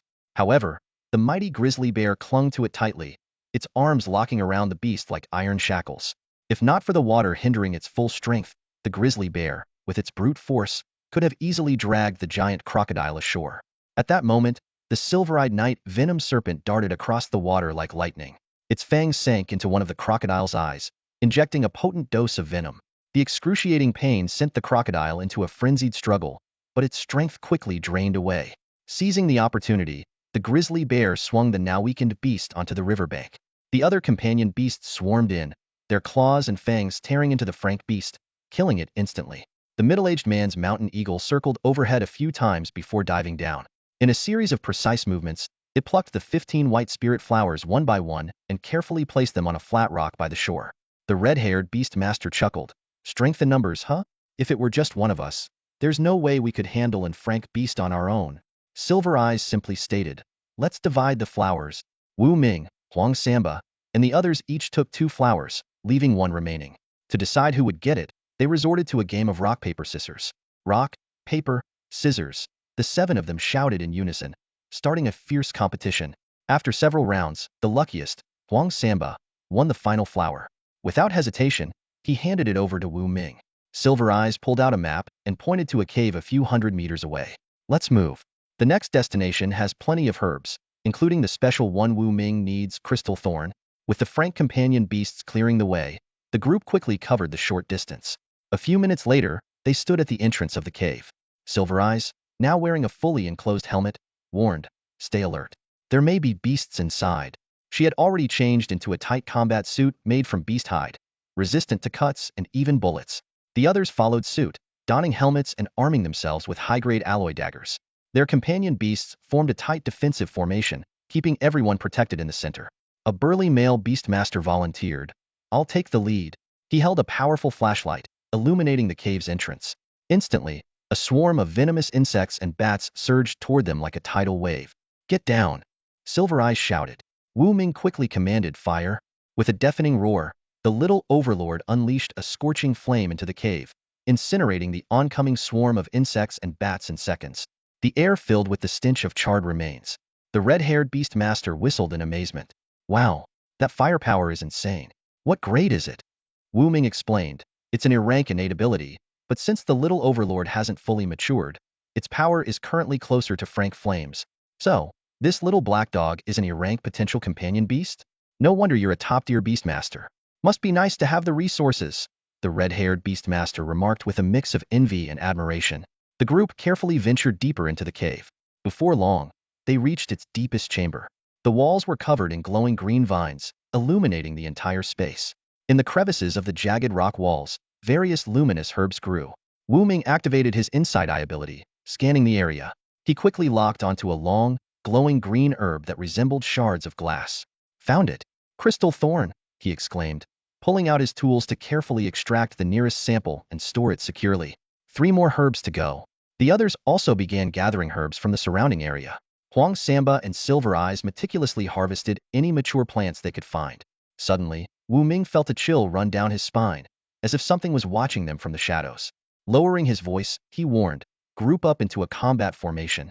There's a beast lurking nearby. His caution was not unfounded. The ever-stealthy nether cat, using its night vision, had already detected an eerie beast camouflaged among the vines, slowly closing in on them. The red-haired beastmaster, despite his earlier nonchalant attitude, instinctively moved closer to his companion beast, joining Huang Samba, Silver Eyes, and Wu Ming. He scanned the surroundings warily. Without warning, a shadow launched an attack. The mountain eagle, hindered by the confined space, was the first to be struck by a crimson figure. Letting out a pained screech, it crashed to the ground, scattering feathers everywhere. Though not fatally wounded, the middle-aged man cried out in distress, "My poor eagle! Reacting quickly, Wu Ming pulled out a large light bulb and held it aloft, flooding the cave with light. The group finally saw the eerie creature lurking in the corner. It resembled a mass of flames, with 3 tails swaying behind it. Its face, however, was a rigid, crimson human visage, staring intently at them. Wu Ming locked eyes with the creature, gathering information about their mysterious adversary. The crimson-faced fiend, a ferocious beast with beginner-level A-grade talents, possesses A-grade shadow, F-grade speed, and F-grade piercing abilities. Its A-grade shadow talent is an innate gift, allowing it to naturally ascend to an A-grade beast upon reaching adulthood. Although Wu Ming couldn't quite understand why it also exhibited F-grade abilities, this did nothing to diminish the crimson-faced fiend's intimidating presence. Suddenly, the crimson-faced fiend unleashed its A-grade shadow talent, transforming its entire body into a black shadow in an instant. Like a sharp-boned spear, it skimmed across the ground, hurtling toward the silver eyes standing beside Wu Ming. In the critical moment, the night venom serpent reacted swiftly, its long tail lashing out like a steel whip and striking the crimson-faced fiend with immense force, sending it flying through the air. As the crimson-faced fiend landed, it quickly manipulated the surrounding rocks, forming 2 sharp projectiles that shot toward its opponents like arrows loosed from a bowstring. However, the mighty giant bear's powerful paw came down in time, effortlessly smashing the 2 stone projectiles into dust. "Attack!" commanded Silver Eyes. The other beast tamers immediately coordinated with their respective companion beasts, forming an impenetrable encirclement. Some wielded daggers to slash fiercely, others unleashed biting frost, and a few fired searing laser beams from their eyes. Every attack struck the crimson-faced fiend with precise accuracy. Under the relentless assault, the crimson-faced fiend was forced into a desperate retreat, searching for a place to hide. Just then, an invisible claw sliced through the air like lightning, instantly cleaving the crimson-faced fiend in 2. Blood gushed from its severed body, staining the ground a vivid red. The sudden turn of events left the beast tamers stunned. They exchanged bewildered glances, trying to make sense of what had just happened. Someone then noticed bloodstains on the mighty giant bear's paw. Instinctively, everyone concluded that the bear had unintentionally delivered the fatal blow to the crimson-faced fiend. Both Huang Samba and the mighty giant bear appeared equally perplexed by this unexpected achievement. They stared at each other in confusion, unsure of how to react.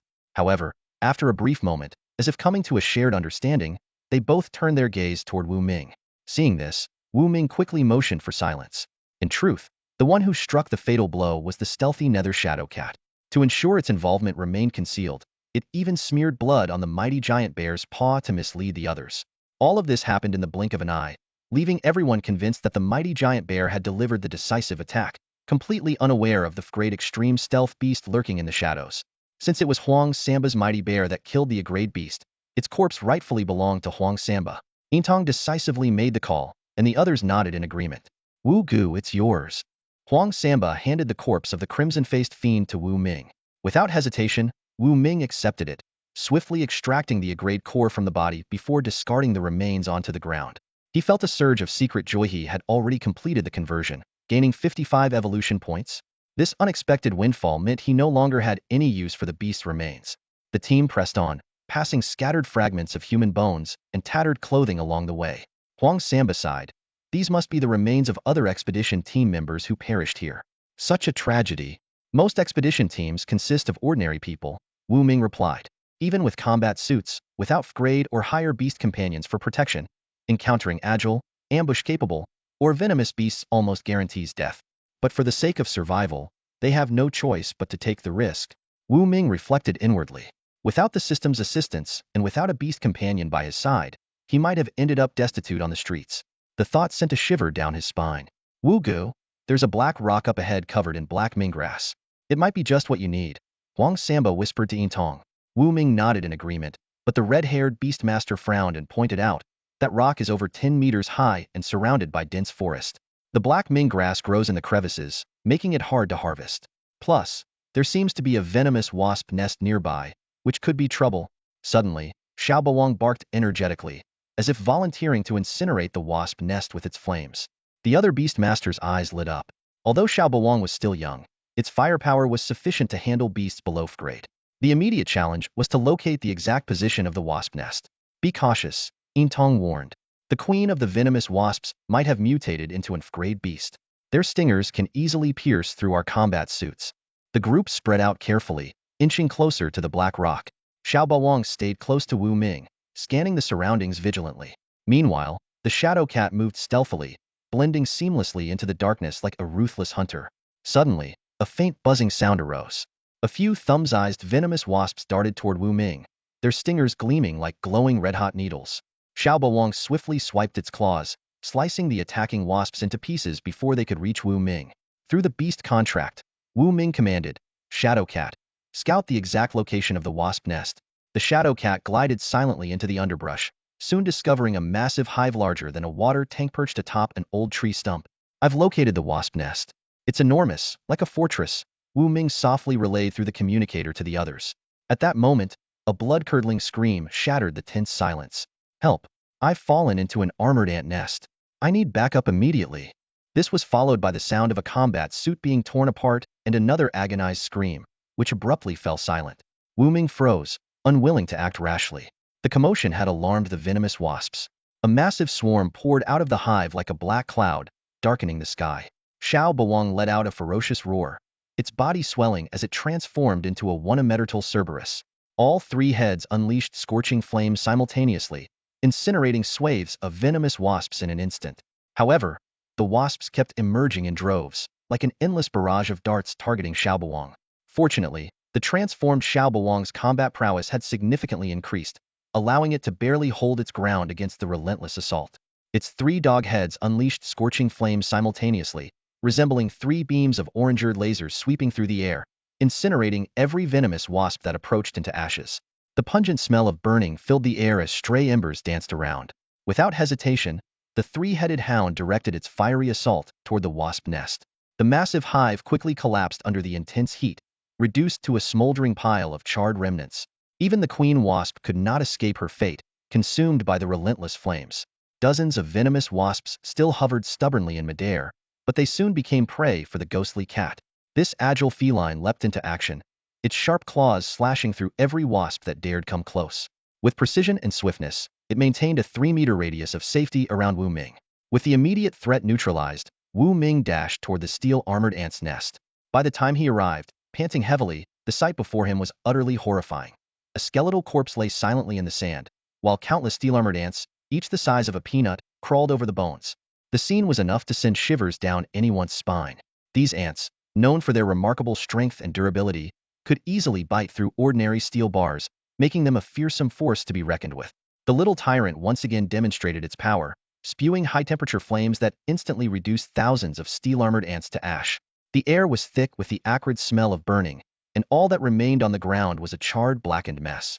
The red-haired beast tamer arrived at the scene with his spirit monkey, his face etched with grief as he gazed at the skeletal remains. "He's really gone," he murmured softly, his voice tinged with sorrow. And Frank Beast Tamer, their unfortunate comrade, had fallen victim to the steel-armored ant's nest, unable to escape in time, leaving behind only a skeleton as a grim testament to his fate.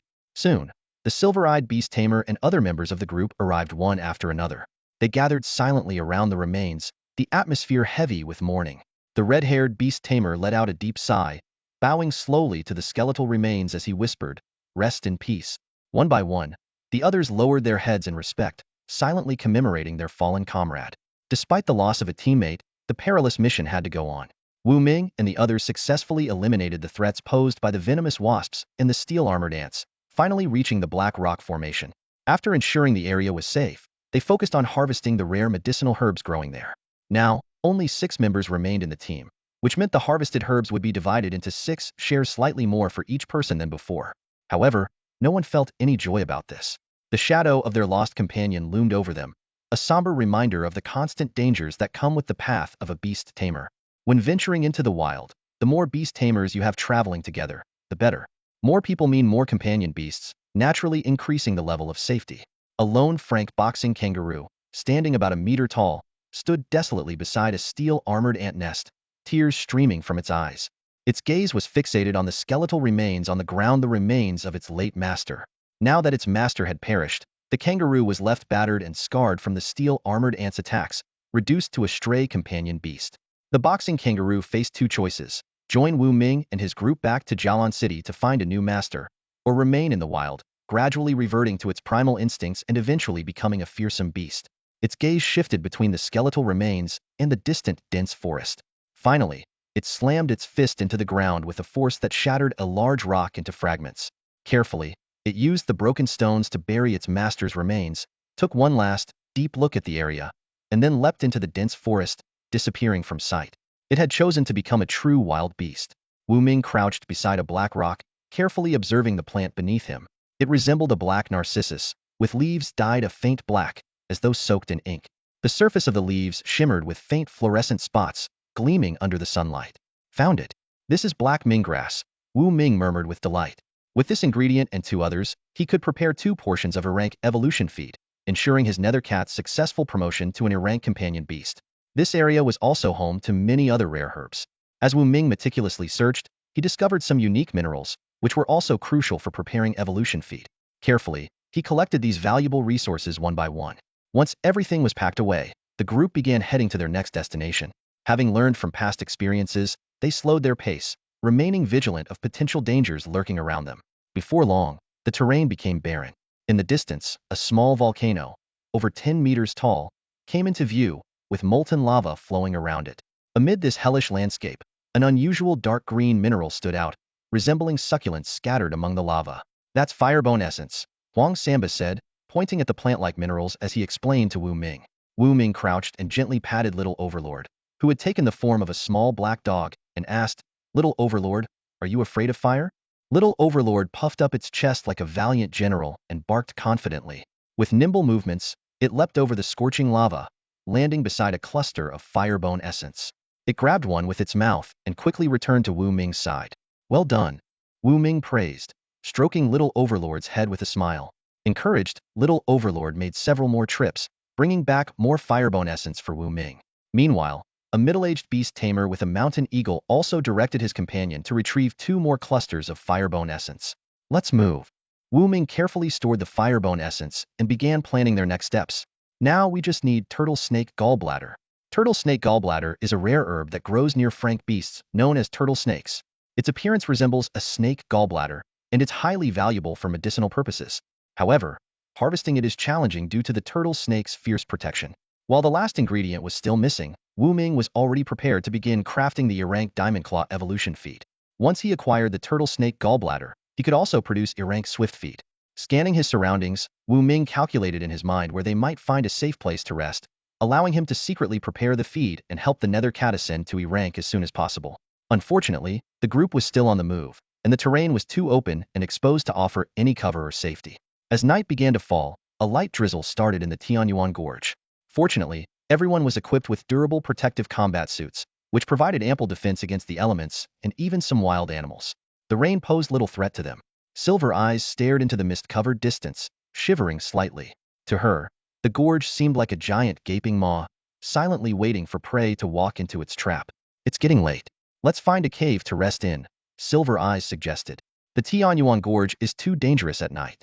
If we keep going, we might attract large feral beasts or even get surrounded. Even with flight, we might not escape unscathed." "All right, let's take a break," Wu Ming agreed readily. He had been hoping for a chance to prepare the evolution feed, and now he finally had one. Using a map drawn by previous explorers, Silver Eyes quickly located a cave about 15 meters deep in a nearby valley. The group entered the cave and, after ensuring it was safe, each person found a comfortable spot to settle in. The red-haired beast tamer was the first to take out an inflatable tent, which expanded with a pop sound. He and his spirit monkey retreated into the tent to enjoy their meal and rest. The others followed suit, and soon the cave was filled with the sound of tents inflating. These inflatable tents were not only bulletproof, but also incredibly sturdy. Compact when folded, they could quickly expand into 2-meter-long, 1-meter wide, and 1-meter-high shelters, providing excellent protection. Wu Ming and Little Overlord entered their tent, and a smile crept onto Wu Ming's face. It was finally time to prepare the Erank Diamond Claw feed. He instructed Huang Samba not to disturb him and began the process. The preparation went smoothly. In less than 3 minutes, Wu Ming had weighed, chopped, and ground the ingredients, placing them into a reaction vessel.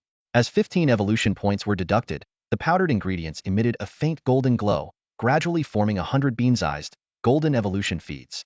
A rich, enticing aroma filled the tent. Little Overlord, drawn by the scent, drooled as it stared longingly at the feed. However, Wu Ming poured the feed into a wooden bowl. To Little Overlord's confusion, the feed in the bowl began to disappear rapidly until not a single piece remained. With its current level of intelligence, Little Overlord couldn't comprehend what was happening. It simply watched, wide-eyed, as if witnessing a magical performance. Moments later, the nether cat finished the evolution feed, breaking out of its invisibility and reappearing before Little Overlord. Woof woof woof. Little Overlord barked in surprise. Wu, are you all right? Huang Samba called out from the neighboring tent, alarmed by the noise. I'm fine, Wu Ming replied, calming him. He hugged Little Overlord, stroking its head to signal it to stay quiet and observe the nether cat's transformation. The nether cat lay still, its body becoming sleeker and more agile, resembling a nimble leopard. The most striking change was in its claws, which now appeared gilded, sharper, and tougher than ever. A single swipe could slice through ultraalloy steel, making even frank defenses crumble like tofu before its rank diamond claws. It's finally evolved, Wu Ming exhaled deeply, a sense of relief washing over him. The nether cat lifted its head, locking eyes with Wu Ming. In the next moment, its body began to fade, becoming completely invisible. Woof woof woof. Little Overlord barked again, astonished to see the nether cat vanish before its eyes. Its gaze was filled with shock and confusion as it looked to Wu Ming for answers. Wu Ming leaned down and whispered into Little Overlord's ear. It's an invisibility talent. Thanks to the tent's soundproofing, no one else could hear their conversation. Of course, Little Overlord couldn't truly grasp the concept of invisibility. It simply stood there, bewildered, as though faced with an unsolvable riddle. The nether cat had successfully advanced to an rank companion beast. Though it had just entered this rank, its unique talent made it capable of easily overpowering any frank beast and holding its own among rank beasts. Satisfied, Wu Ming took a bite of a biscuit, his expression relaxed. This evolution was a significant success, bolstering the group's strength and giving him more confidence for the adventures ahead. Ding! A familiar notification sound rang in Wu Ming's ears as the system's voice spoke. Congratulations to the host for successfully raising your first rank beast companion. You're now one step closer to unlocking the mid-tier shop. Special talent reward. Warning ability. As the words fell, Wu Ming's hands suddenly grew scorching hot. A faint blue aura streamed from his palms, converging in midair to form a blue capsule. The system continued explaining. This is a warning capsule. After consumption, the host will gain the warning talent, enabling you to keenly sense nearby sources of danger directed at you. Wu Ming held the capsule, his expression turning strange.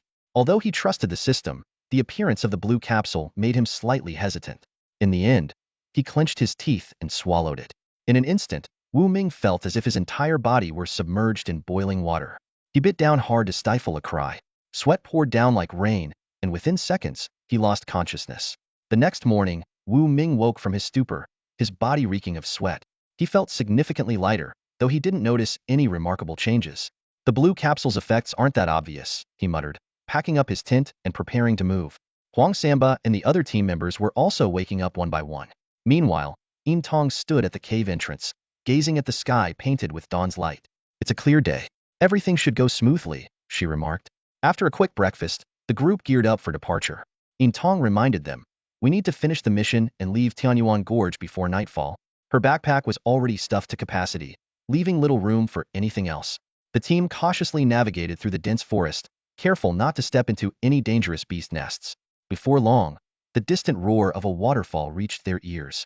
Yin Tong announced through the communicator, up ahead is Turtle Snake Pool. Our objective lies there, but we must beware of the guardian turtle snake.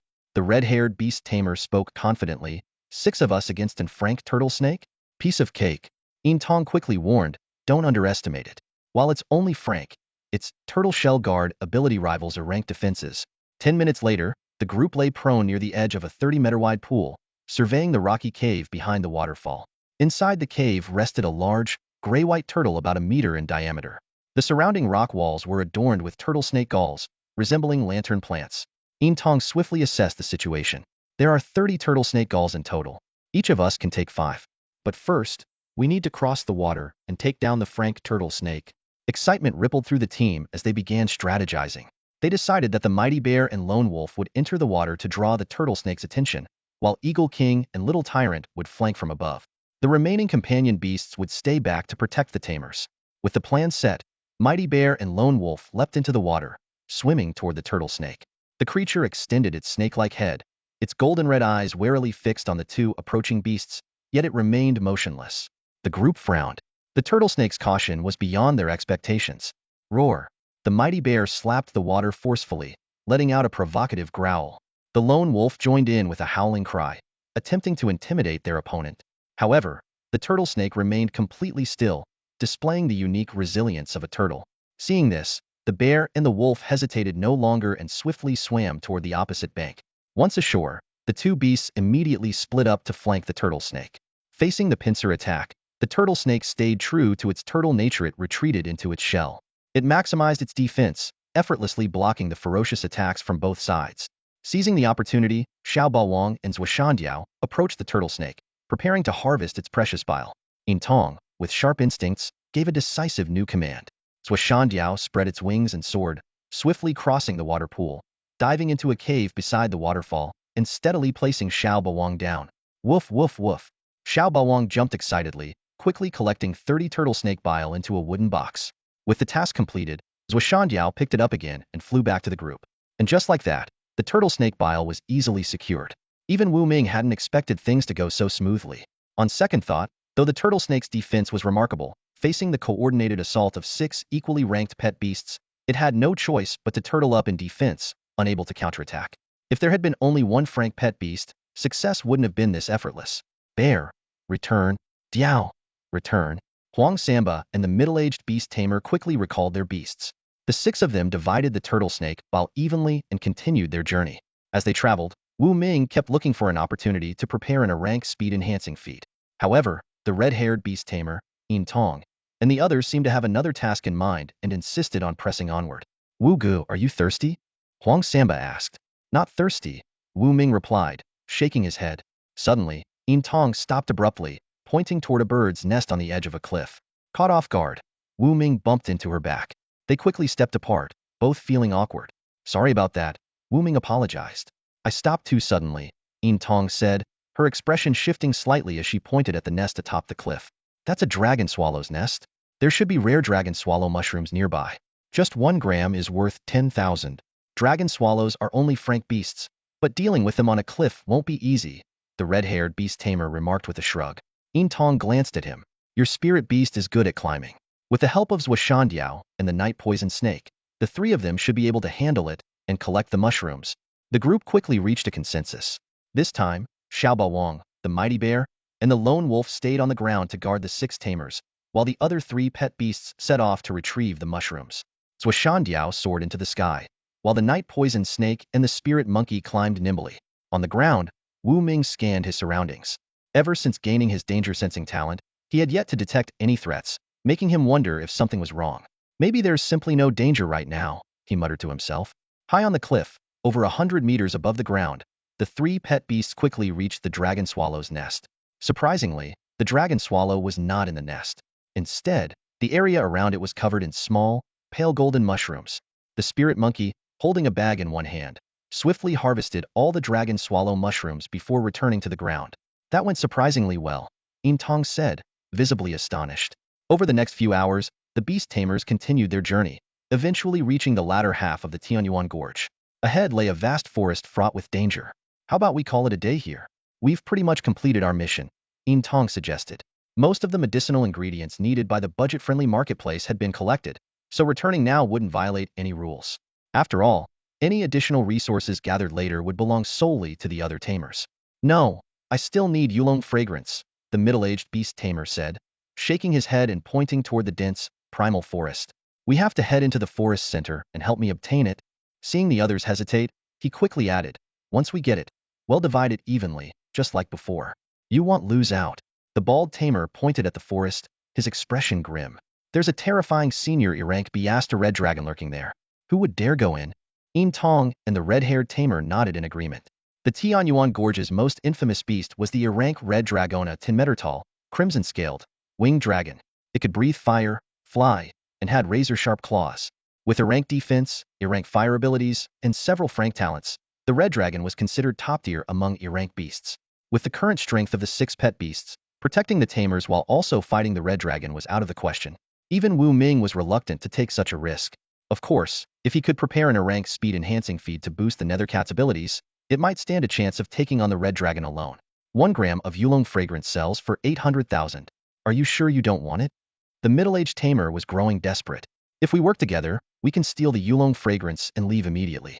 It's just past noon. So the red dragon is probably full and napping. This is our best chance. Wu Ming raised an eyebrow.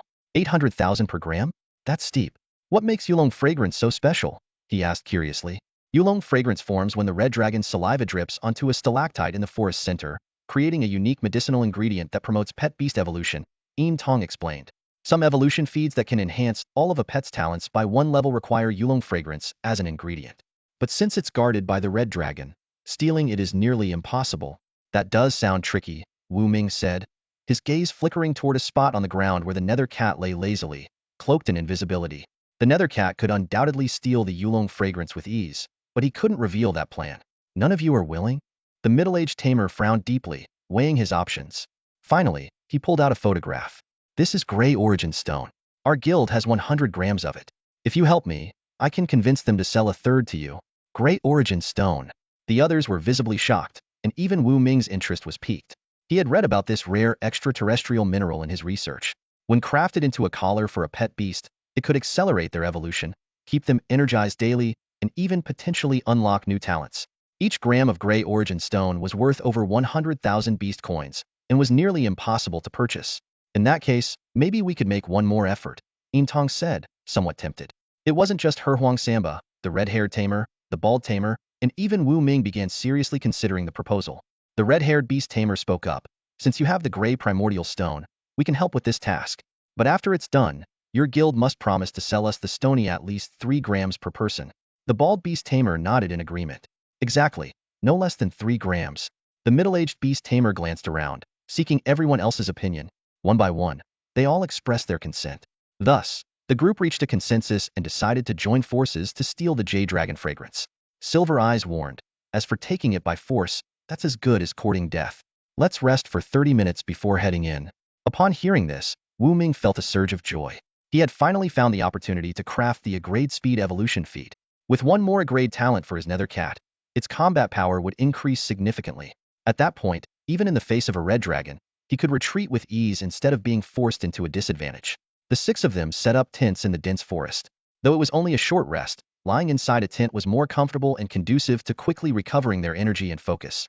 Inside his tent, Wu Ming worked intently on processing various raw materials. He meticulously weighed, chopped, and ground the ingredients before placing them into the reaction cauldron. Silently, he thought to himself, let's hope nothing goes wrong. Holding the cauldron in his hands, he deducted 15 evolution points. The medicinal materials began to melt and react with one another, gradually taking on a golden hue. Before long, 100 golden pellets of evolutionary feed were formed. Success! Wu Ming exhaled deeply, pouring the feed into a dish for the invisible nether cat to enjoy. Nearby, the little overlord watched longingly, clearly wanting a share. But under Wu Ming's stern gaze, it reluctantly lay down in place, quietly observing. As the nether cat consumed the Agrade Speed Evolution feed, its body underwent visible changes. It transformed into a sleek, streamlined form, with all 4 legs turning silver white. When it moved, it was enveloped by a gust of wind, forming a protective shield capable of blocking various attacks. With 2 Agrade talents, the nether cat advanced from a novice Agrade beast to a seasoned one. After tidying up, Wu Ming checked the time and realized there were still 15 minutes until the group was set to launch their attack on the primeval forest.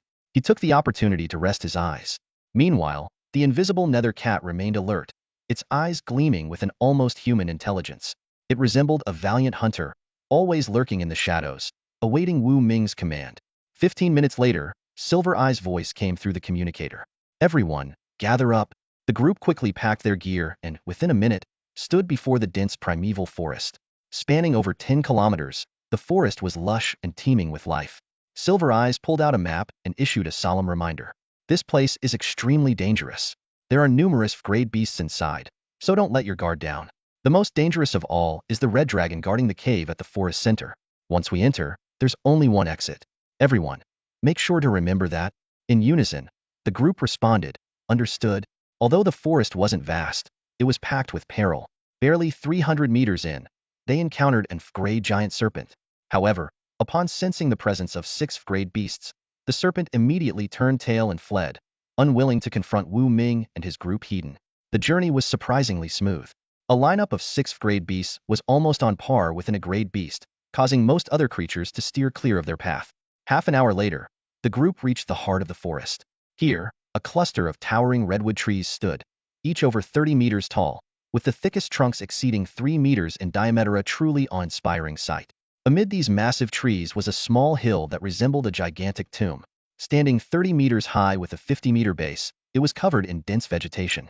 Yet, strangely, no living creatures dared to approach the area. The reason was clear: the southern side of the hill housed a cave leading underground, where the fearsome seasoned-grade red dragon resided. Silver Eyes unfolded a hand-drawn map and explained, "The red dragon's lair is inside, and so is the jade dragon fragrance. This cave is about 100 meters deep and pitch black inside.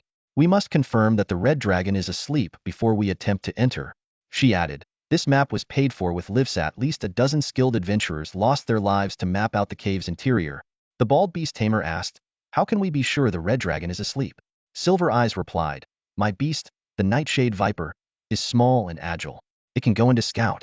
The red dragon's sense of smell isn't very sharp. As long as we don't make any loud noises, we won't be detected." With that, Silver Eyes released the nightshade viper. The black snake darted into the cave like a streak of lightning.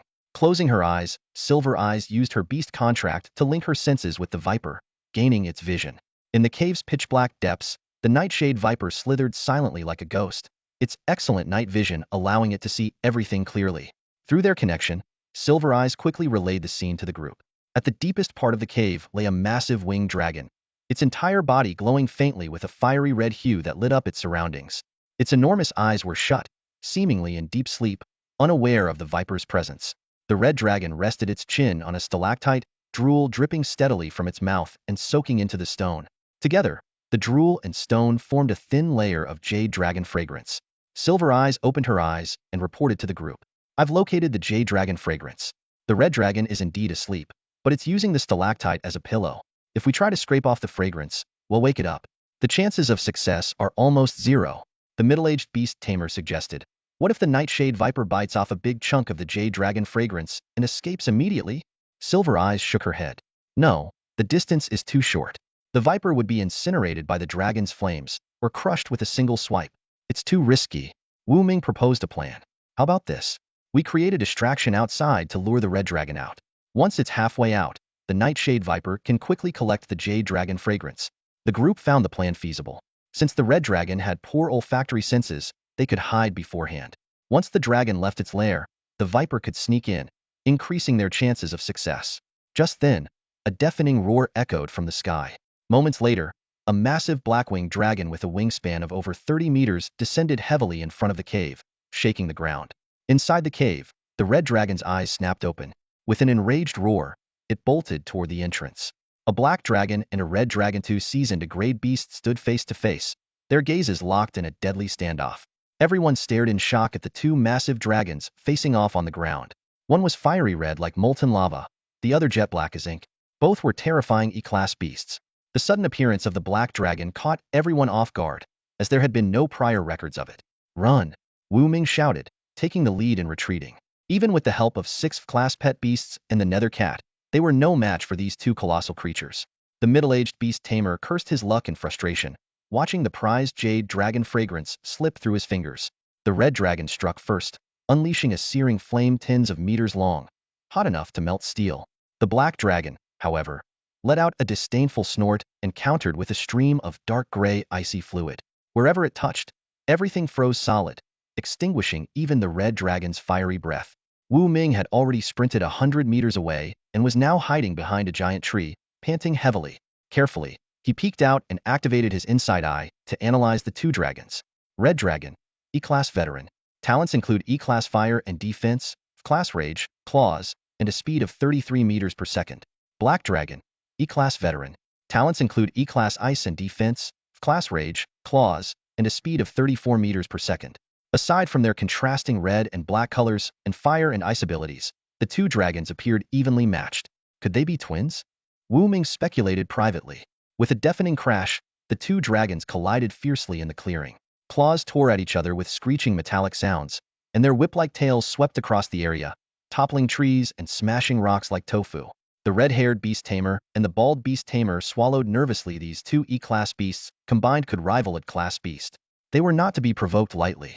The middle-aged beast tamer scratched his head in frustration, lamenting the loss of the jade dragon fragrance. But Silver Eyes whispered, "Don't worry, my nightshade viper is still in the cave. There's still a chance. Hope reignited in everyone's eyes. Suddenly, the red dragon was pinned to the ground by the black dragon. What happened next left Silver Eyes blushing and Wu Ming stunned.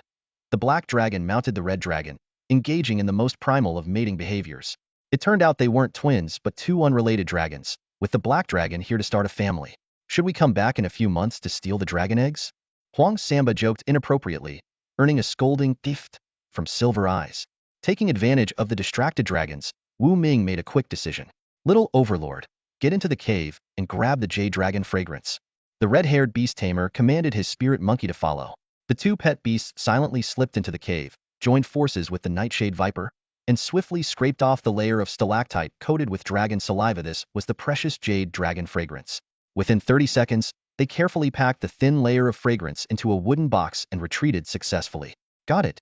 Run. Silver Eyes, clutching the box containing several hundred grams of the Jade Dragon fragrance, called for everyone to retreat at full speed. Behind them, the black and red dragons were still lost in their intimate moment, completely oblivious. 2 hours later, the black dragon, panting heavily, flew away. The red dragon, exhausted, rested on the ground for a long time before returning to the cave. Suddenly, an earth-shaking roar echoed, sending chills down the spines of Wu Ming and his team, who were now over 10 kilometers away. Fortunately, they had escaped quickly, and the black dragon's stamina had held up long enough. Otherwise, if the red dragon had discovered them in time, they might not have survived. Head back to the parking spot at full speed, the middle-aged beast tamer shouted, leading the charge. The vulture followed close behind. Hours later, the group, utterly drained, climbed up the cliff of the heavenly abyss gorge. Standing atop the cliff, they gazed at the breathtaking scenery below and finally exhaled in relief as the cool evening breeze brushed past. The red-haired beast tamer eagerly asked Silver Eyes to share the Jade Dragon fragrance. After a moment's hesitation, Silver Eyes opened the wooden box. Inside was a small pile of multicolored crystalline grains, emitting a rich, intoxicating aroma. The group was ecstatic. This was a rare treasure worth 800,000 per gram. Let's divide it now, the middle-aged beast tamer suggested. Everyone agreed and brought out an electronic scale. The total weight was 360 grams, meaning each person could receive 60 grams. Wow, that means I get 48 million. Huang Samba exclaimed, his voice trembling with excitement. The red-haired beast tamer laughed. That's right. Even after handing over a portion, we'll each make at least 30 million, enough to nurture an E-class or even a class pet beast. The bald beast tamer grinned slyly. This time, all 6 of us are striking it rich. Just then, Wu Ming suddenly felt a chill run down his spine. His innate danger sense kicked in. Watch out, danger, he shouted. But before he could finish, a bomb exploded nearby. The terrifying shockwave sent Wu Ming flying off the cliff, blood spurting from his mouth as he plummeted toward the abyss below. Watch out, Wu Ming warned once again. He watched helplessly as the ground rapidly disappeared from his view, realizing he was already in midair. Flying backward at this angle and speed, he knew all too well he was about to plummet off the cliff. Even with his anti-cut combat suit, there was no way to prevent the fate of being smashed to death. Damn it, he betrayed us. The red-haired beastmaster, also blasted into the air, cursed angrily. A sharp screech pierced the sky as the middle-aged beastmaster's pet condor circled high above. Save me, the red-haired beastmaster cried in despair. But the condor swooped like lightning, its talons flashing coldly in the air. With a sickening slash, the red-haired beastmaster was torn in half, his blood spraying through the sky. A spirit monkey leapt with astonishing speed, trying to catch the remains of its master. Its large eyes were filled with despair and sorrow as it fell with the lifeless body into the depths of the cliff. Not far away, Wu Ming and Yin Tong were shoved together midair by the force of the explosion. At this critical moment, the two instinctively reached out, gripping each other's hands tightly as they fell helplessly toward the ground. Further away, Huang Samba's figure plunged into the warm, broad embrace of his mighty bear companion. The massive duo tumbled toward the ground together, their fate uncertain. At the edge of the cliff, the bald beastmaster exchanged a glance with the middle-aged beastmaster. Their gazes landed on the untouched jade dragon fragrance near the cliff's edge. Twisted smiles spread across their faces. Pleasure doing business. Their laughter was tinged with madness. The middle-aged beastmaster stared thoughtfully down the cliff. Do you think any of them will survive the fall? Even if they do, they'll be crippled, the bald beastmaster sneered. Let's go down and finish them off. All right. The middle-aged beastmaster had just nodded when he suddenly felt a sharp pain in his chest. Looking down, he saw a massive wolf claw piercing through him. He managed to utter a single word before blood gushed from his mouth, and he fell lifelessly into the abyss. The condor shrieked in agony at the sight of its master's death and dived down, ready to tear the bald beastmaster apart. But a gray blur flashed by. A lone wolf tackled the condor. The two beasts engaged in a fierce fight, and in a final, decisive move, the wolf bit through the condor's neck, ending the brutal struggle. Heh, it'll be night soon, the bald beastmaster sneered. In these conditions, anyone who fell into the gorge is as good as dead. He quickly gathered all the jade dragon fragrance, mixed some into a spray, and dispersed it over the cliff. A fragrant mist formed, attracting a horde of ferocious beasts. Now there's no chance they'll survive, he said with a satisfied grin. To him, Wu Ming, Yin Tong, and Huang Samba were either dead from the fall or about to meet their doom at the claws of the beasts lured by the fragrance. Packing up his belongings, he headed to the parking area, ready to leave. Suddenly, a chilling sensation crept over him, as if someone was watching him from the shadows. Who's there? He barked, his voice sharp with vigilance. Just then, the lone wolf collapsed to the ground, foaming at the mouth, clearly poisoned. My wolf! The bald beastmaster gasped in horror. His seasoned Frank pet had succumbed to the poison. What kind of toxin could be so deadly? The sound of high heels crunching on dried leaves reached his ears. He turned to see a tall, alluring woman with green hair striding toward him with feline grace. Impressive work, taking out 5 people, the green-haired woman said coldly, extending her hand. A thumb-sized venomous snake coiled in her palm, its tongue flicking menacingly as it slithered closer to the bald beastmaster. No, stop, he screamed and turned to flee, but the snake's tail suddenly extended like elastic, wrapping around his neck and sinking its fangs into him. His legs gave out, and he collapsed, his head spinning. The green-haired woman planted her foot on his chest, her voice icy as she demanded, "Now, tell me everything that happened." 10 minutes later, the woman drew a sharp dagger and swiftly ended his life. Retrieving all the jade dragon fragrance, she donned a combat suit and helmet, her gaze fixed on the abyss gorge. Wu Ming, Yin Tong, and Huang Samba are likely still alive, she murmured, her intuition as a woman guiding her thoughts. Without hesitation, she approached the cliff's edge, using her Frank pet the elastic venomous snakey as a makeshift rope to descend into the depths. Dazed, Wu Ming coughed and slowly opened his eyes. He found himself cradled in a warm embrace. Looking up, he met Yin Tong's hazy, unfocused gaze. We're not dead? Wu Ming asked in astonishment, struggling to believe they had survived a fall from such a height unscathed. Yin Tong weakly replied, my combat suit has a parachute and an air cushion in the back. They saved us at the last moment. Realization dawned on Wu Ming. He glanced around and saw they were tied together, with 3 pets: Dark Night Serpent, Phantom Cat, and Little Overlord standing guard nearby. On the ground lay a 1-meter-high, 5-meter-wide air cushion. Looking up, he spotted a torn parachute dangling from the cliffside. These pieces of equipment had miraculously saved their lives. Ugh, cough, how long are you planning to stay on top of me? Yin Tong coughed, her voice weak but tinged with a subtle trace of embarrassment. Right, I'll get off you right away. Wu Ming quickly responded, only to realize how awkward his words sounded. He noticed a faint blush creeping across Yin Tong's cheeks, clearly flustered. Hurriedly, Wu Ming adjusted his position, carefully shifting off her. Let's assess the situation around us first, he suggested, eager to change the subject. Wu Ming climbed off Yin Tong and surveyed his surroundings. Scattered across the ground were the corpses of several ferocious beasts and wild animals, clearly the handiwork of Xiaobo Wang and its companions. Instinctively, he rubbed his chest. Once reassured he was unharmed, he sprang into action. He quickly approached the lifeless creatures and discreetly converted them all, gaining 15 evolution points. This scene didn't escape Yin Tong's notice. She was busy cutting the cords of the parachute when she curiously asked, "What are you doing?" "Just checking to make sure these beasts are really dead," Wu Ming replied casually while scanning the area warily. Nightfall was approaching, but what worried him more was that Huang Samba was nowhere to be seen. At that thought, Wu Ming clenched his fists, his gaze sharp as a blade as it shifted toward the cliff's edge. Fury surged in his eyes. Those two had planned this all along. They used us to get the Jade Dragon fragrance, then turned on us the first chance they got. Truly despicable. Yin Tong, now ready to move, analyzed the situation calmly. They probably think we're dead, but they could never have guessed I brought both a parachute and an air cushion.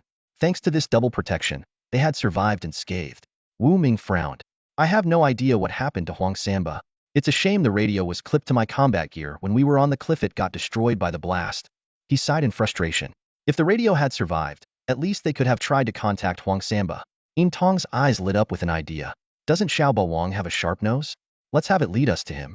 Maybe we can track down Huang Samba. Wu Ming's expression brightened as he turned to Xiaobo Wang. Can you catch Huang Samba's scent? Xiaobo Wang barked excitedly and spun in circles. Let's go. Lead the way. Wu Ming commanded decisively. Without hesitation, Xiao Baowang darted off, and Wu Ming and Yin Tong exchanged a glance before following close behind. Meanwhile, at another cliffside within the Abyss Gorge, a green-haired woman landed gracefully on the ground. She gazed at the eerie, foreboding canyon, her crimson lips curling into a wicked smile. Her cold, seductive voice echoed in the silence. The hunt begins now. Wu Ming and Yin Tong groped their way forward, completely unaware of what lay ahead, with little Overlord leading the way. The path was stained with blood, casting a heavy shadow over their expressions. The image of Huang Samba, covered in injuries, flashed through their minds. Please, let him be okay, Wu Ming murmured under his breath, silently praying. Suddenly, a cave appeared in front of them. Before they could approach, a thunderous roar echoed through the air. A massive brown bear charged out of the cave, meeting little Overlord at the entrance. Both creatures locked eyes, excitement gleaming within them. Big Bear, Wu Ming exclaimed, recognizing the powerful bear, his face lighting up with relief. Wu Ge, a familiar voice called out from inside the cave. Moments later, a young man with dyed yellow hair staggered out, using the cave wall for support. He stood under the pale moonlight was Huang Samba, though his body was covered in wounds, his clothes stained with blood, and one arm hung limply by his side. He was undeniably alive. You're okay? That's such a relief. Wu Ming let out a long sigh, the tension in his body finally easing. Huang Samba swallowed hard, his voice hoarse. I was so close to dying. But what about you, Wu Gu and Yin Tong? How did you manage to survive? Wu Ming and Yin Tong exchanged a glance and briefly explained the parachute and air cushion. After hearing their account, Huang Samba exhaled deeply. I see. It's lucky that Yin Tong had a parachute. Otherwise, I might never have seen you again. He took some crushed medicinal herbs from the giant bear and carefully applied them to his injured arm. And how did you make it out alive? Yin Tong asked. Huang Samba cast a grateful look at the giant bear and explained. It's all thanks to Big Bear. When we fell, we were close to the cliff face. There were trees nearby, and Big Bear used his claws to grab onto the rocks and branches, slowing our descent. When we reached the bottom, the trees and a river cushioned the fall, saving our lives. He glanced at his arm. But the descent was still dangerous. I got cut by falling rocks, and there was a ferocious crocodile beast in the river that almost tore my arm off. Hearing this harrowing tale, Wu Ming felt a chill run through him. But at least everyone had survived. Those two must have already taken the Jade Dragon incense and left. We need to get back to the city quickly and intercept them before they get inside, Wu Ming suggested. Just then, a cold voice emerged from the shadows. They're dead. The three turned toward the sound and saw a tall woman walking toward them. Despite her full combat gear, her strikingly alluring face and short, shoulder-length green hair were impossible to ignore. It's you, Wu Ming said, his gaze sharpening as he stared at her warily. You know her? Yin Tong and Huang Samba looked at Wu Ming in confusion. She came to the pet shop before, trying to order evolutionary feed, Wu Ming explained curtly. The green-haired woman introduced herself without hesitation. I forgot to introduce myself. I'm an Frank assassin from the Lingma Assassination Guild. Codename 007. Green Luo. It's you. Wu Ming's expression darkened as he recalled his previous encounters with the leather-clad man and Red Ying, both Frank assassins from the Lingma Guild. Yet Green Luo's straightforwardness was bewildering. Seeing Huang Samba's puzzled face, Yin Tong whispered an explanation. The Lingma Assassination Guild is a widespread organization.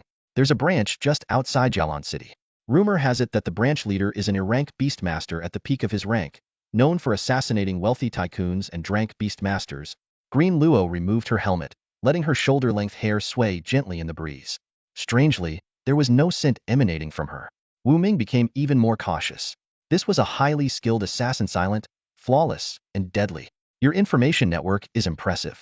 As expected of Jialan City's rising star beastmaster, Green Luo remarked indifferently. But I'm not here to kill anyone this time. Then why are you here? Wu Ming frowned as his nether cat appeared silently, ready to strike at any moment. Green Luo crossed her arms. A venomous snake coiled around one of them. The branch leader of the Lingma Guild in Jialan City is my half-brother. He's ordered an investigation into your identity, with the goal of assassinating you if necessary. You're a Lingma Guild assassin. Why would you tell us this? Huang Samba asked, baffled. Wu Ming and Yin Tong were equally puzzled. Green Luo's actions were tantamount to betraying the Lingma Guild, especially considering her connection to the branch leader. Wait, half-brother? Wu Ming suddenly realized something. I'm here to propose a deal, Green Luo said coldly. I want to compete with my brother for the position of branch leader and, ideally, kill him in the process to settle an old score. Wu Ming narrowed his eyes, his suspicion growing. So, His guess had been correct. And what do you want from us? Wu Ming asked. Green Luo lit a cigarette, taking a deep drag before exhaling a smoke ring. I've done my research on you. Wu Ming, a genius Frank Tamer, and an unregistered Frank Beastmaster with classified records. It seems you're the only one in Jialan City capable of producing top-tier evolutionary feed. She flicked the ash from her cigarette and met Wu Ming's gaze directly. My Frank pet, the rubber venom snake, needs the best evolutionary path. Top-tier evolutionary feed is essential. I need you to replicate the Frank defensive feed that's already on the market. Of course, I believe you have even better formulas. I want to purchase them all, enough to push my pet to the peak of Frank and prepare it for a rank evolution. Ultimately, I need a powerful enough pet to help me assassinate the branch leader and secure my position. The moonlight, soft as water, spilled through the forest. Green Luo and Wu Ming locked eyes from a distance. The cold indifference in her gaze sent Wu Ming into deep thought. After a long pause, he finally nodded. All right. Wu Ming silently reasoned that the warning system hadn't detected any danger, indicating Green Luo harbored no ill intent. She had taken a considerable risk to come here, demonstrating her sincerity. As for her feud with the Shadow Assassin Guild, Wu Ming decided to remain uninvolved. His only desire was to focus on his role as a beast tamer, crafting miraculous evolutionary feed, nurturing powerful companion beasts, and leading a peaceful life. Green Luo pulled out a small bottle and unscrewed the cap. A rich, enticing aroma wafted through the air, making their mouths water. Jade Dragon Fragrance. The three of them exclaimed in unison. Green Luo's claims were indeed true. The bald beast tamer and the middle-aged beast tamer had met their demise. 360 grams of Jade Dragon Fragrance. They used 10 grams. That leaves 350. I'll take 300 and leave you 250. Green Luo sneered as she tightened the cap, tossed the bottle to the ground, donned her helmet, and vanished into the dense forest. Little Overlord picked up the bottle with its mouth, wagging its tail as if seeking praise. Wu Ming took the bottle and confirmed that its contents were indeed reduced by about half. Who does she think she's calling at 250? Wu Ming muttered to himself, watching her disappear into the distance. It's about time we head back, he said to the others. Silver Eyes suggested. When Red Hair died, his backpack fell off the cliff. There's over 1 million's worth of herbs in there. We might as well retrieve it. Wu Ming agreed. Using Little Overlord's keen sense of smell, they tracked the scent, fending off waves of ferocious beasts until they reached the bottom of the cliff. A spirit monkey crouched before Red Hair's shattered remains, its eyes brimming with despair and sorrow. Scattered around were the corpses of wild beasts it had slain with a high-grade alloy dagger. The monkey clung to Wu Ming's sleeve, pointing at Red Hair's lifeless body with tear-filled eyes. Understanding the monkey's grief, Wu Ming decided to give Red Hair a proper burial. With the help of Huang Samba, they dug a deep grave and erected a nameless tombstone. The spirit monkey stayed by the grave, clutching its dagger and hugging the tombstone as it fell into a deep, sorrowful sleep. Sometimes, beasts are more loyal than humans, Wu Ming murmured softly. Silver Eyes suggested handing the recovered backpack over to Red Hair's trading guild, the renowned mercantile association. Although it was worth a small fortune, it paled in comparison to the Jade Dragon fragrance they had obtained. Wu Ming readily agreed. After all, Red Hair had been a reliable teammate. As they climbed the canyon's slope, they came across the bodies of the middle-aged beast tamer and his eagle companion. On the mountain's summit at the parking area, they also discovered the tortured remains of the bald beast tamer and his lone wolf companion. This is what happens when you betray your teammates. Huang Samba spat contemptuously at the bald man's corpse. Suddenly, the bald man opened his eyes, revealing glowing purple pupils, as if possessed. He stood up mechanically, twisted his neck unnaturally, and revealed a mouth full of fangshi had become a zombie. Wu Ming quickly activated his inside eye and identified the cause. The bald man had been possessed by an F-grade Smokefire Phantom Beast. He immediately warned the others to keep their distance. Under Huang Samba's command, the mighty grizzly bear smashed the zombie with a single blow, splitting it apart. A wisp of purple flame escaped from the cracks and entered the lone wolf's corpse. The wolf's eyes glowed with the same eerie purple light as it came back to life. Once again, the grizzly bear struck, shattering the wolf's body. Little Overlord transformed into a 3-headed hellhound, spewing scorching flames that reduced the purple glow to ashes. A thumb-sized purple crystal fell to the ground. Wu Ming picked it up and used his inside eye to examine it, discovering it was a beast crystal capable of hatching into a juvenile Smokefire Phantom Beast. After briefly explaining the find, Wu Ming pretended to inspect the corpses while secretly converting 35 evolution points. They located Wu Ming's vehicle, pushed the other vehicles off the cliff, and drove away. On the way back, Wu Ming let out a long sigh of relief. His gaze inadvertently fell on Silver Eyes. She had removed her combat suit and was now wearing only tight denim shorts. Her legs gleamed pale in the moonlight, almost dazzlingly so. What are you staring at? Silver Eyes suddenly asked. Your legs. I have to admit, they're even paler than Su Qianqian's, Wu Ming blurted out, only to immediately meet Silver Eyes' murderous glare. He quickly shut his mouth. Ugh, what a creep. Yin Tong spat out the words, slamming her foot on the gas pedal. The modified car roared to life, spitting out dazzling flames from its exhaust as it shot forward like an arrow, heading straight for Jialan City in the distance. The road was clear, and they drove unimpeded until late into the night when they finally stopped in front of a pet beast shop. Through the glass doors, Wu Ming was surprised to see someone slumped over the counter. A closer look revealed it was Wan Siyu. She hadn't returned to her rented apartment, but had stayed here waiting. The sight warmed Wu Ming's heart. He quietly got out of the car, carefully pushed the door open, and stepped inside. It was then he noticed Zhu Zimei curled up on the sofa, sound asleep. Huang Samba and the mighty bear followed suit, tiptoeing their way in. Suddenly, a sharp female voice rang out from outside the shop. Thief! Catch the thief! Wan Siyu and Zhu Zimei were startled awake, groggily opening their eyes. Seeing Wu Ming and Huang Samba, they froze for a moment, thinking, these are our people. So where's the thief? Then, it hit them, Go was back. Wan Siyu dashed forward and wrapped her arms tightly around Wu Ming's waist, tears streaming down her face. Wu Gu, you're finally back. We were so worried these past 2 days, thinking you wouldn't make it back. Wu Ming gently patted her shoulder and pulled her into a hug. Tilting her chin up with one hand, he smiled and said, see, I'm back, aren't I? Then, he turned toward the door and saw a cold, striking beauty standing outside. With a hint of annoyance, he asked, Zhang Yuyan, who are you calling a thief? Zhang Yuyan stood outside with her arms crossed, replying confidently, who else? You guys showing up in the middle of the night, aren't you acting like thieves? As it turned out, she was the one who had shouted earlier. However, since she owned the entire street and there were few residents nearby, her shouting wasn't likely to disturb anyone. What is your problem?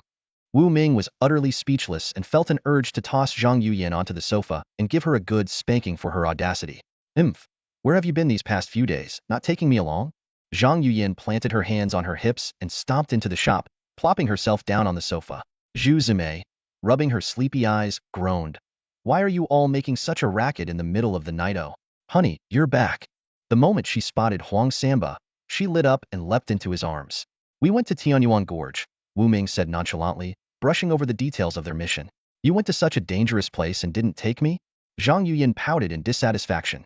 Next time, if there's something exciting like this, don't forget to include me. With your delicate, pampered self, if you got hurt, I couldn't afford the compensation. Wu Ming quickly dismissed her idea, waving his hand. Zhang Yuyan crossed her legs. From where Wu Ming stood, a glimpse of something caught his eye for a split second. Red? Was that red? Wu Ming blinked. What, red or black? Zhang Yuyan waved her hand dismissively, but then her face darkened as she realized what he might have seen. She smacked Wu Ming's leg, yelling, pervert. I didn't even do anything. Wu Ming exclaimed in exasperation. Head just happened to be standing at the right angle. It wasn't his fault. At that moment, a loud rumbling broke the tension. I'm starving, Huang Samba said, rubbing his stomach. Zhu Zimei immediately jumped off him and dashed into the kitchen to search for food, only to find the cupboards empty. Let's go grab some late-night snacks. My treat, Wu Ming suggested. But first, we've just come back from Tianyuan Gorge and we're a bit grimy. Let's freshen up. Snacks? Sounds great. Zhang Yuyan flashed a sly smile but remained seated on the sofa. I need to shower too, Huang Samba said, glancing around. Since Wu Ming was already occupying the bathroom, he had no choice but to wait. With a clink, Zhang Yuyan tossed a set of keys onto the table and gestured toward the adjacent building. The renovations next door just finished. You can shower there on the house, courtesy of me. Thank you, Boss Zhang. Huang Samba knew Zhang Yuyan owned the neighboring properties, so he grabbed his change of clothes and headed over with Zhu Zimei, grinning from ear to ear. Not long after, faint but unmistakable sounds of affection could be heard from next door. Ugh, perverts. I shouldn't have let them use the bathroom. Zhang Yuyan gritted her teeth in frustration. Half an hour later, the group emerged from the pet shop. The pickup truck's big enough, 5 of us should fit just fine, Zhu Zimei remarked. See you. Ride with me. Let Wu Ming and the others take the pickup, Zhang Yuyan suggested, pulling Wan Siyu along. Moments later, a sleek, 8 million yuan supercar rolled out of the garage. Zhang Yuyan smugly flipped Wu Ming the middle finger as he stood in the pickup's truck bed. Next time we meet, I'm spanking you, Wu Ming retorted, mimicking a smack on his own rear, which only made Zhang Yuyan grind her teeth in annoyance. V-room. Both vehicles roared to life, heading toward a late-night snack street a few kilometers away. The street was lively, bustling with young people gathered around for barbecue and spicy hot pot. In the dimly lit alleys, occasional muffled sounds of flirtation could be heard. The roar of the supercar's engine drew the attention of everyone on the street. Heads turned as Zhang Yuyan stepped out, followed by Wan Xiyu. Both women, with their stunning looks and figures, instantly outshone everyone in sight. Whoa, rich ladies. A few young men's eyes lit up, and they sauntered over. Hey there, beauties. I've got the presidential suite at Shanghua Hotel booked for a year.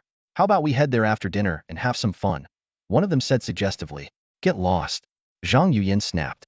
With a flick of her hand, her pet beast, Shui Ling, materialized in her palm.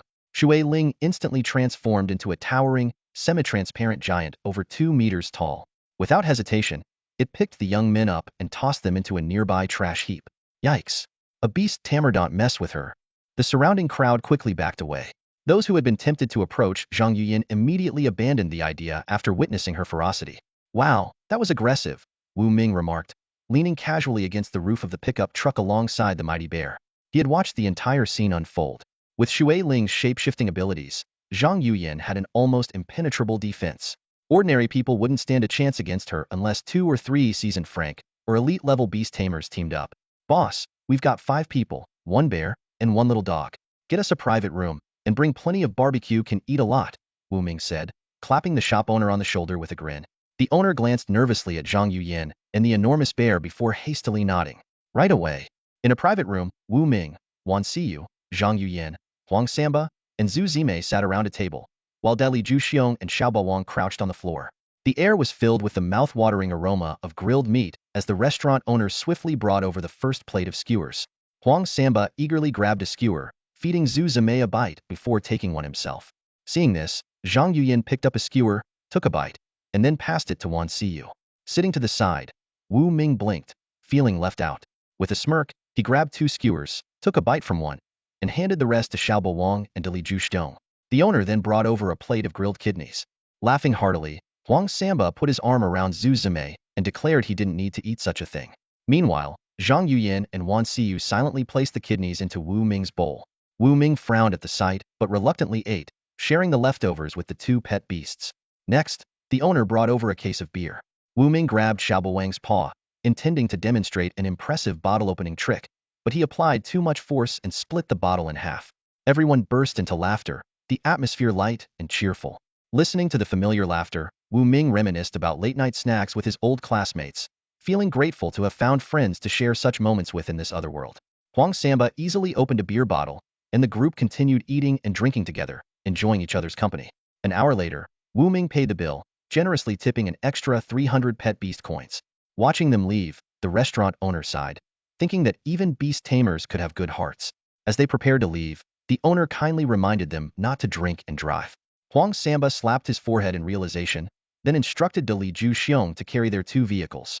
Passers-by gawked at the scene, murmuring in amazement and envy. The group strolled along the dimly lit street, chatting as they went. With the alcohol taking effect, Zhang Yuyan teasingly asked Wu Ming if he thought she was beautiful. Wu Ming complimented her beauty but called her feisty, playfully patting her on the hip. Zhang Yuyan feigned anger and pinched his waist in retaliation. Emboldened by the alcohol, Wu Ming suddenly pressed Zhang Yuyan against the wall and kissed her passionately in front of everyone. This unexpected display left Zhu Zimei and Huang Samba wide-eyed, while Wan Xiyu quietly lowered her head. After what felt like an eternity, their lips parted. Realizing what had just happened, Zhang Yuyan snapped out of her daze and slapped Wu Ming across the face, calling him a shameless scoundrel. Wu Ming caught her hand, hastily explaining that he thought she was Wan Xiyu. This comment caused Wan Xiyu's heart to race, secretly elated at the possibility that Wu Ming might like her. Huang Samba and Zhu Zimei exchanged knowing glances, sensing the budding tension. However, none of them realized that a mysterious figure was watching them from a few hundred meters away. This figure was Agent 008, codenamed Black Dog. Through a radio device, he inquired whether he should eliminate the target. Receiving a confirmation, Black Dog immediately merged with his pet beast, transforming into a half-human, half-dog creature, and charged toward Wu Ming. Yet, before he could even leave the alley, Black Dog collapsed to the ground. A ghostly figure, the Nether Cat, silently emerged from the shadows. Its blood-stained claws wiped across Black Dog's lifeless body.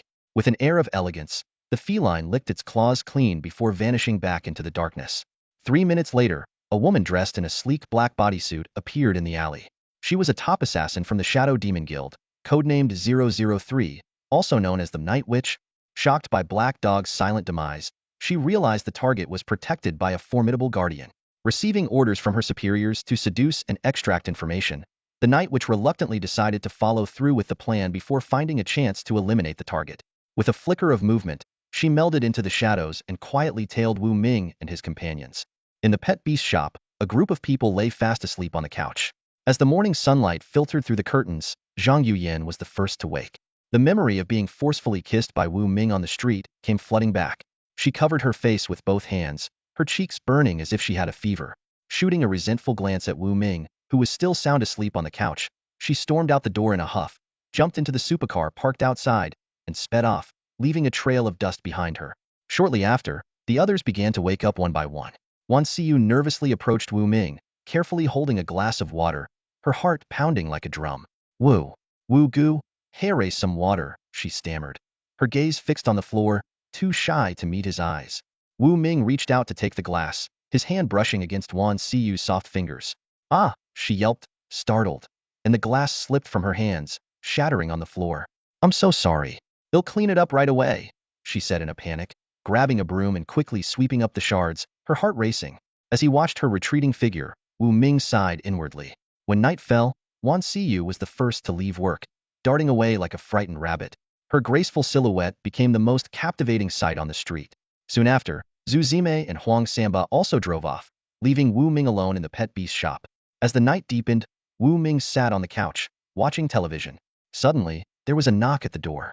Standing outside was a woman dressed in a tight black outfit, her figure strikingly alluring, with long legs and an enchanting face. Wu Ming grew wary but maintained a calm expression. Who are you looking for? He asked, opening the door while keeping a meter's distance. Activating his inside eye ability discreetly, Wu Ming analyzed her. Name, Yi Sanyang. Affiliation, top-tier assassin from the Lingma Guild's Jialan City branch. Codename, 003. Alias, Night Witch. Rank, Peak Frank Beastmaster. Pet Beast, Peak Frank Night Witch abilities, Frank Charm, Frank Interrogation, Frank Speed, Frank Claw, Frank Silent Knight. Yi Sanyang smiled seductively. Handsome, I'm the number 23 technician Huang Samba ordered for you. Hope you'll enjoy my company, she said, releasing a subtle, enticing fragrance as she activated her Frank Charm ability. Though Wu Ming was unaffected, he pretended to be captivated. Handsome, let's go upstairs, Yi Sanyang cooed, wrapping her arms around his neck. Wu Ming played along, lifting her in his arms and carrying her upstairs. Soon, ambiguous noises emerged from the room. Xiao Bawang curiously crouched on the floor, peeking under the door, while the ghostly cat perched invisibly on the bedside table, elegantly licking its paw. During a brief pause, Yi Sanyang leaned close to Wu Ming's ear and whispered, Handsome, what do you do to be this incredible? I'm a beast trainer, Wu Ming replied casually. Then you must know a lot of formulas, right? She probed. Not too many, just a few thousand, he said nonchalantly. Yi Sanyang was stunned but pressed on. So, who are the powerful figures backing you? Wu Ming began fabricating a tale. Behind me? Well, there's an Frank Beastmaster, a Drank Beastmaster, a Brank Trainer, and even an A-rank Beastmaster. Oh, and I happen to know an injured S-rank pet beast, though it hasn't bonded with an owner yet. An hour later, Yi Sanyang was fully dressed and ready to leave. Tossing a flirtatious look over her shoulder, she said, Handsome, if you're satisfied with my service, don't forget to leave a 5-star review. With that, she sashayed out into the night. Watching her disappear into the darkness, Wu Ming's lips curled into an amused smirk. He took a shower, changed the damp bedsheets, and drifted off into a deep sleep. An hour later, in the Lingma Guild's hall, Guild Leader, I have intel, Yi Sanyang announced as she swayed toward the Guild Leader, who was puffing on a cigar. She bent slightly to report, catching the attention of a passing assassin who, distracted by her figure, accidentally walked into a concrete pillar. The Guild Leader spoke in a low voice. From now on, refrain from using your pet beast's abilities on our own people. Understood, Yi Sanyang replied promptly. You claim to have gathered intelligence. Well then, tell me, what groundbreaking information did you manage to uncover through your sacrifice? The Guild Leader asked, his tone laced with skepticism. The Dark Night Witch, Yi Sanyang, stood before the Guild Leader, her expression grave.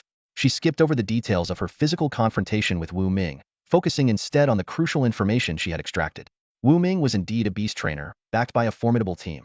And Frank Beast Tamer, a Drank Beast Tamer, a Brank Beast Trainer, and even an A-rank Beast Tamer. Most shockingly, they were connected to a severely injured Shrank spirit beast. Upon hearing this, the guild leader's cigar snapped in his hand. The entire branch fell into a deathly silence as every pair of eyes turned to Yi Sanyang. And Shrank spirit beast. The revelation detonated like a bomb in everyone's mind. The guild leader remained silent for a long time, then lit a fresh cigar and took a deep breath before asking, "What's the situation with that Shrank spirit beast?" Yi Sanyang relayed Wu Ming's words. "It hasn't bonded with anyone yet. Its injuries are severe, and it's currently unable to move. Wu Ming and his team are doing everything they can to heal it." The guild leader's eyes sharpened, his mind racing. If the information was accurate, Wu Ming couldn't be acted against for now. Not to mention the Shrank spirit beast. The mere presence of an Azure Beast Tamer was enough to make their branch hesitant. "What are your orders, guild leader?" Yi Sanyang asked respectfully. The guild leader responded coolly, "Continue pretending to be one of his allies. Keep a close watch on him. If the chance arises, use charm to extract information, find out the location of the Shrank spirit beast, and the background and whereabouts of those high-ranking beast tamers." Yi Sanyang accepted the orders and left, already strategizing how to execute this dangerous yet thrilling mission. The next morning, sunlight filtered through the curtains of the spirit beast shop. Wu Ming lounged lazily on the sofa, watching the morning news while reminiscing about his fierce confrontation with Yi Sanyang the night before. The encounter had been exhilarating, a rarity that left him wanting more. "Wu Wuga, good morning." Wan Siyu's voice snapped him out of his thoughts. She set breakfast on the table before donning an apron and starting to tidy up. Suddenly, she bent down to pick up a damp bedsheet, her expression puzzled. "Wuga, what's this?" Wu Ming's heart skipped a beat that was evidence from last night's battlefield. Thinking quickly, he fabricated a story. "It was too hot last night, and I sweated a lot. Little Overlord also acted up and peed on the bedsheet. Just throw it away." Little Overlord, hearing this, widened its innocent eyes in silent protest. "You're even more shameless than I am." Wan Siyu believed him without question and disposed of the sheet, along with other trash. Wu Ming breathed a sigh of relief, his gaze inadvertently falling on Wan Siyu's graceful figure. He was surprised to notice her curves seemed to have become even more pronounced. Soon, Huang Samba and Zhu Zime arrived at the shop. The morning news wrapped up with one final announcement. Jialan City was set to host a beast and trainer competition. From trainers and tamers under the age of 30, 6 outstanding individuals would be selected to form a team and represent the city in the national competition in Nanjiang City. The news brought a buzz of excitement to the shop. Wan Siyu exclaimed, "Wuga, you'll definitely make it through the qualifiers and become one of Jialan City's representatives. By then, our shop's reputation will skyrocket." Zhu Zime nudged Huang Samba encouragingly. "Honey, you and Big Bear are among the best in Jialan City. You should compete in the qualifiers." Huang Samba was tempted. With Big Bear now possessing 4 frank talents, its strength was indeed formidable. He turned to Wu Ming. "Wuga, I want to enter the qualifiers." Wu Ming smiled and nodded. "Go for it. It's a great opportunity." As Wan Siyu massaged Wu Ming's shoulders, she said softly, "Wuga, I think you should compete too. Your training skills are top-notch, even among Franks." Wu Ming smiled but didn't respond. He already had a guaranteed spot, but decided to prove himself through sheer ability while gaining insight into Jialan City's overall talent pool. At that moment, Zhang Yuyin burst in, her designer handbag swinging as she declared, "The queen has arrived. Registration for the qualifiers starts today. Why haven't you all gone yet?" She slapped a stack of flyers onto the table, instantly drawing everyone's curiosity. Ming Wu picked up a flyer, his eyes immediately drawn to the striking image on the cover. A lone figure stood atop a massive dragon's head, gazing down at vast rivers and mountains, like a giant holding up the heavens. The bold words, "Sign up now," stood out prominently on the side. "Tisk, TSK, this ad is so low quality," Samba Huang remarked with disdain, as he prepared to take the flyer and head to the city lord's manor to register. Yuyan Zhang chimed in at just the right moment. "Let me give you all a heads up. The preliminary rounds will last a week, and all the matches will be held near the arena by the city lord's manor. Then what are we waiting for? Let's go sign up," Ming Wu said as he gathered his things, ready to head out. Zime Zhu quickly jumped into the driver's seat of the pickup truck. "I'll drive," he declared. Samba Huang immediately claimed the passenger seat, while Big Bear skillfully climbed into the truck bed. Yuyan Zhang grabbed Si Wan's arm and shot a challenging look at Ming Wu. "Si, I'll drive you. You can sit in the truck bed with Big Bear." "Doesn't matter to me," Ming Wu shrugged nonchalantly. Suddenly, the sharp screech of brakes shattered the quiet street. Everyone's attention was drawn to the scene.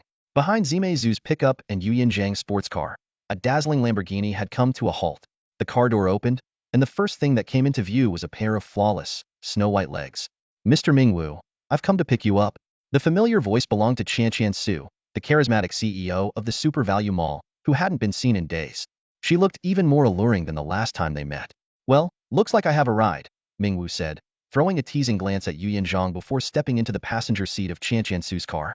In truth, this was all part of his plan. Inside the car, Qianqiansu closed the door and windows, her enchanting eyes fixed on Mingwu. Her crimson lips parted slightly as she spoke.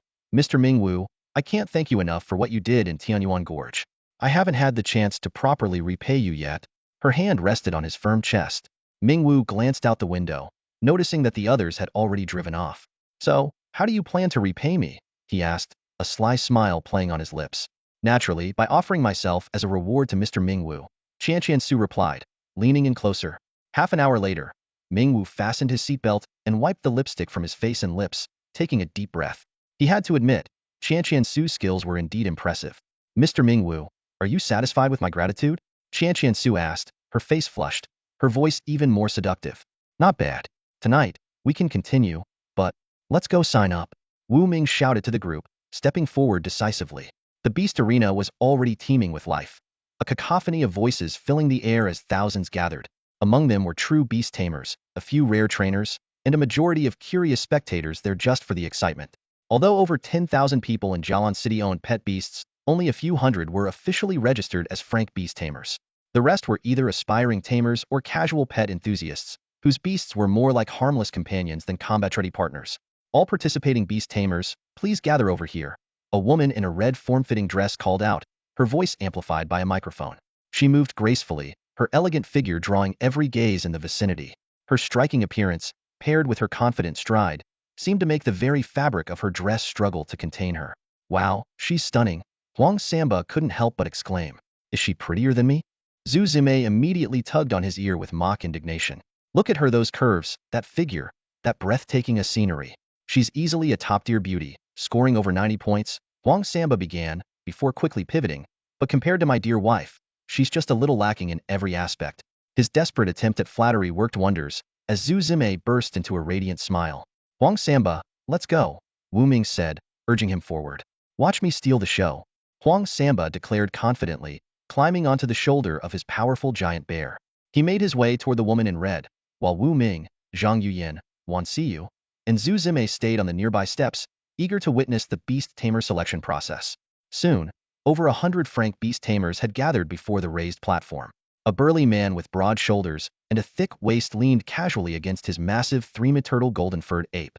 With a smirk, he addressed the woman in red. So, beautiful lady, what's the occasion? Do we need to step into a private room where you can tell me in a more intimate setting? The woman's lips curved into a sly smile, and in an instant, she became a blur of red. Before anyone could react, she appeared right in front of the burly man. A crimson shadow materialized behind her, and her hand grew unnaturally large, resembling a talon. With a swift and precise motion, she grabbed the man by the shoulder and flipped him over her head. He crashed into the ground with such force that the floor cracked beneath him. The man let out a pained wail, his eyes rolling back as he foamed at the mouth. The golden-furred ape roared in fury, swinging a massive fist at her, but she dodged effortlessly. Moments later, the ape faced the same fate, slammed into the ground with a thunderous impact that left a deep crater. The display of raw power left the crowd of tamers stunned. They instinctively stepped back, each one silently praying they wouldn't be next. Wu Ming studied the woman closely, and information about her appeared in his vision. Hu Yuehong, a rank beast tamer. Beast, red ribbon. Traits, a unique beast capable of merging with its master. Its true form is a 10-meter-long crimson ribbon, resembling a sea serpent. Abilities, a rank toughness, defense, and strength. Frank speed, martial arts, and endurance. I am Hu Yuehong, Chief Secretary of the City Lord's office and the organizer of this Beast Tamer selection, she announced. Her voice, though soft and alluring, carried an undeniable authority that silenced the crowd. Anyone who can defeat me will immediately pass the selection process and become a candidate to represent Jialan City in the national tournament. When someone inquired about the details, Hu Yuehong revealed an important piece of information. While the news stated that only 3 Beast Tamers were needed, the actual requirement was a 10-person team to ensure backup in case of emergencies. She then announced the first round of the selection process, demonstrating the abilities of their beasts. Only beasts with strong combat capabilities or significant support potential would stand a chance of advancing.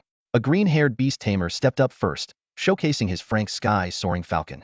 The black-feathered bird, with a wingspan of 3 meters, performed dazzling aerial maneuvers before delivering a powerful strike that left a 30-centimeter deep gash in the test dummy. While Wan Xiyu and Zhu Zimei were thoroughly impressed, Zhang Yiyan quietly compared it to her own water spirit, confident that it would surpass the falcon once fully developed. Hu Yuehong evaluated the sky-soaring falcon's performance. Decent combat strength, but its defense is lacking. Barely qualifies, she remarked, instructing the green-haired tamer to register his details under a nearby sunshade, where two stunningly curvaceous assistants awaited. As the test continued, only beasts with at least 2 innate abilities, or elite beasts with 3 or 4 traits, were able to progress. Before long, it was Huang Samba's turn to take the stage with his mighty giant bear. "You're the best, hubby," Zhu Zimei cheered excitedly, waving her tiny hands and jumping up and down as she blew kisses to Huang Samba. His entrance caused a stir among the crowd, with beast masters whispering animatedly. "That's him. I heard that in a life-and-death battle, his beast, the mighty grizzly, killed an elite Frank beast, the explosive dragon, with just one slap. His strength is terrifying. I suspect the mighty grizzly has already reached the peak of Frank. Even if it hasn't, it's still formidable. Passing the preliminaries shouldn't be an issue. Looks like another spot is as good as taken." Hu Yuehong carefully sized up Huang Samba. His bleached yellow hair was striking, his face adorned with a roguish grin. His muscular physique radiated power, perfectly matching the image of the legendary mighty grizzly. "Are you Huang Samba?" Hu Yuehong asked. "That's me," Huang Samba replied with a curt nod. "All right, let's begin. Start by telling us about your mighty grizzly's talents, then demonstrate them on the spot." Despite knowing Huang Samba's impressive reputation, Hu Yuehong stuck to the standard testing procedure. After a brief pause, Huang Samba said, "My beast, the mighty grizzly, possesses 3 frank talents: strength, defense, and speed." He deliberately left out its 4th talent, frank regeneration, to keep it a secret. 3 talents? That's definitely elite level. The surrounding beast masters exclaimed, though some quickly grew skeptical. Wait a minute. Can just 3 talents really take down the explosive dragon? 3 talents pretty good. Hu Yuehong smiled. Now, let's see a live demonstration of the mighty grizzly's abilities. Big Bear, showtime. Huang Samba commanded with a wave of his hand. With a deafening roar, the mighty grizzly began sprinting across the arena. The testing equipment displayed a speed of 29 meters per second. Not bad. Frank's speed, though not the fastest among its rank, Hu Yuehong remarked with a nod of approval. Outside the arena, Wu Ming's lips curled into a faint smile. He admired how much more seasoned Huang Samba had become, skillfully concealing his full capabilities to maintain an edge over others. After its sprint, the mighty grizzly struck a testing dummy with a powerful slap. With a loud crack, the dummy caved in, and a number popped up on the display. 11 tons of force? The crowd gasped at the astonishing figure. Next, the mighty grizzly stood motionless as a massive axe repeatedly struck its body. The metallic clangs echoed through the arena, and only a few tufts of fur fell to the ground. Its body remained completely unharmed. Frank speed, Frank strength, Frank defense excellent. Congratulations, you and the mighty grizzly have qualified, Hu Yuehong announced. Huang Samba showed no sign of pride and calmly returned to his seat beside Wu Ming. "I'll remember this Huang Samba," one beastmaster murmured to himself, recognizing him as a formidable competitor. "Aren't you going up next, Wu Go?" Huang Samba suddenly asked. "No, I'm a nurturer," Wu Ming replied with a shake of his head. Standing on the steps, Hu Yuehong turned toward the voice and caught sight of Wu Ming's strikingly handsome face. Her body tensed slightly. As a staff member of the City Lord's mansion, she had once read Wu Ming's top-secret dossier. A nurturer capable of creating super-quality evolutionary feed, and granted a direct entry slot by the Nurturer Guilda, was undeniably a genius. If not for her official duties, she would have approached him immediately to strike up a conversation. After all, every beastmaster dreams of befriending a talented nurturer. A nurturer, huh? Some beastmasters noticed the nurturer badge on Wu Ming's chest pocket, their eyes lighting up as they secretly memorized his face, planning to approach him later. Next, Hu Yuehong's voice rang out again, and the beastmaster preliminaries resumed. "Let's go. Time for the nurturer preliminaries," Wu Ming said as he stood up and headed toward the other side of the arena. Over there, a crowd of over 100 people had already gathered, though only a tenth of them were actual nurturers. The rest were bodyguards or assistants. "Oh, Mr. Wu Ming, you're here." A group of men and women eagerly approached him, their faces brimming with flattery. "And you are?" Wu Ming asked, puzzled. A shapely, middle-aged woman batted her eyes at him and explained, "We met briefly at the banquet in Yaotao ancient town. Perhaps you've been too busy to remember." Vixen. Zhang Yuyan thought to herself, rolling her eyes internally but keeping silent. "Ah, I see." Wu Ming scratched his head awkwardly and nodded politely before moving toward the crowd. At the center stood an elderly man in a white robe. a unique badge hanging from his chest. The badge prominently displayed a gleaming golden E, marking him as a rare E-rank nurturer. The old man spoke slowly. Ladies and gentlemen, our preliminary round is quite straightforward. Shortly, 100 different herbs will be presented. You are to identify their types, ages, and primary effects, and write your answers on the provided form. A score of 60 or above is required to pass. So that's how the test works? Sounds pretty simple, a young woman in a pink dress remarked with a smile. She was an Frank Tamer. Her slender, graceful figure was complemented by cherry-red lips, and her snow-white legs peeked alluringly from beneath a deeply slitted neckline, exuding an irresistible charm. This is just the first round, explained an E-rank Tamer, his gaze sweeping over everyone present. Only scores above 60 will qualify, granting eligibility to participate in the week-long preliminary selection. In the end, we will choose the 10 best tamers to head to Jialan City for the national competition. Isn't it supposed to be 3 people? Someone asked, frowning, clearly puzzled by the number. The E-rank Tamer gave a knowing smile. That's Jialan City's rule. Each city's official team is limited to 3 members, but we need to prepare more tamers to handle any unexpected situations. Like substitute players, a woman in a pink dress asked curiously, her voice tinged with anticipation. Not exactly. The E-rank Tamer shook his head. According to Jialan City's rules, only 3 tamers can participate in each match, but there's no restriction on which 3. In other words, every tamer who makes it through the selection has a chance to compete. His words were like a shot of adrenaline, igniting excitement among the tamers present. As long as they passed the preliminary selection, they would have the opportunity to showcase their skills on the national stage, perhaps even achieving instant fame. The air seemed charged with enthusiasm at the thought. The E-rank Tamer gestured toward a large door beside him. All right, all tamers, please enter that room. You will answer questions based on the test papers and the herbs on the tables. You have 1 day to complete the task. All eyes turned toward the door. It led to a temporary wooden building, covering an area of roughly an acre.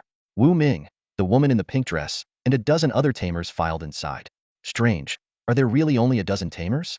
Huang Samba muttered under his breath as he watched the group enter the building.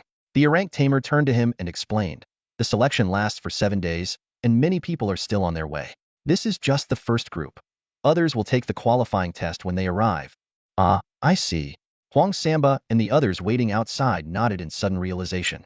Inside the wooden building, Wu Ming glanced around, carefully observing the examination hall that would soon determine his fate.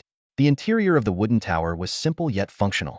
Wooden walls surrounded the space, with a few tables and chairs scattered around, along with some paper and pens. At the center of the room, dozens of sealed wooden boxes were neatly arranged, quietly awaiting the upcoming challenge. 2 young women dressed elegantly in cheongsams stood gracefully before the crowd. One of them smiled and began to speak. Respected trainers, welcome to the examination hall. A woman in a pink dress asked curiously, may I ask how the exam will be conducted? The woman in the cheongsam patiently explained. Do you see the wooden boxes on the ground? Each box contains 100 types of medicinal herbs, 10 grams of each. You may each take 1 box and choose a table and chair corresponding to the number on your box. Then, using the paper and pen provided, please write down the names, types, ages, uses, and other information about the herbs you identify. The second woman in a cheongsam added, the exam sheets on the tables include content prompts. Simply follow the instructions to complete the test. The woman in the pink dress nodded in understanding. She casually picked up a wooden box, her gaze inadvertently sweeping over Wu Ming, who stood nearby. Her eyes briefly lingered on him before she walked to an empty table. Wu Ming also picked up a wooden box and sat at a vacant spot nearby. As he opened the box, a rich aroma of herbs wafted out. Inside, 100 small wooden containers were neatly arranged, each holding a different herb. Though the containers were sealed, the potent fragrance was unmistakable. He carefully counted the containers to confirm the quantity, then picked up the exam sheet from the table.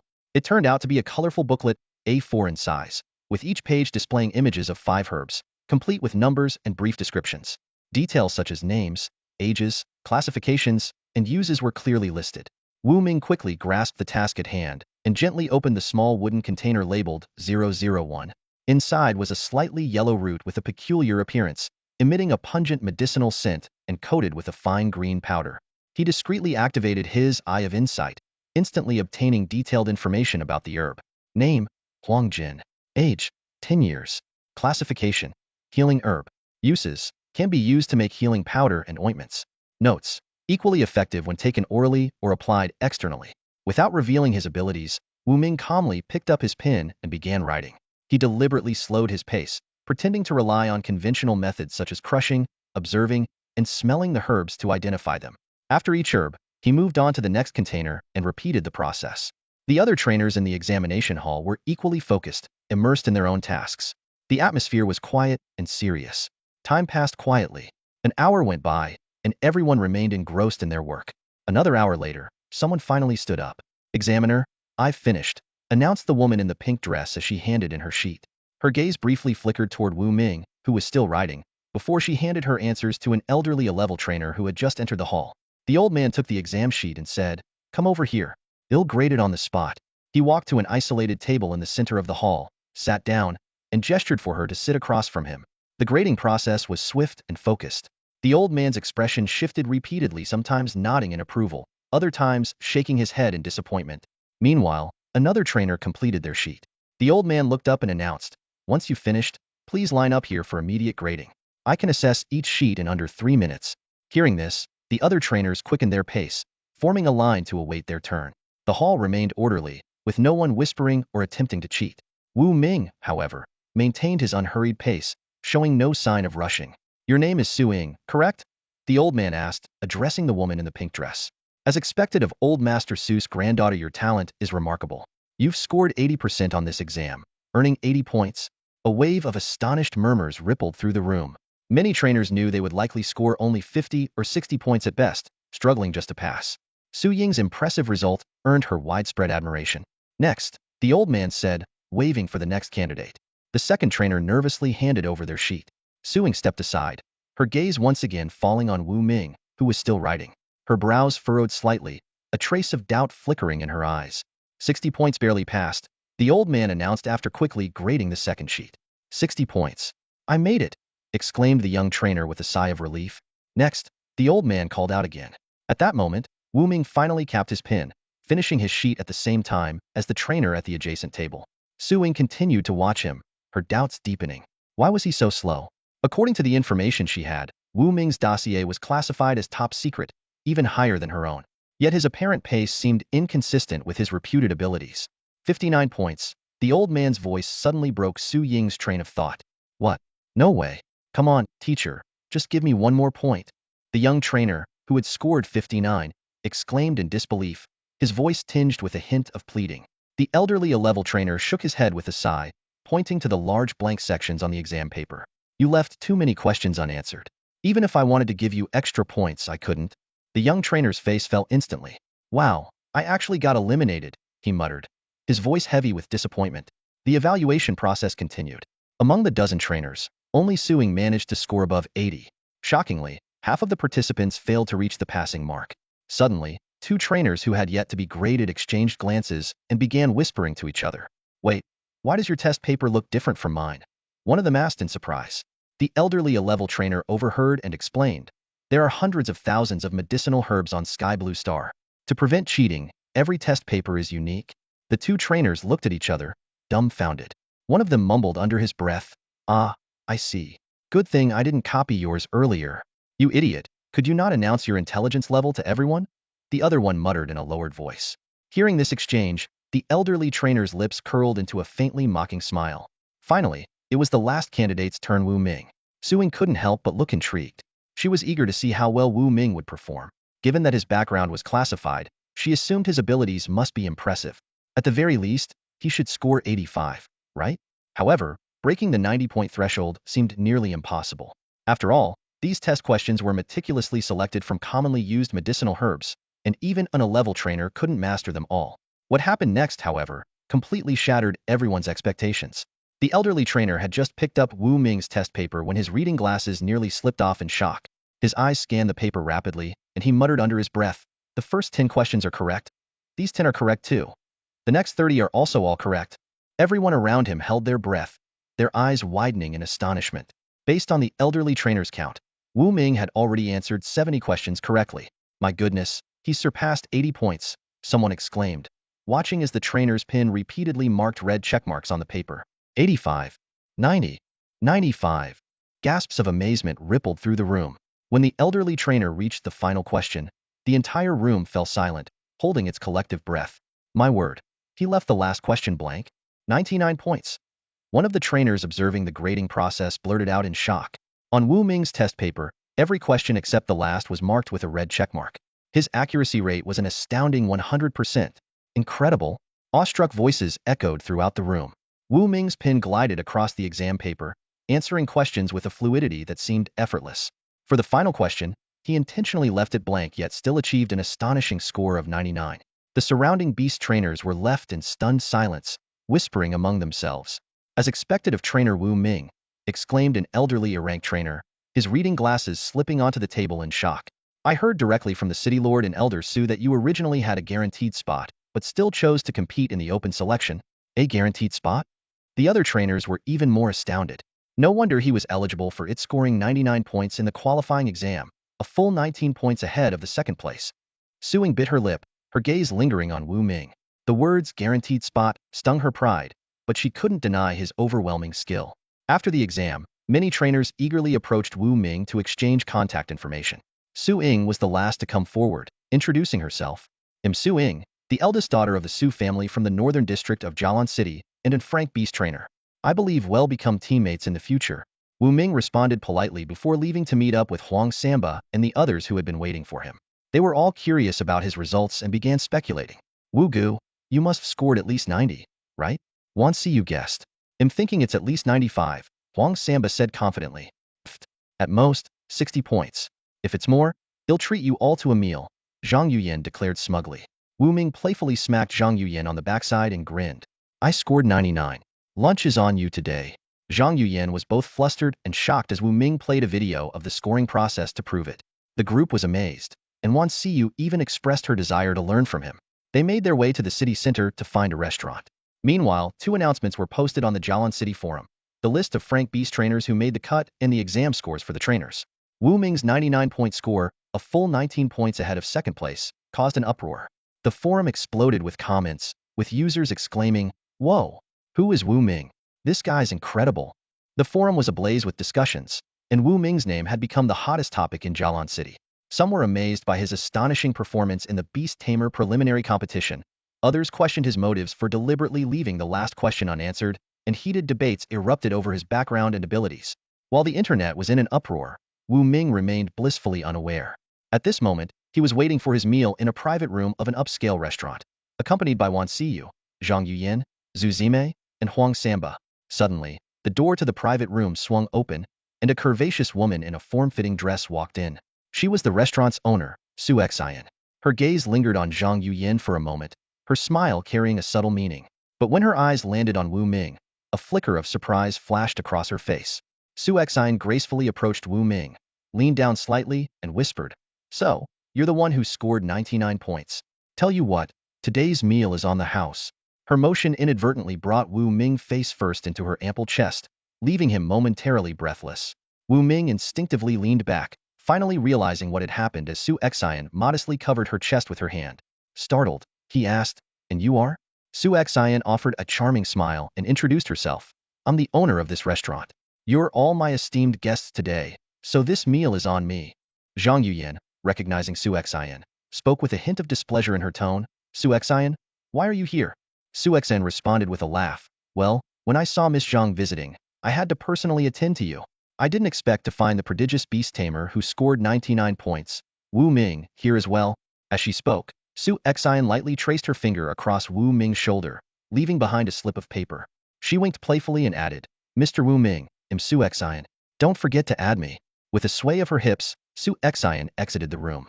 Bewildered, Wu Ming quickly opened Jialan City's forum on his phone. A flood of posts instantly filled his screen, ranging from his high-scoring performance to the video of his match against Lu Gaohan, and even the secrets behind his creation of ultra-quality grade speed pet food, all of it exposed for the world to see. Huang Samba, scrolling through the forum excitedly, exclaimed, "Brother Wu, you're a celebrity now in Jialan City." Zhu Zime leaned over, grinning.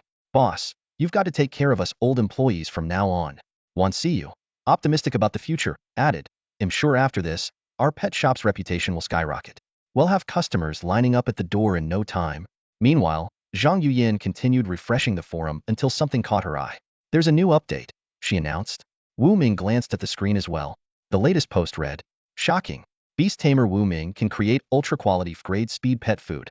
His personal information is now classified as top secret." Wow, ultra-quality. I've made up my mind I'm heading to Nanwen Street today to visit Wu Ming's shop and beg him to sell me a portion of grade speed pet food. As the news spread like wildfire, Wu Ming's fame in Jialan City soared to new heights. His pet shop was now on the brink of unprecedented opportunities and challenges. The comments upstairs came crashing down like a whirlwind. Wu Ming frowned and massaged his temples as he stared at the dense flood of posts on his phone screen, unable to keep up. In just 1 hour, the forum had erupted into chaos, and the speed at which the news spread was astonishing. Zhang Yuyan's eyes gleamed with a hint of triumph. She set her phone on the table and lightly tilted Wu Ming's chin with her delicate fingers. Well, you're quite the celebrity now, she said with a smirk. Nanwen Street's popularity has skyrocketed, and your pet beast shop is right in the middle of my territory. With the increase in foot traffic, my shopping complex is reaping the benefits too. Wu Ming rolled his eyes but had to admit that Zhang Yuyan's business acumen was impressive, far beyond what one might expect from a so-called spoiled rich girl. Shifting the conversation, he asked, by the way, do you know the shop owner, Su Xian? Zhang Yuyan raised an eyebrow and countered with her own question. What's my grandfather's surname? Wu Ming suddenly understood. Of course, old Zu's surname is Su Wait. Are you saying Su Xian is his granddaughter? More or less, Zhang Yuyan replied, stifling a yawn. She was taken in when she was little. We're not related by blood, but technically, she's my older cousin. A much older one at that. Picking up her chopsticks, she added. All right, enough talking. Let's eat. The others began digging in, but Wu Ming's news continued to spread uncontrollably, like a wild horse galloping across the internet. What started as a forum frenzy quickly caught the attention of a wider audience. In a lavishly decorated mansion, Beast Trainer Lu Gaohan was soaking in a hot spring pool, an alluring woman on each arm. His eyes were fixed on the massive screen in front of him, where news updates were streaming relentlessly. His gaze landed on a video of his sparring match with Wu Ming in Yaodao Ancient Town. The humiliating scene of him being flung into the air and left dangling from a chandelier, losing control of himself, played on repeat. Lu Gaohan's face twisted with fury. Wu Ming, he'll kill you, he roared, hurling his wine glass at the screen. The glass shattered into fragments, sending shards flying in all directions. The water in the hot spring splashed violently as he slapped it in rage. The two women screamed in panic, while Lu Gaohan's angry shouts echoed throughout the room. After a satisfying meal, Wu Ming gave the employees at the pet beast shop a half-day off. Wan Xiyu hopped into Zhang Yuyan's sleek sports car, and the two headed toward a villa in the city center, Zhang Yuyan's home. Meanwhile, Huang Samba and Zhu Zimei excitedly made their way to a nearby amusement park, ready to make the most of their rare day off. By the roadside, a luxurious sports car was parked, drawing the attention of passers-by. Wu Ming got into the passenger seat, fastened his seatbelt, and couldn't help but glance at the stunning woman in the driver's seat. She was dressed in a figure-hugging short dress that accentuated her captivating curves. Mr. Wu Ming, how about visiting my place today? Su Qianqian said with a charming smile. I make tea like a pro, and I'd love for you to try some. Wu Ming swallowed discreetly, thinking to himself how irresistible she was becoming. Sure, let's drop by your place. The car's engine roared to life, and they sped off like an arrow. Before long, the two arrived at a sprawling estate on the west side of Jialan City, covering thousands of acres. This high-end residential area featured picturesque garden-style villas, and Su Qianqian's luxurious 3-story home was nestled within it. Once inside, they headed straight to the hot spring bath. As their proximity grew, the warmth of the water seemed to blend with the budding intimacy in the air. Over half an hour later, Wu Ming was reclining on a plush sofa, holding Su Qianqian in his arms as they chatted casually. Mr. Wu Ming, you truly are remarkable, Su Qianqian praised. If you hadn't left some answers blank on purpose, I'm certain you would have scored a perfect 100. A perfect score? That's unnecessary, Wu Ming replied with a shake of his head. He mused inwardly that if he'd known it would cause such a sensation, he might have intentionally gotten a dozen or so questions wrong and left a few blank, aiming for an unassuming 80 instead. Su Qianqian giggled charmingly. Still, you scored 99, and it's caused quite a stir on the forums. Even the photos of me driving you around have been snapped. Looks like we won't be able to drive in the car anymore. She sighed playfully, resting her head on Wu Ming's chest. Doesn't matter, Wu Ming said nonchalantly, his gaze drifting out of the villa's floor-to-ceiling windows toward the horizon. Though, having some popularity does have its perks. Of course, Su Qianqian agreed with a smile. Your pet beast shop is bound to be bustling with customers, and it might even boost the economy of nearby Nanwen Street. That's why Zhang Yuyan has such a sharp business sense, Wu Ming remarked in a low voice. Su Qianqian's lips curved into a sly smile. Our ultra-value mall is also planning to open a branch on Nanwen Street. Oh. Wu Ming raised an eyebrow in surprise. To be honest, Su Qianqian began explaining, I recently finalized a project to purchase part of Nanwen Street, and I've already paid and secured the development certificate from the City Lord's office. That fast? Wu Ming was even more surprised. Then it dawned on him Su Qianqian was a savvy businesswoman with a keen sense for opportunities. Perhaps she had started preparing for this expansion as soon as she discovered his potential as a beast tamer. Who would have thought I'd single-handedly stimulate Nanwen Street's economy? Wu Ming teased. I wonder if the city lord will award me some sort of recognition. Not impossible, Su Qianqian replied softly. After all, you're a genius beast tamer who's earned the respect of Elder Su. Even the city lord would give you face. With that, she suddenly straddled Wu Ming. Wu Ming caught her meaning and grinned mischievously. After dinner, Su Qianqian personally drove Wu Ming back to Nanwen Street.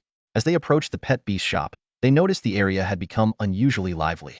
Normally, the entire street wouldn't have more than 100 people, but now, there were at least a couple thousand bustling about. Some were vendors setting up stalls, others wandered aimlessly as if scouting for prime spots to open shops, and many more were gathered outside the pet beast shop. Please, everyone, stay calm. Wan Siyu called out, holding up a notice board to block the entrance. Our pet beast shop is small and can't accommodate so many people at once. Besides, Brother Wu isn't back yet, so please wait a little longer. If it weren't for Huang Samba and the mighty bear standing guard, the excited crowd might have swarmed into the shop already. Look, Wu Ming the Beast Tamer is back, someone shouted. And isn't that Su Qianqian, the ultra-value mall CEO mentioned on the forums, in the driver's seat? The crowd at the entrance turned to see Wu Ming stepping out of the car, and they rushed forward to surround him. Among them were reporters and photographers, all holding microphones as they bombarded him with questions. Mr. Wu Ming, is it true you intentionally left some answers blank on your test? Rumor has it you've secured a direct pass in the preliminary selection. Is this accurate? Mr. Wu Ming, have you considered relocating your pet beast shop, perhaps moving it closer to the city center near the city lord's residence? Mr. Wu Ming, are you married? How many wives and children do you have? Mr. Wu Ming, do you think my waist is slim enough and my figure attractive? At first, the questions were fairly serious, but they quickly spiraled into the absurd. Some even started asking Wu Ming for his birthday and phone number on the spot. Despite the flood of inquiries, Wu Ming remained composed. Everyone, I'm currently participating in the Beast Tamer selection process and need ample rest. If you have questions for me, please wait until the selection is over, and he'll address them all at once. Wu Ming turned around and headed toward the pet beast shop, while the crowd around him began to stir. A curious passerby was just about to step forward and ask a question when suddenly he felt his feet leave the ground. Terrified, he turned his head and found himself face-to-face with the menacing visage of a giant bear. His legs trembled violently, nearly giving out beneath him. Under the bear's intimidating presence, Wu Ming effortlessly made his way through the crowd, as if walking through an empty street, and returned to the shop. He settled comfortably onto the sofa. Huang Samba, sipping on a bottle of Sprite, asked, Brother Wu, do you want me and Big Bear to stand guard here today? Wu Ming chuckled lightly and snapped his fingers. Instantly, a small black dog darted out from under the table, spinning excitedly in circles. It was none other than Little Overlord. No need, Wu Ming replied. Did you forget that I'm a beast tamer too? Huang Samba suddenly remembered, recalling the time in the wild when an grade venomous beast, the poison thorn, was silently eliminated. He finally realized Wu Ming's strength was far beyond his own. Ah, that's true. All right then, Big Bear and I will head out for now. Huang Samba, along with Zuzi Mei and the mighty bear, climbed into the pickup truck parked outside and drove off toward home. After finishing her tasks, Wan Siyu waved goodbye to Wu Ming. Brother Wu, I'm off work now, she said before leaving the shop. Wu Ming closed the door, noticing that several people were still lingering outside. Some of them began to discreetly follow Wan Siyu as she walked away. He let out a cold snort, his brow furrowing slightly. A few hundred meters away, in an empty alley, Wan Siyu was on her way back to her rented apartment when several people suddenly blocked her path. A man claiming to be a reporter smiled and said, Excuse me, miss, you're an employee at Wu Ming the Beast Tamer shop, right? I'd like to ask you a few questions. Wan Siyu took a cautious step back, pressing herself against the wall and hugging her arms tightly. After her previous ordeal of being abducted by Hong Ying, she had become much more vigilant. Get out of my way.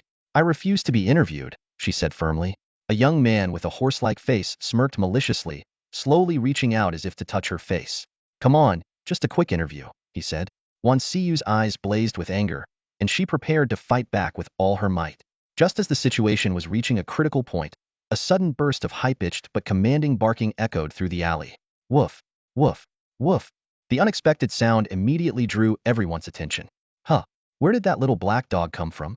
A group of young men turned their heads toward the sound, only to see a sturdy little black dog with a tiger-like face standing on the ground. No one had noticed when it appeared. Its well-built frame and sharp, intelligent eyes made it irresistibly endearing, almost begging to be petted. Xiao Bawang. Wan Siyu's eyes lit up as a joyful smile spread across her face. Quick, chase these guys away for me. One of the young men with a horse-like face chuckled slyly. So this little dog is called Xiao Bawang, huh? I wonder how strong it really is. Maybe it'll jump up and try to hit my knees. Before he could finish his mocking remark, a press card slipped out of his pocket and fell to the ground. Wan Siyu's sharp eyes caught the press card immediately, and she narrowed her brows in suspicion. Her voice turned cold and stern. You're not reporters. Who are you, and what are you up to? The horse-faced man froze for a moment, then broke into a cunning grin. Well, sharp little lady, aren't you? Figured out we're fake reporters, did you? But now that you've caught on, I guess I'll just... Before he could finish, one of his companions suddenly tapped him on the shoulder, his face pale with fear as he pointed at the ground. The horse-faced man followed his companion's trembling finger and gasped audibly. The once knee-high Xiao Bawang was now growing at an astonishing rate, right before their eyes.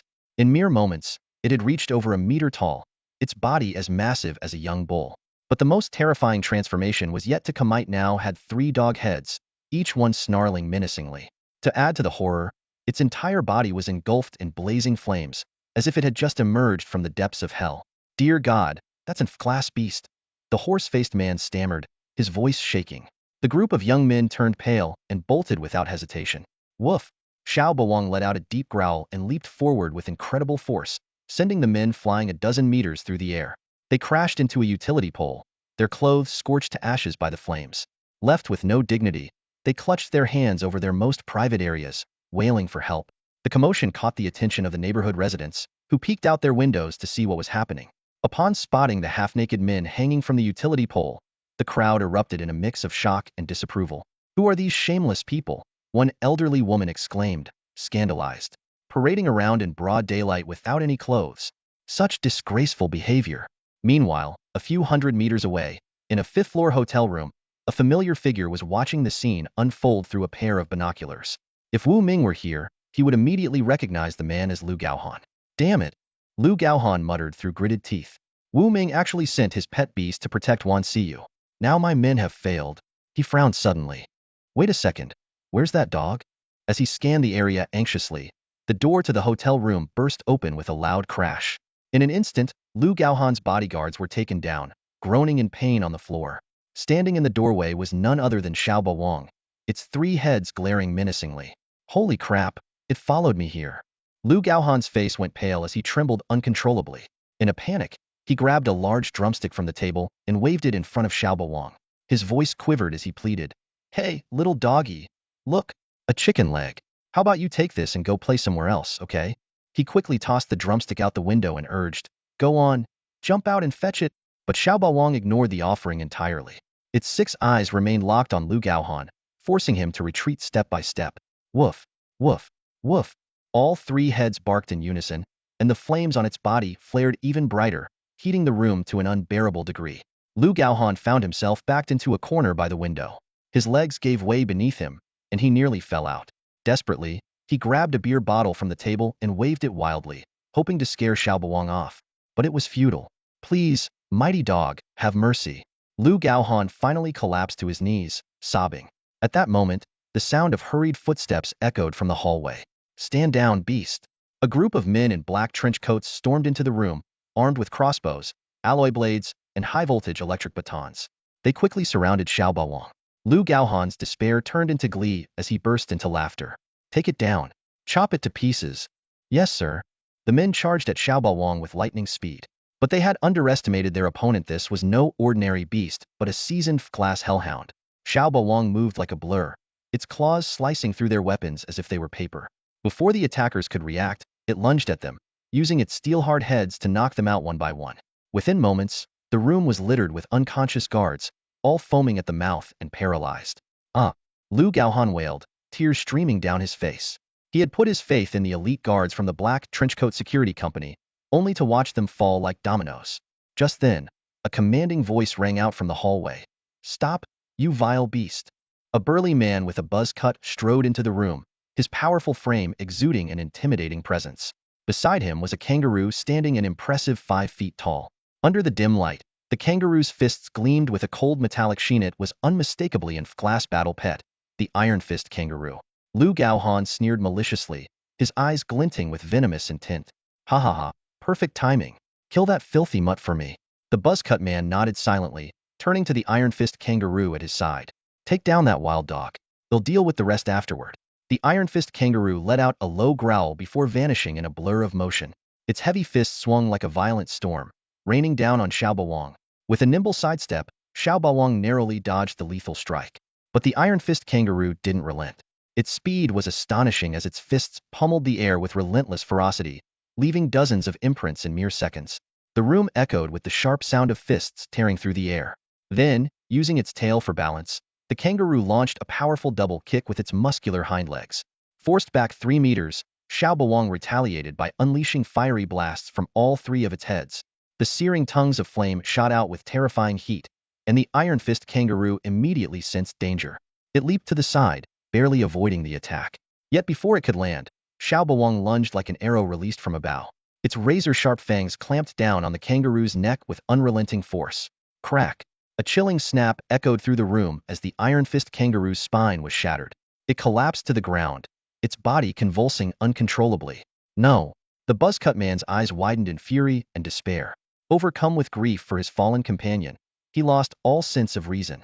Drawing a sharp dagger, he charged at Xiao Bawang with reckless abandon. With a powerful leap, Xiao Bawang slammed its iron-hard head into the man's chest. A resounding boom filled the room as the man was sent flying backward, crashing through the door and landing heavily in the hallway. Xiao Bawang turned its attention to Lu Gaohan, who was now on his knees, trembling uncontrollably. His face was ashen, and a damp stain spread across his pants. Before he could utter a single plea for mercy, Xiao Bawang darted forward with lightning speed. Noah! Lu Gaohan's blood-curdling scream reverberated throughout the room, piercing and unbearable. With Lu Gaohan's family heirloom clenched in its jaws, Xiao Bawang leaped from the 5th floor, disappearing into the cover of night. It hastily discarded the item into a nearby sewer before shrinking its form and sprinting toward a rundown neighborhood several hundred meters away. At the entrance of the neighborhood, Wan Xiyu paced back and forth anxiously. When she saw Xiao Bawang returning unscathed, relief washed over her. But as she took a closer look, her delicate brows furrowed slightly. There was a faint trace of blood at the corner of Xiao Bawang's mouth. When little Overlord returned to the pet shop, Wan Xiyu was anxiously waiting for him. Seeing that he was safe and sound, she let out a sigh of relief and quickly asked, "Did you get into a fight? You didn't kill anyone, did you?" Little Overlord nodded and then shook his head, his eyes gleaming with pride. Wan Xiyu gently patted his head, silently thankful that they hadn't provoked a pursuit from the city lord's mansion. Meanwhile, in a hospital, Lu Gaohan lay on a hospital bed, his face pale. The doctor, with a peculiar expression, explained his condition. "Mr. Lu, your life is not in danger, but you've lost a significant amount of blood. However, the part of your body symbolizing your manhood was bitten off by a vicious dog. We managed to retrieve it from the sewer, cleaned it thoroughly, and there's a chance it can be reattached." Hearing this, Lu Gaohan was so enraged that he started bleeding again and promptly passed out. The doctors hurried him into surgery, and soon, agonized screams echoed from the operating room.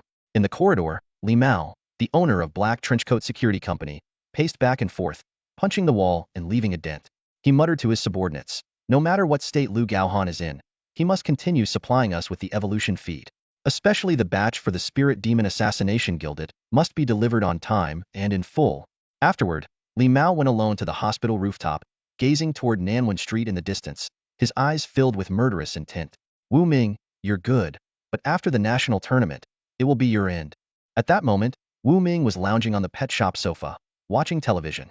Little Overlord spun around proudly after returning, seeking praise. Wu Ming gently stroked his head and said, "Go protect Siyu." Delighted by the compliment, Little Overlord dashed off into the night, disappearing into the darkness. The next day, the preliminary selection for Beast Tamers and Trainers continued. By the 3rd day's noon, Wu Ming received a call from Long Qiancheng, an rank trainer, informing him to head to the Beast Arena for the next round of exams the following day. After hanging up, Wu Ming checked the Jialan City forum and discovered he had topped the leaderboard with a score of 99, followed by Su Ying with 80 points. A total of 35 trainers had passed the first round, and only 10 would advance. Soon after, Huang Samba called to invite Wu Ming to watch the second round of the Beast Tamers examination. Wu Ming agreed and then contacted Su Qianqian. When Wu Ming arrived at the Beast Arena, the competition had already begun. Wearing a baseball cap and sunglasses, he blended into the crowd unnoticed. At the time, 2 Frank Beast Tamers were facing off with their respective pets. From the audience, Wu Ming spotted Wan Xiyu, Zhang Yuyin, and Zhu Zimei. while Huang Samba was seated in the special section reserved for the 120 beast tamers who had passed the first round. Su Qianqian quietly explained to Wu Ming, "This is the beast tamers examination. They're narrowing down over 100 participants to the top 10 strongest." With Hu Yuhong's command, two pets clashed fiercely. A saber-toothed boar and an iron-fist kangaroo battled intensely, with the boar ultimately emerging victorious. These duels proceeded one after another, each lasting no more than 3 minutes. By 3 p.m., 62 beast tamers had advanced, including Huang Samba. The next phase involved a new round of drawn fight matches. Wu Ming watched with great interest and decided to stay and continue spectating with Su Qianqian. Lord Wu Ming, in the last battle, Huang Samba's mighty grizzly performed exceptionally well. It sent its opponent flying with just one slap. Su Qianqian slightly parted her red lips and unconsciously leaned a little closer to Wu Ming.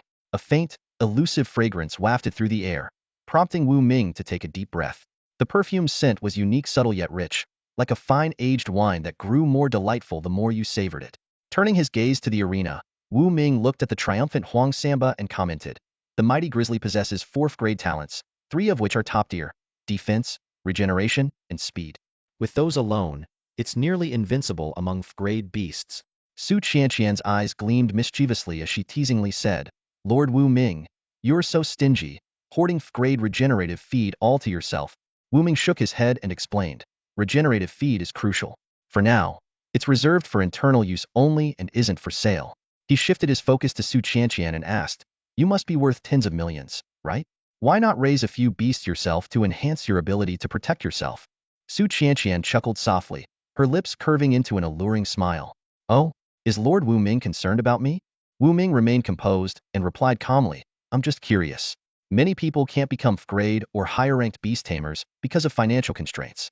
They have to spend on housing, cars, raising children, and supporting their parents, leaving no extra money to train beasts. But for someone like you, Su Qianqian, these concerns don't apply. With your wealth, even raising an A-grade beast would be more than manageable." Behind her sunglasses, Su Qianqian's eyes flickered slightly, revealing a hint of sadness. She finally revealed the truth. "I can't form a contract with a beast."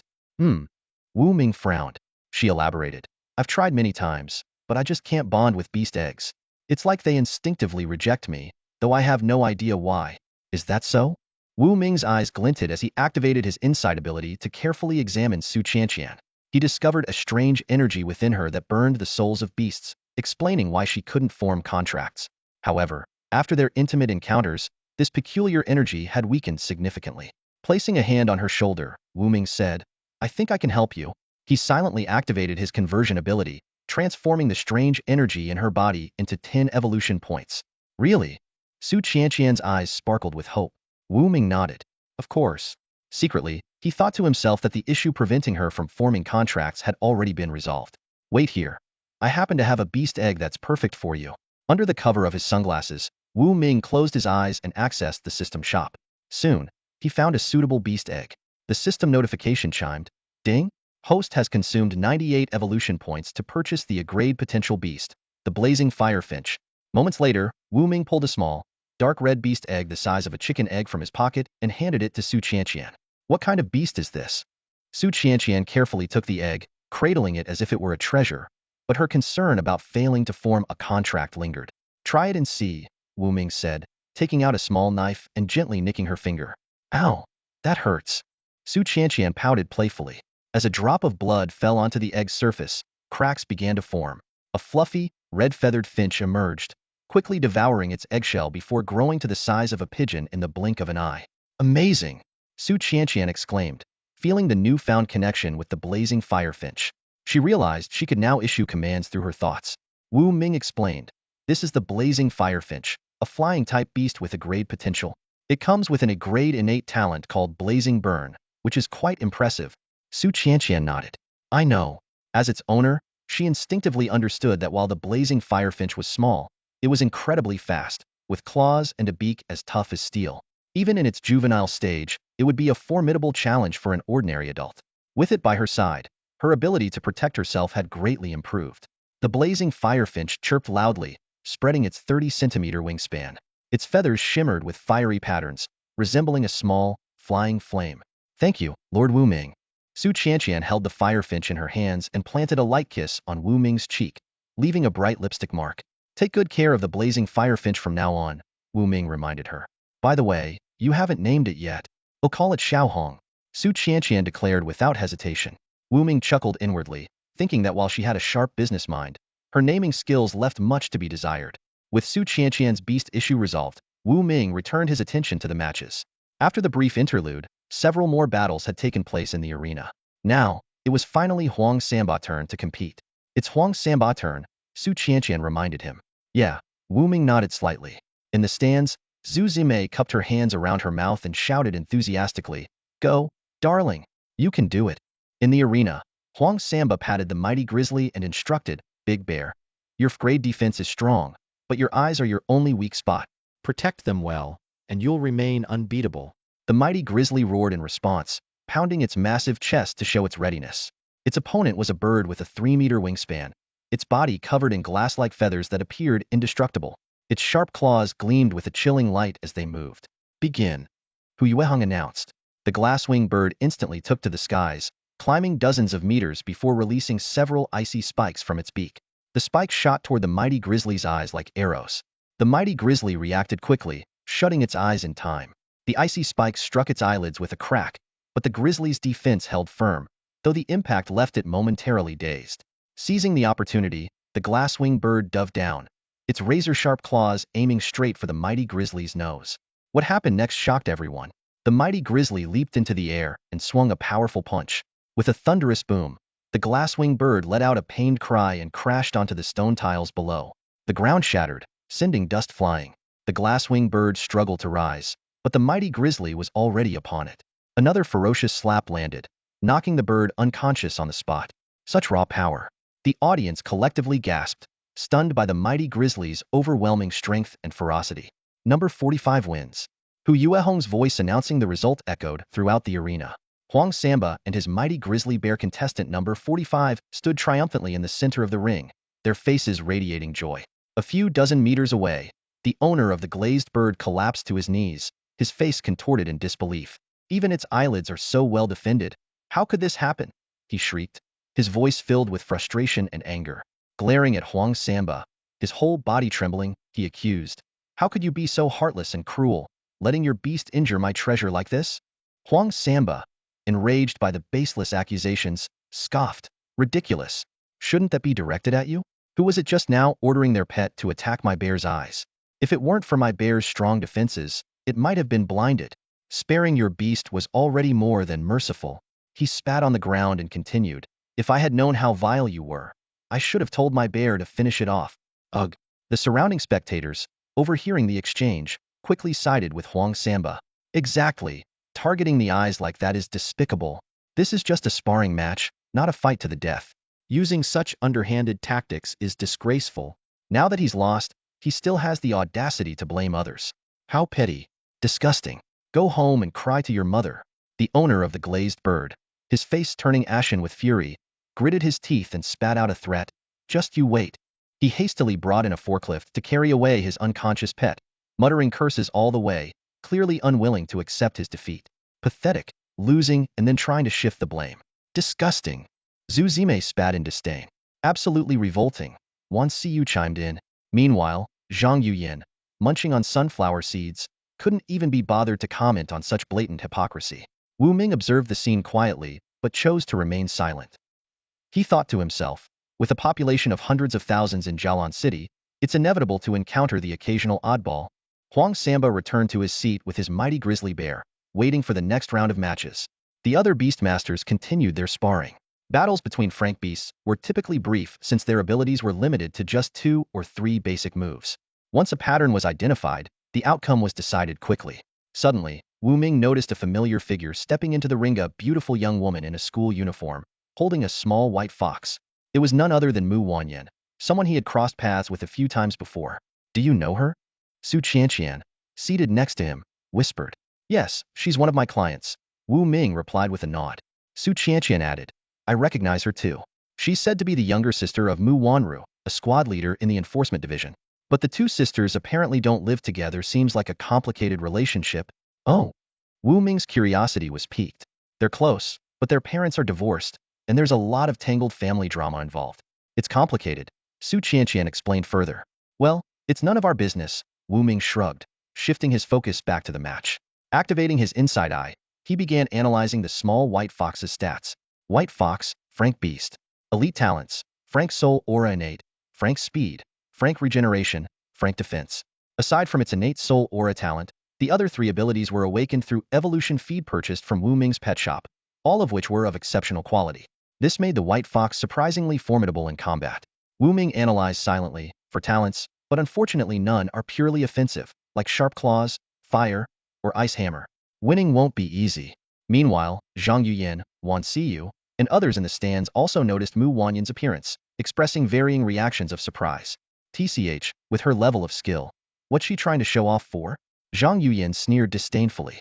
Go, Wanyan. You've got this. Wan Xiyu cheered in encouragement. Let the match begin. Hu Yueheng announced, and Mu Wanyan immediately tossed the small white fox onto the battlefield. Her opponent was a burly man with a broad chest and muscular arms. His pet was a crocodile, its body covered in thick, armor-like scales, making it a true tank with exceptional defensive capabilities. Ha ha ha. Little girl, if you give me a kiss, I might just tell my rampaging crocodile to go easy on you, the man said, beckoning to Mu Wanyan with a smirk, his tone dripping with arrogance. Hearing his lewd remark, Mu Wanyan pressed her lips together tightly, choosing not to respond. But her clenched fists betrayed her simmering anger. Sensing her emotions, the small white fox bared its teeth and let out a low growl, adopting a defensive stance. Oh, scary. Come on, bite me, the man taunted, striking a bodybuilder pose to flaunt his bulging biceps. Tisish, bullying a young girl, what a lowlife. The audience murmured in disapproval. Huh, I've got the strength, so what can you do about it?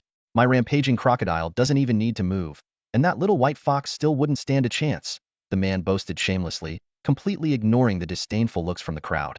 The crowd around the Colosseum buzzed with whispers. Among them, a beast tamer who had once been defeated by Mu Wanyan hid in the audience. His brows furrowed as his gaze shifted between the smug, burly man and Mu Wanyan. He thought to himself, this guy is in trouble. A female student who made it to the top 62 must not be underestimated. In the arena, Mu Wanyan finally gave her command. Xiaobai, hit it hard. The moment the words left her mouth, the little white fox shot out like an arrow, leaping gracefully into the air and delivering a resounding slap to the giant crocodile's snout. The beast roared in pain, but the fox had already darted away, light on its feet. The burly man gritted his teeth and bellowed angrily, looking for a beating. Huh? Rampaging crocodile, don't hold back, rush it with everything you've got. The crocodile lunged at Xiaobai, but it couldn't even graze a single strand of fur. Xiaobai's speed far exceeded what was expected at its level, effortlessly dodging every attack. The fox leapt again, landing another sharp slap on the crocodile's snout. This scene repeated over and over until the crocodile's nose was bleeding profusely, and its eyes were blurred with blood. The burly man was practically hopping with frustration, wishing he could jump into the fight himself. Damn it, how is this little fox so fast? He cursed. The rampaging crocodile went into a frenzy, thrashing wildly, its tail sweeping and limbs flailing, but it still couldn't land a single hit on the nimble fox. Suddenly, Xiaobai leapt to a distance, took a deep breath, and exhaled a 3-meter-wide pink bubble that completely enveloped the crocodile.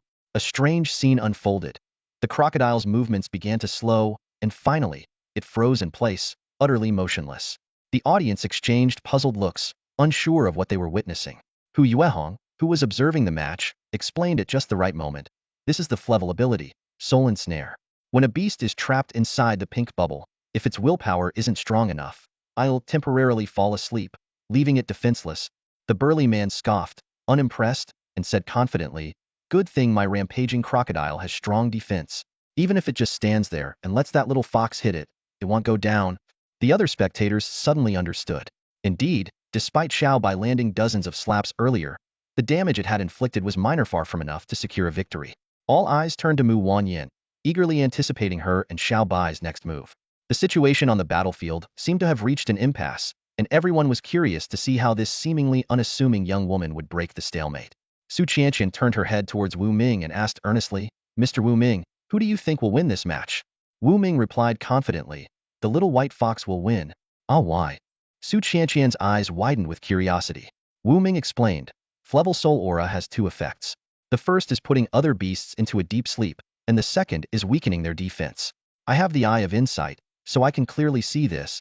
Su Qianqian was so astonished that her mouth fell open, a sight that was surprisingly captivating. Such an overpowered ability exists? Indeed, Wu Ming continued. And the longer the control lasts, the more the defense is weakened. At its peak, it can reduce defense by up to 80. It's like having armor penetration. Taking down tanks becomes much easier. In the arena, Mu Wanyin silently counted the seconds. The audience around her grew impatient, with some starting to complain. What's going on? Are they going to fight or not? A burly man chuckled crudely. Little girl, are you stalling because you know you can't win? Thinking about how to please me, huh? Mu Wanyin ignored the vulgar remark entirely. 58, 59, 60. Mu Wanyin counted in her mind. All right, the weakening effect has reached its peak. It should last for at least half a minute. Suddenly, she shouted, Xiao Bai, now's the time. Go all out and teach him a lesson. The little white fox shot forward like an arrow, slamming into the raging crocodile and flipping it over. It began pummeling the exposed white underbelly with a flurry of punches and kicks, then retreated several meters before accelerating again for another strike. In less than 10 seconds, the raging crocodile coughed up blood on the spot. The burly man was stunned and hurriedly yelled, Stop, stop, I surrender. But the little white fox didn't stop. It retreated once more, charged at full speed, and rammed into the crocodile's stomach with immense force. The crocodile was sent flying over 10 meters, rolling several times before landing in a heap, convulsing and vomiting blood. You little brat, just you wait. The burly man cursed, dragging his severely injured crocodile out of the arena. The crowd erupted in boos. Pathetic. So weak yet so arrogant. Who gave you the confidence? The spectators burst into laughter. Hearing the mockery, the burly man wished he could disappear. Spotting a nearby sewer, he actually jumped in and fled through it. The sight left everyone dumbfounded. What a weirdo, Su Qianqian said with a chuckle, covering her mouth. Even the fiery red sparrow perched on her shoulder, Xiao Hong, let out a series of amused chirps. The Beast Master preliminaries continued. The next matches featured experienced, elite level Beast Masters whose battle-hardened pets launched swift and fierce counterattacks. In the blink of an eye, another hour passed. This round finally concluded, leaving only 31 Beast Masters. Hu Yueheng took the microphone and announced the new rules. Next, we'll proceed with group draws. 6 Beast Masters per group, forming 5 groups. 1 extra individual will be randomly assigned to a group. Each group will then engage in a free-for-all battle, with the top 2 earning a spot in the South Jialan City competition. A free-for-all? I like it. Many of the remaining Beast Masters seemed excited about this format. Some voiced complaints. Hey, why didn't we just start with a free-for-all? Losers get eliminated, and the last 10 standing move on. Wouldn't that have been simpler? Hu Yueheng ignored the grumbling. Glancing at her watch and the setting sun, she said, Let's begin the draw. The first group fight will start in 5 minutes. Huang Samba, Mu Wanyin, and the others gathered around for the draw. The process was quick. Number 6. I'm in the first group, Huang Samba said, looking at his number. I'm 15, third group, Mu Wanyin added after checking her number. The other Beast Masters also called out their numbers, easing the tension a bit. The last number, 31, was assigned to the 5th group.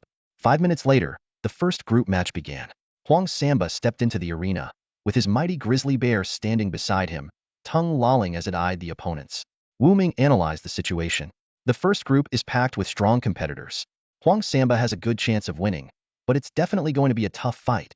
Su Qianqian asked curiously, Why are you so confident in Huang Samba? We both survived life-and-death situations in the Abyss Canyon, Wu Ming explained.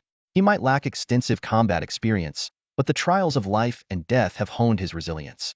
He's more than capable of handling challenges. I see. Su Qianqian nodded and fell silent, focusing on the arena as the battle was about to commence. The 6 level pets entered the field, staring each other down coldly. Aside from the grizzly bear, the others included a black bear, a timberlong black mantis, a flying wyvern, a battlehound, and a giant python, all elite pets with at least 3 talents. The black bear's beast master sneered. I hear Huang Samba grizzly is strong. How about we all team up and take it out first? Sounds good to me, the python's beast master agreed. The other 3 didn't speak, but clearly targeted the grizzly bear with their gazes. Shameless. 5 against 1. Zhu Zimei was the first to shout angrily. Once you joined in, you guys have no honor. How about letting your pets fight the grizzly unknown? The black bear's beast master scoffed. Why bother with honor when we can gang up? Huang Samba face darkened. Through his pet contract, he communicated with the grizzly bear, Big Bear. You have level strength suppression, defense, speed, and regeneration, all top-tier talents. Don't panic. Just protect your eyes from attacks. If necessary, close them and follow my lead. The grizzly bear crouched low and let out a low growl in response. Huang Samba smiled faintly, clenched his fists, and glared coldly at the 5 treacherous beast masters. Begin, Hu Yueheng announced. Take down the grizzly bear. The 5 beast masters commanded in unison. The black bear, mantis, wyvern, battlehound, and python all launched their attacks simultaneously. The wyvern struck first, unleashing its flevel talent, terrifying screech. Visible sound waves rippled through the air, causing the grizzly bear to clutch its head in pain. At the same time, the python spat a freezing mist, trapping the grizzly bear's left hind leg in ice, binding it to the ground. The battlehound, black bear, and mantis, all melee fighters, closed in instantly, their claws, teeth, and massive limbs aiming for the grizzly bear. The situation turned dire for Huang Samba Pet. The mighty bear let out a deafening roar as it faced the encirclement of 5 fierce companion beasts. Swinging its enormous paws with all its might, it defended against the onslaught. The bearhound, mantis, and battle dog lunged at it almost simultaneously, but the mighty bear swiftly shielded its head with both paws, enduring the ferocious attack hidden. Screech. The sharp claws and fangs of the 3 beasts struck the mighty bear's thick fur, causing a cascade of sparks but failing to penetrate its defense. The beastmasters watching the battle turned pale, astonished by the mighty bear's near-grade defensive capabilities. It was clear that this bear had consumed top-tier grade defensive feat. What had seemed like a flawless team attack capable of tearing apart a newly advanced grade beast proved ineffective against the mighty bear. Just as the 5 beastmasters were reeling from shock, the mighty bear launched a ferocious counterattack. Unleashing its full strength, the bear's tintin paw slammed into the battle dog, sending it flying dozens of meters. The dog tumbled across the ground, unable to rise again. Whoa, this thing's a monster. Retreat, now! The other beastmasters shouted in alarm, hastily issuing orders to withdraw. But the mighty bear gave them no chance to catch their breath. It swiftly turned and delivered a crushing blow to the bearhound's back, eliciting agonized howls as its bones nearly shattered. The nimble black mantis narrowly evaded the attack, but was forced to retreat as well. With a crack, the mighty bear easily broke free from the ice that had frozen its hind legs. In a dazzling move, it executed an over-thresholder throw, hurling the battered bearhound toward the giant python. The python agilely sprang aside, narrowly avoiding the attack, only to find the mighty bear charging at it like a bolt of lightning. Watch out for the skywing dragon's piercing scream, Huang Samba shouted in warning. The mighty bear immediately covered its ears with its massive paws, avoiding the deafening sonic attack just in time. Rolling to the ground, it closed the distance to the python in an instant. Constriction attack. The python's beastmaster commanded urgently, but the mighty bear was faster. Its massive paw struck the python's head with a resounding blow, leaving it dazed. Without hesitation, the bear grabbed the snake's tail and swung the python like a weapon, hurling it at the airborne skywing dragon. The dragon flapped its wings, soaring 100 meters higher with ease to avoid the attack. By now, the battle dog and bearhound had been decisively defeated, leaving only the skywing dragon circling above and the mighty bear facing off against the black mantis on the ground. Skywing dragon, stay in the air. No need to engage. You're guaranteed a spot in the top 2, the skywing dragon's beastmaster declared smugly. You traitor. Selling out your teammate, the black mantis's beastmaster shouted angrily. Idiot. Ever heard the saying, better them than me? The skywing dragon's beastmaster retorted with a sly grin. Realizing he had been set up, the black mantis's beastmaster clenched his fists in frustration. The skywing dragon held an unbeatable advantage in the air, leaving his mantis alone to face the terrifying mighty bear. The thought of the bear's overwhelming strength filled him with resentment. Ha ha ha. The top 2 are decided. First place goes to the mighty bear, no doubt about it. Second is my skywing dragon, the dragon's beastmaster proclaimed triumphantly. At that moment, the mighty bear launched another fierce assault, roaring as it charged at the black mantis. The mantis, relying on its agility, leapt and dodged skillfully. Though it could only jump tens of meters high, far from reaching the skywing dragon, it was enough to evade the bear's attacks. The black mantis's beastmaster calculated his options. His mantis couldn't defeat the mighty bear, but he wasn't about to let the skywing dragon claim victory so easily. Besides, did the dragon really think it could secure first place? He had one last trick up his sleeve. As the black mantis dodged yet another of the mighty bear's lunges, the bear suddenly spun around and used its massive shoulder to launch the mantis nearly 100 meters into the air. In that moment, the black mantis found itself just 10 meters away from the skywing dragon. Now's the time. The black mantis's beastmaster roared.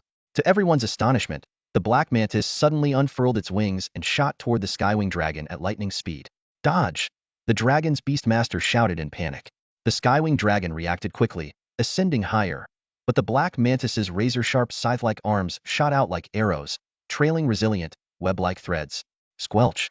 The mantis's blades pierced the skywing dragon's wings with precision, and the threads retracted, pulling the two creatures closer. As the blades returned to the mantis's body, it fiercely tore at the dragon's wings, ripping them clean off. The skywing dragon let out a heart-wrenching screech as it plummeted to the ground. Unbelievable! What a shocking turn of events! The crowd erupted with astonished cries. My poor skywing dragon! Its beastmaster wailed, rushing to cradle the heavily injured dragon with tears in his eyes. Serves you right for betraying me, the black mantis's beastmaster said smugly, crossing his arms with satisfaction.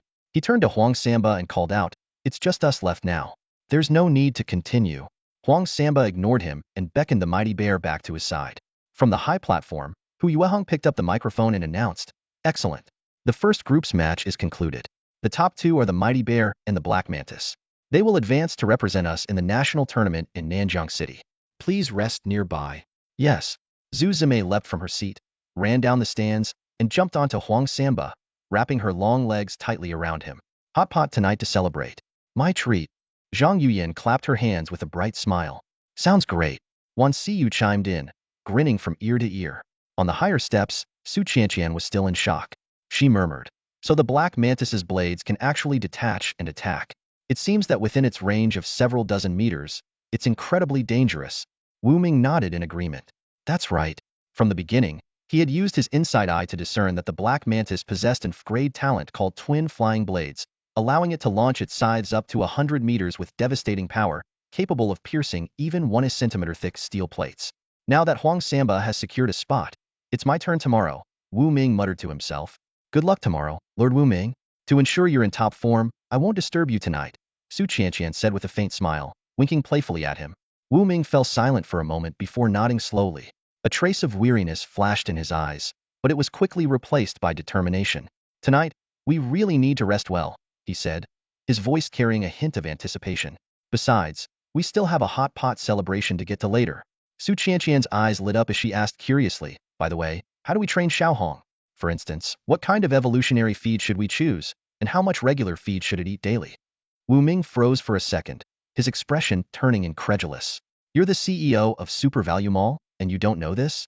Su Qianqian stuck out her tongue, looking slightly embarrassed. "I handle the business side of things. I don't know much about the rest." Wu Ming thought for a moment before patiently explaining, "First of all, defense is essential. Speed also needs improvement, and self-healing is a must. With these three talents, it's difficult for a pet beast of the same level to take it down. Its ability to protect itself will be sufficient.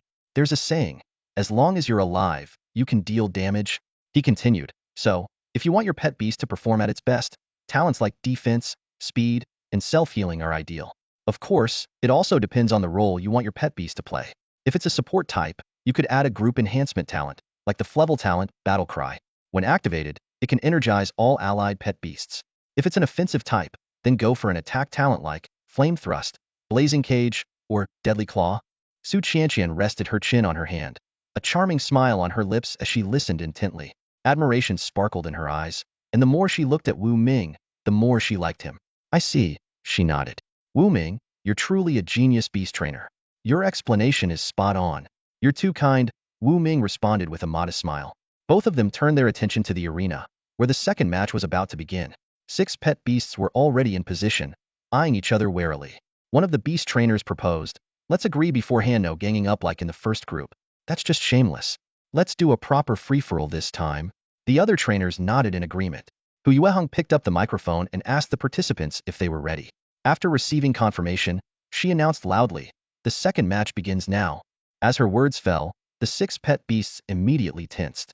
They didn't rush to attack, but cautiously observed their opponents, snorting and pawing at the ground, ready to strike or evade at any moment. Suddenly, a low growl shattered the stalemate. Like arrows released from a bow, the 6 pet beasts charged toward the center of the arena. A leather-armored dinosaur displayed incredible offensive prowess, slashing at 2 opponents with its claws while simultaneously biting at a third. The battle quickly escalated into a chaotic and intense brawl. Before long, a rooster-like pet beast collapsed, covered in wounds, becoming the first to be eliminated. As the fight continued, more pet beasts fell one after another. In the end, only the leather-armored dinosaur and a 2-headed dragon capable of breathing both fire and ice remained. Though victory was within reach, both were battered and exhausted, panting heavily as they reached their limits. The audience erupted into gasps and cheers. "Wow! Now this is a proper free-for-all. So intense, someone exclaimed excitedly. The first group was mostly the giant bear dominating the arena, but this second group was a real free-for-all. Definitely worth the ticket price. Another spectator joked. Hu Yueheng announced the end of the second match and allowed a 5-minute break before the third match began. Mu Wanyan, holding her small white fox, stood up and made her way to the arena. Her entrance immediately drew the audience's attention. Look, the little white fox made it to the semifinals. I wonder if it can secure a top 2 spot in the group and advance. I'm rooting for the little white fox. Why? I'm not telling you. The spectators launched into another round of discussions. Some speculated about the white fox's chances, while others debated whether Mu Wanyan's legs were fairer than her face. The third match soon began, and it was as fierce as ever. The little white fox, with its agile movements and its Flevel talent, Soul Shroud, managed to control 2 Flevel pet beasts right at the start. The other beasts seized the opportunity to knock these 2 out of the arena. The white fox continued to dodge and maneuver skillfully, ultimately enduring until the very end. Wow, Mu Wanyan, with her incredibly fair legs, actually made it through. A spectator shouted in astonishment. Dude, your focus is way off, another teased. I'm not wrong though. Mu Wanyan's legs are even fairer than the white fox's fur. Man, I'd marry her and worship her like a goddess. The audience buzzed with excitement. Some were thrilled, others lamented their gambling losses, and a few even felt the urge to jump into the arena and brawl with the pet beasts themselves. The remaining 2 matches proceeded smoothly. In less than an hour, the preliminary rounds of the Beast Trainer competition concluded. Among the 10 young Flevel trainers who earned the right to compete in Nanjing City were Huang Samba and Mu Wanyan, along with their pet beasts. Standing on the steps, Wu Ming watched as Huang Samba and Mu Wanyan received their certificates of honor. A slight smile played on his lips as he said proudly, out of the 10 pet beasts, 2 were trained at my pet shop. That's 1/5 of the total proof that my evolutionary feed is top-notch. Su Qianqian spoke enviously. It seems there'll be acceptance speeches later. Wu Ming, your pet shop is about to become famous. Looks like it. Wu Ming replied with a laugh. On the podium, Hu Yueheng stood alongside the 10 victorious trainers and their pet beasts. She announced, now, let's hear from these 10 trainers who have qualified for the national competition. The Black Mantis trainer spoke first. I want to thank my mentor, the A-level trainer Master Steven. Next was Huang Samba. I want to thank my boss, the Flevel genius trainer Wu Ming, for providing the superior quality evolutionary feed that turned my once average giant bear into an elite. Not to be outdone, Mu Wanyan added. I also want to thank Wu Ming. My little white fox wouldn't be where it is today without the 3 kinds of evolutionary feed he sold me at such a low price. Everyone, if you need evolutionary feed, be sure to visit Wu Ming's shop on Nanwen Street. She pointed excitedly toward the highest steps. Look, Wu Ming is here with us. The crowd erupted in astonishment. Everyone turned to the corner of the stands where Wu Ming and Su Qianqian stood. Is that really Su Qianqian and Wu Ming? Quick, let's go get their contact info. A wave of trainers and spectators surged toward them. Wu Ming's expression changed drastically as he grabbed Su Qianqian's hand and leaped down the steps, disappearing from sight in the blink of an eye. On a tree-lined path, Wu Ming held Su Qianqian's hand as they fled the scene. Her high heels slowed her down, so without hesitation, he scooped her up in a princess carry and sprinted toward the parking lot. Su Qianqian wrapped her arms around his neck, gazing into his focused, determined eyes. She couldn't help but feel grateful for choosing this man. Wu Ming skillfully navigated through flower beds, taking a shortcut to the parking lot. They quickly jumped into the roaring supercar and sped off, leaving a group of beast tamers behind, staring regretfully at the distant car. Inside the vehicle, Su Qianqian's cheeks were flushed as she took over the wheel. That was exhilarating, she exclaimed, her excitement evident. Wu Ming leaned back in his seat, his breathing still slightly labored. Despite gaining enhanced physical abilities from taming 2 pet beasts, carrying Su Qianqian while running at full speed had left him exhausted. Lord Wu Ming, your stamina is incredible, Su Qianqian praised, her eyes sparkling with admiration. Wu Ming chuckled. Haven't you already experienced just how strong I am? Ugh, you're so annoying, she playfully chided before changing the subject. Where are we going now? Wu Ming glanced at a message on his phone from Wan Xiyu and replied, to the Super Beast Center. We're celebrating tonight at the Hot Pot restaurant there. Just as he finished speaking, another notification chimed. Wu Ming opened it to find a voice message from Mu Wanyan. Boss Wu, I made it into the top 10. I'd love to treat you to dinner to express my gratitude. Hearing this, Su Qianqian smirked. That little girl is so naive. Going out for dinner with a man at night doesn't she know she could get eaten up? Wu Ming laughed and explained. If she were just an ordinary girl, maybe. But Mu Wanyan is an elite Frank Beast Tamer. She can handle herself. Su Qianqian nodded in agreement. Wu Ming then replied to Mu Wanyan, inviting her to join them at the Super Beast Center for Hot Pot. Mu Wanyan excitedly accepted, her voice brimming with joy. Setting his phone down, Wu Ming turned to Su Qianqian. By the way, you should come too, and bring Yintong along. After all we've been through together in the Abyss Canyon, it's only fitting we share a meal. Su Qianqian readily agreed. Before long, their supercar pulled up in front of the Super Beast Center. Through the car window, Wu Ming spotted a tall, chic woman in short leather shorts and oversized sunglasses. Her short hair framed her striking face as she casually chewed gum. It was Yintong. She adjusted her sunglasses and looked at the pair stepping out of the car. What took you so long? She asked. Su Qianqian rolled her eyes. Even in a supercar, we still have to stop at red lights, she retorted, grabbing Yintong's arm as the three walked side by side. Wu Ming looked up at the towering 300-meter building before them, the tallest in Jialan City. Its structure was so robust that even crank pet beasts couldn't damage its core. It was the safest place in the city. Atop the building resided a crank dragon elephant skyhawk, one of the city's guardians. From its perch, it kept a constant watch over Jialan City, always alert to potential threats. Suddenly, a dragon-like roar echoed from the rooftop. A powerful gust of wind swept down, nearly causing Wu Ming to lose his footing. Moments later, a massive figure soared into the sky, circling above as it began its routine patrol. Yintong, her face filled with awe, explained, "That's the peak crank dragon elephant skyhawk, one of Jialan City's guardians. It's incredibly powerful." Su Qianqian watched in admiration. "It's amazing. I wonder if my little red could ever become that strong." As she spoke, a small fiery red head peeked out of her bag, letting out a cheerful caw-caw. Yintong stared in shock at the flame sparrow, her sunglasses slipping off her nose. "Wait, you have a pet beast now? Weren't you unable to form a contract with beast eggs?" Su Qianqian explained the situation, glancing gratefully at Wu Ming. Yintong studied him thoughtfully, her mind racing with questions. "It's no big deal," Wu Ming said humbly. "We're all on the same team." He turned his gaze back to the dragon elephant skyhawk, marveling at its strength. Using his inside eye, he analyzed its impressive stats, 5 crank abilities, along with 15 D, E, and frank ones. It excelled in speed, defense, and offense, with only minor weaknesses in endurance and self-healing. It was no wonder this creature served as Jialan City's guardian. Unless a swarm of crank beasts or a brank beast attacked, the city's defenses were nearly impenetrable. As Wu Ming pondered, a voice called out from the distant parking lot. He turned to see Wan Siyu waving at him, flanked by Zhang Yuyan, Huang Samba, and Zhu Zimei, all waiting just a few dozen meters away. At that moment, Mu Wanyan hopped off a bus, clutching a small white fox. Dressed in her school uniform, she ran toward them, waving enthusiastically. "Boss Wu, I'm here too," she called out. Wu Ming smiled. "Well, what a coincidence. Looks like everyone's here." Zhang Yuyan, noticing the presence of Mu Wanyan, Yintong, and Su Qianqian, crossed her arms and huffed. Why did you bring so many others?" "I'll treat everyone," Wu Ming declared decisively, leaving no room for objections. Hearing this, Zhang Yuyan turned her head away with a haughty expression, choosing silence as her reply. Sensing the tension, Wan Siyu quickly pulled out a membership card for the Super Beast Center Tower from her bag and handed it to Wu Ming. "Brother Wu, this is from Yinyan. It might come in handy." "Thanks, Xiaozhang," Wu Ming said as he took the card. The words had barely left his mouth before Zhang Yuyan shot forward like a cat whose tail had been stepped on. "Who's Xiaozhang?" she demanded, puffing out her chest proudly. "Do I look small to you in any way?"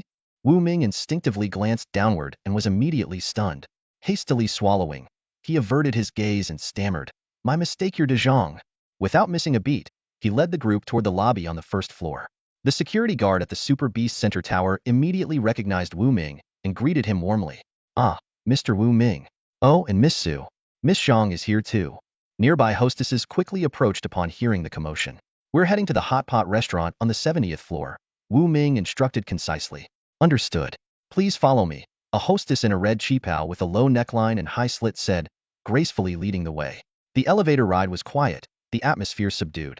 Once they reached the 70th floor, the hostess guided them to a luxurious private room by the window and handed them the menu. Zhang Yuyan wasted no time ordering the most expensive dishes. Wu Ming leaned back exaggeratedly and exclaimed, "Wow, are you trying to rob me? You said you're treating, didn't you?" Zhang Yuyan smirked, crossing her arms. "Of course, I'm picking the priciest items. Otherwise, it wouldn't suit the generosity of Wu the great genius." Smack!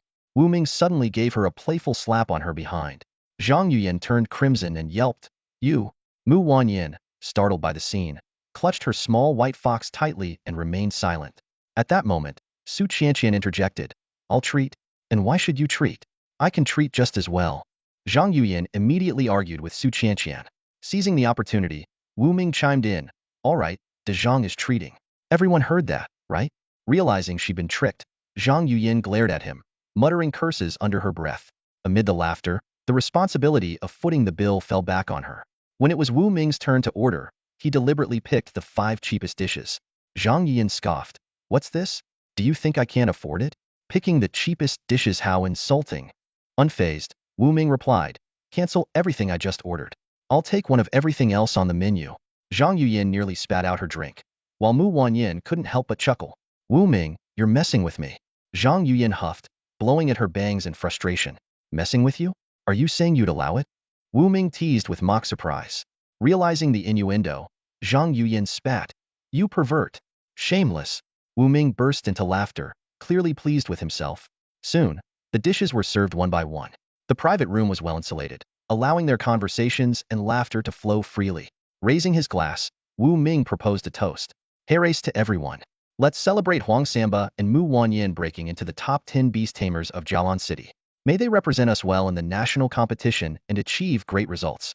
As the meal progressed, the group enjoyed several rounds of drinks. Afterward, Zhang Yuyan settled the bill with her card and booked a karaoke room on the 63rd floor. They sang their hearts out until late into the night. When it was time to leave, Zhang Yuyan invited Wan Siyu to stay with her. Huang Samba, Zhu Zime, and Dolly the bear left together in a car, while Yin Tong and Su Qianqian paired up to head out. Only Wu Ming and Mu Wanyan remained downstairs. Let me walk you home, Wu Ming offered. I have Xiao Bai to protect me. They'll be fine. Mu Wanyan declined politely. Just as she turned to leave, a group of men approached them. At the front was a middle-aged man with a buzz cut, whose appearance caused Mu Wanyan's expression to change. Well, look who we've found. You little wench. Your father's debt is now your responsibility. The man snarled as he stepped forward. Frightened, Mu Wanyan instinctively hid behind Wu Ming, her face pale. Wu Ming sighed, pinching the bridge of his nose. Even after crossing worlds, I can't escape this cliché, he muttered. I don't have the money to pay you right now, Mu Wanyan said, her voice trembling. The small white fox leapt forward, standing on its hind legs and baring its teeth with a menacing growl. Oh, and Frank Beast, one of the man's companions exclaimed, pulling him back cautiously. Don't think being a beast tamer makes you untouchable. A daughter repaying her father's debt is only natural, the man retorted, though he was already retreating. He glanced at Wu Ming, finding him vaguely familiar but unable to place him. We'll pay what's owed, but not now, Mu Wanyan explained. Every participant in the national competition receives a Animal Yunyuan participation prize from the Jialan City Lord's office, but that won't be available until after the competition ends. The national competition? You? The man sneered incredulously. One of his companions checked his phone and whispered excitedly, Boss, she's legit. She made it into Jialan's top 10 and qualified for the national competition. Are you serious? I thought her beast was just a regular Frank. The man was visibly shaken. At the very least, it's elite level. We can't afford to mess with her. Even the boss behind us is only a veteran Frank, another underling murmured. Their gazes toward Mu Wanyan shifted to one of respect and fear. Without another word, they hurriedly left. Wu Ming, who had remained silent throughout, scratched his head. Seriously? That's it, he muttered. On second thought, it made sense. Mu Wanyan was now an elite Frank Beast Tamer with national competition credentials and the protection of the City Lord's office. Even the boldest thug wouldn't dare cross her. With that realization, Wu Ming turned to Mu Wanyan and smiled. Looks like your problem's solved. Mu Wanyan pressed her lips together, her gratitude evident. Thank you so much, Brother Wu, for selling me the evolution feed at such a low price. It allowed me to break into the top 10, and everything went so smoothly because of it. Wu Ming nodded in agreement and began analyzing the situation. Normally, Frank Beast Tamers receive subsidies, but you've only recently become a provisional Beast Tamer. You still need to venture out to hunt fierce beasts and won't officially be recognized for another year. If you want to earn money, your only options are to team up to hunt beasts or gather medicinal herbs. However, these methods are not only low-paying but also dangerous. Now that you've made it into the top 10, you'll receive $1 million from the City Lord's mansion to pay off your debts. That's already a pretty good outcome. Mu Wanyan nodded in agreement, mentally calculating her family's debt situation. Her father owed 800,000, and due to family conflicts, he had refused her mother's help.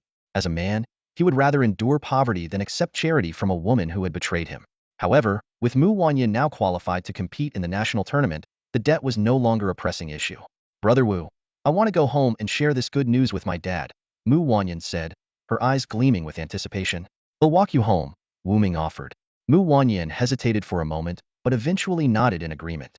Her home was in the same district as Nanwan Street, just a few blocks away, so it was indeed on the way. As night fell, the streets were deserted, and the two decided to walk. Mu Wanyan cradled her small white fox in her arms, while Wu Ming crossed his arms over his chest. Little Overlord, Wu Ming's pet, darted around energetically, sometimes running several dozen meters ahead to scout the path. It would then return, barking as if reporting that the way was clear. Brother Wu, are you a local of Jialan City? Mu Wanyan asked curiously. I'm not from around here, Wu Ming replied with a shrug. I came here from Huaxia, so I guess you could say I'm an outsider. Wow! Mu Wanyan exclaimed in amazement. So you've been to the outside world.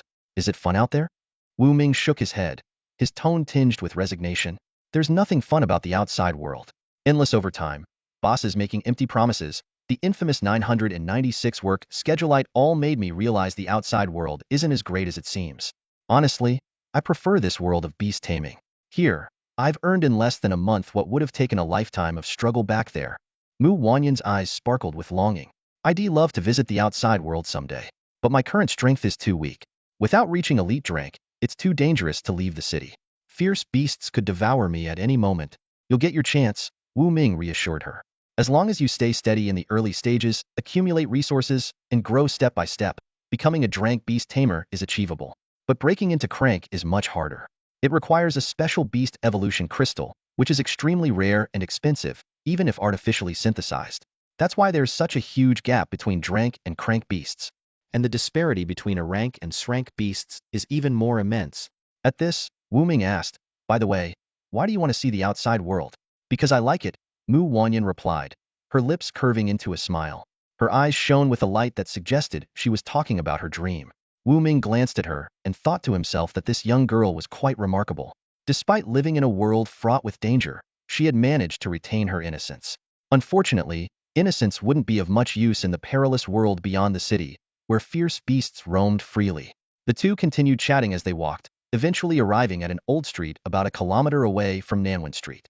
Brother Wu, my house is right here, Mu Wanyan said, pointing to a row of townhouses. She opened the door to Unit 008. The building had once been a row of townhouses, but due to certain reasons, their value had plummeted. Even now, a unit would sell for only a few $100,000, far below the price of newer homes, and it wasn't easy to find buyers. Dad, you're still awake? Mu Wanyan noticed the lights were still on inside. A middle-aged man with a square face and graying temples stood in the living room, sitting on an old wooden sofa. He wore black-framed glasses and was scrutinizing Wu Ming, who had entered with Mu Wanyan. You're back, Wanyan? Mu Zhong coughed lightly, his expression warm. This must be the brilliant young beast tamer who scored 99 points. Mr. Wu Ming, correct? Wu Ming could tell that Mu Wanyan's father was in poor health, seemed generally fine, but likely couldn't handle physical labor. There was a faint trace of the authority he must have wielded back when he was a company executive, but now that the family had fallen on hard times and his marriage had ended, that aura had dimmed. Wu Ming wasn't interested in delving into the details. Good evening, Mr. Mu. Wu Ming greeted with a polite nod. It's late, so I just came to walk Wanyan home. I hope I'm not intruding. Have a seat and join me for some tea, Mu Zhong offered, rising to boil water and tidy the coffee table. It would be rude to decline, Wu Ming said as he took a seat. Dad, I'm going to take a shower, Mu Wanyan said as she carried her small white fox into her room. The living room was left with just Wu Ming and Mu Zhong. A few days ago, Wanyan told me she's already an elite beast tamer, and she mentioned that the evolution feat came from you. I really appreciate your help, Mu Zhong said sincerely. No need to thank me. It's just business, Wu Ming replied with a faint smile. Mu Zhong studied Wu Ming.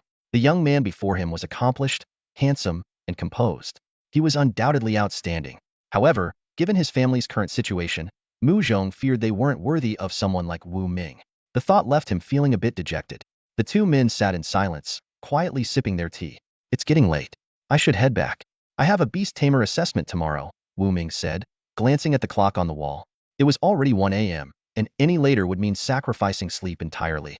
All right, I won't keep you, Mu Zhong said as he stood to see Wu Ming out. My pet shop is on Nanwan Street, not far from here, Wu Ming mentioned. I know. Back when Wanyan was in school, I'd pass by Nanwan Street while dropping her off. I'll drop by your shop when I have time, Mu Zhong said, waving goodbye. Wu Ming, with little Overlord by his side, disappeared into the night. Watching his retreating figure, Mu Zhong sighed. What a perfect son-in-law he'd make. I just hope he doesn't think Wanyan is beneath him, he murmured. A genius beast tamer like Wu Ming had limitless potential. He could train countless powerful beast tamers and become an unshakable pillar of support. While he might not have much influence now, his future was undoubtedly bright. Dad, where's Brother Wu? Mu Wanyan asked as she emerged from her room after showering and doing her laundry, only to find Wu Ming gone. He left. He said he has a beast tamer assessment tomorrow. Oh, then he'll definitely go watch tomorrow. Wanyan, go to bed early. Don't stay up late. You too, Dad. Wu Ming walked along the main street until he found himself in a deserted area. Suddenly, the crisp sound of high heels clicking against the pavement echoed in his ears. He turned toward the source of the sound and saw a tall, alluring woman strutting toward him like a catwalk model. Her shoulder-length hair was dyed green, and she wore a tight leather outfit. It was none other than Green Luo. What are you doing here? Wu Ming asked. Green Luo smiled faintly. Just passing by. Do you believe me? Nope. Wu Ming replied decisively, shaking his head. Suit yourself, she said nonchalantly. With a graceful motion, she slipped a card into Wu Ming's chest pocket. Here, take this. With that, she sashayed away into the night, her seductive figure disappearing into the darkness. Wu Ming pulled out the card to find a phone number written on it. He saved the number in his phone and discovered it was linked to a WeChat account. He tried adding it and, sure enough, it was Green Luo's alternate account. Wu Ming was speechless at the absurdity of receiving a WeChat number in the dead of night. Back at the pet shop, Wu Ming took a shower. The clock struck 2 a.m. as he was about to go to bed when his phone chimed with a notification. Green Luo had sent him a video message. Curiously, he opened it and saw a clip of her dancing in a nightclub. In the video, she performed sultry, mesmerizing moves and even threw a flirtatious wink at the camera. Seriously? Wu Ming muttered, rolling his eyes. He put his phone on silent and went to sleep. The next morning, after freshening up, Wu Ming ordered takeout and then got into Su Qianqian's car to head to the battle arena. Su Qianqian was wearing a perfectly tailored, high-slit qipao in a pale moon-white color with floral patterns. Her long, fair legs were strikingly eye-catching as she drove. Good morning, Master Wu Ming. Did you sleep well last night? Su Qianqian asked with a playful tone. Wu Ming swallowed hard and muttered under his breath. Could you not tempt me first thing in the morning? Su Qianqian burst into a peal of laughter at his response. When they arrived at the battle arena, Wu Ming immediately became the center of attention. Whispers spread through the crowd.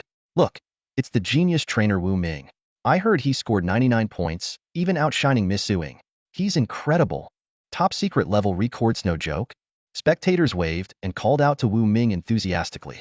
Dressed in an elegant qipao, Suing approached Wu Ming and asked, Master Wu Ming, you're finally here. Do you know what the assessment will be about later? Wu Ming raised an eyebrow and replied, If I knew, I'd have prepared already. Why bother guessing like this? Fair point, Suing said with a shrug. At that moment, an elderly E-class trainer, Long Qianqing, walked over with a cheerful expression. No need to guess. Today, 35 participants will undergo the second and third rounds of assessment. The top 10 will be selected on the spot. Instead of speculating, why not prepare yourselves? That makes sense, Wu Ming and Suing said in unison before exchanging a surprised look, finding the coincidence amusing. Suddenly, a slightly cold voice rang out from a short distance away, capturing everyone's attention. So, you're Wu Ming? Wu Ming turned toward the voice and saw a young man with long hair staring at him. The man had a small tuft of facial hair on his chin, wore gold-rimmed glasses, and had a sharp gaze. In a low voice, Suing introduced him. That's Gu Daxiao, another genius trainer. He scored 78 points in the first round. Oh, Wu Ming nodded slightly. Though the score didn't seem high, ranking third among all young trainers in Jialan City was no small feat. Wu Ming addressed Gu Daxiao. Yes, I'm Wu Ming. Is there something you'd like to ask? Gu Daxiao introduced himself. My name is Gu Xiaocheng. In the upcoming second and third rounds, I hope you won't hold back. I want to see the gap between myself and a top-tier genius. Wu Ming was momentarily taken aback. Suing raised an eyebrow, and the other trainers were equally stunned. They had expected Gu Xiaocheng to challenge Wu Ming, but instead, he asked Wu Ming not to go easy. The unexpected turn of events left an awkward silence in the air. Gu Xiaocheng continued. I've seen videos of your sparring match with Lu Gaohan in Yaodao Town. Lu Gaohan is trash, not worth mentioning. Aside from his speed, the quality of his evolution feed is abysmal. Hearing Lu Gaohan's name, Wu Ming's eyes flickered. He recalled how Little Tyrant had seemingly tossed Lu Gaohan's family heirloom down a drain. He wondered if it could still be recovered. Pulling himself back to the present, Wu Ming nodded at Gu Xiaocheng. I'll do my best. I look forward to it, Gu Xiaocheng replied with a nod before walking off to wait for the second round to begin.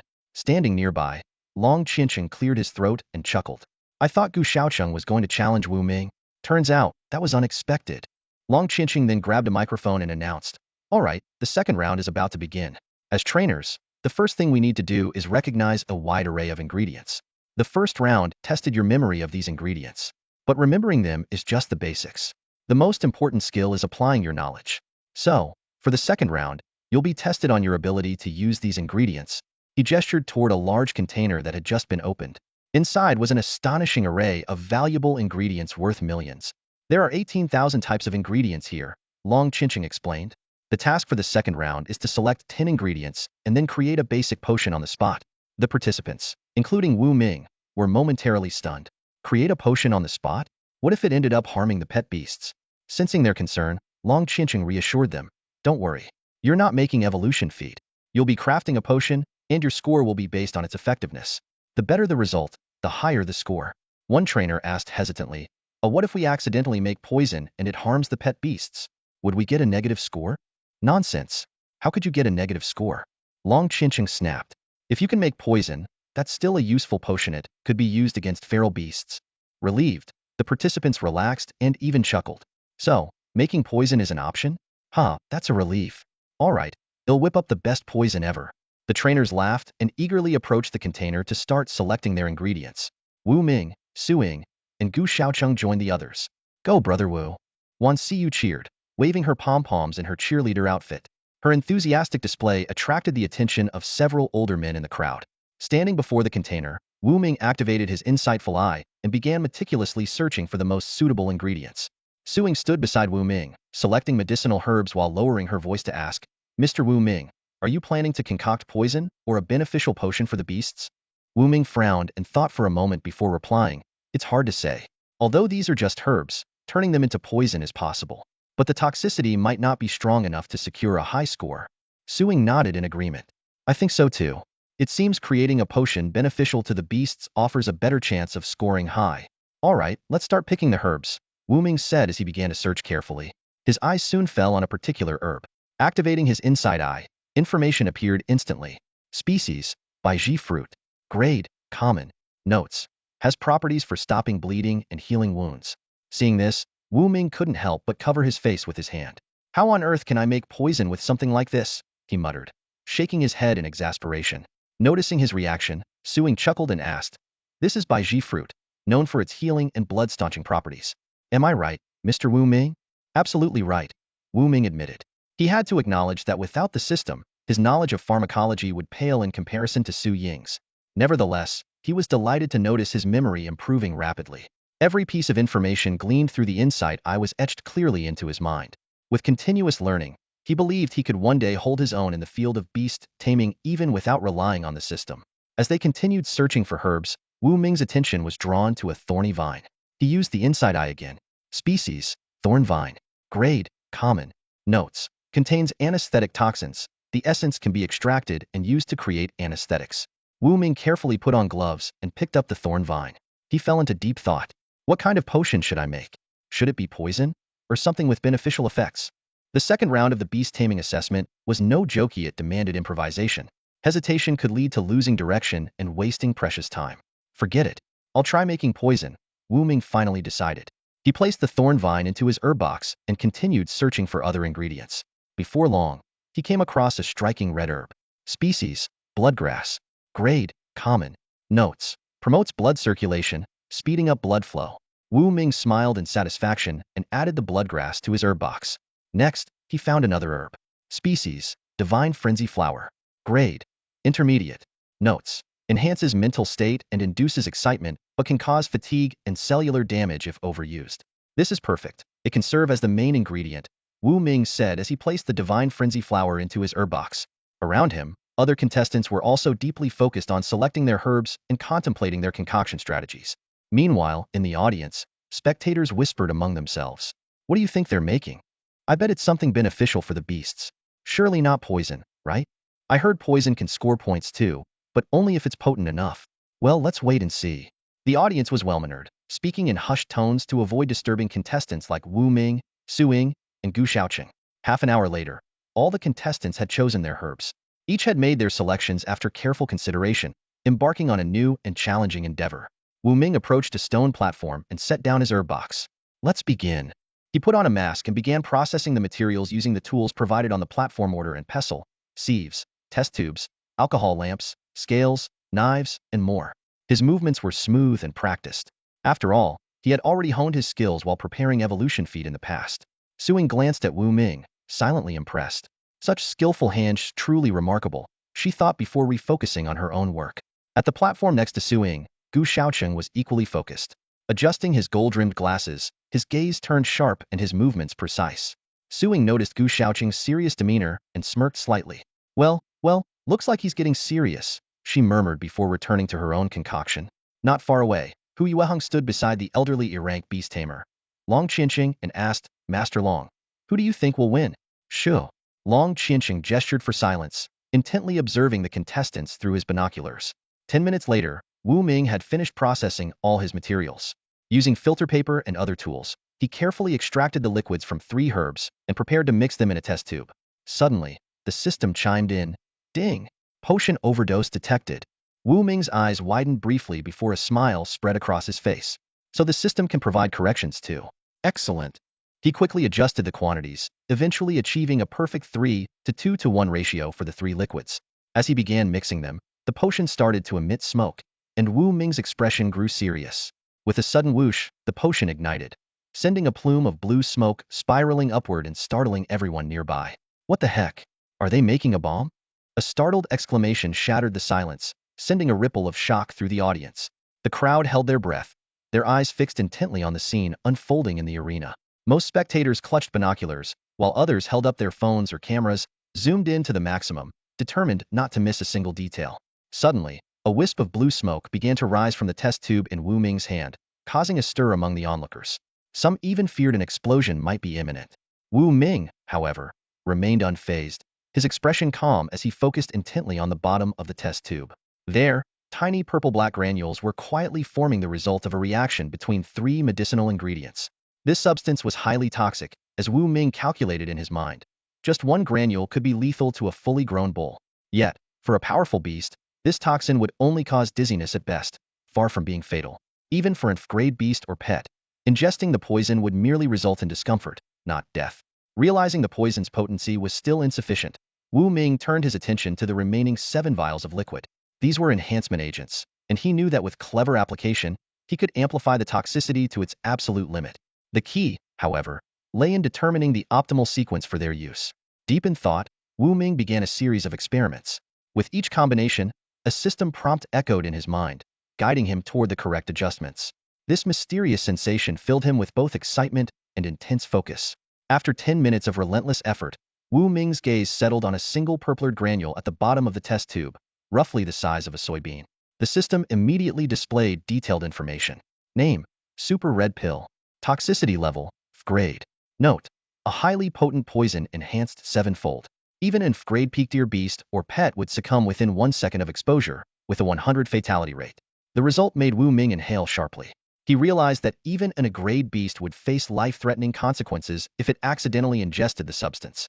I actually created such a terrifying poison, he murmured, before recognizing the importance of documenting the process. Without hesitation, Wu Ming grabbed a sheet of paper and meticulously recorded the required ingredients, the precise ratios, and every critical step of the procedure. The resulting notes became a priceless formula, one that, if it fell into the wrong hands, could enable the replication of this deadly toxin. As he finished the last detail, Wu Ming felt a surge of pride in his accomplishment, tempered by the sobering realization of the formula's immense potential and inherent danger. I'm done. Wu Ming put away his manuscript, his voice brimming with confidence. The moment his words fell, the audience burst into an uproar. That fast? Everyone's eyes widened as they raised various devices, cameras, phones, binoculars, all aimed at the mysterious purplish red particle in the water. A level beast tamer Long Qianqing spoke calmly. Mr. Wu Ming, please wait a moment.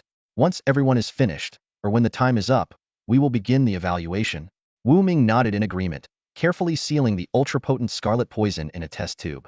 He then made his way to the seating area designated for the tamers. Silently, he reviewed the properties of the poison. It only takes effect when it enters the bloodstream, and the best application is to coat it on a poison arrow for a lethal strike. If ingested, its potency would be significantly reduced. Before long, Gu Shaoqing and Suing also completed their concoctions. The 3 of them sat together. Gu Shaoqing adjusted his golden-rimmed glasses and curiously asked, "Are your concoctions poisons or enhancement potions?"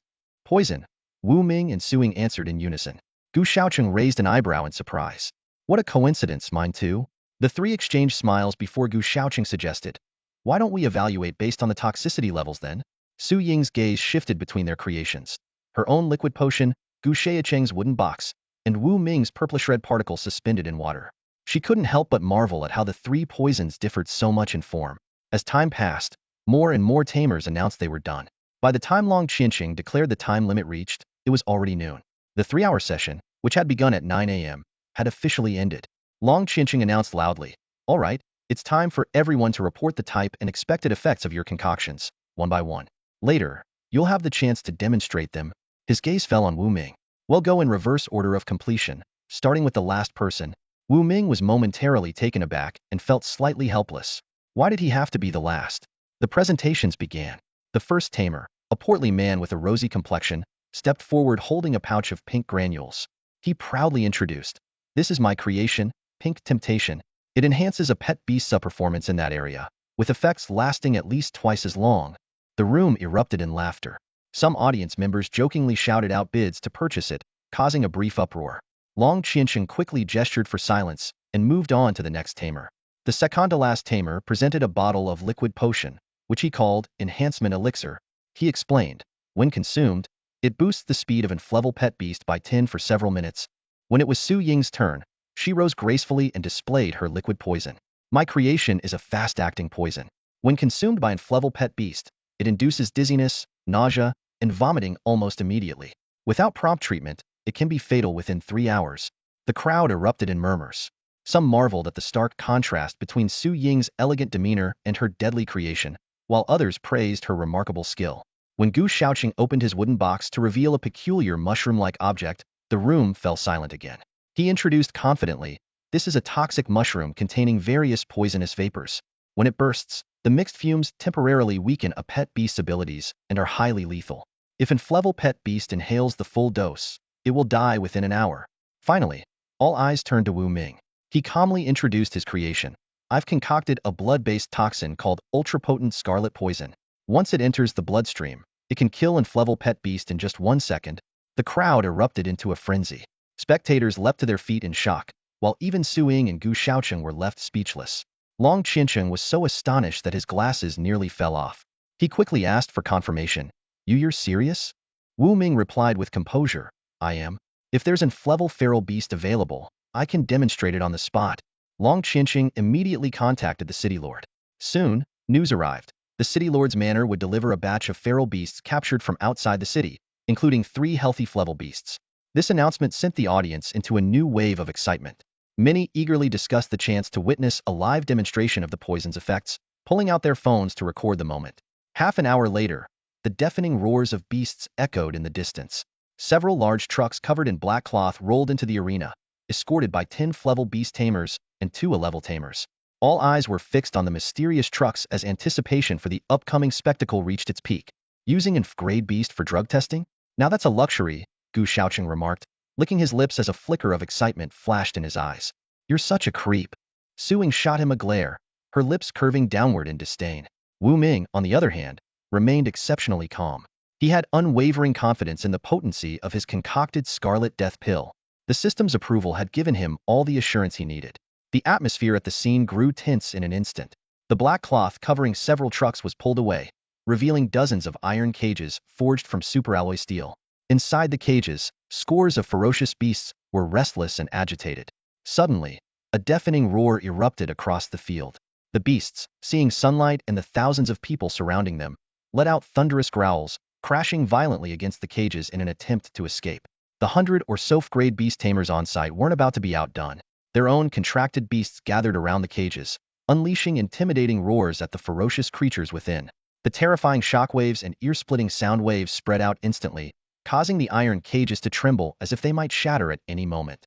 The ferocious beasts inside shrank back, cowering in fear. An A-grade beast tamer responsible for the transport stepped forward respectfully to address Long Qianqing. "Elder Long, the ferocious beasts required for the tamer's drug testing have been delivered. These are all beasts that have harmed countless lives. We captured them alive. They deserve their fate. Please feel free to proceed as you see fit." "Thank you, brotherly." Long Qianqing nodded in gratitude before turning to the 30 beast tamers present, including Wu Ming. "All right, let's begin the testing in the order we previously discussed. Am I up first?" A chubby tamer, whose face flushed slightly red, stepped forward eagerly. He was the one who had concocted the pink allure potion. An F-grade beast tamer gestured for him to select a test subject. The chubby tamer requested a common male ferocious beast. Soon, an F-grade eagle flew over, carrying a cage containing a sloth-like beast, and gently placed it on the ground. With the assistance of 2 F-grade beast tamers, the chubby tamer administered the pink allure potion to the ferocious beast. It didn't take long before the effects began to show. The sloth-like creature became wildly agitated, crashing against the cage in a frenzy, its behavior far more manic than that of a hyperactive poodle. The spectators burst into laughter, many of them visibly intrigued, as if already considering the potential marketability of such a potion. The chubby tamer couldn't hide his delight, realizing he might have stumbled upon a lucrative opportunity. Not bad. I'll give you 65 points, Long Chinching announced, scoring the performance on the spot. 65? That's great. Thank you, Elder Long. The chubby tamer beamed as he returned to his seat, his mind already racing with ideas to improve the potion and explore commercial partnerships. One by one, the other tamers stepped forward to test their concoctions on untested ferocious beasts.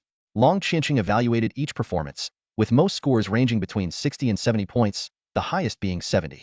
The effects of the various potions were nothing short of fascinating. Some enhanced fertility, others boosted speed, accelerated growth, or even aided in weight loss.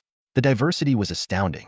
When it was Su Ying's turn, she took a deep breath and approached with a liquid potion she had meticulously prepared. She selected an F-grade ferocious beast known as the Shadow Wolf. The wolf bared its teeth and snarled at her, as if ready to break free and tear her apart.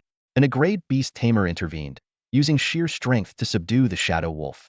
Su Ying poured the potion into the wolf's mouth. Almost immediately, the beast began exhibiting symptoms of dizziness, nausea, and vomiting. It clawed desperately at its own muzzle and even started self-harming, ramming its head against the cage. The crowd quickly pulled out their phones to record the scene, marveling at the potency of the poison. Long Chinching nodded approvingly. Impressive. The effects are immediate. If this were mixed into food and consumed by an F-grade ferocious beast, it would significantly weaken its combat strength. However, since it doesn't cause instant death, I'll have to give you 80 points. Su Ying accepted the score with a nod, thinking that it was a decent result for a hastily prepared potion and her limited experience. She resolved to refine her skills and increase the potency of her concoctions in the future. Next up was Gu Shaoqing. He donned a protective suit and helmet, then placed a toxic mushroom into a sealed container. After shaking it vigorously to mix the poisonous fumes, he awaited Long Chinching's signal before swiftly releasing the fumes onto the face of an F-grade ferocious Biasta frenzied rat. The rat inhaled the toxic fumes and immediately began trembling uncontrollably. Its stamina drained rapidly, and its movement slowed to a crawl. Before long, it collapsed inside the cage, convulsing and foaming at the mouth. Though not dead, it was completely incapacitated. Very good. Slightly better than Su Ying's. I'll give you 85 points, Long Chinching remarked with approval.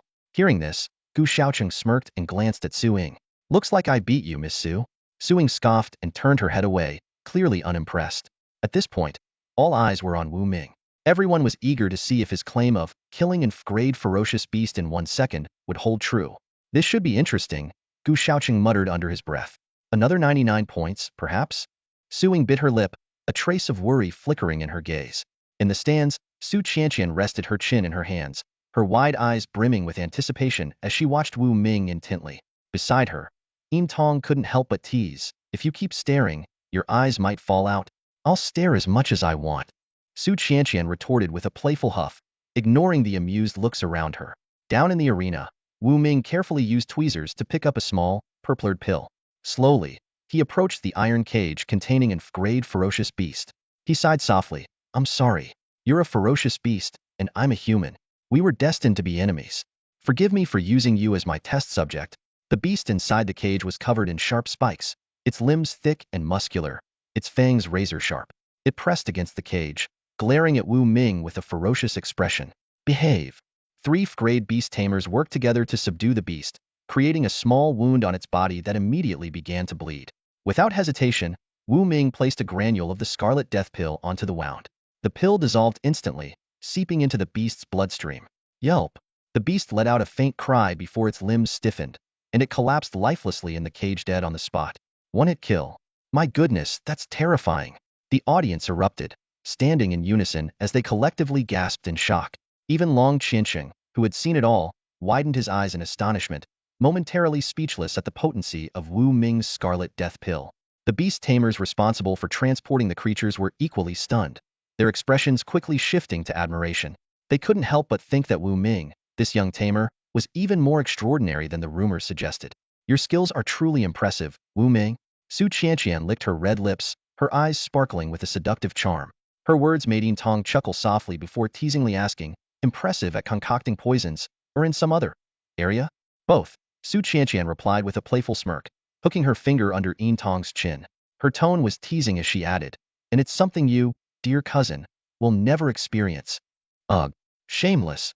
Yin Tong turned her face away, her cheeks flushing red. Not far from them, Wan Siyu suddenly jumped up from her seat, shouting excitedly, Wu Guess super strong red pill poison killed the Frank beast instantly. He's definitely scoring high and advancing to the third round. Say no more, Wu Gu is a legend. Huang Sambo exclaimed, waving his hand in admiration. The boss is amazing. Zhu Zimei chimed in enthusiastically. In the arena, an elderly Irank beast tamer quickly approached the lifeless Frank beast, bending over to closely examine it.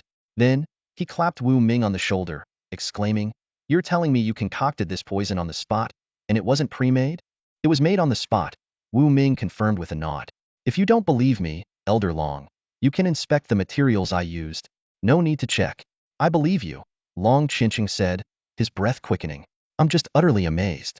In just a few hours, you managed to create such a terrifying poison. Even an Irank beast wouldn't last long against it. So, I'm giving you 101 points. The extra point is my encouragement to you. And am not worried about inflating your ego, because you're a genius bride is your birthright. 101 points? That's off the charts. The audience erupted in astonishment at the score. Gu Xiaocheng clenched his fists, then relaxed them, shaking his head. As expected of a genius from the classified archives. 101 points. The gap between us is just too vast. Suing crossed her arms, commenting, I knew he'd take first place, but I didn't think the score would be this outrageous. With only one round left, first place is definitely Wu Ming's. Gu Xiaocheng sighed dejectedly. It feels like there's no point in continuing. True, but second place is still up for grabs. I think I can claim it, Suing said with a confident smile. Second place is mine. Gu Xiaocheng adjusted his gold-rimmed glasses, his voice brimming with determination. 5 minutes later, Long Chinching stood on the podium and announced loudly. After the second round, 5 contestants failed to complete their concoctions on time and have been eliminated. The remaining 30 beast tamers all scored above the passing line. Congratulations to all of them for advancing to the final round. The crowd erupted in cheers, eagerly anticipating the last round of the competition. All right, everyone, take a break for lunch. We'll resume at 3 p.m., Long Chinching said, pulling out a boxed meal and starting to eat in front of the audience. The crowd groaned in protest, with someone impatiently shouting, forget lunch, just start the next round already. Meanwhile, they slurped instant noodles and sipped soda to calm their nerves.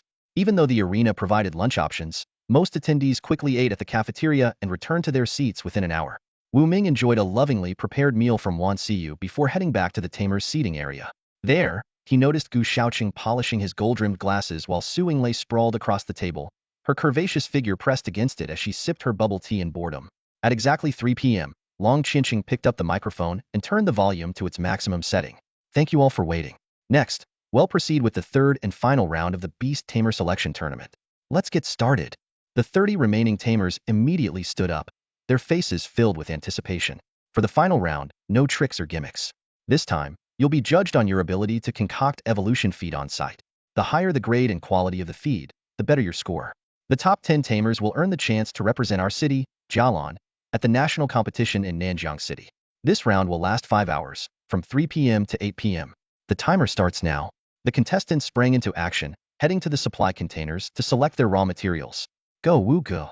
Wan Siyu cheered loudly, transforming into a one-person cheerleading squad. Beside her, Zhang Yuyin quickly pulled down her baseball cap and covered her face, trying to avoid being recognized. Wu Ming carefully selected his materials, planning to concoct Frank defensive feed. As he worked, Suing approached him, her red lips parting as she asked, what grade of feed are you planning to make, Wu Ming? Frank, of course.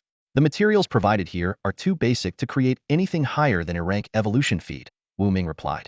I meant the quality, Suing clarified in a low voice. Superior quality, Wu Ming said confidently.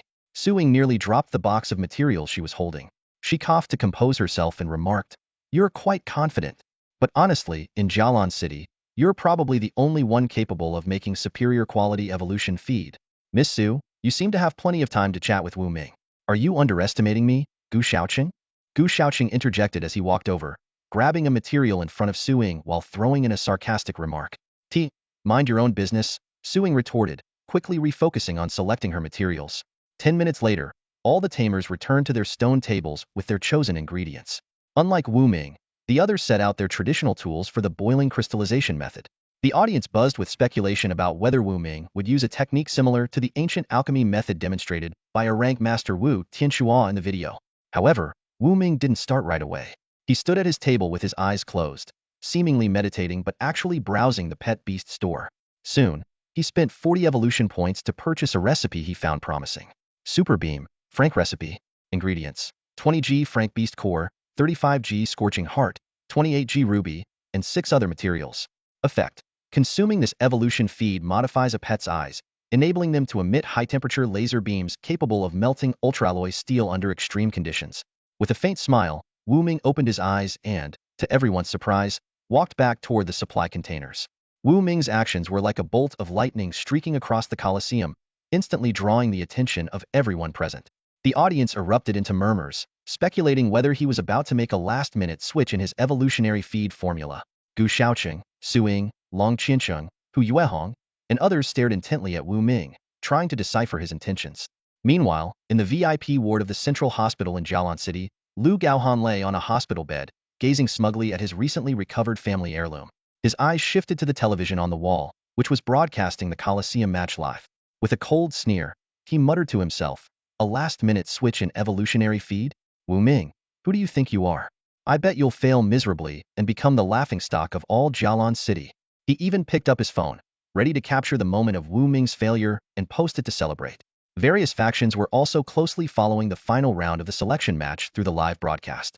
In the distant Yaotao ancient town, Elder Su, aided by his special-level pet beast, the space turtle, watched the match in real time. Curious, he asked his steward Lin, "What do you think this kid Wu Ming is planning to concoct with his evolutionary feed?" Steward Lin shook his head, unable to guess. Back in the Colosseum, Wu Ming swiftly retrieved 9 ingredients from the container of medicinal materials, one of which was even the rare and precious ruby. The audience was stunned, speculating about what mysterious formula he was attempting to create. Returning to the stone table, Wu Ming set a 10-minute timer. With practiced precision, he weighed, chopped, ground, and mixed the ingredients in a fluid, seamless process that took only 8 minutes. Under everyone's watchful eyes, he activated the reaction vessel, deducting 5 evolution points. The ingredients began to smoke, melt, and finally solidify into 99 ruby-like evolutionary feeds. Wu Ming frowned slightly, thinking to himself, "It's smoking, and there are only 99 of them. It seems the ingredient quality wasn't high enough, with too many impurities. I wonder if it can reach super-grade quality." He quickly packed the feed into a wooden box, stopped the timer, and reported his completion to Long Qiancheng. This announcement was like a thunderclap, shocking everyone present. While the other contestants were still boiling their ingredients, Wu Ming had already finished his preparation. The crowd was filled with disbelief, and someone even lamented, "Wu bro, could you give the rest of us a chance?" Long Qiancheng immediately called for the appraisers to conduct an on-site evaluation. 2 lab-coated appraisers pushed forward a precision instrument and began a thorough analysis of Wu Ming's creation. On the large screen, a series of data flashed continuously. Stable molecular structure, molecular activity at 99, super-grade quality, 30 efficacy enhancement, super-grade quality. The result made everyone's eyes widen in astonishment. The news spread like wildfire. In Yaotao ancient town, Elder Su was ecstatic. In the City Lord's mansion, the City Lord smiled with satisfaction. In the branch of the Shadow Demon Assassin Guild, the branch leader was seething with rage. And back in the hospital, Lu Gaohan was so infuriated that his wound reopened, prompting doctors to rush in for emergency surgery. In the Colosseum, Su Ying and Gu Xiaoqing exchanged a complicated look, a mix of envy and resignation. Finally, the analysis machine delivered its conclusion. A super-grade Flevel evolutionary feed, purpose unknown. The entire audience stood up, their eyes filled with awe as they looked at Wu Ming. Completing a super-grade evolutionary feed within 10 minutes was beyond the capability of an ordinary person. In everyone's mind, the same thought arose. This isn't just genius, this is divine. The audience erupted into animated discussions. There's no need to continue the competition.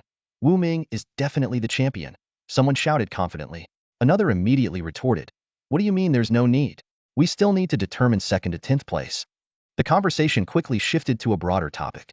Do you think Wu Ming has what it takes to win 1st place in the national competition? Someone pointed out, high-quality evolutionary pet food is rare here in Jialan City, but in Nanjian City, where all the nation's elites gather, there should be plenty. This remark sparked an even more heated debate. Wan Siyu couldn't contain her excitement and cheered loudly, "Wu Gu, you're amazing." Her enthusiastic voice was so loud it caught the attention of the live broadcast camera. Zhang Yuyin, sitting beside her, quickly covered her face with her hand and whispered, "Siyu, can you please stop shouting?" As a minor actress, Zhang Yuyin preferred to avoid drawing too much attention. She thought to herself, what if someone came over asking for an autograph? In the Beast Arena, Long Qinqing held a wooden box containing grade Super Beam Evolution food and asked excitedly, "Could you introduce the name and specific effects of this evolutionary food?" Wu Ming explained concisely, "This is grade Super Beam Evolution food. After consumption, it can enhance a pet's eyes, granting them a great ability to emit high-energy, high-temperature laser beams from their eyes." The audience once again burst into fervent discussions. "So it's laser eyes. That ability is incredible," someone exclaimed. "I want it too. I could become Superman." Another person joked, "First, you'll need surgery to turn yourself into a pet." Long Qinqing, still intrigued, asked, "Can we give it a try?"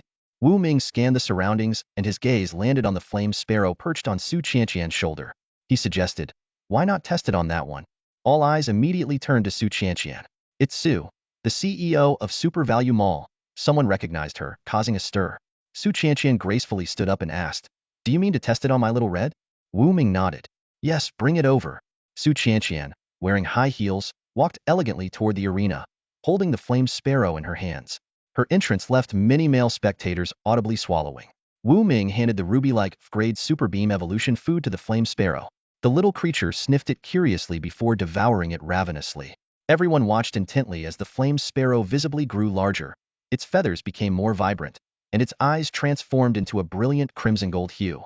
Wu Ming gently reminded, "Test its power, but be careful and aim at the crowd." Su Qianqian immediately gave the command. The flame sparrow flapped its wings and soared into the air, targeting a test dummy in the arena. Suddenly, its eyes lit up like two blazing suns. Buzz! Two red gold beams shot out, striking the test dummy. Even the ultra-alloy steel plates couldn't withstand the beams and were left with two smoldering holes. However, the attack drained the flame sparrow's energy completely. It weakly fluttered back to Su Qianqian's shoulder, looking utterly exhausted. The audience gasped in amazement. It can even pierce ultra-alloy steel. That's incredible. Wu Ming brought over a packet of regular pet food and handed it to Su Qianqian. "This is made from common ingredients. It will help restore its energy." After thanking him, Su Qianqian returned to her seat, feeding the flame sparrow while keeping an eye on the competition. Long Qinqing announced the results. "Thanks to trainer Wu Ming for the spectacular demonstration. His grade Super Beam Evolution food is of superior quality, granting pets a powerful long-range attack capability. Its downside is the significant energy consumption." Final score, 99 points. Though it wasn't a perfect score, 99 points still caused a sensation among the audience. Another 99 points undoubtedly the best, Suing sighed, focusing back on her own preparation. Gu Xiaocheng, on the other hand, appeared relaxed. "Second place is mine," he said with confidence, further solidifying his plan to introduce his sister to Wu Ming. Wu Ming returned to his seat, awaiting the rest of the competition like everyone else. By 6:30 p.m., several trainers had completed their preparations. Of course, some were still working, while the unluckiest ones had their equipment malfunction, forcing them to start over. "I'm done," Gu Xiaoqing announced, finishing second. "I'm done too." Suing followed closely behind. Only 30 seconds later, Long Qinqing signaled for the professional evaluators to begin. They carefully examined Gu Xiaoqing's and Su Ying's creations. Trainer Gu Xiaoqing's Grade Wing Evolution food achieved superior quality, with 90 molecular activity very impressive. Trainer Su Ying's Grade Steel Gauntlet Evolution food is also of superior quality, with 89 molecular activity slightly lower. "Damn it!" Suing slammed the table in frustration. Gu Xiaoqing adjusted his glasses and smiled. "Apologies, I edged you out just a bit." They then selected pets to test the food. One pet grew wings and gained the ability to fly, while another summoned steel gauntlets on its claws to enhance combat power. Both were excellent evolutionary foods. Long Qinqing announced the scores. Gu Xiaoqing, 85 points. Suing, 84.5 points. Gu Xiaoqing smiled at Suing. "Miss Su, I won by a slight margin. How about dinner tonight to celebrate?" "Get lost," Suing retorted irritably, crossing her arms as she continued watching the competition.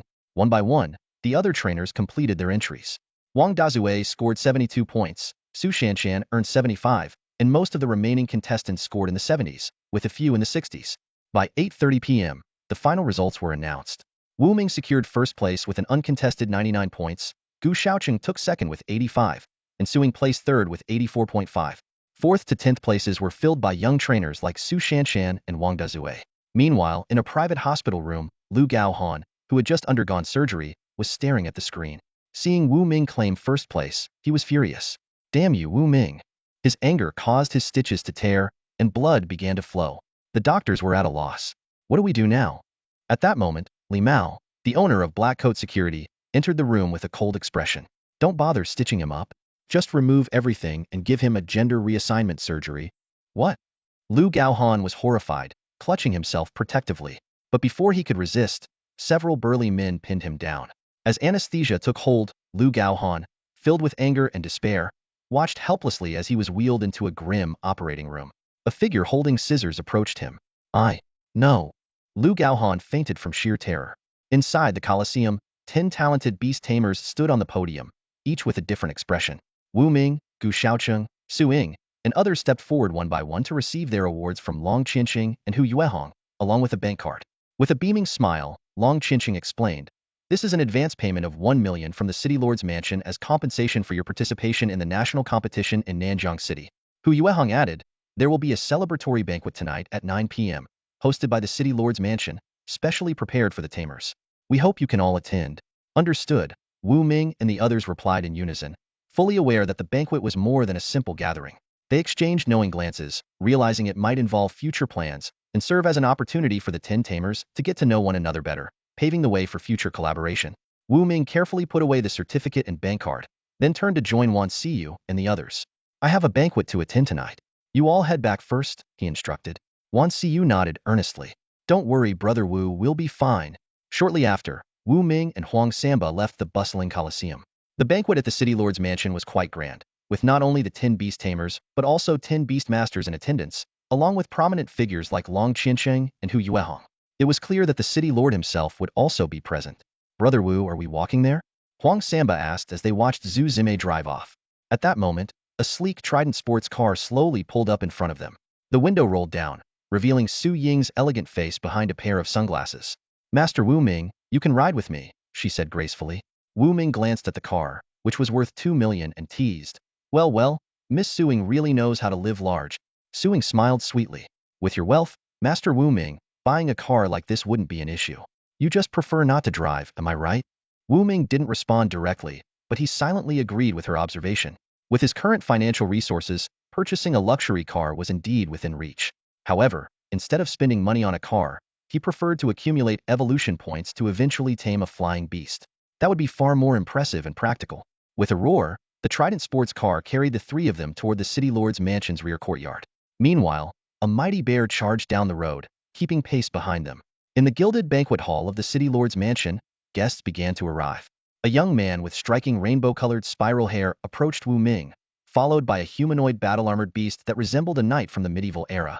Huang Samba took the initiative to introduce him. "Brother Wu, this flashy guy with the rainbow hair is Li Ma Huang. He's the strongest among the 10 Beast Masters. Brother Wu, it's an honor. I hope to have the chance to purchase your freshly crafted Flevel Super Energy Beam Feed in the future," Li Ma Huang said enthusiastically, shaking Wu Ming's hand. He then gestured to the beast behind him. "This is my pet, the Battle Knight." Wu Ming nodded in acknowledgement and activated his inside eye, carefully examining the Battle Knight. Species, Battle Knight. Rank, Flevel Elite Beast. Talents, Flevel Combat Skills, Flevel Savage Charge, Flevel Greatsword, Flevel Berserk. It was a formidable beast with 4 Flevel talents. While its defense and speed were not its strengths, it excelled in combat. Under equal conditions of strength, speed, and weight, the Battle Knight could easily defeat other beasts of the same rank. At that moment, Mu Wanyan approached, holding a small white fox in her arms. The fox let out soft, playful cries toward Wu Ming. "Everyone, please take your seats," the city lord announced as he entered the banquet hall with his chief secretary. The two maintained a formal demeanor, standing a meter apart, a stark contrast to their casual interactions in the office. Dozens of people gathered around a massive round table laden with a variety of dishes, their enticing aroma filling the air. Wu Ming scanned the table and noticed several dishes made with the heart meat of fierce beasts, specially prepared to enhance physical capabilities. The city lord raised his glass for a toast. "First, congratulations to everyone who passed the selection round in Jialan City and earned the qualification to compete in the national competition in Nanjiang City.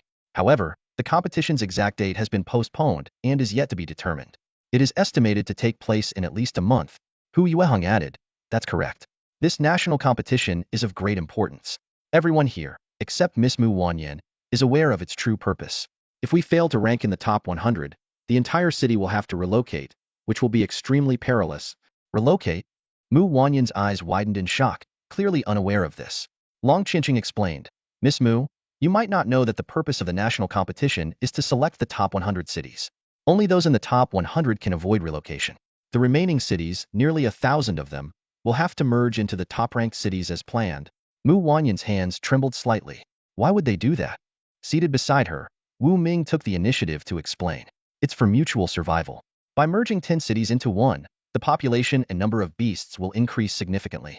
This will enhance the overall strength of the city, making it better equipped to withstand the growing threat of fierce beasts. Mu Wanyan nodded in understanding, but quickly grasped the gravity of the situation. If Jialan City failed to make it into the top 100, relocating hundreds of thousands or even millions of people would be a dangerous endeavor. For the cities that didn't make the cut, it would be a catastrophe. Yet she also realized that without such consolidation, individual cities would be even more vulnerable to beast attacks. The city lord raised his glass again, his tone brimming with confidence. There's no need to worry excessively. With talents like Master Wu Ming and Master Li Mahuang among us, Jialan City is certain to stand out among the thousands of cities and secure a place in the top 100. Let us toast to our success. Cheers. The room echoed with the clinking of glasses. Throughout the banquet, the 20 Beast Tamers and Beast Masters mingled, fostering connections. Wu Ming became the center of attention, even attracting the interest of Li Mahuang, who temporarily held the top spot among Jialan City's Flevel Beast Masters. Li expressed his desire to acquire Wu Ming's powerful Flevel evolution feat. As night fell and the clock struck 11, the banquet concluded, and the guests began to disperse. Brother Wu, I live nearby, so I'll walk back with my bear, Huang Samba said, waving goodbye. Wu Ming nodded. All right, I'll walk back too. On the quiet streets, Wu Ming strolled with his pet, Little Overlord. Brother Wu, let's head back together. We're going the same way, Mu Wanyan said, running up to him with her white fox in her arms, her face lit with a hopeful smile. Sure. Wu Ming readily agreed, enjoying the company of a beautiful woman. The two walked side by side, their figures gradually fading into the night. Unbeknownst to them, shadowy figures emerged from the darkness, silently following in their wake. Wu Ming and Mu Wanyan walked side by side along the deserted streets of the city, cloaked in the quiet embrace of night. The presence of the two beast tamers exuded an aura that deterred ordinary threats, while the patrols of the law enforcement team in the distance added an invisible layer of security to the area. Suddenly, the sharp screech of brakes shattered the silence of the night. A law enforcement vehicle came to a halt, and the door swung open. Out stepped Mu Wanru in uniform, accompanied by two heavily armed officers. Sis! Mu Wanyan exclaimed in delight, her eyes sparkling with joy. Mu Wanru flashed a warm smile. I heard you made it into the top 10 Beast Tamers and earned the chance to compete in the national tournament in Nanjiang City.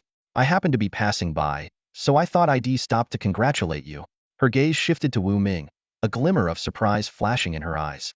The once struggling shopkeeper she remembered had now become one of the most prominent figures in Jialan City. Mr. Wu Ming, she greeted politely.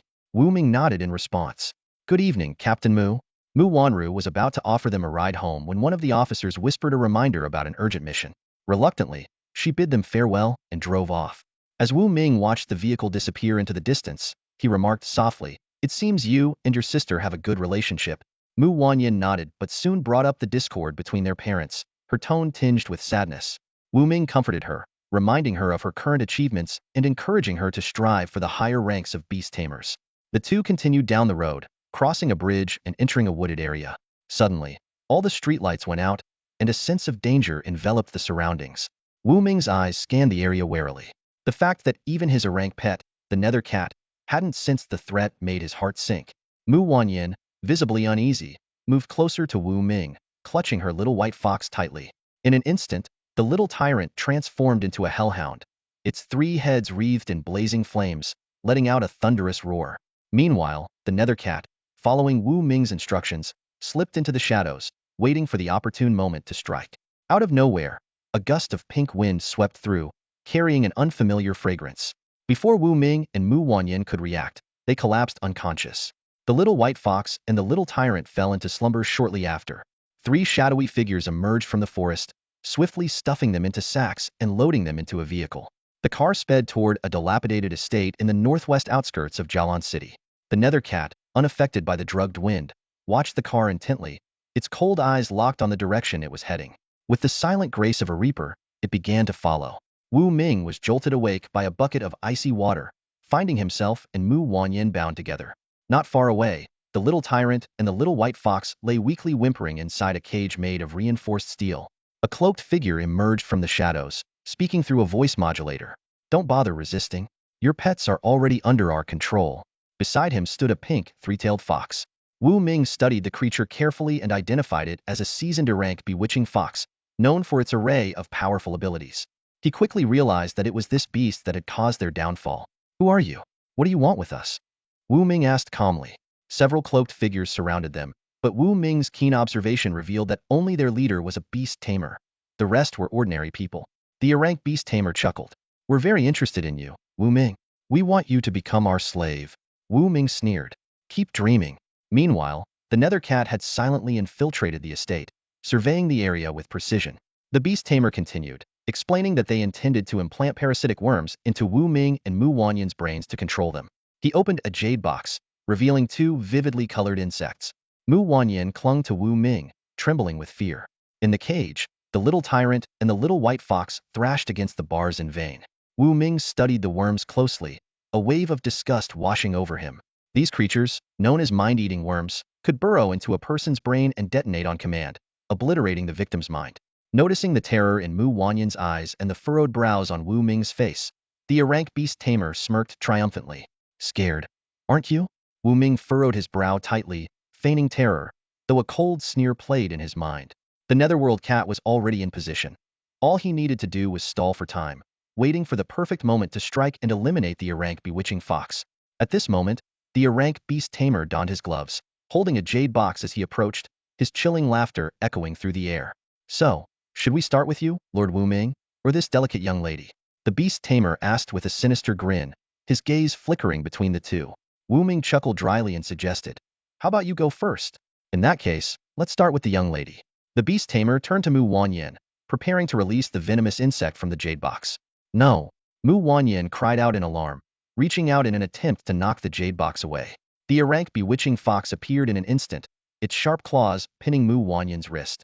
Wu Ming swiftly pulled her into his arms, retreating a few steps back. Well, Lord Wu Ming, the beast tamer sneered, Mu Wanyan is such a delicate beauty.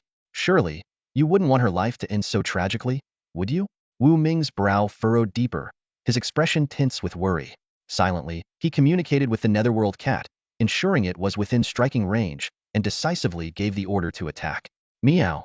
A sharp, eerie cry pierced the stillness of the night, sending chills down everyone's spines, everyone except Wu Ming. It felt as though death itself was watching, and the others frantically looked around, finding nothing. Even the bewitching fox grew alert, scanning its surroundings nervously. The netherworld cat struck with precision. A shadow darted past the bewitching fox, leaving behind a trail of warm liquid. To everyone's horror, the fox's head was cleanly severed, rolling to the ground. Its headless body stood rigid for a moment before collapsing with a heavy thud. Immediately after, the jade box containing the venomous insect was split apart by a flash of cold light, its contents sliced cleanly in two. My bewitching fox! The beast tamer howled in anguish, his voice filled with despair. It was his prized rank companion, painstakingly nurtured with rare herbs and evolution materials, now destroyed in an instant. The iron cage imprisoning little overlord and the little white fox was swiftly broken open.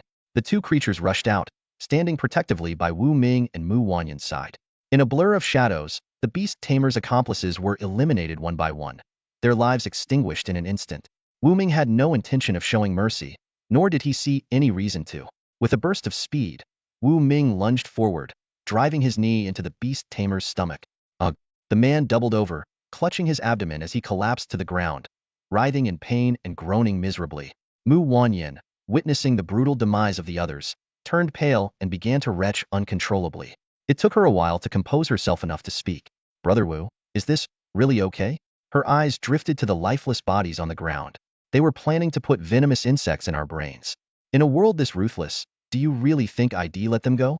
Wu Ming countered calmly. He wasn't one to play the saint. Eliminating threats completely was the only logical choice. Mu Wanyan fell silent. She understood the harshness of this world all too well. As a beast tamer herself, She had studied the dangers and heard countless warnings from her mentors. Though this was her first time witnessing such bloodshed, her mental fortitude allowed her to regain composure quickly. She glared angrily at the defeated Beast Tamer on the ground. Wu Ming yanked off the man's mask, revealing a pale, unfamiliar face. "It's you," Mu Wanyan exclaimed, her eyes widening in disbelief. Wu Ming glanced at her. "You know him?" Mu Wanyan nodded. "He's Wang Xiao, a well-known E-rank beast tamer in Jialan City. He often participates in public events and seems so approachable. Who would have thought he'd show his true colors like this?" Wu Ming shrugged. "Hypocrites are everywhere." He grabbed Wang Xiao by the collar, lifting him effortlessly. "Talk. What were you trying to do?" Wang Xiao trembled, raising a shaky hand to point at Wu Ming. I failed. Do what you want with me." With a loud thud, Wu Ming drove his knee into Wang Xiao's abdomen again. The man crumpled to the ground, groaning in agony. Wu Ming waited patiently, unhurried. 10 minutes later, Wu Ming smiled faintly. "Ready to talk now?" He had no pity for a man who had tried to enslave him with venomous insects. Mu Wanyan stood beside him, lips pressed into a thin line, her anger toward Wang Xiao evident. Finally, Wang Xiao broke under the pressure. "Lord Wu Ming, please spare me. I was just blinded by greed. I only wanted to make you my personal trainer, that's all." "Personal trainer? More like you wanted to enslave me," Wu Ming scoffed. "No, I didn't." Wang Xiao protested weakly, his eyes darting about as he desperately plotted his escape and revenge. "Doesn't matter what you intended. Either way, you're dead." Wu Ming waved his hand dismissively. The netherworld cat moved in silently, its claws slicing through Wang Xiao with lethal precision. Mu Wanyan was stunned, unable to comprehend why Wu Ming had executed Wang Xiao so decisively. Why did you kill him?"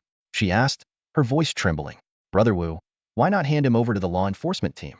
"This incident can't be made public," Wu Ming replied firmly, his tone low. Mu Wanyan bit her lip, hesitated, and then nodded in agreement. "You should leave. They'll stay here with little overlord to clean up the scene," Wu Ming said. Mu Wanyan nodded and left the hall, cradling the little white fox in her arms. She closed the door behind her. Wu Ming turned his attention to Wang Xiao's and the bewitching fox's lifeless bodies. Activating the conversion function, he watched as the corpses dissolved into nothingness. A system notification chimed. "Ding! You have gained 256 evolution points." Wu Ming's eyes lit up. Over 200 evolution points were a significant gain. Additionally, the material spirit orb's weight increased by 96 kilograms. He ordered Little Overlord to transform into a hellhound, using its flames to incinerate the remaining bodies into ashes. Once the task was complete, Wu Ming exited the hall to rejoin Mu Wanyan. The netherworld cat remained hidden in its stealth state. "You're back, Brother Wu." Mu Wanyan still hadn't fully calmed down. Seeing Wu Ming emerge, she immediately approached him. "Let's go home," Wu Ming said as they walked side by side down Nanwen Street. The two remained silent along the way. Mu Wanyan stole glances at Wu Ming's cold, striking profile, her heart racing. She found herself blushing, unsure of what to say. After more than an hour of traveling, Mu Wanyan finally returned to the familiar streets of her neighborhood. She turned to face Wu Ming, her petite lips slightly parted as though she wanted to say something, but hesitation held her back. At last, she summoned her courage and softly said, "Brother Wu, you'll head home now?"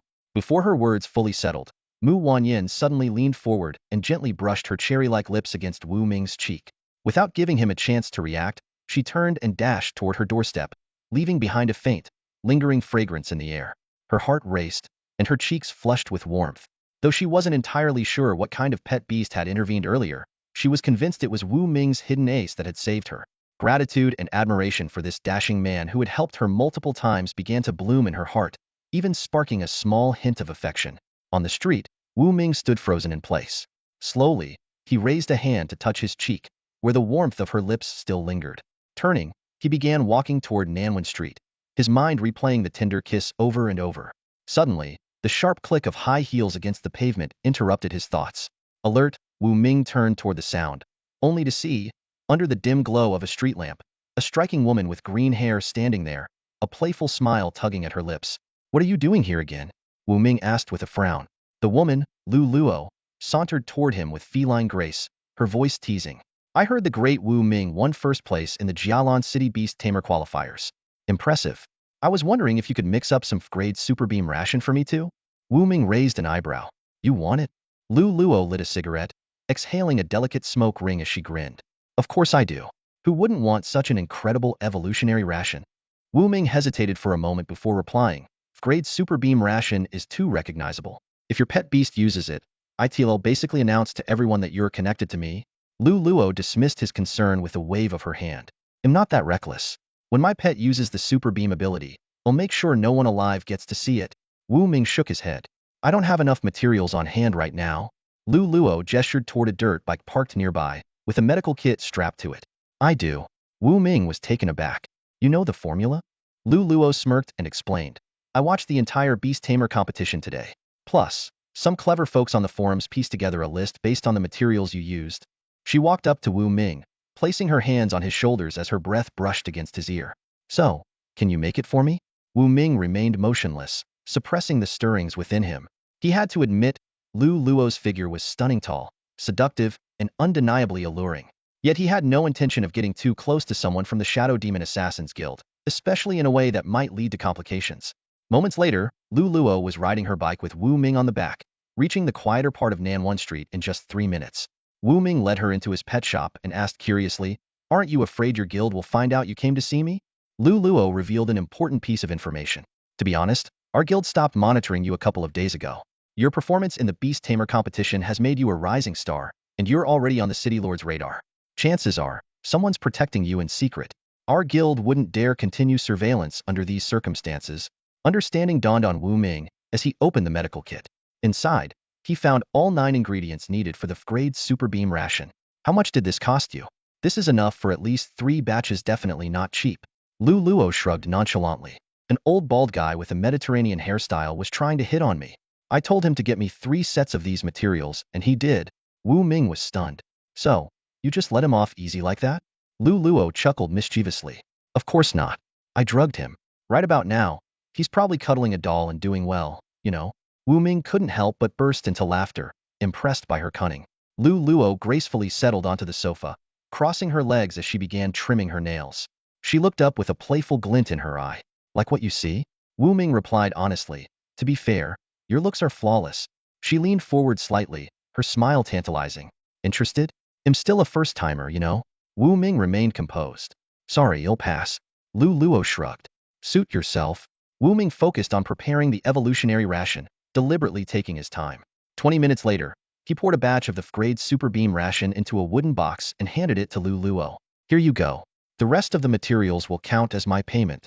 Lu Luo gave him a sultry smile. I'll give you a different kind of payment. She extended her hand, and a snake appeared in her palm. Her pet beast, an elite grade rubber viper.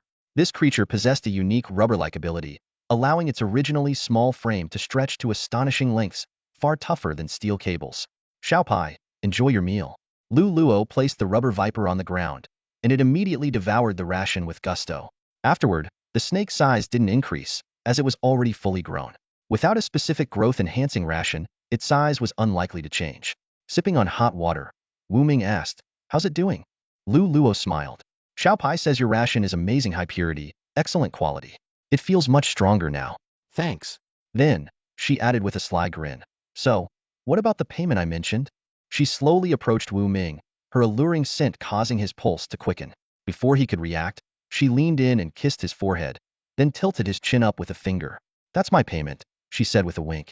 Lu Luo sashayed out of the pet shop, climbed onto her bike, and sped off into the night. Wu Ming touched his forehead, muttering to himself, kissed again. Then he noticed a bank card left on the table. So, this is the real reward. Wu Ming picked up the bank card and linked it to his account on the spot. His eyes widened in astonishment. It contained a whopping 1 million pet beast coins. He couldn't help but exclaim, 1 million for a single portion of Flevel Evolution feed? Green Vine is secretly loaded. After tidying up his things, Wu Ming treated himself to a soothing hot shower before finally lying down to rest. The next morning, he was up earlier than both Wan Xiyu and Huang Samba.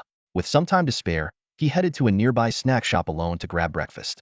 Once he was full, Wu Ming began working on the 3 portions of Flevel Super Energy Beam materials left behind by Green Vine. He decided to reserve one of the remaining portions for Little Overlord. Currently, Little Overlord possessed 4 talents: a Level Flame, Flevel Defense, Flevel Speed, and Flevel Self-Healing. Adding another Flevel talent would push it to the peak of Flevel Pet Beasts. In less than 10 minutes, Wu Ming successfully concocted a portion of Flevel Super Energy Beam feed and placed it in a dog bowl for Little Overlord. The little beast barked excitedly and devoured the entire bowl. Its body visibly grew larger, and its bright, spirited eyes became even more striking. Wu Ming encouraged Little Overlord to test its new talent. Instantly understanding, Little Overlord leaped onto the table and fired 2 scorching energy beams at a piece of superalloy steel. The steel plate was melted through with 2 small holes in an instant. Satisfied, Wu Ming patted its head and reminded it, from now on, just fire the energy beam for 1 second at a time. That way, you can conserve your energy. Just as Wu Ming was about to continue his work, Huang Samba arrived with Zhu Zime and his mighty grizzly bear. A little while later, Wan Siyu showed up as well, riding in Zhang Yuyan's flashy supercar. Zhang Yuyan casually plopped onto the sofa, grabbed a water cup from the table, and drank from it. Wu Ming couldn't help but silently grumble this wasn't the first time she'd done that. Soon, everyone began discussing the upcoming national competition. Wu Ming spoke seriously, warning them that there might be a level or even level beast tamers among the competitors. This revelation left the group in shock. Zhang Yuyan explained that wealthy individuals could purchase high-potential pet beasts and premium evolution feeds for talented beast tamers, enabling them to quickly raise powerful pets. Wu Ming reassured the team, urging them not to worry. He set their goal at making it into the top 100, emphasizing that as long as they reached a level quickly and worked together as a team, they had a real shot. He also reminded them that failing would mean relocating to another city, which would bring many challenges and dangers. Afterward, Wu Ming suggested using the last portion of Flevel Super Energy Beam Feed for Huang Samba's mighty grizzly bear. Huang Samba gladly accepted, thrilled at the thought of his bear reaching the peak of Flevel. Grateful, he jokingly offered to work for Wu Ming to repay the debt, prompting hearty laughter from the group. Just as Wu Ming and Wan Siyu were about to start preparing the feed, the loudspeakers of Jialan City suddenly blared an alarming broadcast. Attention, citizens! Clevel Guardian Beast Dragon Elephant Skyhawk warning. An unidentified beast tide is approaching Jialan City. Please prepare to take shelter. Ferocious beasts are attacking the city. The moment the people inside the pet beast shop heard this terrifying news, their bodies stiffened, and their faces were filled with fear. Although Jialan City had several class guardian pet beasts stationed, the arrival of a beast horde signified the inevitable presence of a powerful class ferocious beast leading the charge. This realization sent chills down everyone's spines. Wu Ming quickly turned on the TV. Jialan News was broadcasting the scene live. The camera view from the top of the Ultra Beast Center building showed, from several kilometers away, a massive army of ferocious beasts kicking up a cloud of dust as they advanced.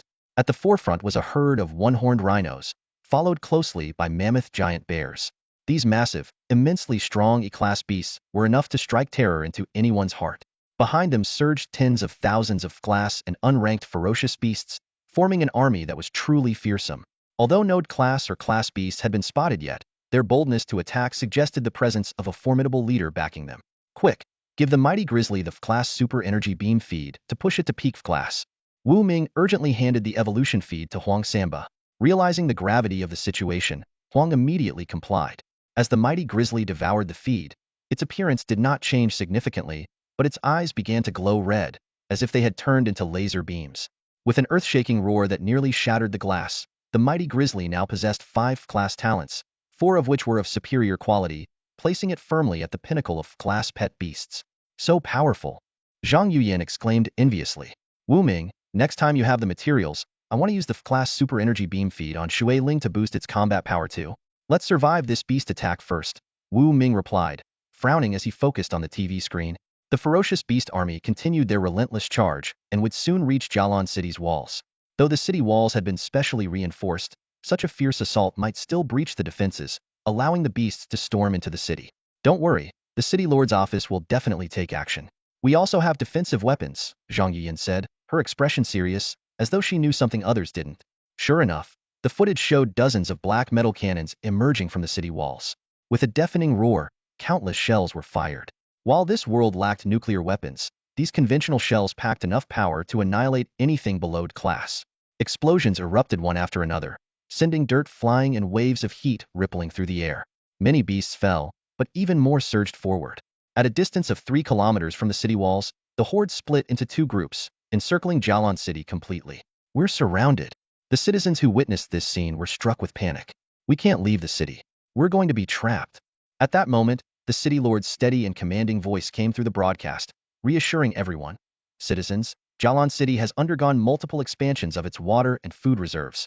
Our underground wells are abundant, and our advanced soilless cultivation technology ensures ample food and vegetables. Rest assured, I am with you all. The citizens finally calmed down somewhat.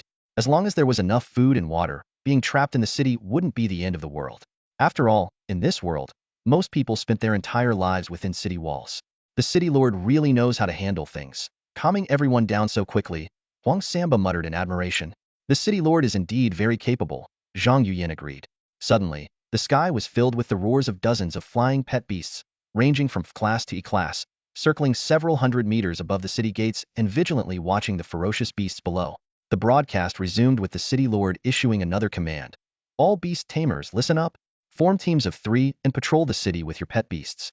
If you find any ferocious beasts that have infiltrated the city, eliminate them on sight. Wu Gu, should I join in? Huang Samba turned to Wu Ming for guidance.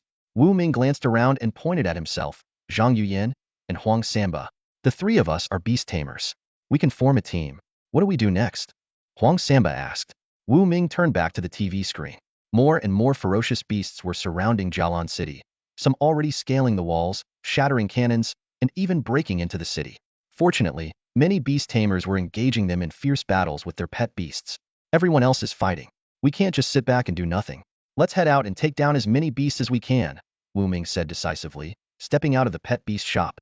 Although he would have preferred to stay safe, Jialan City's survival hung in the balance, and with his current abilities, escaping alone was not an option. Let's go. There's nothing to fear, fight our way out, Zhang Yuyan shouted, her voice filled with resolve. Her pet beast, Shui Ling, transformed into a thin, water-like membrane that enveloped her, while she wielded 2 semi-transparent blades. Shui Ling, with its A-class talent for shapeshifting, had also gained 3 F-class talents defense, regeneration, and speed thanks to Wu Ming's evolution feat. Though it lacked offensive talents, its F-class defense combined with its shapeshifting ability made it more than capable of handling ordinary F-class ferocious beasts. Wu Ming wished he could quickly prepare some powerful attack-based evolution feeds, but he lacked the necessary materials. He silently resolved to stockpile more materials in the future for emergencies like this. Wu Gu, Mimi and I aren't beast tamers and don't have pet beasts. Will we just be a burden to you? Wan Siyu asked worriedly. Hearing this, an idea flashed in Wu Ming's mind. The pet beast shop still had plenty of beast eggs available for purchase and hatching. While he didn't have extra evolution feed to strengthen them quickly, having some pet beasts was better than none. Wait for me. With that, Wu Ming rushed back into the shop. Wu Ming hurried back to his room on the 2nd floor, quickly using the wall for cover. He purchased 2 F-grade potential beast eggs from the Pet Beast Mall, spending 80 evolution points. Grabbing the eggs, he dashed downstairs and explained to Wan Siyu and Zuzume, there are 2 more beast eggs upstairs. Siyu, Mimi, the situation is urgent. Try to form a contract with them and become beast tamers. Wan Siyu and Zuzume stared in astonishment as they received the beast eggs. The surface of each egg shimmered with a golden star, marking their F-grade potential. The 2 of them widened their eyes, marveling at the priceless treasures worth hundreds of thousands in their hands. Zuzume hesitated and said, Brother Wu, this is way too valuable. Wu Ming interrupted sternly. This is an emergency. Stop hesitating. I can't stand indecisiveness. Zuzume took a deep breath and firmly accepted the beast egg. All right, they'll pay you back someday. Wan Siyu pressed her lips together and softly said, Thank you, Brother Wu. They'll work hard to repay you. Zhang Yuyan picked up a semi-transparent water blade made from her water spirit and gently cut their right index fingers. As drops of blood dripped onto the beast eggs, the shells began to glow and emit heat, as if something inside was coming to life. With a cracking sound, the first egg split open. A small blue flying wyvern emerged, its body covered in sticky fluids and soft fluff. It let out a series of sharp cries and immediately devoured its eggshell, visibly growing larger. Wu Ming introduced, this is Siyu's beast, an F-grade potential flying wyvern, currently in its juvenile stage. Its wingspan is 30 centimeters, with a flight speed of 18 meters per second. Its innate ability is the F-grade terrifying scream. The little wyvern happily circled around Wan Siyu, who smiled and named it Xiaolong, Little Dragon. The second egg soon cracked open as well, revealing a creamy white baby unicorn. A small silver horn gleamed on its forehead, and its large, multicolored eyes curiously scanned its surroundings. It was only 20 centimeters long, about the size of a small puppy. Zijinzjin. The unicorn stood in Zhu Zimai's palm and let out a spirited cry. Wu Ming continued to explain. This is an F-grade potential unicorn, also in its juvenile stage. It's 20 centimeters long, 15 centimeters tall, with a speed of 18 meters per second. Its innate ability is the F-grade sharp horn. Zhu Zimei named it Xiaoma Little Horse and let it run freely on the ground. Wu Ming warned, Xiaolong and Xiaoma are still too weak. Don't let them fight on the front lines. Think of them as our personal bodyguards for now. Everyone nodded in agreement and set off toward the nearby city walls. They chose to proceed on foot to better handle any possible street battles. As they passed through a street, residents hiding in their homes peeked out cautiously and recognized Wu Ming and his group. Someone called out in delight, "It's Wu Ming, the Beast Tamer, and the Beast Master Huang Samba. We're saved. Our neighborhood is safe now." Wu Ming raised his voice and reminded them, "Everyone, keep your windows and doors closed. Stay hidden at home as much as possible." The residents quickly shut their steel doors and windows, but continued to watch through cracks. Some young boys even burned the image of Wu Ming's back into their memories, seeing him as a hero. As they moved forward, Wu Ming suddenly realized none of them were wearing combat armor. During their last trip to the Abyss Canyon, they had worn protective suits made from grade beast hides. Though bulky, they had been effective against most attacks. Zhang Yuan frowned and said, "I have combat armor at home, but it's too far away." Wu Ming glanced at her and noticed that her water spirit had already enveloped her, providing better protection than any armor. He began considering purchasing a batch of combat gear. A single set of grade protective armor cost around 300,000 in the Super Value Mall. Suddenly, a deafening roar echoed from the distance. A group of ferocious tigers leaped onto the rooftops, their eyes fixed on Wu Ming and his companions. Leading the pack was a massive tiger weighing over 1,000 kilograms. Though it was only a standard grade beast, its innate ability, steel claws, made it a terror in a neighborhood without beast tamers. Behind it were 10 smaller tigers, each weighing about 500 kilograms, far stronger than ordinary tigers. The residents in the area were thrown into a panic, their terrified screams filling the air. Wu Ming's expression darkened as he commanded, "Prepare for battle." The enemy had 11 ferocious tigers. Though their highest rank was only level, Wu Ming dared not underestimate them. He surveyed the surroundings, his expression grim, and warned his companions, "We are merely flesh and blood, without the defense capabilities of level beasts. If one of these tigers touches us, it's game over. Underestimating them will be our downfall." Wu Ming quickly devised a plan. "Huang Samba, you're on the front line." Huang Samba nodded firmly and strode to the forefront. By his side, his mighty grizzly bear stood tall, its cold, piercing gaze sweeping over the feral tigers. Ever since signing a contract with the bear, Huang Samba had gained about 1/40 of its strength, significantly enhancing his combat abilities enough to hold his own against ordinary beasts. "Zhang Yuyan, you guard the rear," Wu Ming continued. "After merging with Shui Ling, your abilities have improved across the board. Coupled with your martial arts background, you're like a combat machine. You can easily take on an level beast in an unknown fight." Zhang Yuyan nodded resolutely, clenching her fists. "I'll stay in the middle with Mimi and see you," Wu Ming said, glancing at the others. "Xiaobaowang, Xiaolong, and Xiaoma, your job is to protect us."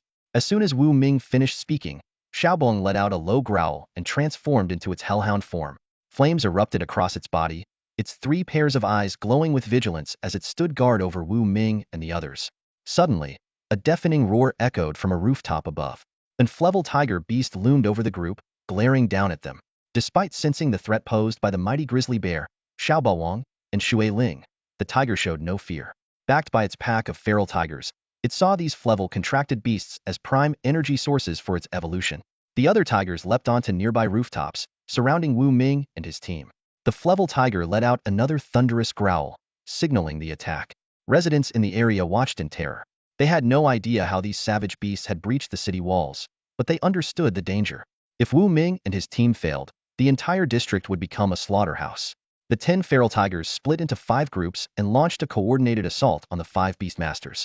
"Get out of my way!"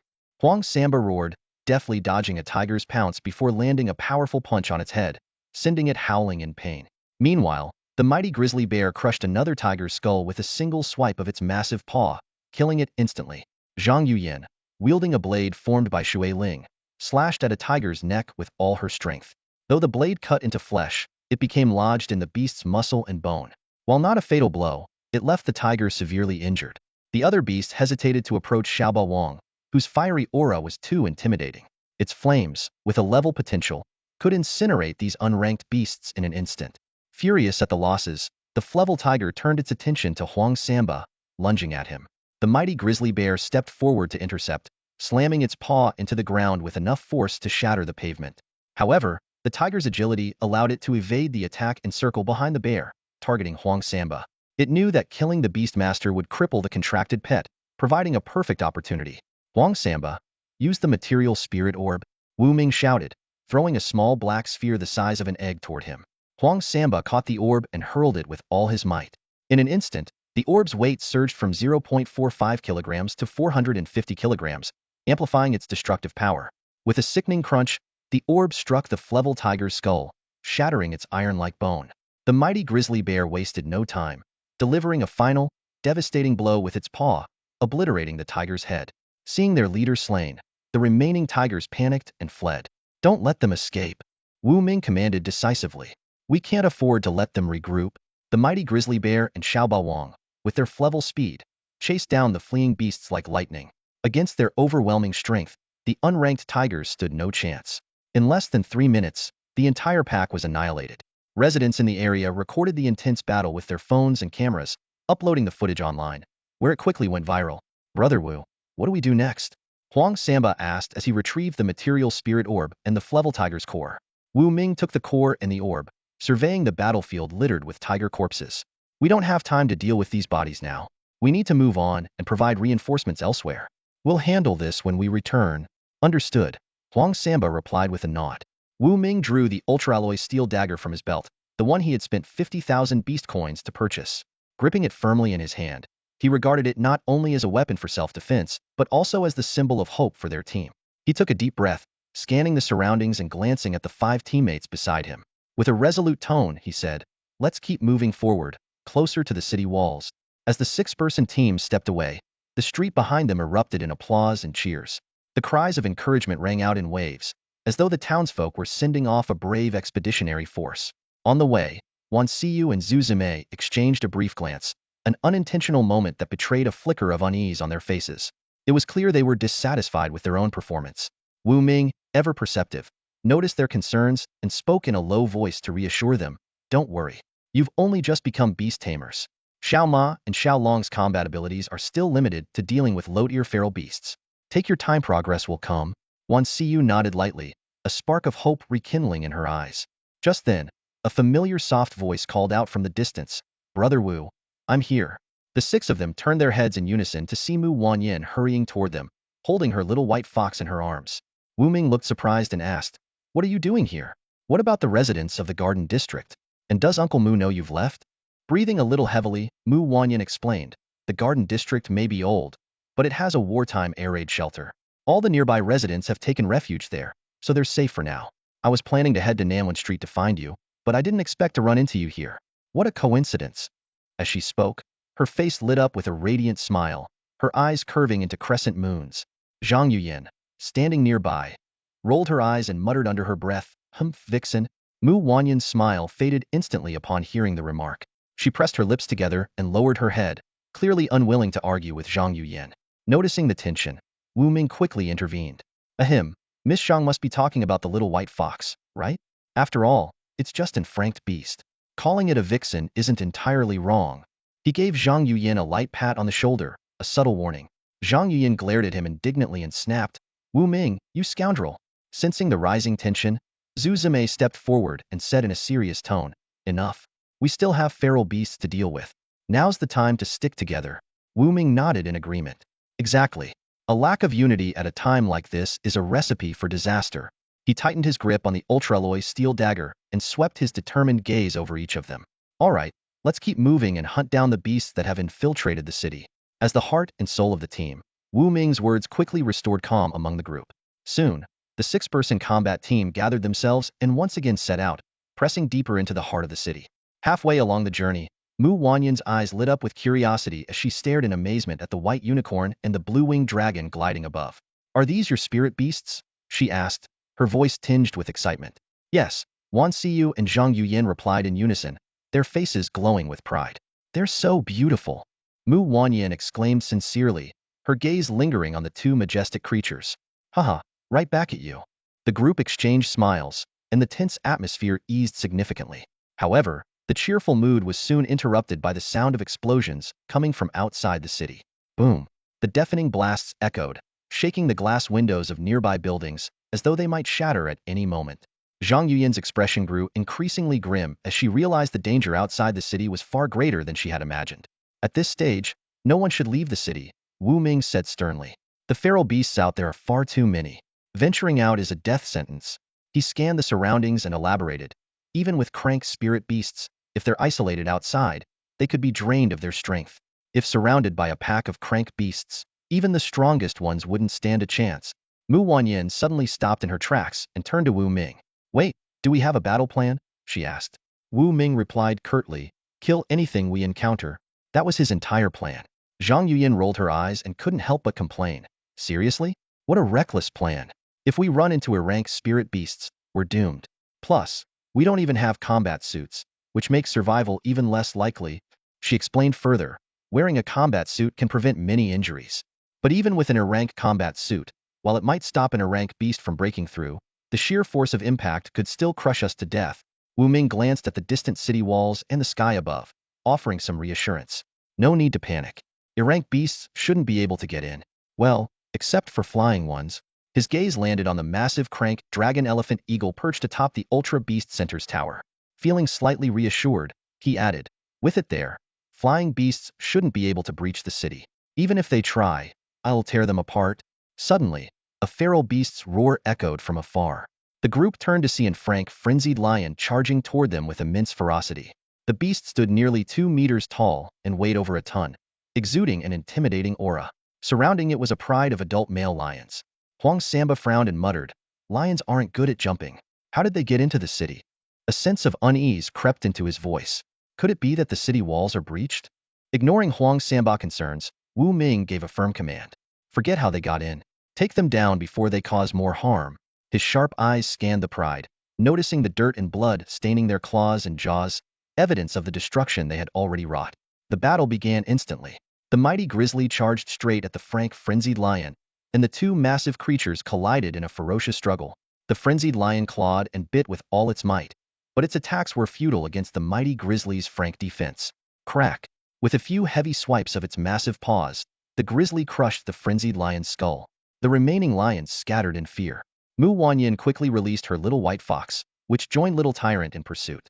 Little Tyrant unleashed an frank energy beam from its eyes, slicing through the air like a searing blade and decapitating one lion instantly. It then leaped nimbly onto a second lion, its claws flashing as it swiftly ended the beast. Not to be outdone, the little white fox darted forward, its snow-white claws slashing with lightning speed to sever the throat of another lion. In mere moments, the entire lion pride was annihilated. Clapping her hands, Mu Wanyan exclaimed with a hint of excitement, all done. After her harrowing kidnapping experience, her combat instincts were beginning to awaken, and she no longer flinched at the sight of blood. Zhang Yuyin crossed her arms and pouted. You all didn't even leave me a chance to fight. Wu Ming quickly gathered the frenzied lion's core and other useful materials before urging the group onward. All right, let's keep moving. Residents of the neighborhood, having witnessed the battle, expressed their gratitude. Thank you, Trainer Wu Ming. Thank you, brave warriors. Cheers erupted from the crowd. Soon, new posts began appearing on the forums, praising Wu Ming's team for their heroic deeds. After battling their way through, the team finally reached a spot just 1 kilometer from the city wall. Here, a park lay in ruins, its ground stained with blood and riddled with beast tracks. Suddenly, a towering figure burst out from the park, a 3-meter turtle, 2-ton humanoid monster. And frank rampaging ape. Wu Ming immediately identified the threat. It has frank strength suppression. Its power is comparable to the mighty grizzlies, both exceeding 10 tons. Be careful. Huang Samba wasted no time. Grizzly, it's your turn, he commanded. The mighty grizzly roared and charged at the rampaging ape. Meanwhile, Little Tyrant transformed into its hellhound form and, alongside the little white fox, flanked the ape from both sides. Realizing the danger, the rampaging ape tried to flee, but Little Tyrant's energy beam struck its leg, crippling it instantly. The little white fox followed up with a pink energy bubble, trapping the beast. Finally, the mighty grizzly delivered a single, devastating blow that ended the battle. This marked the team's 3rd frank beast defeat of the day, and their spoils were substantial. However, their joy was short-lived. In the center of the park, hidden within an artificial rock formation, they discovered a tunnel leading outside the city. Zhang Yuyin grasped the gravity of the situation. We need to destroy this place immediately, but Wu Ming shook his head. It's not that simple. Just sealing the entrance won't solve the problem. The beasts can dig their way out from somewhere else. Hearing this, the group's faces turned pale. They looked toward the city wall just a kilometer away, realizing that more beasts could emerge from the underground passage at any moment. Zhu Zimei voiced the question weighing on everyone's mind. So what do we do now? His voice trembled with unease as the looming threat sank in. Wu Ming raised 2 fingers, and the members of the combat squad immediately focused their attention on him. In a deep voice he said, Two options. First, we stay here and wait for them to come to us, kill them one by one. Second, we head into the underground passage, fight our way through, and block off the section beneath the city walls. A flicker of determination flashed in Zhang Yuyan's eyes as she decisively responded. Let's grab the battle suits and go with the second option, solve this once and for all. Her tone carried an unmistakable fervor for diving into the underground. Wu Ming frowned, pointing out the difficulty. If we had the battle suits, we could enter the underground. But the storage location is too far from here. By the time we make a round trip, this place will be swarming with vicious beasts, and we might not be able to hold them off. Suddenly, an idea struck Wu Ming.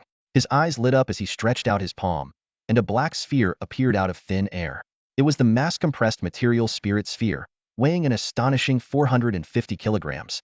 Thanks to its unique properties, Wu Ming could easily lift and manipulate it. What's that? Other than Huang Samba, the rest of the group stared at the mysterious object with curiosity. Wu Ming explained simply, a powerful material from outer space. In this world filled with strange and dangerous beasts, the appearance of an alien material didn't seem too far-fetched. Huang Samba rubbed his chin thoughtfully. I remember the material spirit sphere is incredibly destructive.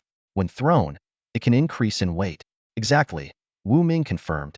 This alien material is quite special, with many functions even I don't fully understand. It's also incredibly durable, perfect for making armor. Zhang Yuyan rolled her eyes and said skeptically, that lump of black iron? Armor? More like scrap metal. Wu Ming smiled mysteriously. The material spirit sphere has another ability, it can change its form. His words immediately drew gasps of astonishment from the group.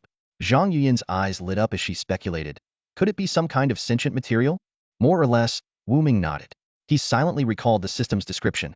The material spirit sphere is a highly compressed storage of matter, with an incredibly stable atomic structure and unparalleled density. It's an extraordinarily durable material capable of penetrating the armor of a-level beasts. Its defensive properties could potentially surpass a level. Watch closely, Wu Ming instructed. With a thought, he controlled the sphere. The black ball began to expand, flowing like liquid along his arm and quickly enveloping his entire body. In the blink of an eye, Wu Ming was clad in a sleek black suit of armor, with sharp contours and unrestricted movement. Attack me, Wu Ming commanded. Without hesitation, Little Overlord, one of their beast companions, barked and charged straight at Wu Ming, ramming into him with full force. The impact sent Wu Ming flying over 10 meters into the air before he crashed heavily to the ground. However, as he stood up, the armor covering his face receded, revealing his unscathed expression. He rubbed his back in surprise. It doesn't even hurt. Good cushioning effect, Wu Ming muttered to himself. He had used his mind to manipulate the material spirit sphere, transforming the part that contacted the ground into a sponge-like structure to absorb most of the impact. Falling from such a height without a scratch was impressive, though he noted the cushioning had its limits and all-out strike from an A-level beast could still prove fatal. However, it was more than enough to handle most level beasts. Are you okay, Wu Ge? The others rushed over to help him up, checking him for injuries. Wu Ming laughed heartily. I'm fine. This material is incredible. Now, let's get you all suited up. With a thought, he divided the 450-kilogram material spirit sphere into 5 equal parts of 90 kilograms each. Like liquid metal, the material enveloped him, Mu Wanyan, Huang Samba, Zhu Zime, and Wan Siyu. In an instant, all 5 were clad in striking black armor, exuding an aura of battle-hardened warriors. What about me? Zhang Yuyan protested, hopping in frustration. Wu Ming explained, you have your water spirit protecting you. You don't need it for now. His words only fueled Zhang Yuyan's indignation. I want it. I need it, she demanded, suddenly leaping onto Wu Ming, wrapping her long legs around his waist and playfully pestering him. All right, you win. Wu Ming sighed in defeat. He drew 15 kilograms of material from each person's armor, redistributing it to form a suit for Zhang Yuyan. Now, each of them wore armor weighing 75 kilograms. They'll transfer control of the material spirit sphere to each of you. From now on, you can manipulate it with your own will, Wu Ming said as he activated the system's function to transfer permissions. Each member then pricked their fingers, letting a drop of blood seal their bond with the material, ensuring it couldn't be taken by anyone else. Let's gear up and finish this, Wu Ming declared, his voice filled with resolve. At this moment, Wu Ming stood alongside his teammates, clad in a sleek, black armor that was even more flexible than liquid metal. Taking the lead, he demonstrated the incredible capabilities of the suit. Extending his arm, the black material rippled like flowing water and instantly transformed into a razor-sharp blade. Not only was the weapon intimidating in appearance, but its strength was also several times greater than that of superalloy steel. As Wu Ming watched his arm morph, he couldn't help but feel a strange sensation. With a wry smile, he thought to himself that he had become a low-budget version of Iron Man 1 with a nanotech suit, but without the ability to fly. Even so, the extraordinary properties of the armor left him in awe. Meanwhile, Wan Xiyu began experimenting with the mysterious material. With a mere thought, black substance emerged in her palm, shifting into various shapes, sometimes a lifelike rabbit, other times an intricately detailed airplane. Despite being entirely black, the endlessly transformative nature of the material kept her thoroughly entertained. Huang Samba, not wanting to be outdone, stretched out his hand and formed the black substance into an indescribably awkward, ridged short rod. This immediately caused Zhu Zimei to blush with embarrassment, while Zhang Yuyan scolded him in disapproval. Stop fooling around. Seeing this, Wu Ming quickly stepped in to remind everyone. All right, let's get familiar with it first, and then we'll head into the underground passage and fight our way through. With that, he also began practicing with the materialized orbs of the armor. When it came to distributing the materialized orbs, Wu Ming was extremely generous, giving the majority to his teammates. He felt no regret in doing so, as the system supporting him allowed him to convert any creature with evolution points into materialized orbs at any time. This made him the sole producer of these orbs, capable of generating as many as he needed. This realization led Wu Ming to envision the future possibilities. If he could accumulate tens, or even hundreds of tons of these materialized orbs and merge them with his battle pets, the combat power he could unleash would be terrifying. Taking it a step further, if he equipped the orbs onto a powerful strength-based battle pet and utilized their ability to alter mass at will, the pet's combat strength could increase exponentially. A single punch might unleash power several times or even dozens of times beyond the pet's natural limits. With this thought, Wu Ming resolved to prepare more materialized orbs for his pets, such as Little Overlord and the Nethercat, as soon as possible. While he was deep in thought, a sudden beastly roar erupted from the underground passage in the park. Another ferocious creature had emerged, bringing with it an overwhelming and suffocating aura of bloodlust. Everyone, the real battle begins now. Wu Ming, clad in his battle armor, stood resolutely beside Little Overlord. Their gazes were fixed on the eerie figures that had suddenly appeared dozens of meters away. Wu Ming's facial armor featured a dense mesh structure that allowed airflow and visibility, though it slightly hindered visual clarity. As he mentally considered ways to improve the design, others nodded in agreement with his thoughts. In the distance, 3 ferocious beasts charged forward. One was a ghostly wolf emitting a chilling aura, another a tiger spewing flames, and the last, a beast covered in menacing barbs. Wu Ming quickly activated his inside eye and warned his team in a low voice, "Be alert. They're Frost Phantom Wolf, Blazing Tiger, and Venom Spike. All are class beasts with abilities like Frost, Flame Devour, and Venomous Spikes. Stay cautious." The team immediately assumed formation. Huang Samba, clad in heavy black armor, had fists that seemed to grow denser and heavier, resembling 2 massive iron hammers. Zhang Yuyan, having merged with Water Spirit, saw her combat strength soar. Wan Xiyu and Zhu Zimei, as rookies, positioned themselves in the center. Mu Wanyan gripped her ultralloy steel dagger, while her vigilant white fox stayed protectively by her side. The battle erupted in an instant. Venom Spike struck first, leaping to the treetops and launching sharp spikes. The white fox swiftly deflected 2 of them, but the last one hurtled straight toward Wu Ming. Reacting quickly, Wu Ming caught the spike midair, effortlessly snapped it in half, and flung it into a tree trunk. He reassured the others, "Don't worry, their spikes can't breach our defenses." At Wu Ming's command, their companion beasts charged toward their respective foes. The white fox engaged Venom Spike in a high-speed chase among the trees, neither gaining the upper hand. Little Overlord confronted the blazing tiger, severing its tail with a single class super energy beam. Roaring in fury, the tiger unleashed a torrent of scorching flames, but Little Overlord, undeterred, transformed into its hellhound form and charged through the inferno, pinning the tiger's head to the ground. Its 6 eyes simultaneously fired super energy beams, piercing the tiger's skull in an instant. On another front, the mighty bear withstood the Frost Phantom Wolf's icy assault.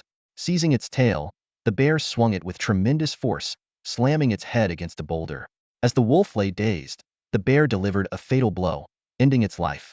Meanwhile, the battle in the treetops reached its climax. The white fox shattered the tree trunk with a powerful strike, causing Venom Spike to lose its footing and plunge into midair. Wan Xiyu's Skywing Dragon swooped in just in time, its piercing shriek disorienting Venom Spike. The white fox seized the moment, slashing its throat with razor-sharp claws. With the fight concluded, Wu Ming quickly retrieved 3 inner cores, discreetly absorbing the evolution points and some materials from the beast's remains to enhance his black armor. As the group prepared to move toward the underground passage, a chilling screech echoed from the sky. A massive black eagle with a wingspan exceeding 100 meters descended from the clouds, its oppressive presence suffocating. Wu Ming's pupils contracted sharply. A class beast thousand-year eagle. Panic swept through the city of Jialan. However, the guardian of the Ultra Beast Center's Toera class beast, known as the Dragon Elephant Hawk, had already taken flight. The two colossal creatures collided violently in the sky, their razor-sharp talons and steel-like beaks clashing with ferocity. The intense battle generated shockwaves that rippled through the air, even producing supersonic attacks. The breathtaking battle left everyone in awe. Wan Xiyu and Zhu Zimei trembled with fear, while Zhang Yuyan's rapid breathing betrayed her anxiety. Wu Ming's expression grew grim as he realized the destructive power of a clash between class beasts could obliterate the entire city. The two behemoths soon disappeared into the clouds, continuing their earth-shattering fight.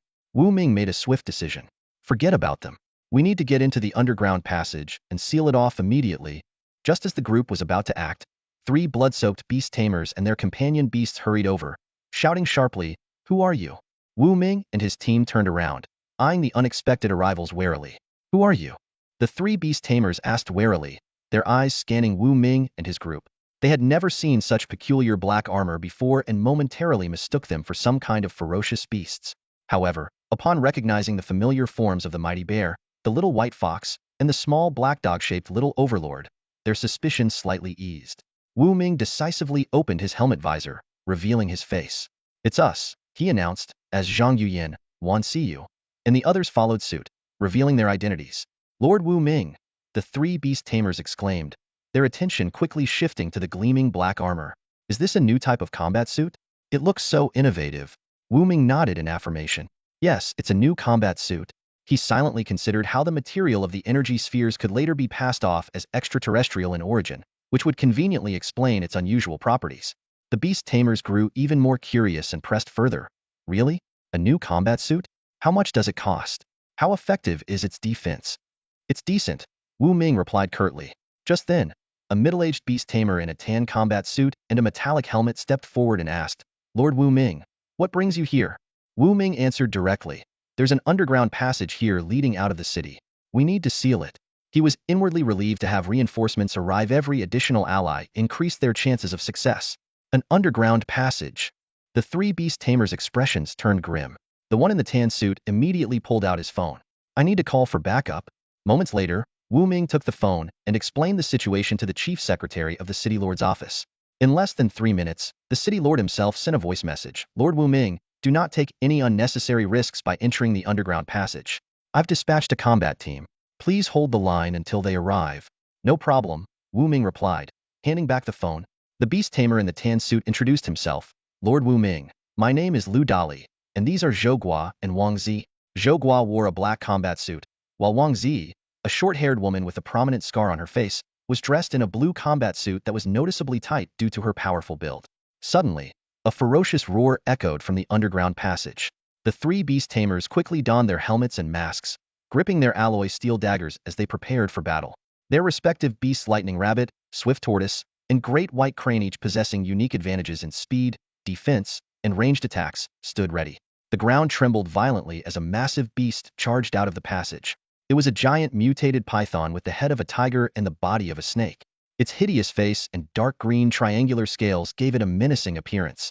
Measuring over a meter in diameter and 20 meters in length, it was a mutated tiger python. Wu Ming's expression turned serious. "That's a mutated tiger python. Its defense, strength, and speed are all at Frank extremely difficult to handle." He quickly assessed the situation. Without deploying the nether cat, only the mighty bear and little overlord could contend with it. The tiger python roared, its enormous tail sweeping across like a truck. The group narrowly dodged its lethal strike, but the beast immediately launched another attack. The mighty bear roared back, summoning Frank's strength to grab the python's tail. Meanwhile, little overlord unleashed fiery blasts and Frank energy beams, managing only to knock off a single scale. The group watched in shock as the mighty bear was overpowered, dragged across the ground and leaving deep ruts in its wake. At the critical moment, the little white fox released pink energy bubbles, enveloping the tiger python. Though it thrashed wildly, it couldn't break free. "Keep it restrained," Wu Ming shouted. Lu Dali snapped back to reality and, along with Zhou Gua and Wang Zi, directed their beasts to join the fray. The great white crane targeted the python's weak spots with precise pecks. The swift tortoise rammed its hard shell into the beast, and the lightning rabbit discharged powerful electric shocks. The other beasts also contributed, while Zhang Yuyan held back due to her lack of combat readiness. After an intense minute, the tiger python's defenses finally weakened. Seizing the opportunity, Little Overlord fired 6 energy beams, piercing through the python's eyes and skull. The massive body collapsed to the ground, stirring up a cloud of dust. "There's strength in numbers," Lu Dali exclaimed, wiping sweat from his brow and feeling grateful for the presence of Wu Ming and his elite Frank Beast Tamers. Without them, the outcome could have been disastrous. Wu Ming quickly retrieved the precious inner core of the python, secretly converting it into evolution points. He also transformed parts of the python's body into energy spheres, incorporating them into his armor. To his surprise, the armor's weight had now reached a ton. Although the energy spheres could reduce the weight to 1/10th of its original mass, the increase was still noticeable. "Lord Wu Ming, let's continue waiting for reinforcements," Lu Dali suggested, his gaze fixed warily on the underground passage. "Agreed. We'll wait," Wu Ming said. Before long, more beasts emerged from the passage. However, Wu Ming's group remained unfazed. With a lineup of 9 beasts, even the less powerful Little Dragon and Little Horse could contribute to the battle. They stood firm, ready to face the next wave of challenges. 10 minutes later, 2 more ferocious beasts lay dead on the ground. The credit largely went to Little Overlord and the mighty giant bear, whose efforts had been instrumental. As a result, the 2 beast cores ended up in Wu Ming's possession. At the same time, his evolution point saw a significant increase, and the maximum mass of his black armor reached 1.5 tons. Wu Ming thought to himself that if he channeled part of this power into Little Overlord, its strength would undoubtedly become astonishing. Another 20 minutes passed, and 3 more beast corpses were added to the scene. At that moment, the roar of an armored truck echoed as it pulled up near the park. 5 Special Forces Beast Tamers, clad in blue combat uniforms, jumped out of the vehicle, each accompanied by a massive class wolf dog. The team leader saluted Wu Ming.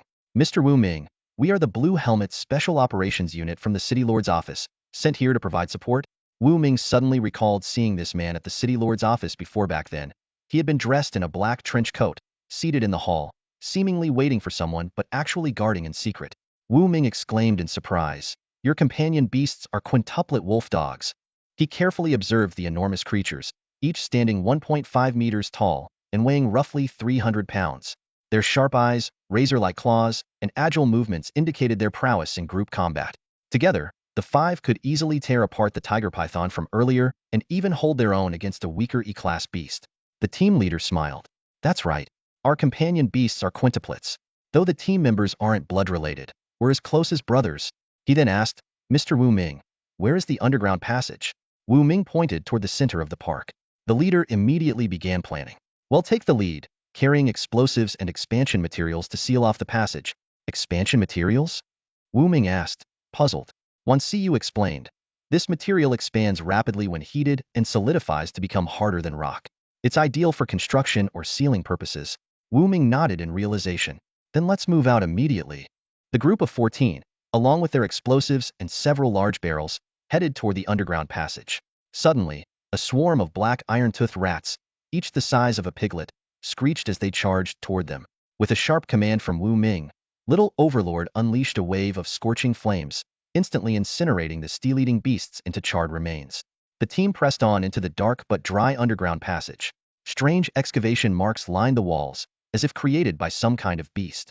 Huang Samba speculated that it might be man-made, but the team leader argued that it looked more like the work of burrowing earthworms, and judging by the age of the markings, it had been there for years. This theory sent chills down everyone's spine. Could it be that the beasts had been plotting an attack on Jialan City all along? Wu Ming sighed. Just as humans adapt to mutations, beasts are evolving too. Many things are beyond our control. The group, with their 14 companion beasts leading the charge, pushed forward relentlessly. Half an hour later, they reached the area beneath the city wall. The team leader explained, "We'll use the explosives to detonate the expansion materials. The high temperature will cause them to harden quickly and seal off the passage." 3 minutes later, a muffled explosion was followed by the rapid expansion of the material, filling the passage. Wu Ming suggested, "We should also destroy the passages within the city limits."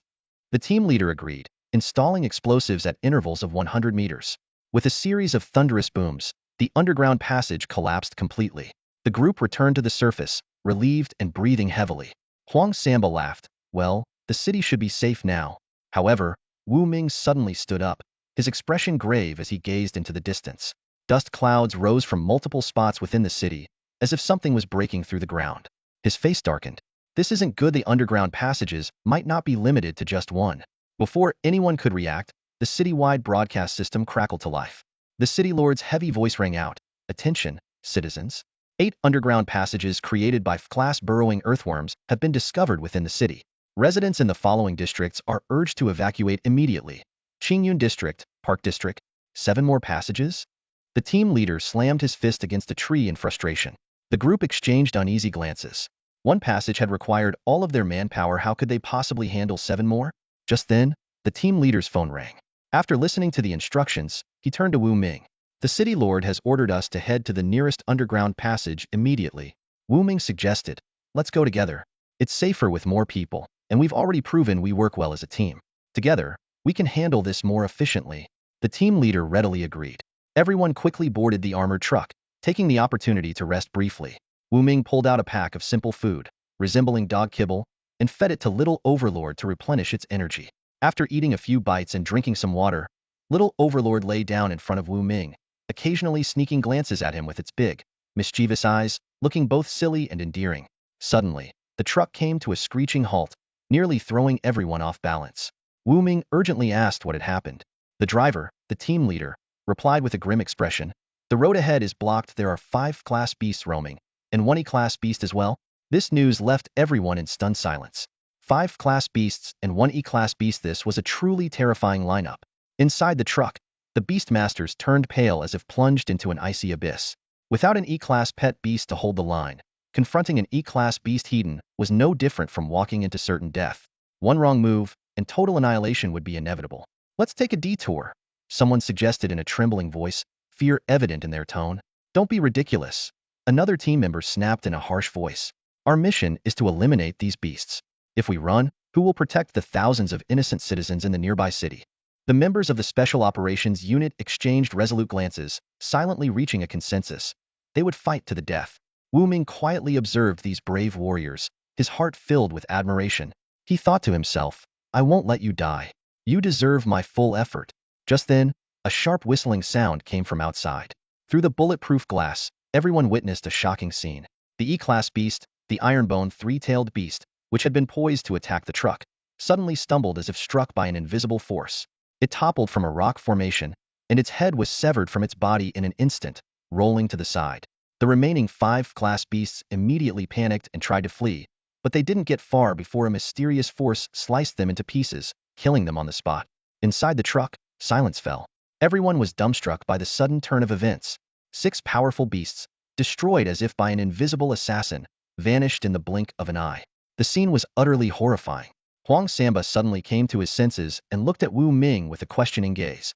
Wu Ming simply shook his head and gestured for silence before patting Huang Samba on the shoulder. Huang Samba understood immediately this was undoubtedly the work of another one of Wu Ming's mysterious pet beasts. Mu Wanyan also glanced at Wu Ming thoughtfully. Her experience of being kidnapped that night had made her well aware that Wu Ming had a powerful, enigmatic pet beast capable of killing even an E-class pet beast like the Enchantress Fox with a single strike. "Go down, collect the spoils, and let's move on," Wu Ming instructed concisely before leading Huang Samba, Little Overlord, and the mighty giant bear out of the truck. The leader of the Blue Helmets Special Operations Squad frowned and cautiously asked Wu Ming, "Was this your doing, sir?" Wu Ming remained calm and answered indifferently, "Some things are better left unsaid." He quickly gathered 5 class beast cores and 1 E-class beast core, earning over 200 evolution points and impressive haul. His total evolution points had now exceeded 1,000, an unexpected bonus for him. The squad leader nodded knowingly. "I understand." He was certain that Wu Ming must have other powerful pet beasts or mysterious bodyguards. For a genius beast master like Wu Ming, this was hardly surprising. With the roar of the engine, the truck set off again, heading toward a nearby underground passage. Meanwhile, high in the sky, an intense battle raged on between the class beast Thousand-Year Eagle and the class pet beast Dragon Elephant Wild Eagle. The Dragon Elephant Wild Eagle had activated its class berserk ability, its entire body radiating heat like molten lava as its combat power surged. Its 4 fiery golden claws slashed ferociously at the Thousand-Year Eagle. The Thousand-Year Eagle's feathers, as strong as superalloy steel, were shredded like paper under the Dragon Elephant Wild Eagle's relentless assault.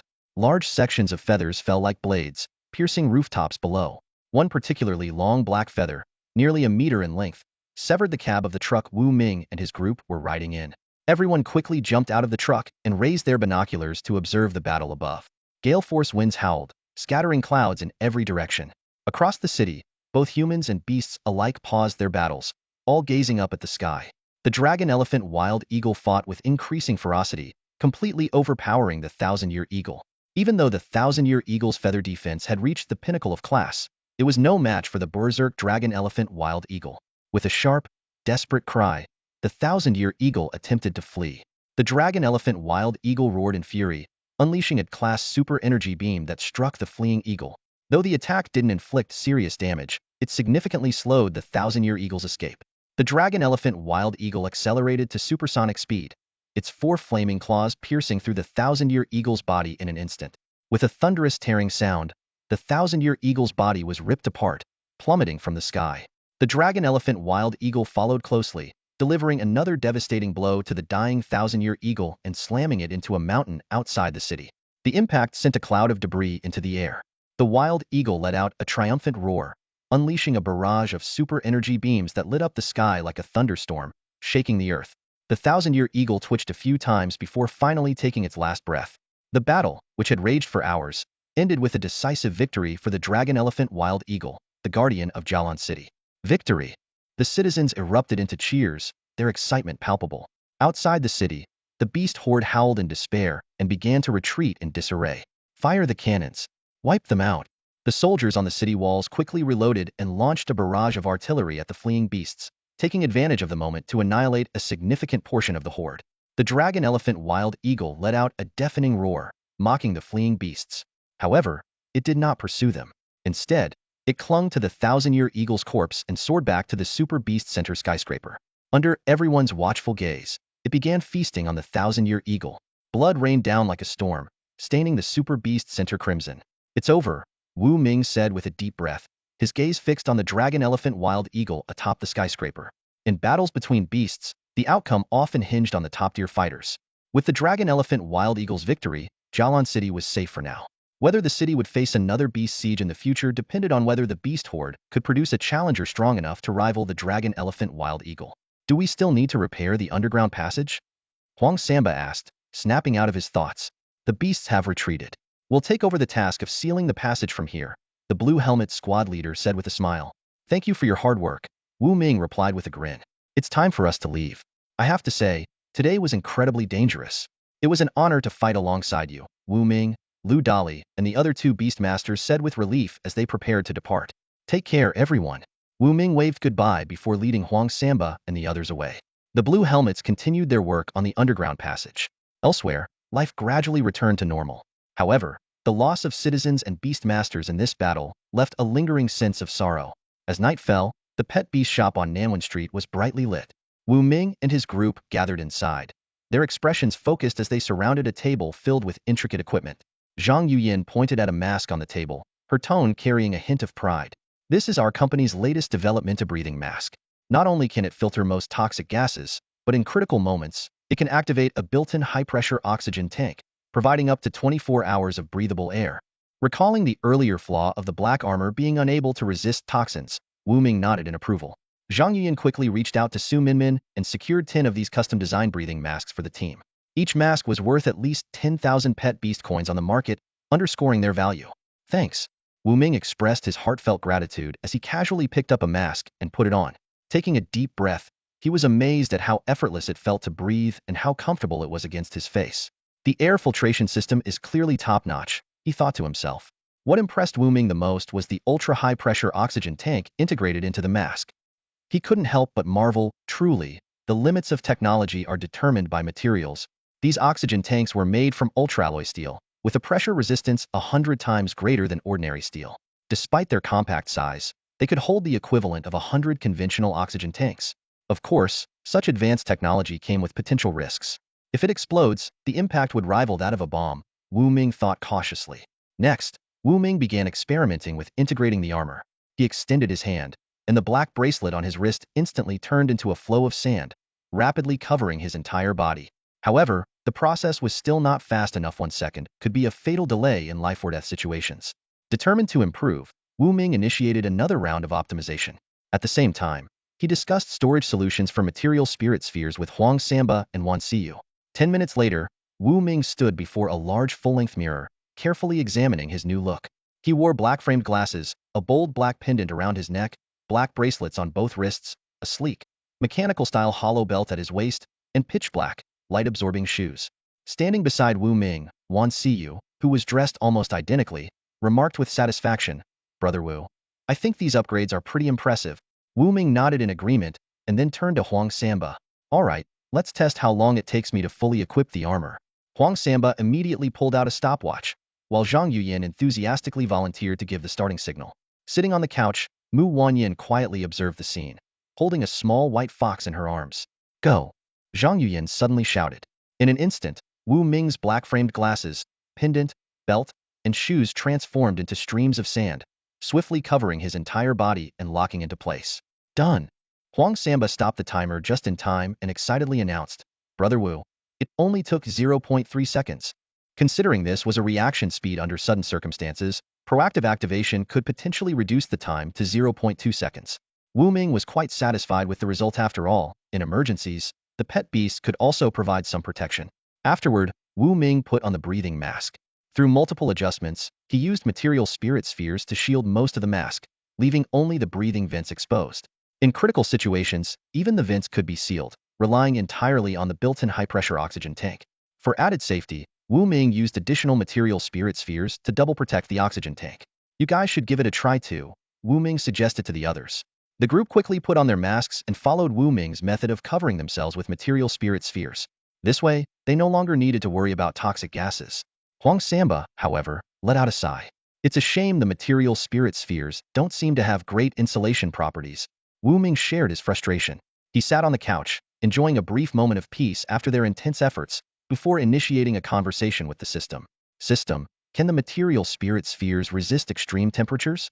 "Not at the moment," the system replied. "Are there any similar materials available?" Wu Ming pressed further. "Please check the database," the system prompted.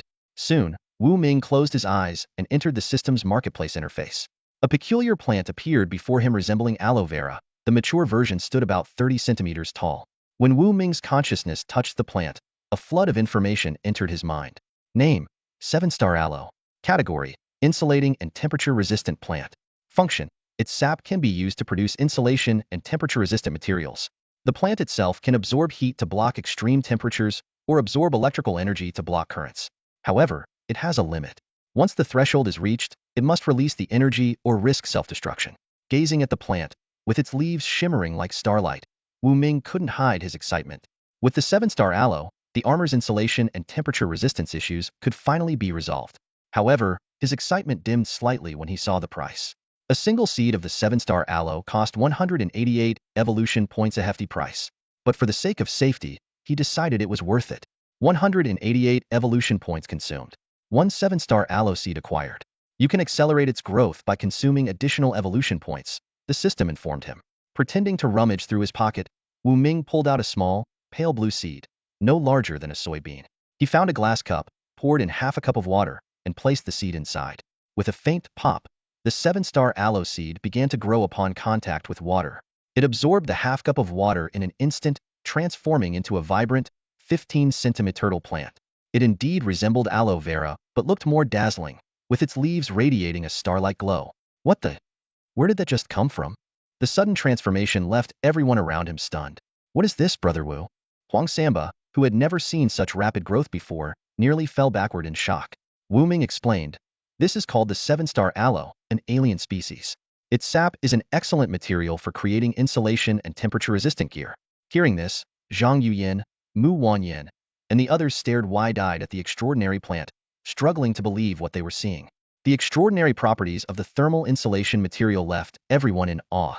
Huang Samba cautiously leaned closer to the Qixing Lu, his eyes wide with curiosity, though he didn't dare to touch it. "Is it ready now?" Zhu Zimei asked curiously. "Not yet. It still needs more watering," Wu Ming replied as he retrieved mineral-rich lake water nearby and poured it into a cup. Under everyone's watchful gaze, the Qixing Lu began to grow visibly, quickly reaching a height of 30 centimeters and sprouting 9 thick, lush leaves. Wan Siyu gently pinched one of the leaves and was astonished to find its texture smoother than boiled egg whites. "It's truly an alien species." It grows so fast with just water. Wan Siyu exclaimed in amazement. Zhang Yuyin couldn't hold back her excitement. Surely it's ready now? If we can harvest it and use it to create thermal insulation material, our battle armor will be nearly perfect. Wu Ming gestured for everyone to stay calm and reached out to touch the Qixing Lu. Typically, after growing, the Qixing Lu needs another 3 months to mature fully and produce high-quality insulation material. However, we can speed up the process using evolution points. With that, he decisively deducted 5 evolution points. Although the Qixing Lu didn't show any obvious changes on the surface, Wu Ming knew it was ready for harvesting. He fetched a clean glass cup and an ultra-alloy steel dagger, carefully slicing through one of the leaves.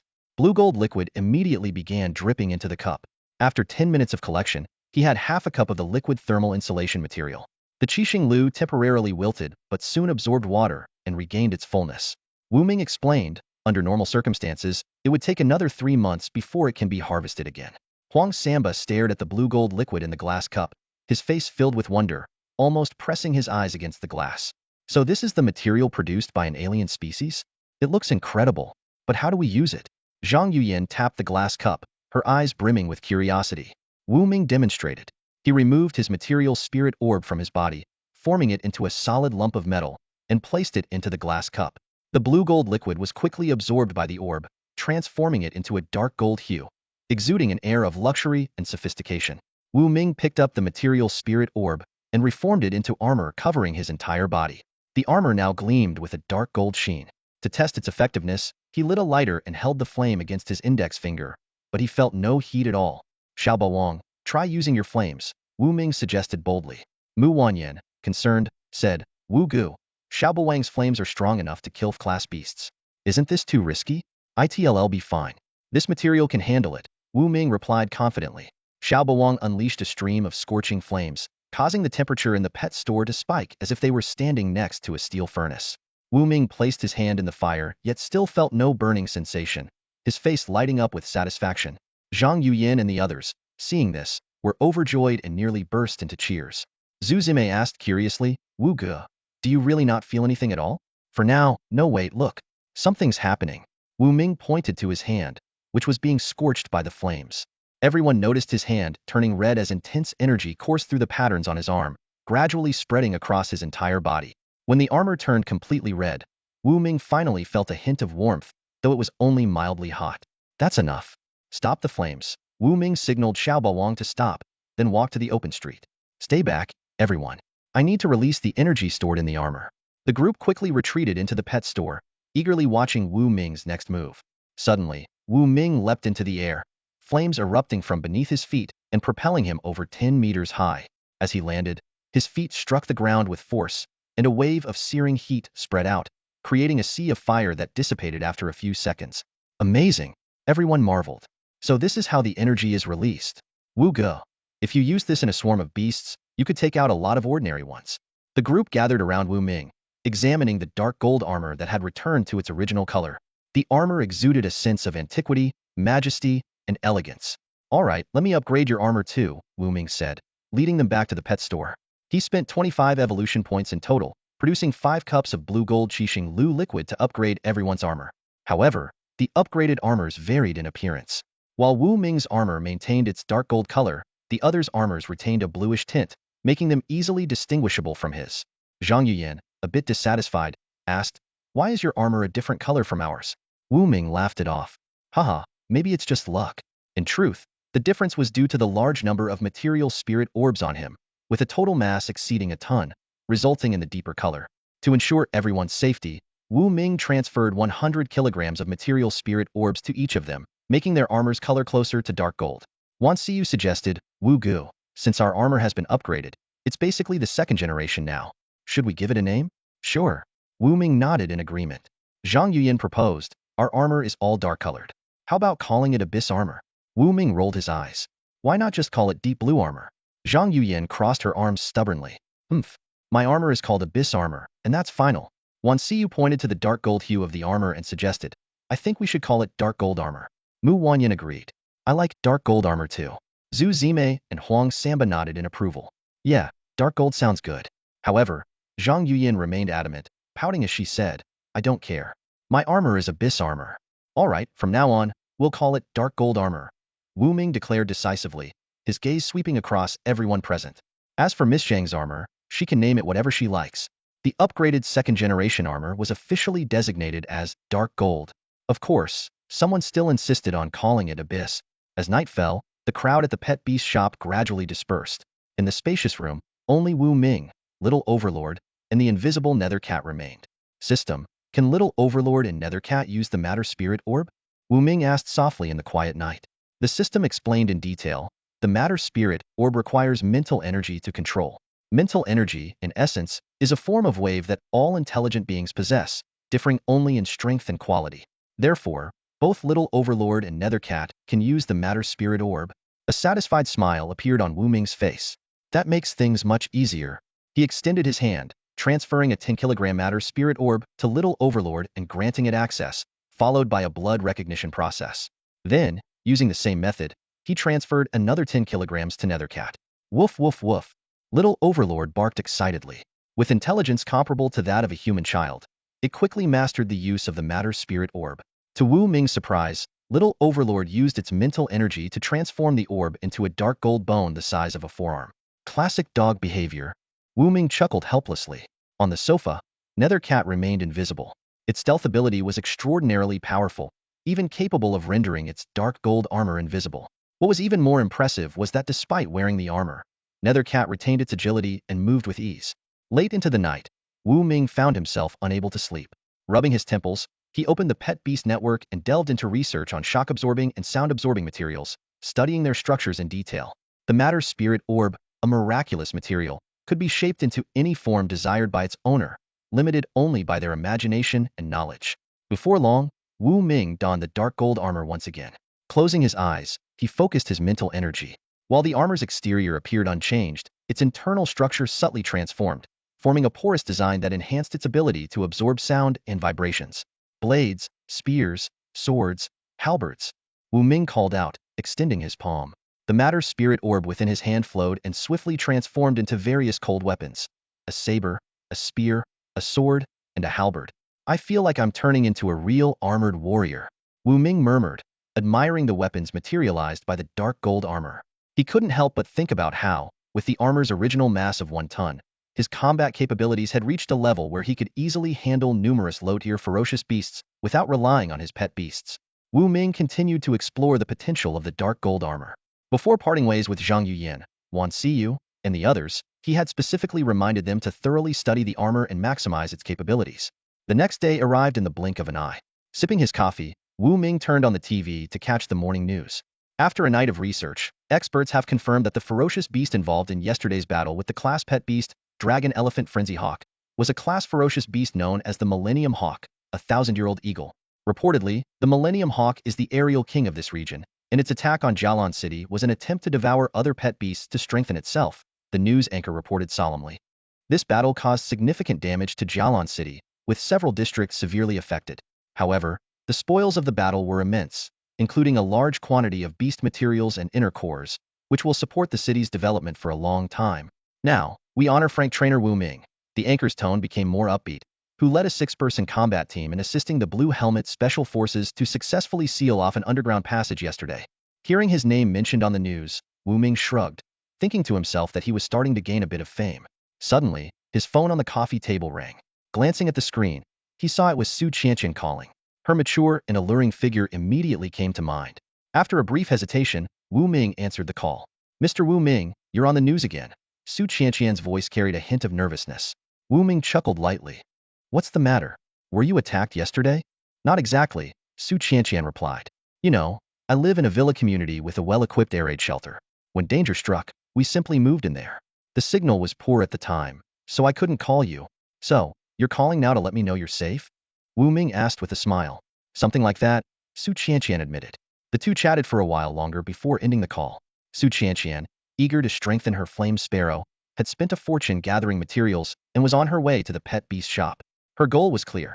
She wanted Wu Ming to prepare Frank evolution feeds for defense, healing, and speed to accelerate her pet's growth. Thinking of the mature woman with whom he had shared several intimate moments, Wu Ming couldn't help but smile faintly. Half an hour later, a roaring sports car pulled up in front of the pet beast shop. After the intense battle yesterday, Wu Ming had decided to take the day off. Wan Xiyu, Huang Samba, and Zhu Zime were also absent from work. The early morning on Nanwen Avenue was shrouded in silence. Suddenly, the stillness was shattered by the sound of hurried footsteps. Su Qianqian, wearing oversized sunglasses that concealed half her face, stepped out of the car with a fiery crimson flame sparrow perched on her shoulder. Without hesitation, she rushed straight into Wu Ming's arms. Wu Ming felt the soft warmth of her body in his embrace, and his heartbeat quickened involuntarily. Before he could say a word, Su Qianqian tilted her head up, her voice filled with longing. Wu Ming, I missed you so much. Before the words fully left her lips, her mouth was already on his. The two fell onto the couch, locked in a passionate kiss. Time seemed to stand still, with only the sound of their heavy breathing echoing through the room. Half an hour later, Su Qianqian's gaze was drawn to a black pendant hanging around Wu Ming's neck. She blinked curiously and asked, Wu Ming, what's this? It looks so intricate. Could it be black gold? Wu Ming replied softly, it's a material from another world. Since Su Qianqian was already one of his trusted allies, he saw no harm in sharing some information. Su Qianqian's eyes lit up. A material from another world? What's so special about it? As a shrewd businesswoman, she immediately began contemplating its potential commercial value. Wu Ming explained, it's a highly durable material capable of shape-shifting. He removed a spherical object, about a kilogram in weight, from the pendant. This one hasn't absorbed 7-star rejuice yet, so it doesn't have insulating or temperature-resistant properties. But even in its current state, it would cause a sensation if it were to hit the market. That amazing? Su Qianqian exclaimed, covering her mouth in astonishment. Wu Ming didn't elaborate further but chose to demonstrate instead. Effortlessly, he transformed the material sphere. In an instant, it became a sharp blade, then morphed into a delicate pocket watch, and finally turned into a crystal-clear glass cup. The rapid transformations left Su Qianqian utterly stunned. Her entrepreneurial mind raced as she exclaimed, Wu Ming, is there more of this material? Its commercial value could surpass that of many evolutionary food sources. This would be the perfect material to craft battle gear for beast tamers. Wu Ming smiled faintly. I've already developed it into battle gear. As he spoke, he stood up and began his demonstration. A dark golden substance seeped from the surface of his skin, gradually covering his entire body until it formed a complete set of dark gold armor. This astonishing display made Su Qianqian sit up abruptly, only to realize her upper body was bare. She quickly grabbed her dress to cover herself, a blush spreading across her face. Yet, her eyes still sparkled with awe and desire for the extraordinary material. Su Qianqian examined the dagger in her hand with astonishment. It was crafted by Wu Ming using the magical material known as the Spirit Sphere. She couldn't help but marvel at its practicality, surpassing even the highly advanced nanotech battle suits. The dagger's hardness far exceeded that of superalloy steel. However, Su Qianqian quickly realized that such a rare material was far too scarce for large-scale application. Are you planning to develop the commercial potential of this material? Wu Ming asked, a hint of curiosity flashing in his eyes. Absolutely. Su Qianqian nodded firmly while putting on her clothes. She sat down beside Wu Ming, her enthusiasm evident. This material is groundbreaking. If we can develop it, it could benefit all of humanity. Wu Ming was moved by her noble vision, and a thought crossed his mind. Owning second-generation armor already, he figured it wouldn't hurt to let the first-generation technology circulate. By the time he developed even more advanced third-generation armor, he could introduce the second-generation armor with its insulation and temperature-resistant properties.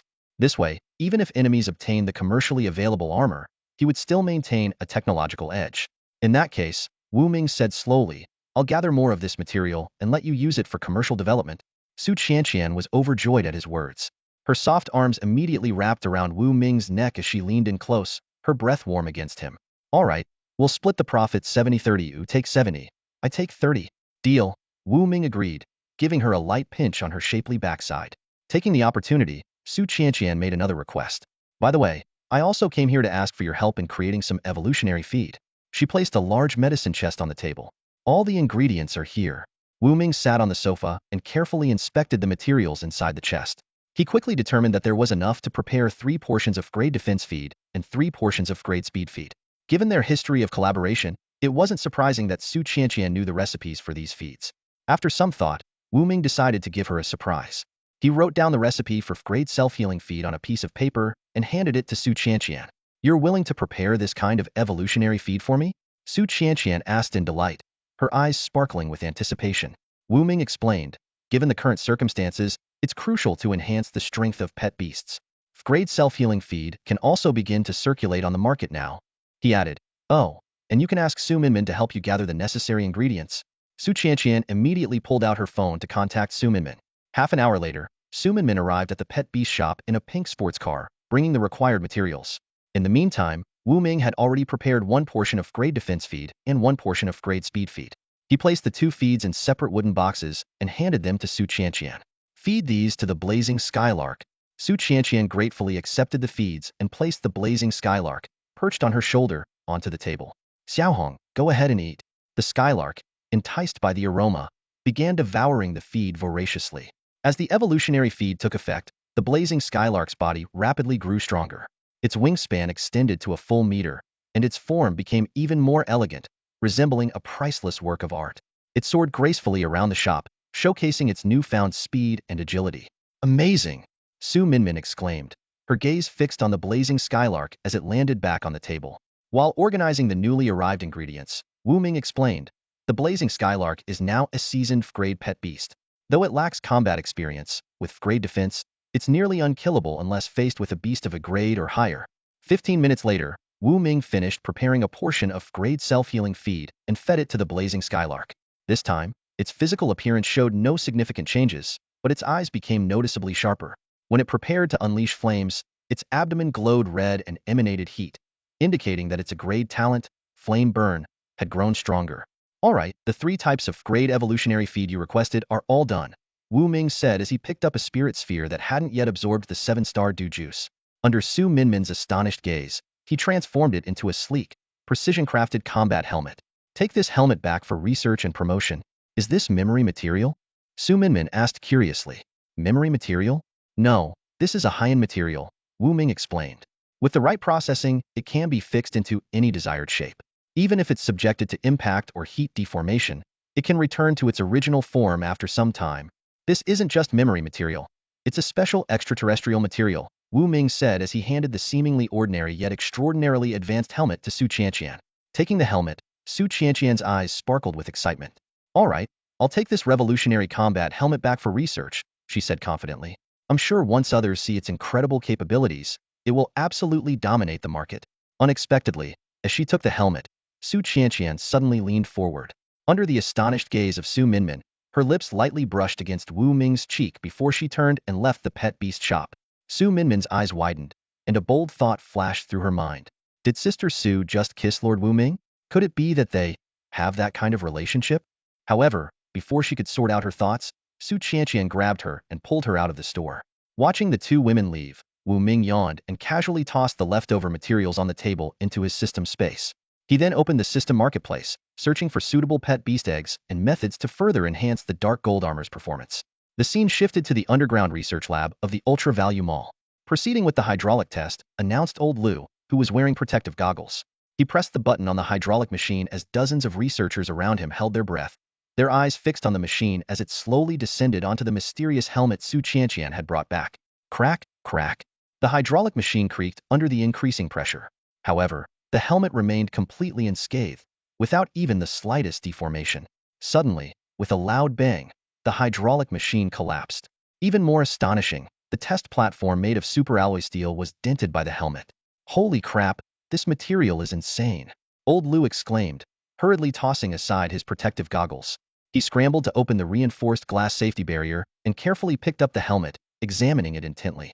After a series of rigorous tests, fire exposure, strong acid corrosion, gunfire, artillery blasts, heavy pressure, and water jet cutting, the 1 kilogram combat helmet remained completely intact.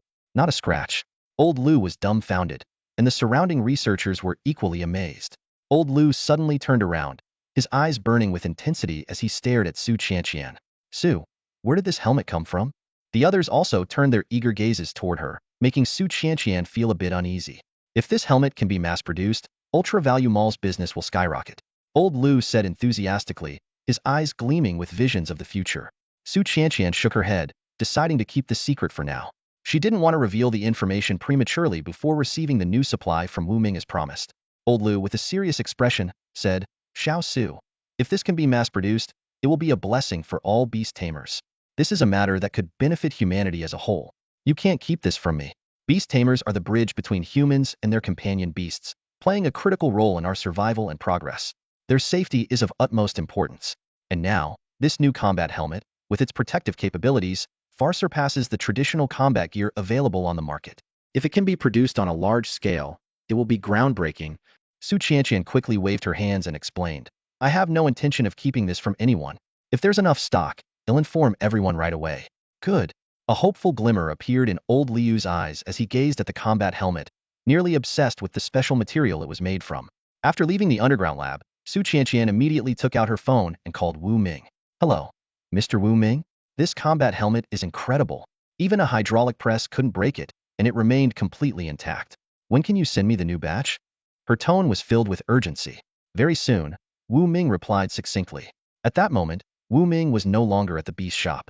He stood on a nearby street, his gaze fixed on the corpses of several ferocious tiger-like beasts lying on the ground. These were the beasts his combat team had taken down earlier. Due to time constraints, they hadn't dealt with the carcasses and had left them there. Surprisingly, the bodies remained untouched, as the local townsfolk didn't dare approach. It's Beast Tamer Wu Ming. He's our hero. The neighbors began gathering around Wu Ming, some curiously eyeing Xiaobo Wang, the tiger-headed little beast, eager to snap a photo with it. Wu Ming pointed to the tiger beast corpses on the ground and asked the neighbors, no one's claiming these, right? No, we wouldn't dare touch such things, the neighbors replied, shaking their heads. A faint smile appeared on Wu Ming's lips. All right, then I'll take them. Xiaobo Wang, haul them away. Woof woof woof. Xiaobo Wang barked excitedly. Before the gathered onlookers, it transformed into a three-headed dog wreathed in flames. Grabbing the tiger beast carcasses in its jaws, it began dragging them toward Nanwen Street. Half an hour later, on Nanwen Street, Wu Ming stood over the tiger beast corpses, visibly pleased.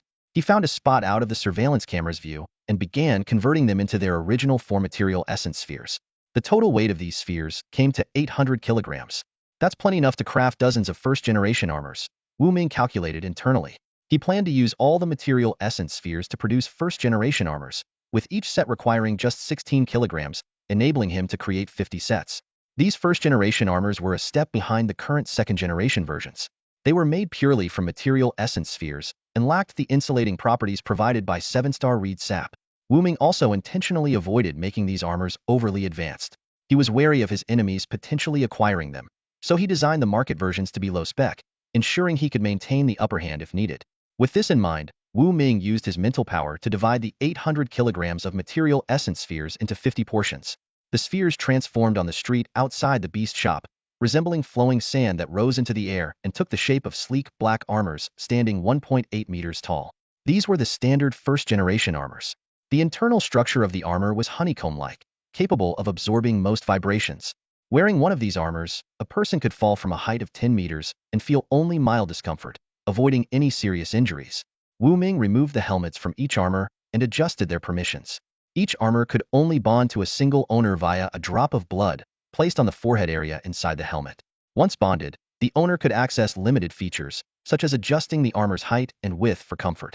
However, advanced features like morphing the armor into various shapes or compressing it into a wearable bracelet were not yet available. Each armor's waist came equipped with a dagger forged from material essence, spheres exceptionally sharp and durable. Finally done. Wu Ming completed the permission transfers for all 50 sets of first-generation armor, and then called Su Qianqian. What? The armors are ready for sale already? Su Qianqian's surprised voice came through the phone. Wait, you're saying I need to bring a truck because there are so many? All right, I'll arrange it right away. She hung up the phone. Half an hour later, roaring sports car pulled up in front of the beast shop. Su Qianqian stepped out, and upon seeing the 50 black armors lined up neatly outside the shop, her sunglasses fell off in shock. This many, she exclaimed, covering her mouth with her hand. Squawk. A fiery sparrow flew out of the car and perched atop one of the armors, curiously inspecting it. Wu Ming pointed to the 10 armors closest to the street. There are 50 sets in total. You can take these 10 first. If the sales and market feedback are good, the remaining 40 can be handed over to your super value mall for distribution. He wasn't worried about the armors being stolen. Except for the 10 intended for Su Qianqian, the rest were anchored to the ground with 10-meter-long threads extending underground, making them impossible to remove without heavy machinery. A light truck rolled into Nanwen Street, and under Su Qianqian's direction, a few staff members eagerly loaded the 10 armors onto the truck. I've sent you the user manual via text, Wu Ming said, waving his phone. Got it, Su Qianqian replied. Focused on the sales ahead, she waved goodbye to Wu Ming before driving her sports car to lead the truck toward the Super Value Mall. Half an hour later, in the VIP hall on the top floor of the Super Value Mall, hundreds of customers sat in their seats, their eyes fixed on the black first-generation armor beside Su Qianqian. They whispered among themselves, speculating about its features. Setting her phone aside, Su Qianqian, having thoroughly studied the manual Wu Ming provided, was confident in her understanding of the armor's functionality. Ladies and gentlemen, please remain calm. Now, allow me to introduce you to the remarkable features of this brand-new combat armor. As she spoke, the room fell silent. Many attendees had seen old Liu's promotional video and were intrigued by the armor crafted from special materials. Whether they were beast tamers, trainers, or wealthy merchants, they all yearned to own such a protective masterpiece. Su Qianqian put her phone away and carefully removed the helmet of the first-generation armor. Taking a deep breath, she placed the helmet on her own head. A small, sharp spike at the center of her forehead lightly pierced her skin. A drop of blood was absorbed, and in an instant, the armor recognized her as its owner. Suddenly, Su Qianqian felt a strange connection. She realized that with just a thought, she could fine-tune the armor. It was like being immersed in a fully immersive virtual game, and the sensation thrilled her. She quickly retracted the spike and donned the rest of the armor. At first, the surrounding customers looked on with puzzled expressions. The oversized armor looked almost comical on the petite Su Qianqian. But in the blink of an eye, the armor began to adjust itself. It shrank and expanded, perfectly conforming to her body, accentuating her graceful figure. Smiling, Su Qianqian addressed the customers. This armor is equipped with an advanced mind wave adjustment technology. It automatically adapts to the wearer's physique, ensuring both comfort and practicality. As soon as she finished speaking, the room buzzed with excitement. The customers began discussing among themselves. Some marveled at how this technology rivaled the capabilities of expensive nanograde combat suits, while others eagerly inquired about the price. Remaining calm, Su Qianqian continued her demonstration. She walked, jumped, and moved fluidly around the hall, her actions as agile as ever. Then, with just a thought, the surface of the armor sprouted an array of sharp spikes. In addition to the features I mentioned earlier, this armor also has counterattack capabilities, she explained, further igniting the crowd's enthusiasm. After concluding her demonstration, Su Qianqian returned to the stage and announced, "We have 9 more sets of black armor available. The auction starts now, with a starting bid of 300,000 pet beast coins." The crowd erupted into animated discussions. Some thought the price was steep, while others believed it was a bargain compared to nanograde armor. Before long, the first set sold for 500,000. The auction lasted less than 15 minutes, and all 9 sets were sold, fetching a total of over 6 million pet beast coins. Su Qianqian glanced at the sales report, a faint smile curling her lips as she celebrated inwardly. The lucky buyers eagerly began bonding with and adjusting their new armor. One customer, overjoyed, accidentally shattered a marble table with a single punch, only to be informed they owed 800,000 in damages, sparking a round of laughter. After announcing the end of the auction, Su Qianqian left the stage, still wearing the armor. She quickly hopped into her powerful bull runner car and sped away, leaving curious onlookers in her wake. She was eager to report the good news to Wu Ming. Before long, the news of the ultra-affordable mall's new product, the black armor, spread across Jialan City, causing a sensation. At the pet beast shop, Wu Ming was browsing forum discussions about the black armor. Satisfied with the feedback, he turned to Su Qianqian and said, "Your marketing strategy was a success. I'll leave the remaining 40 sets of black armor in your hands to sell." Hearing this, Su Qianqian excitedly threw herself into Wu Ming's arms. Wu Ming held her close, his gaze lingering on the sleek armor she was wearing. With a meaningful smile, he said, "Actually, the black armor's true potential goes far beyond this." Su Qianqian's bright eyes sparkled with curiosity. "Really?" she asked eagerly. "That's all for today. Thank you so much for watching. I hope you guys enjoyed. If you wish to have another part of this recap, please give us at least 1,000 likes. Please don't forget to comment and subscribe to our channel for more content like this. Until next time.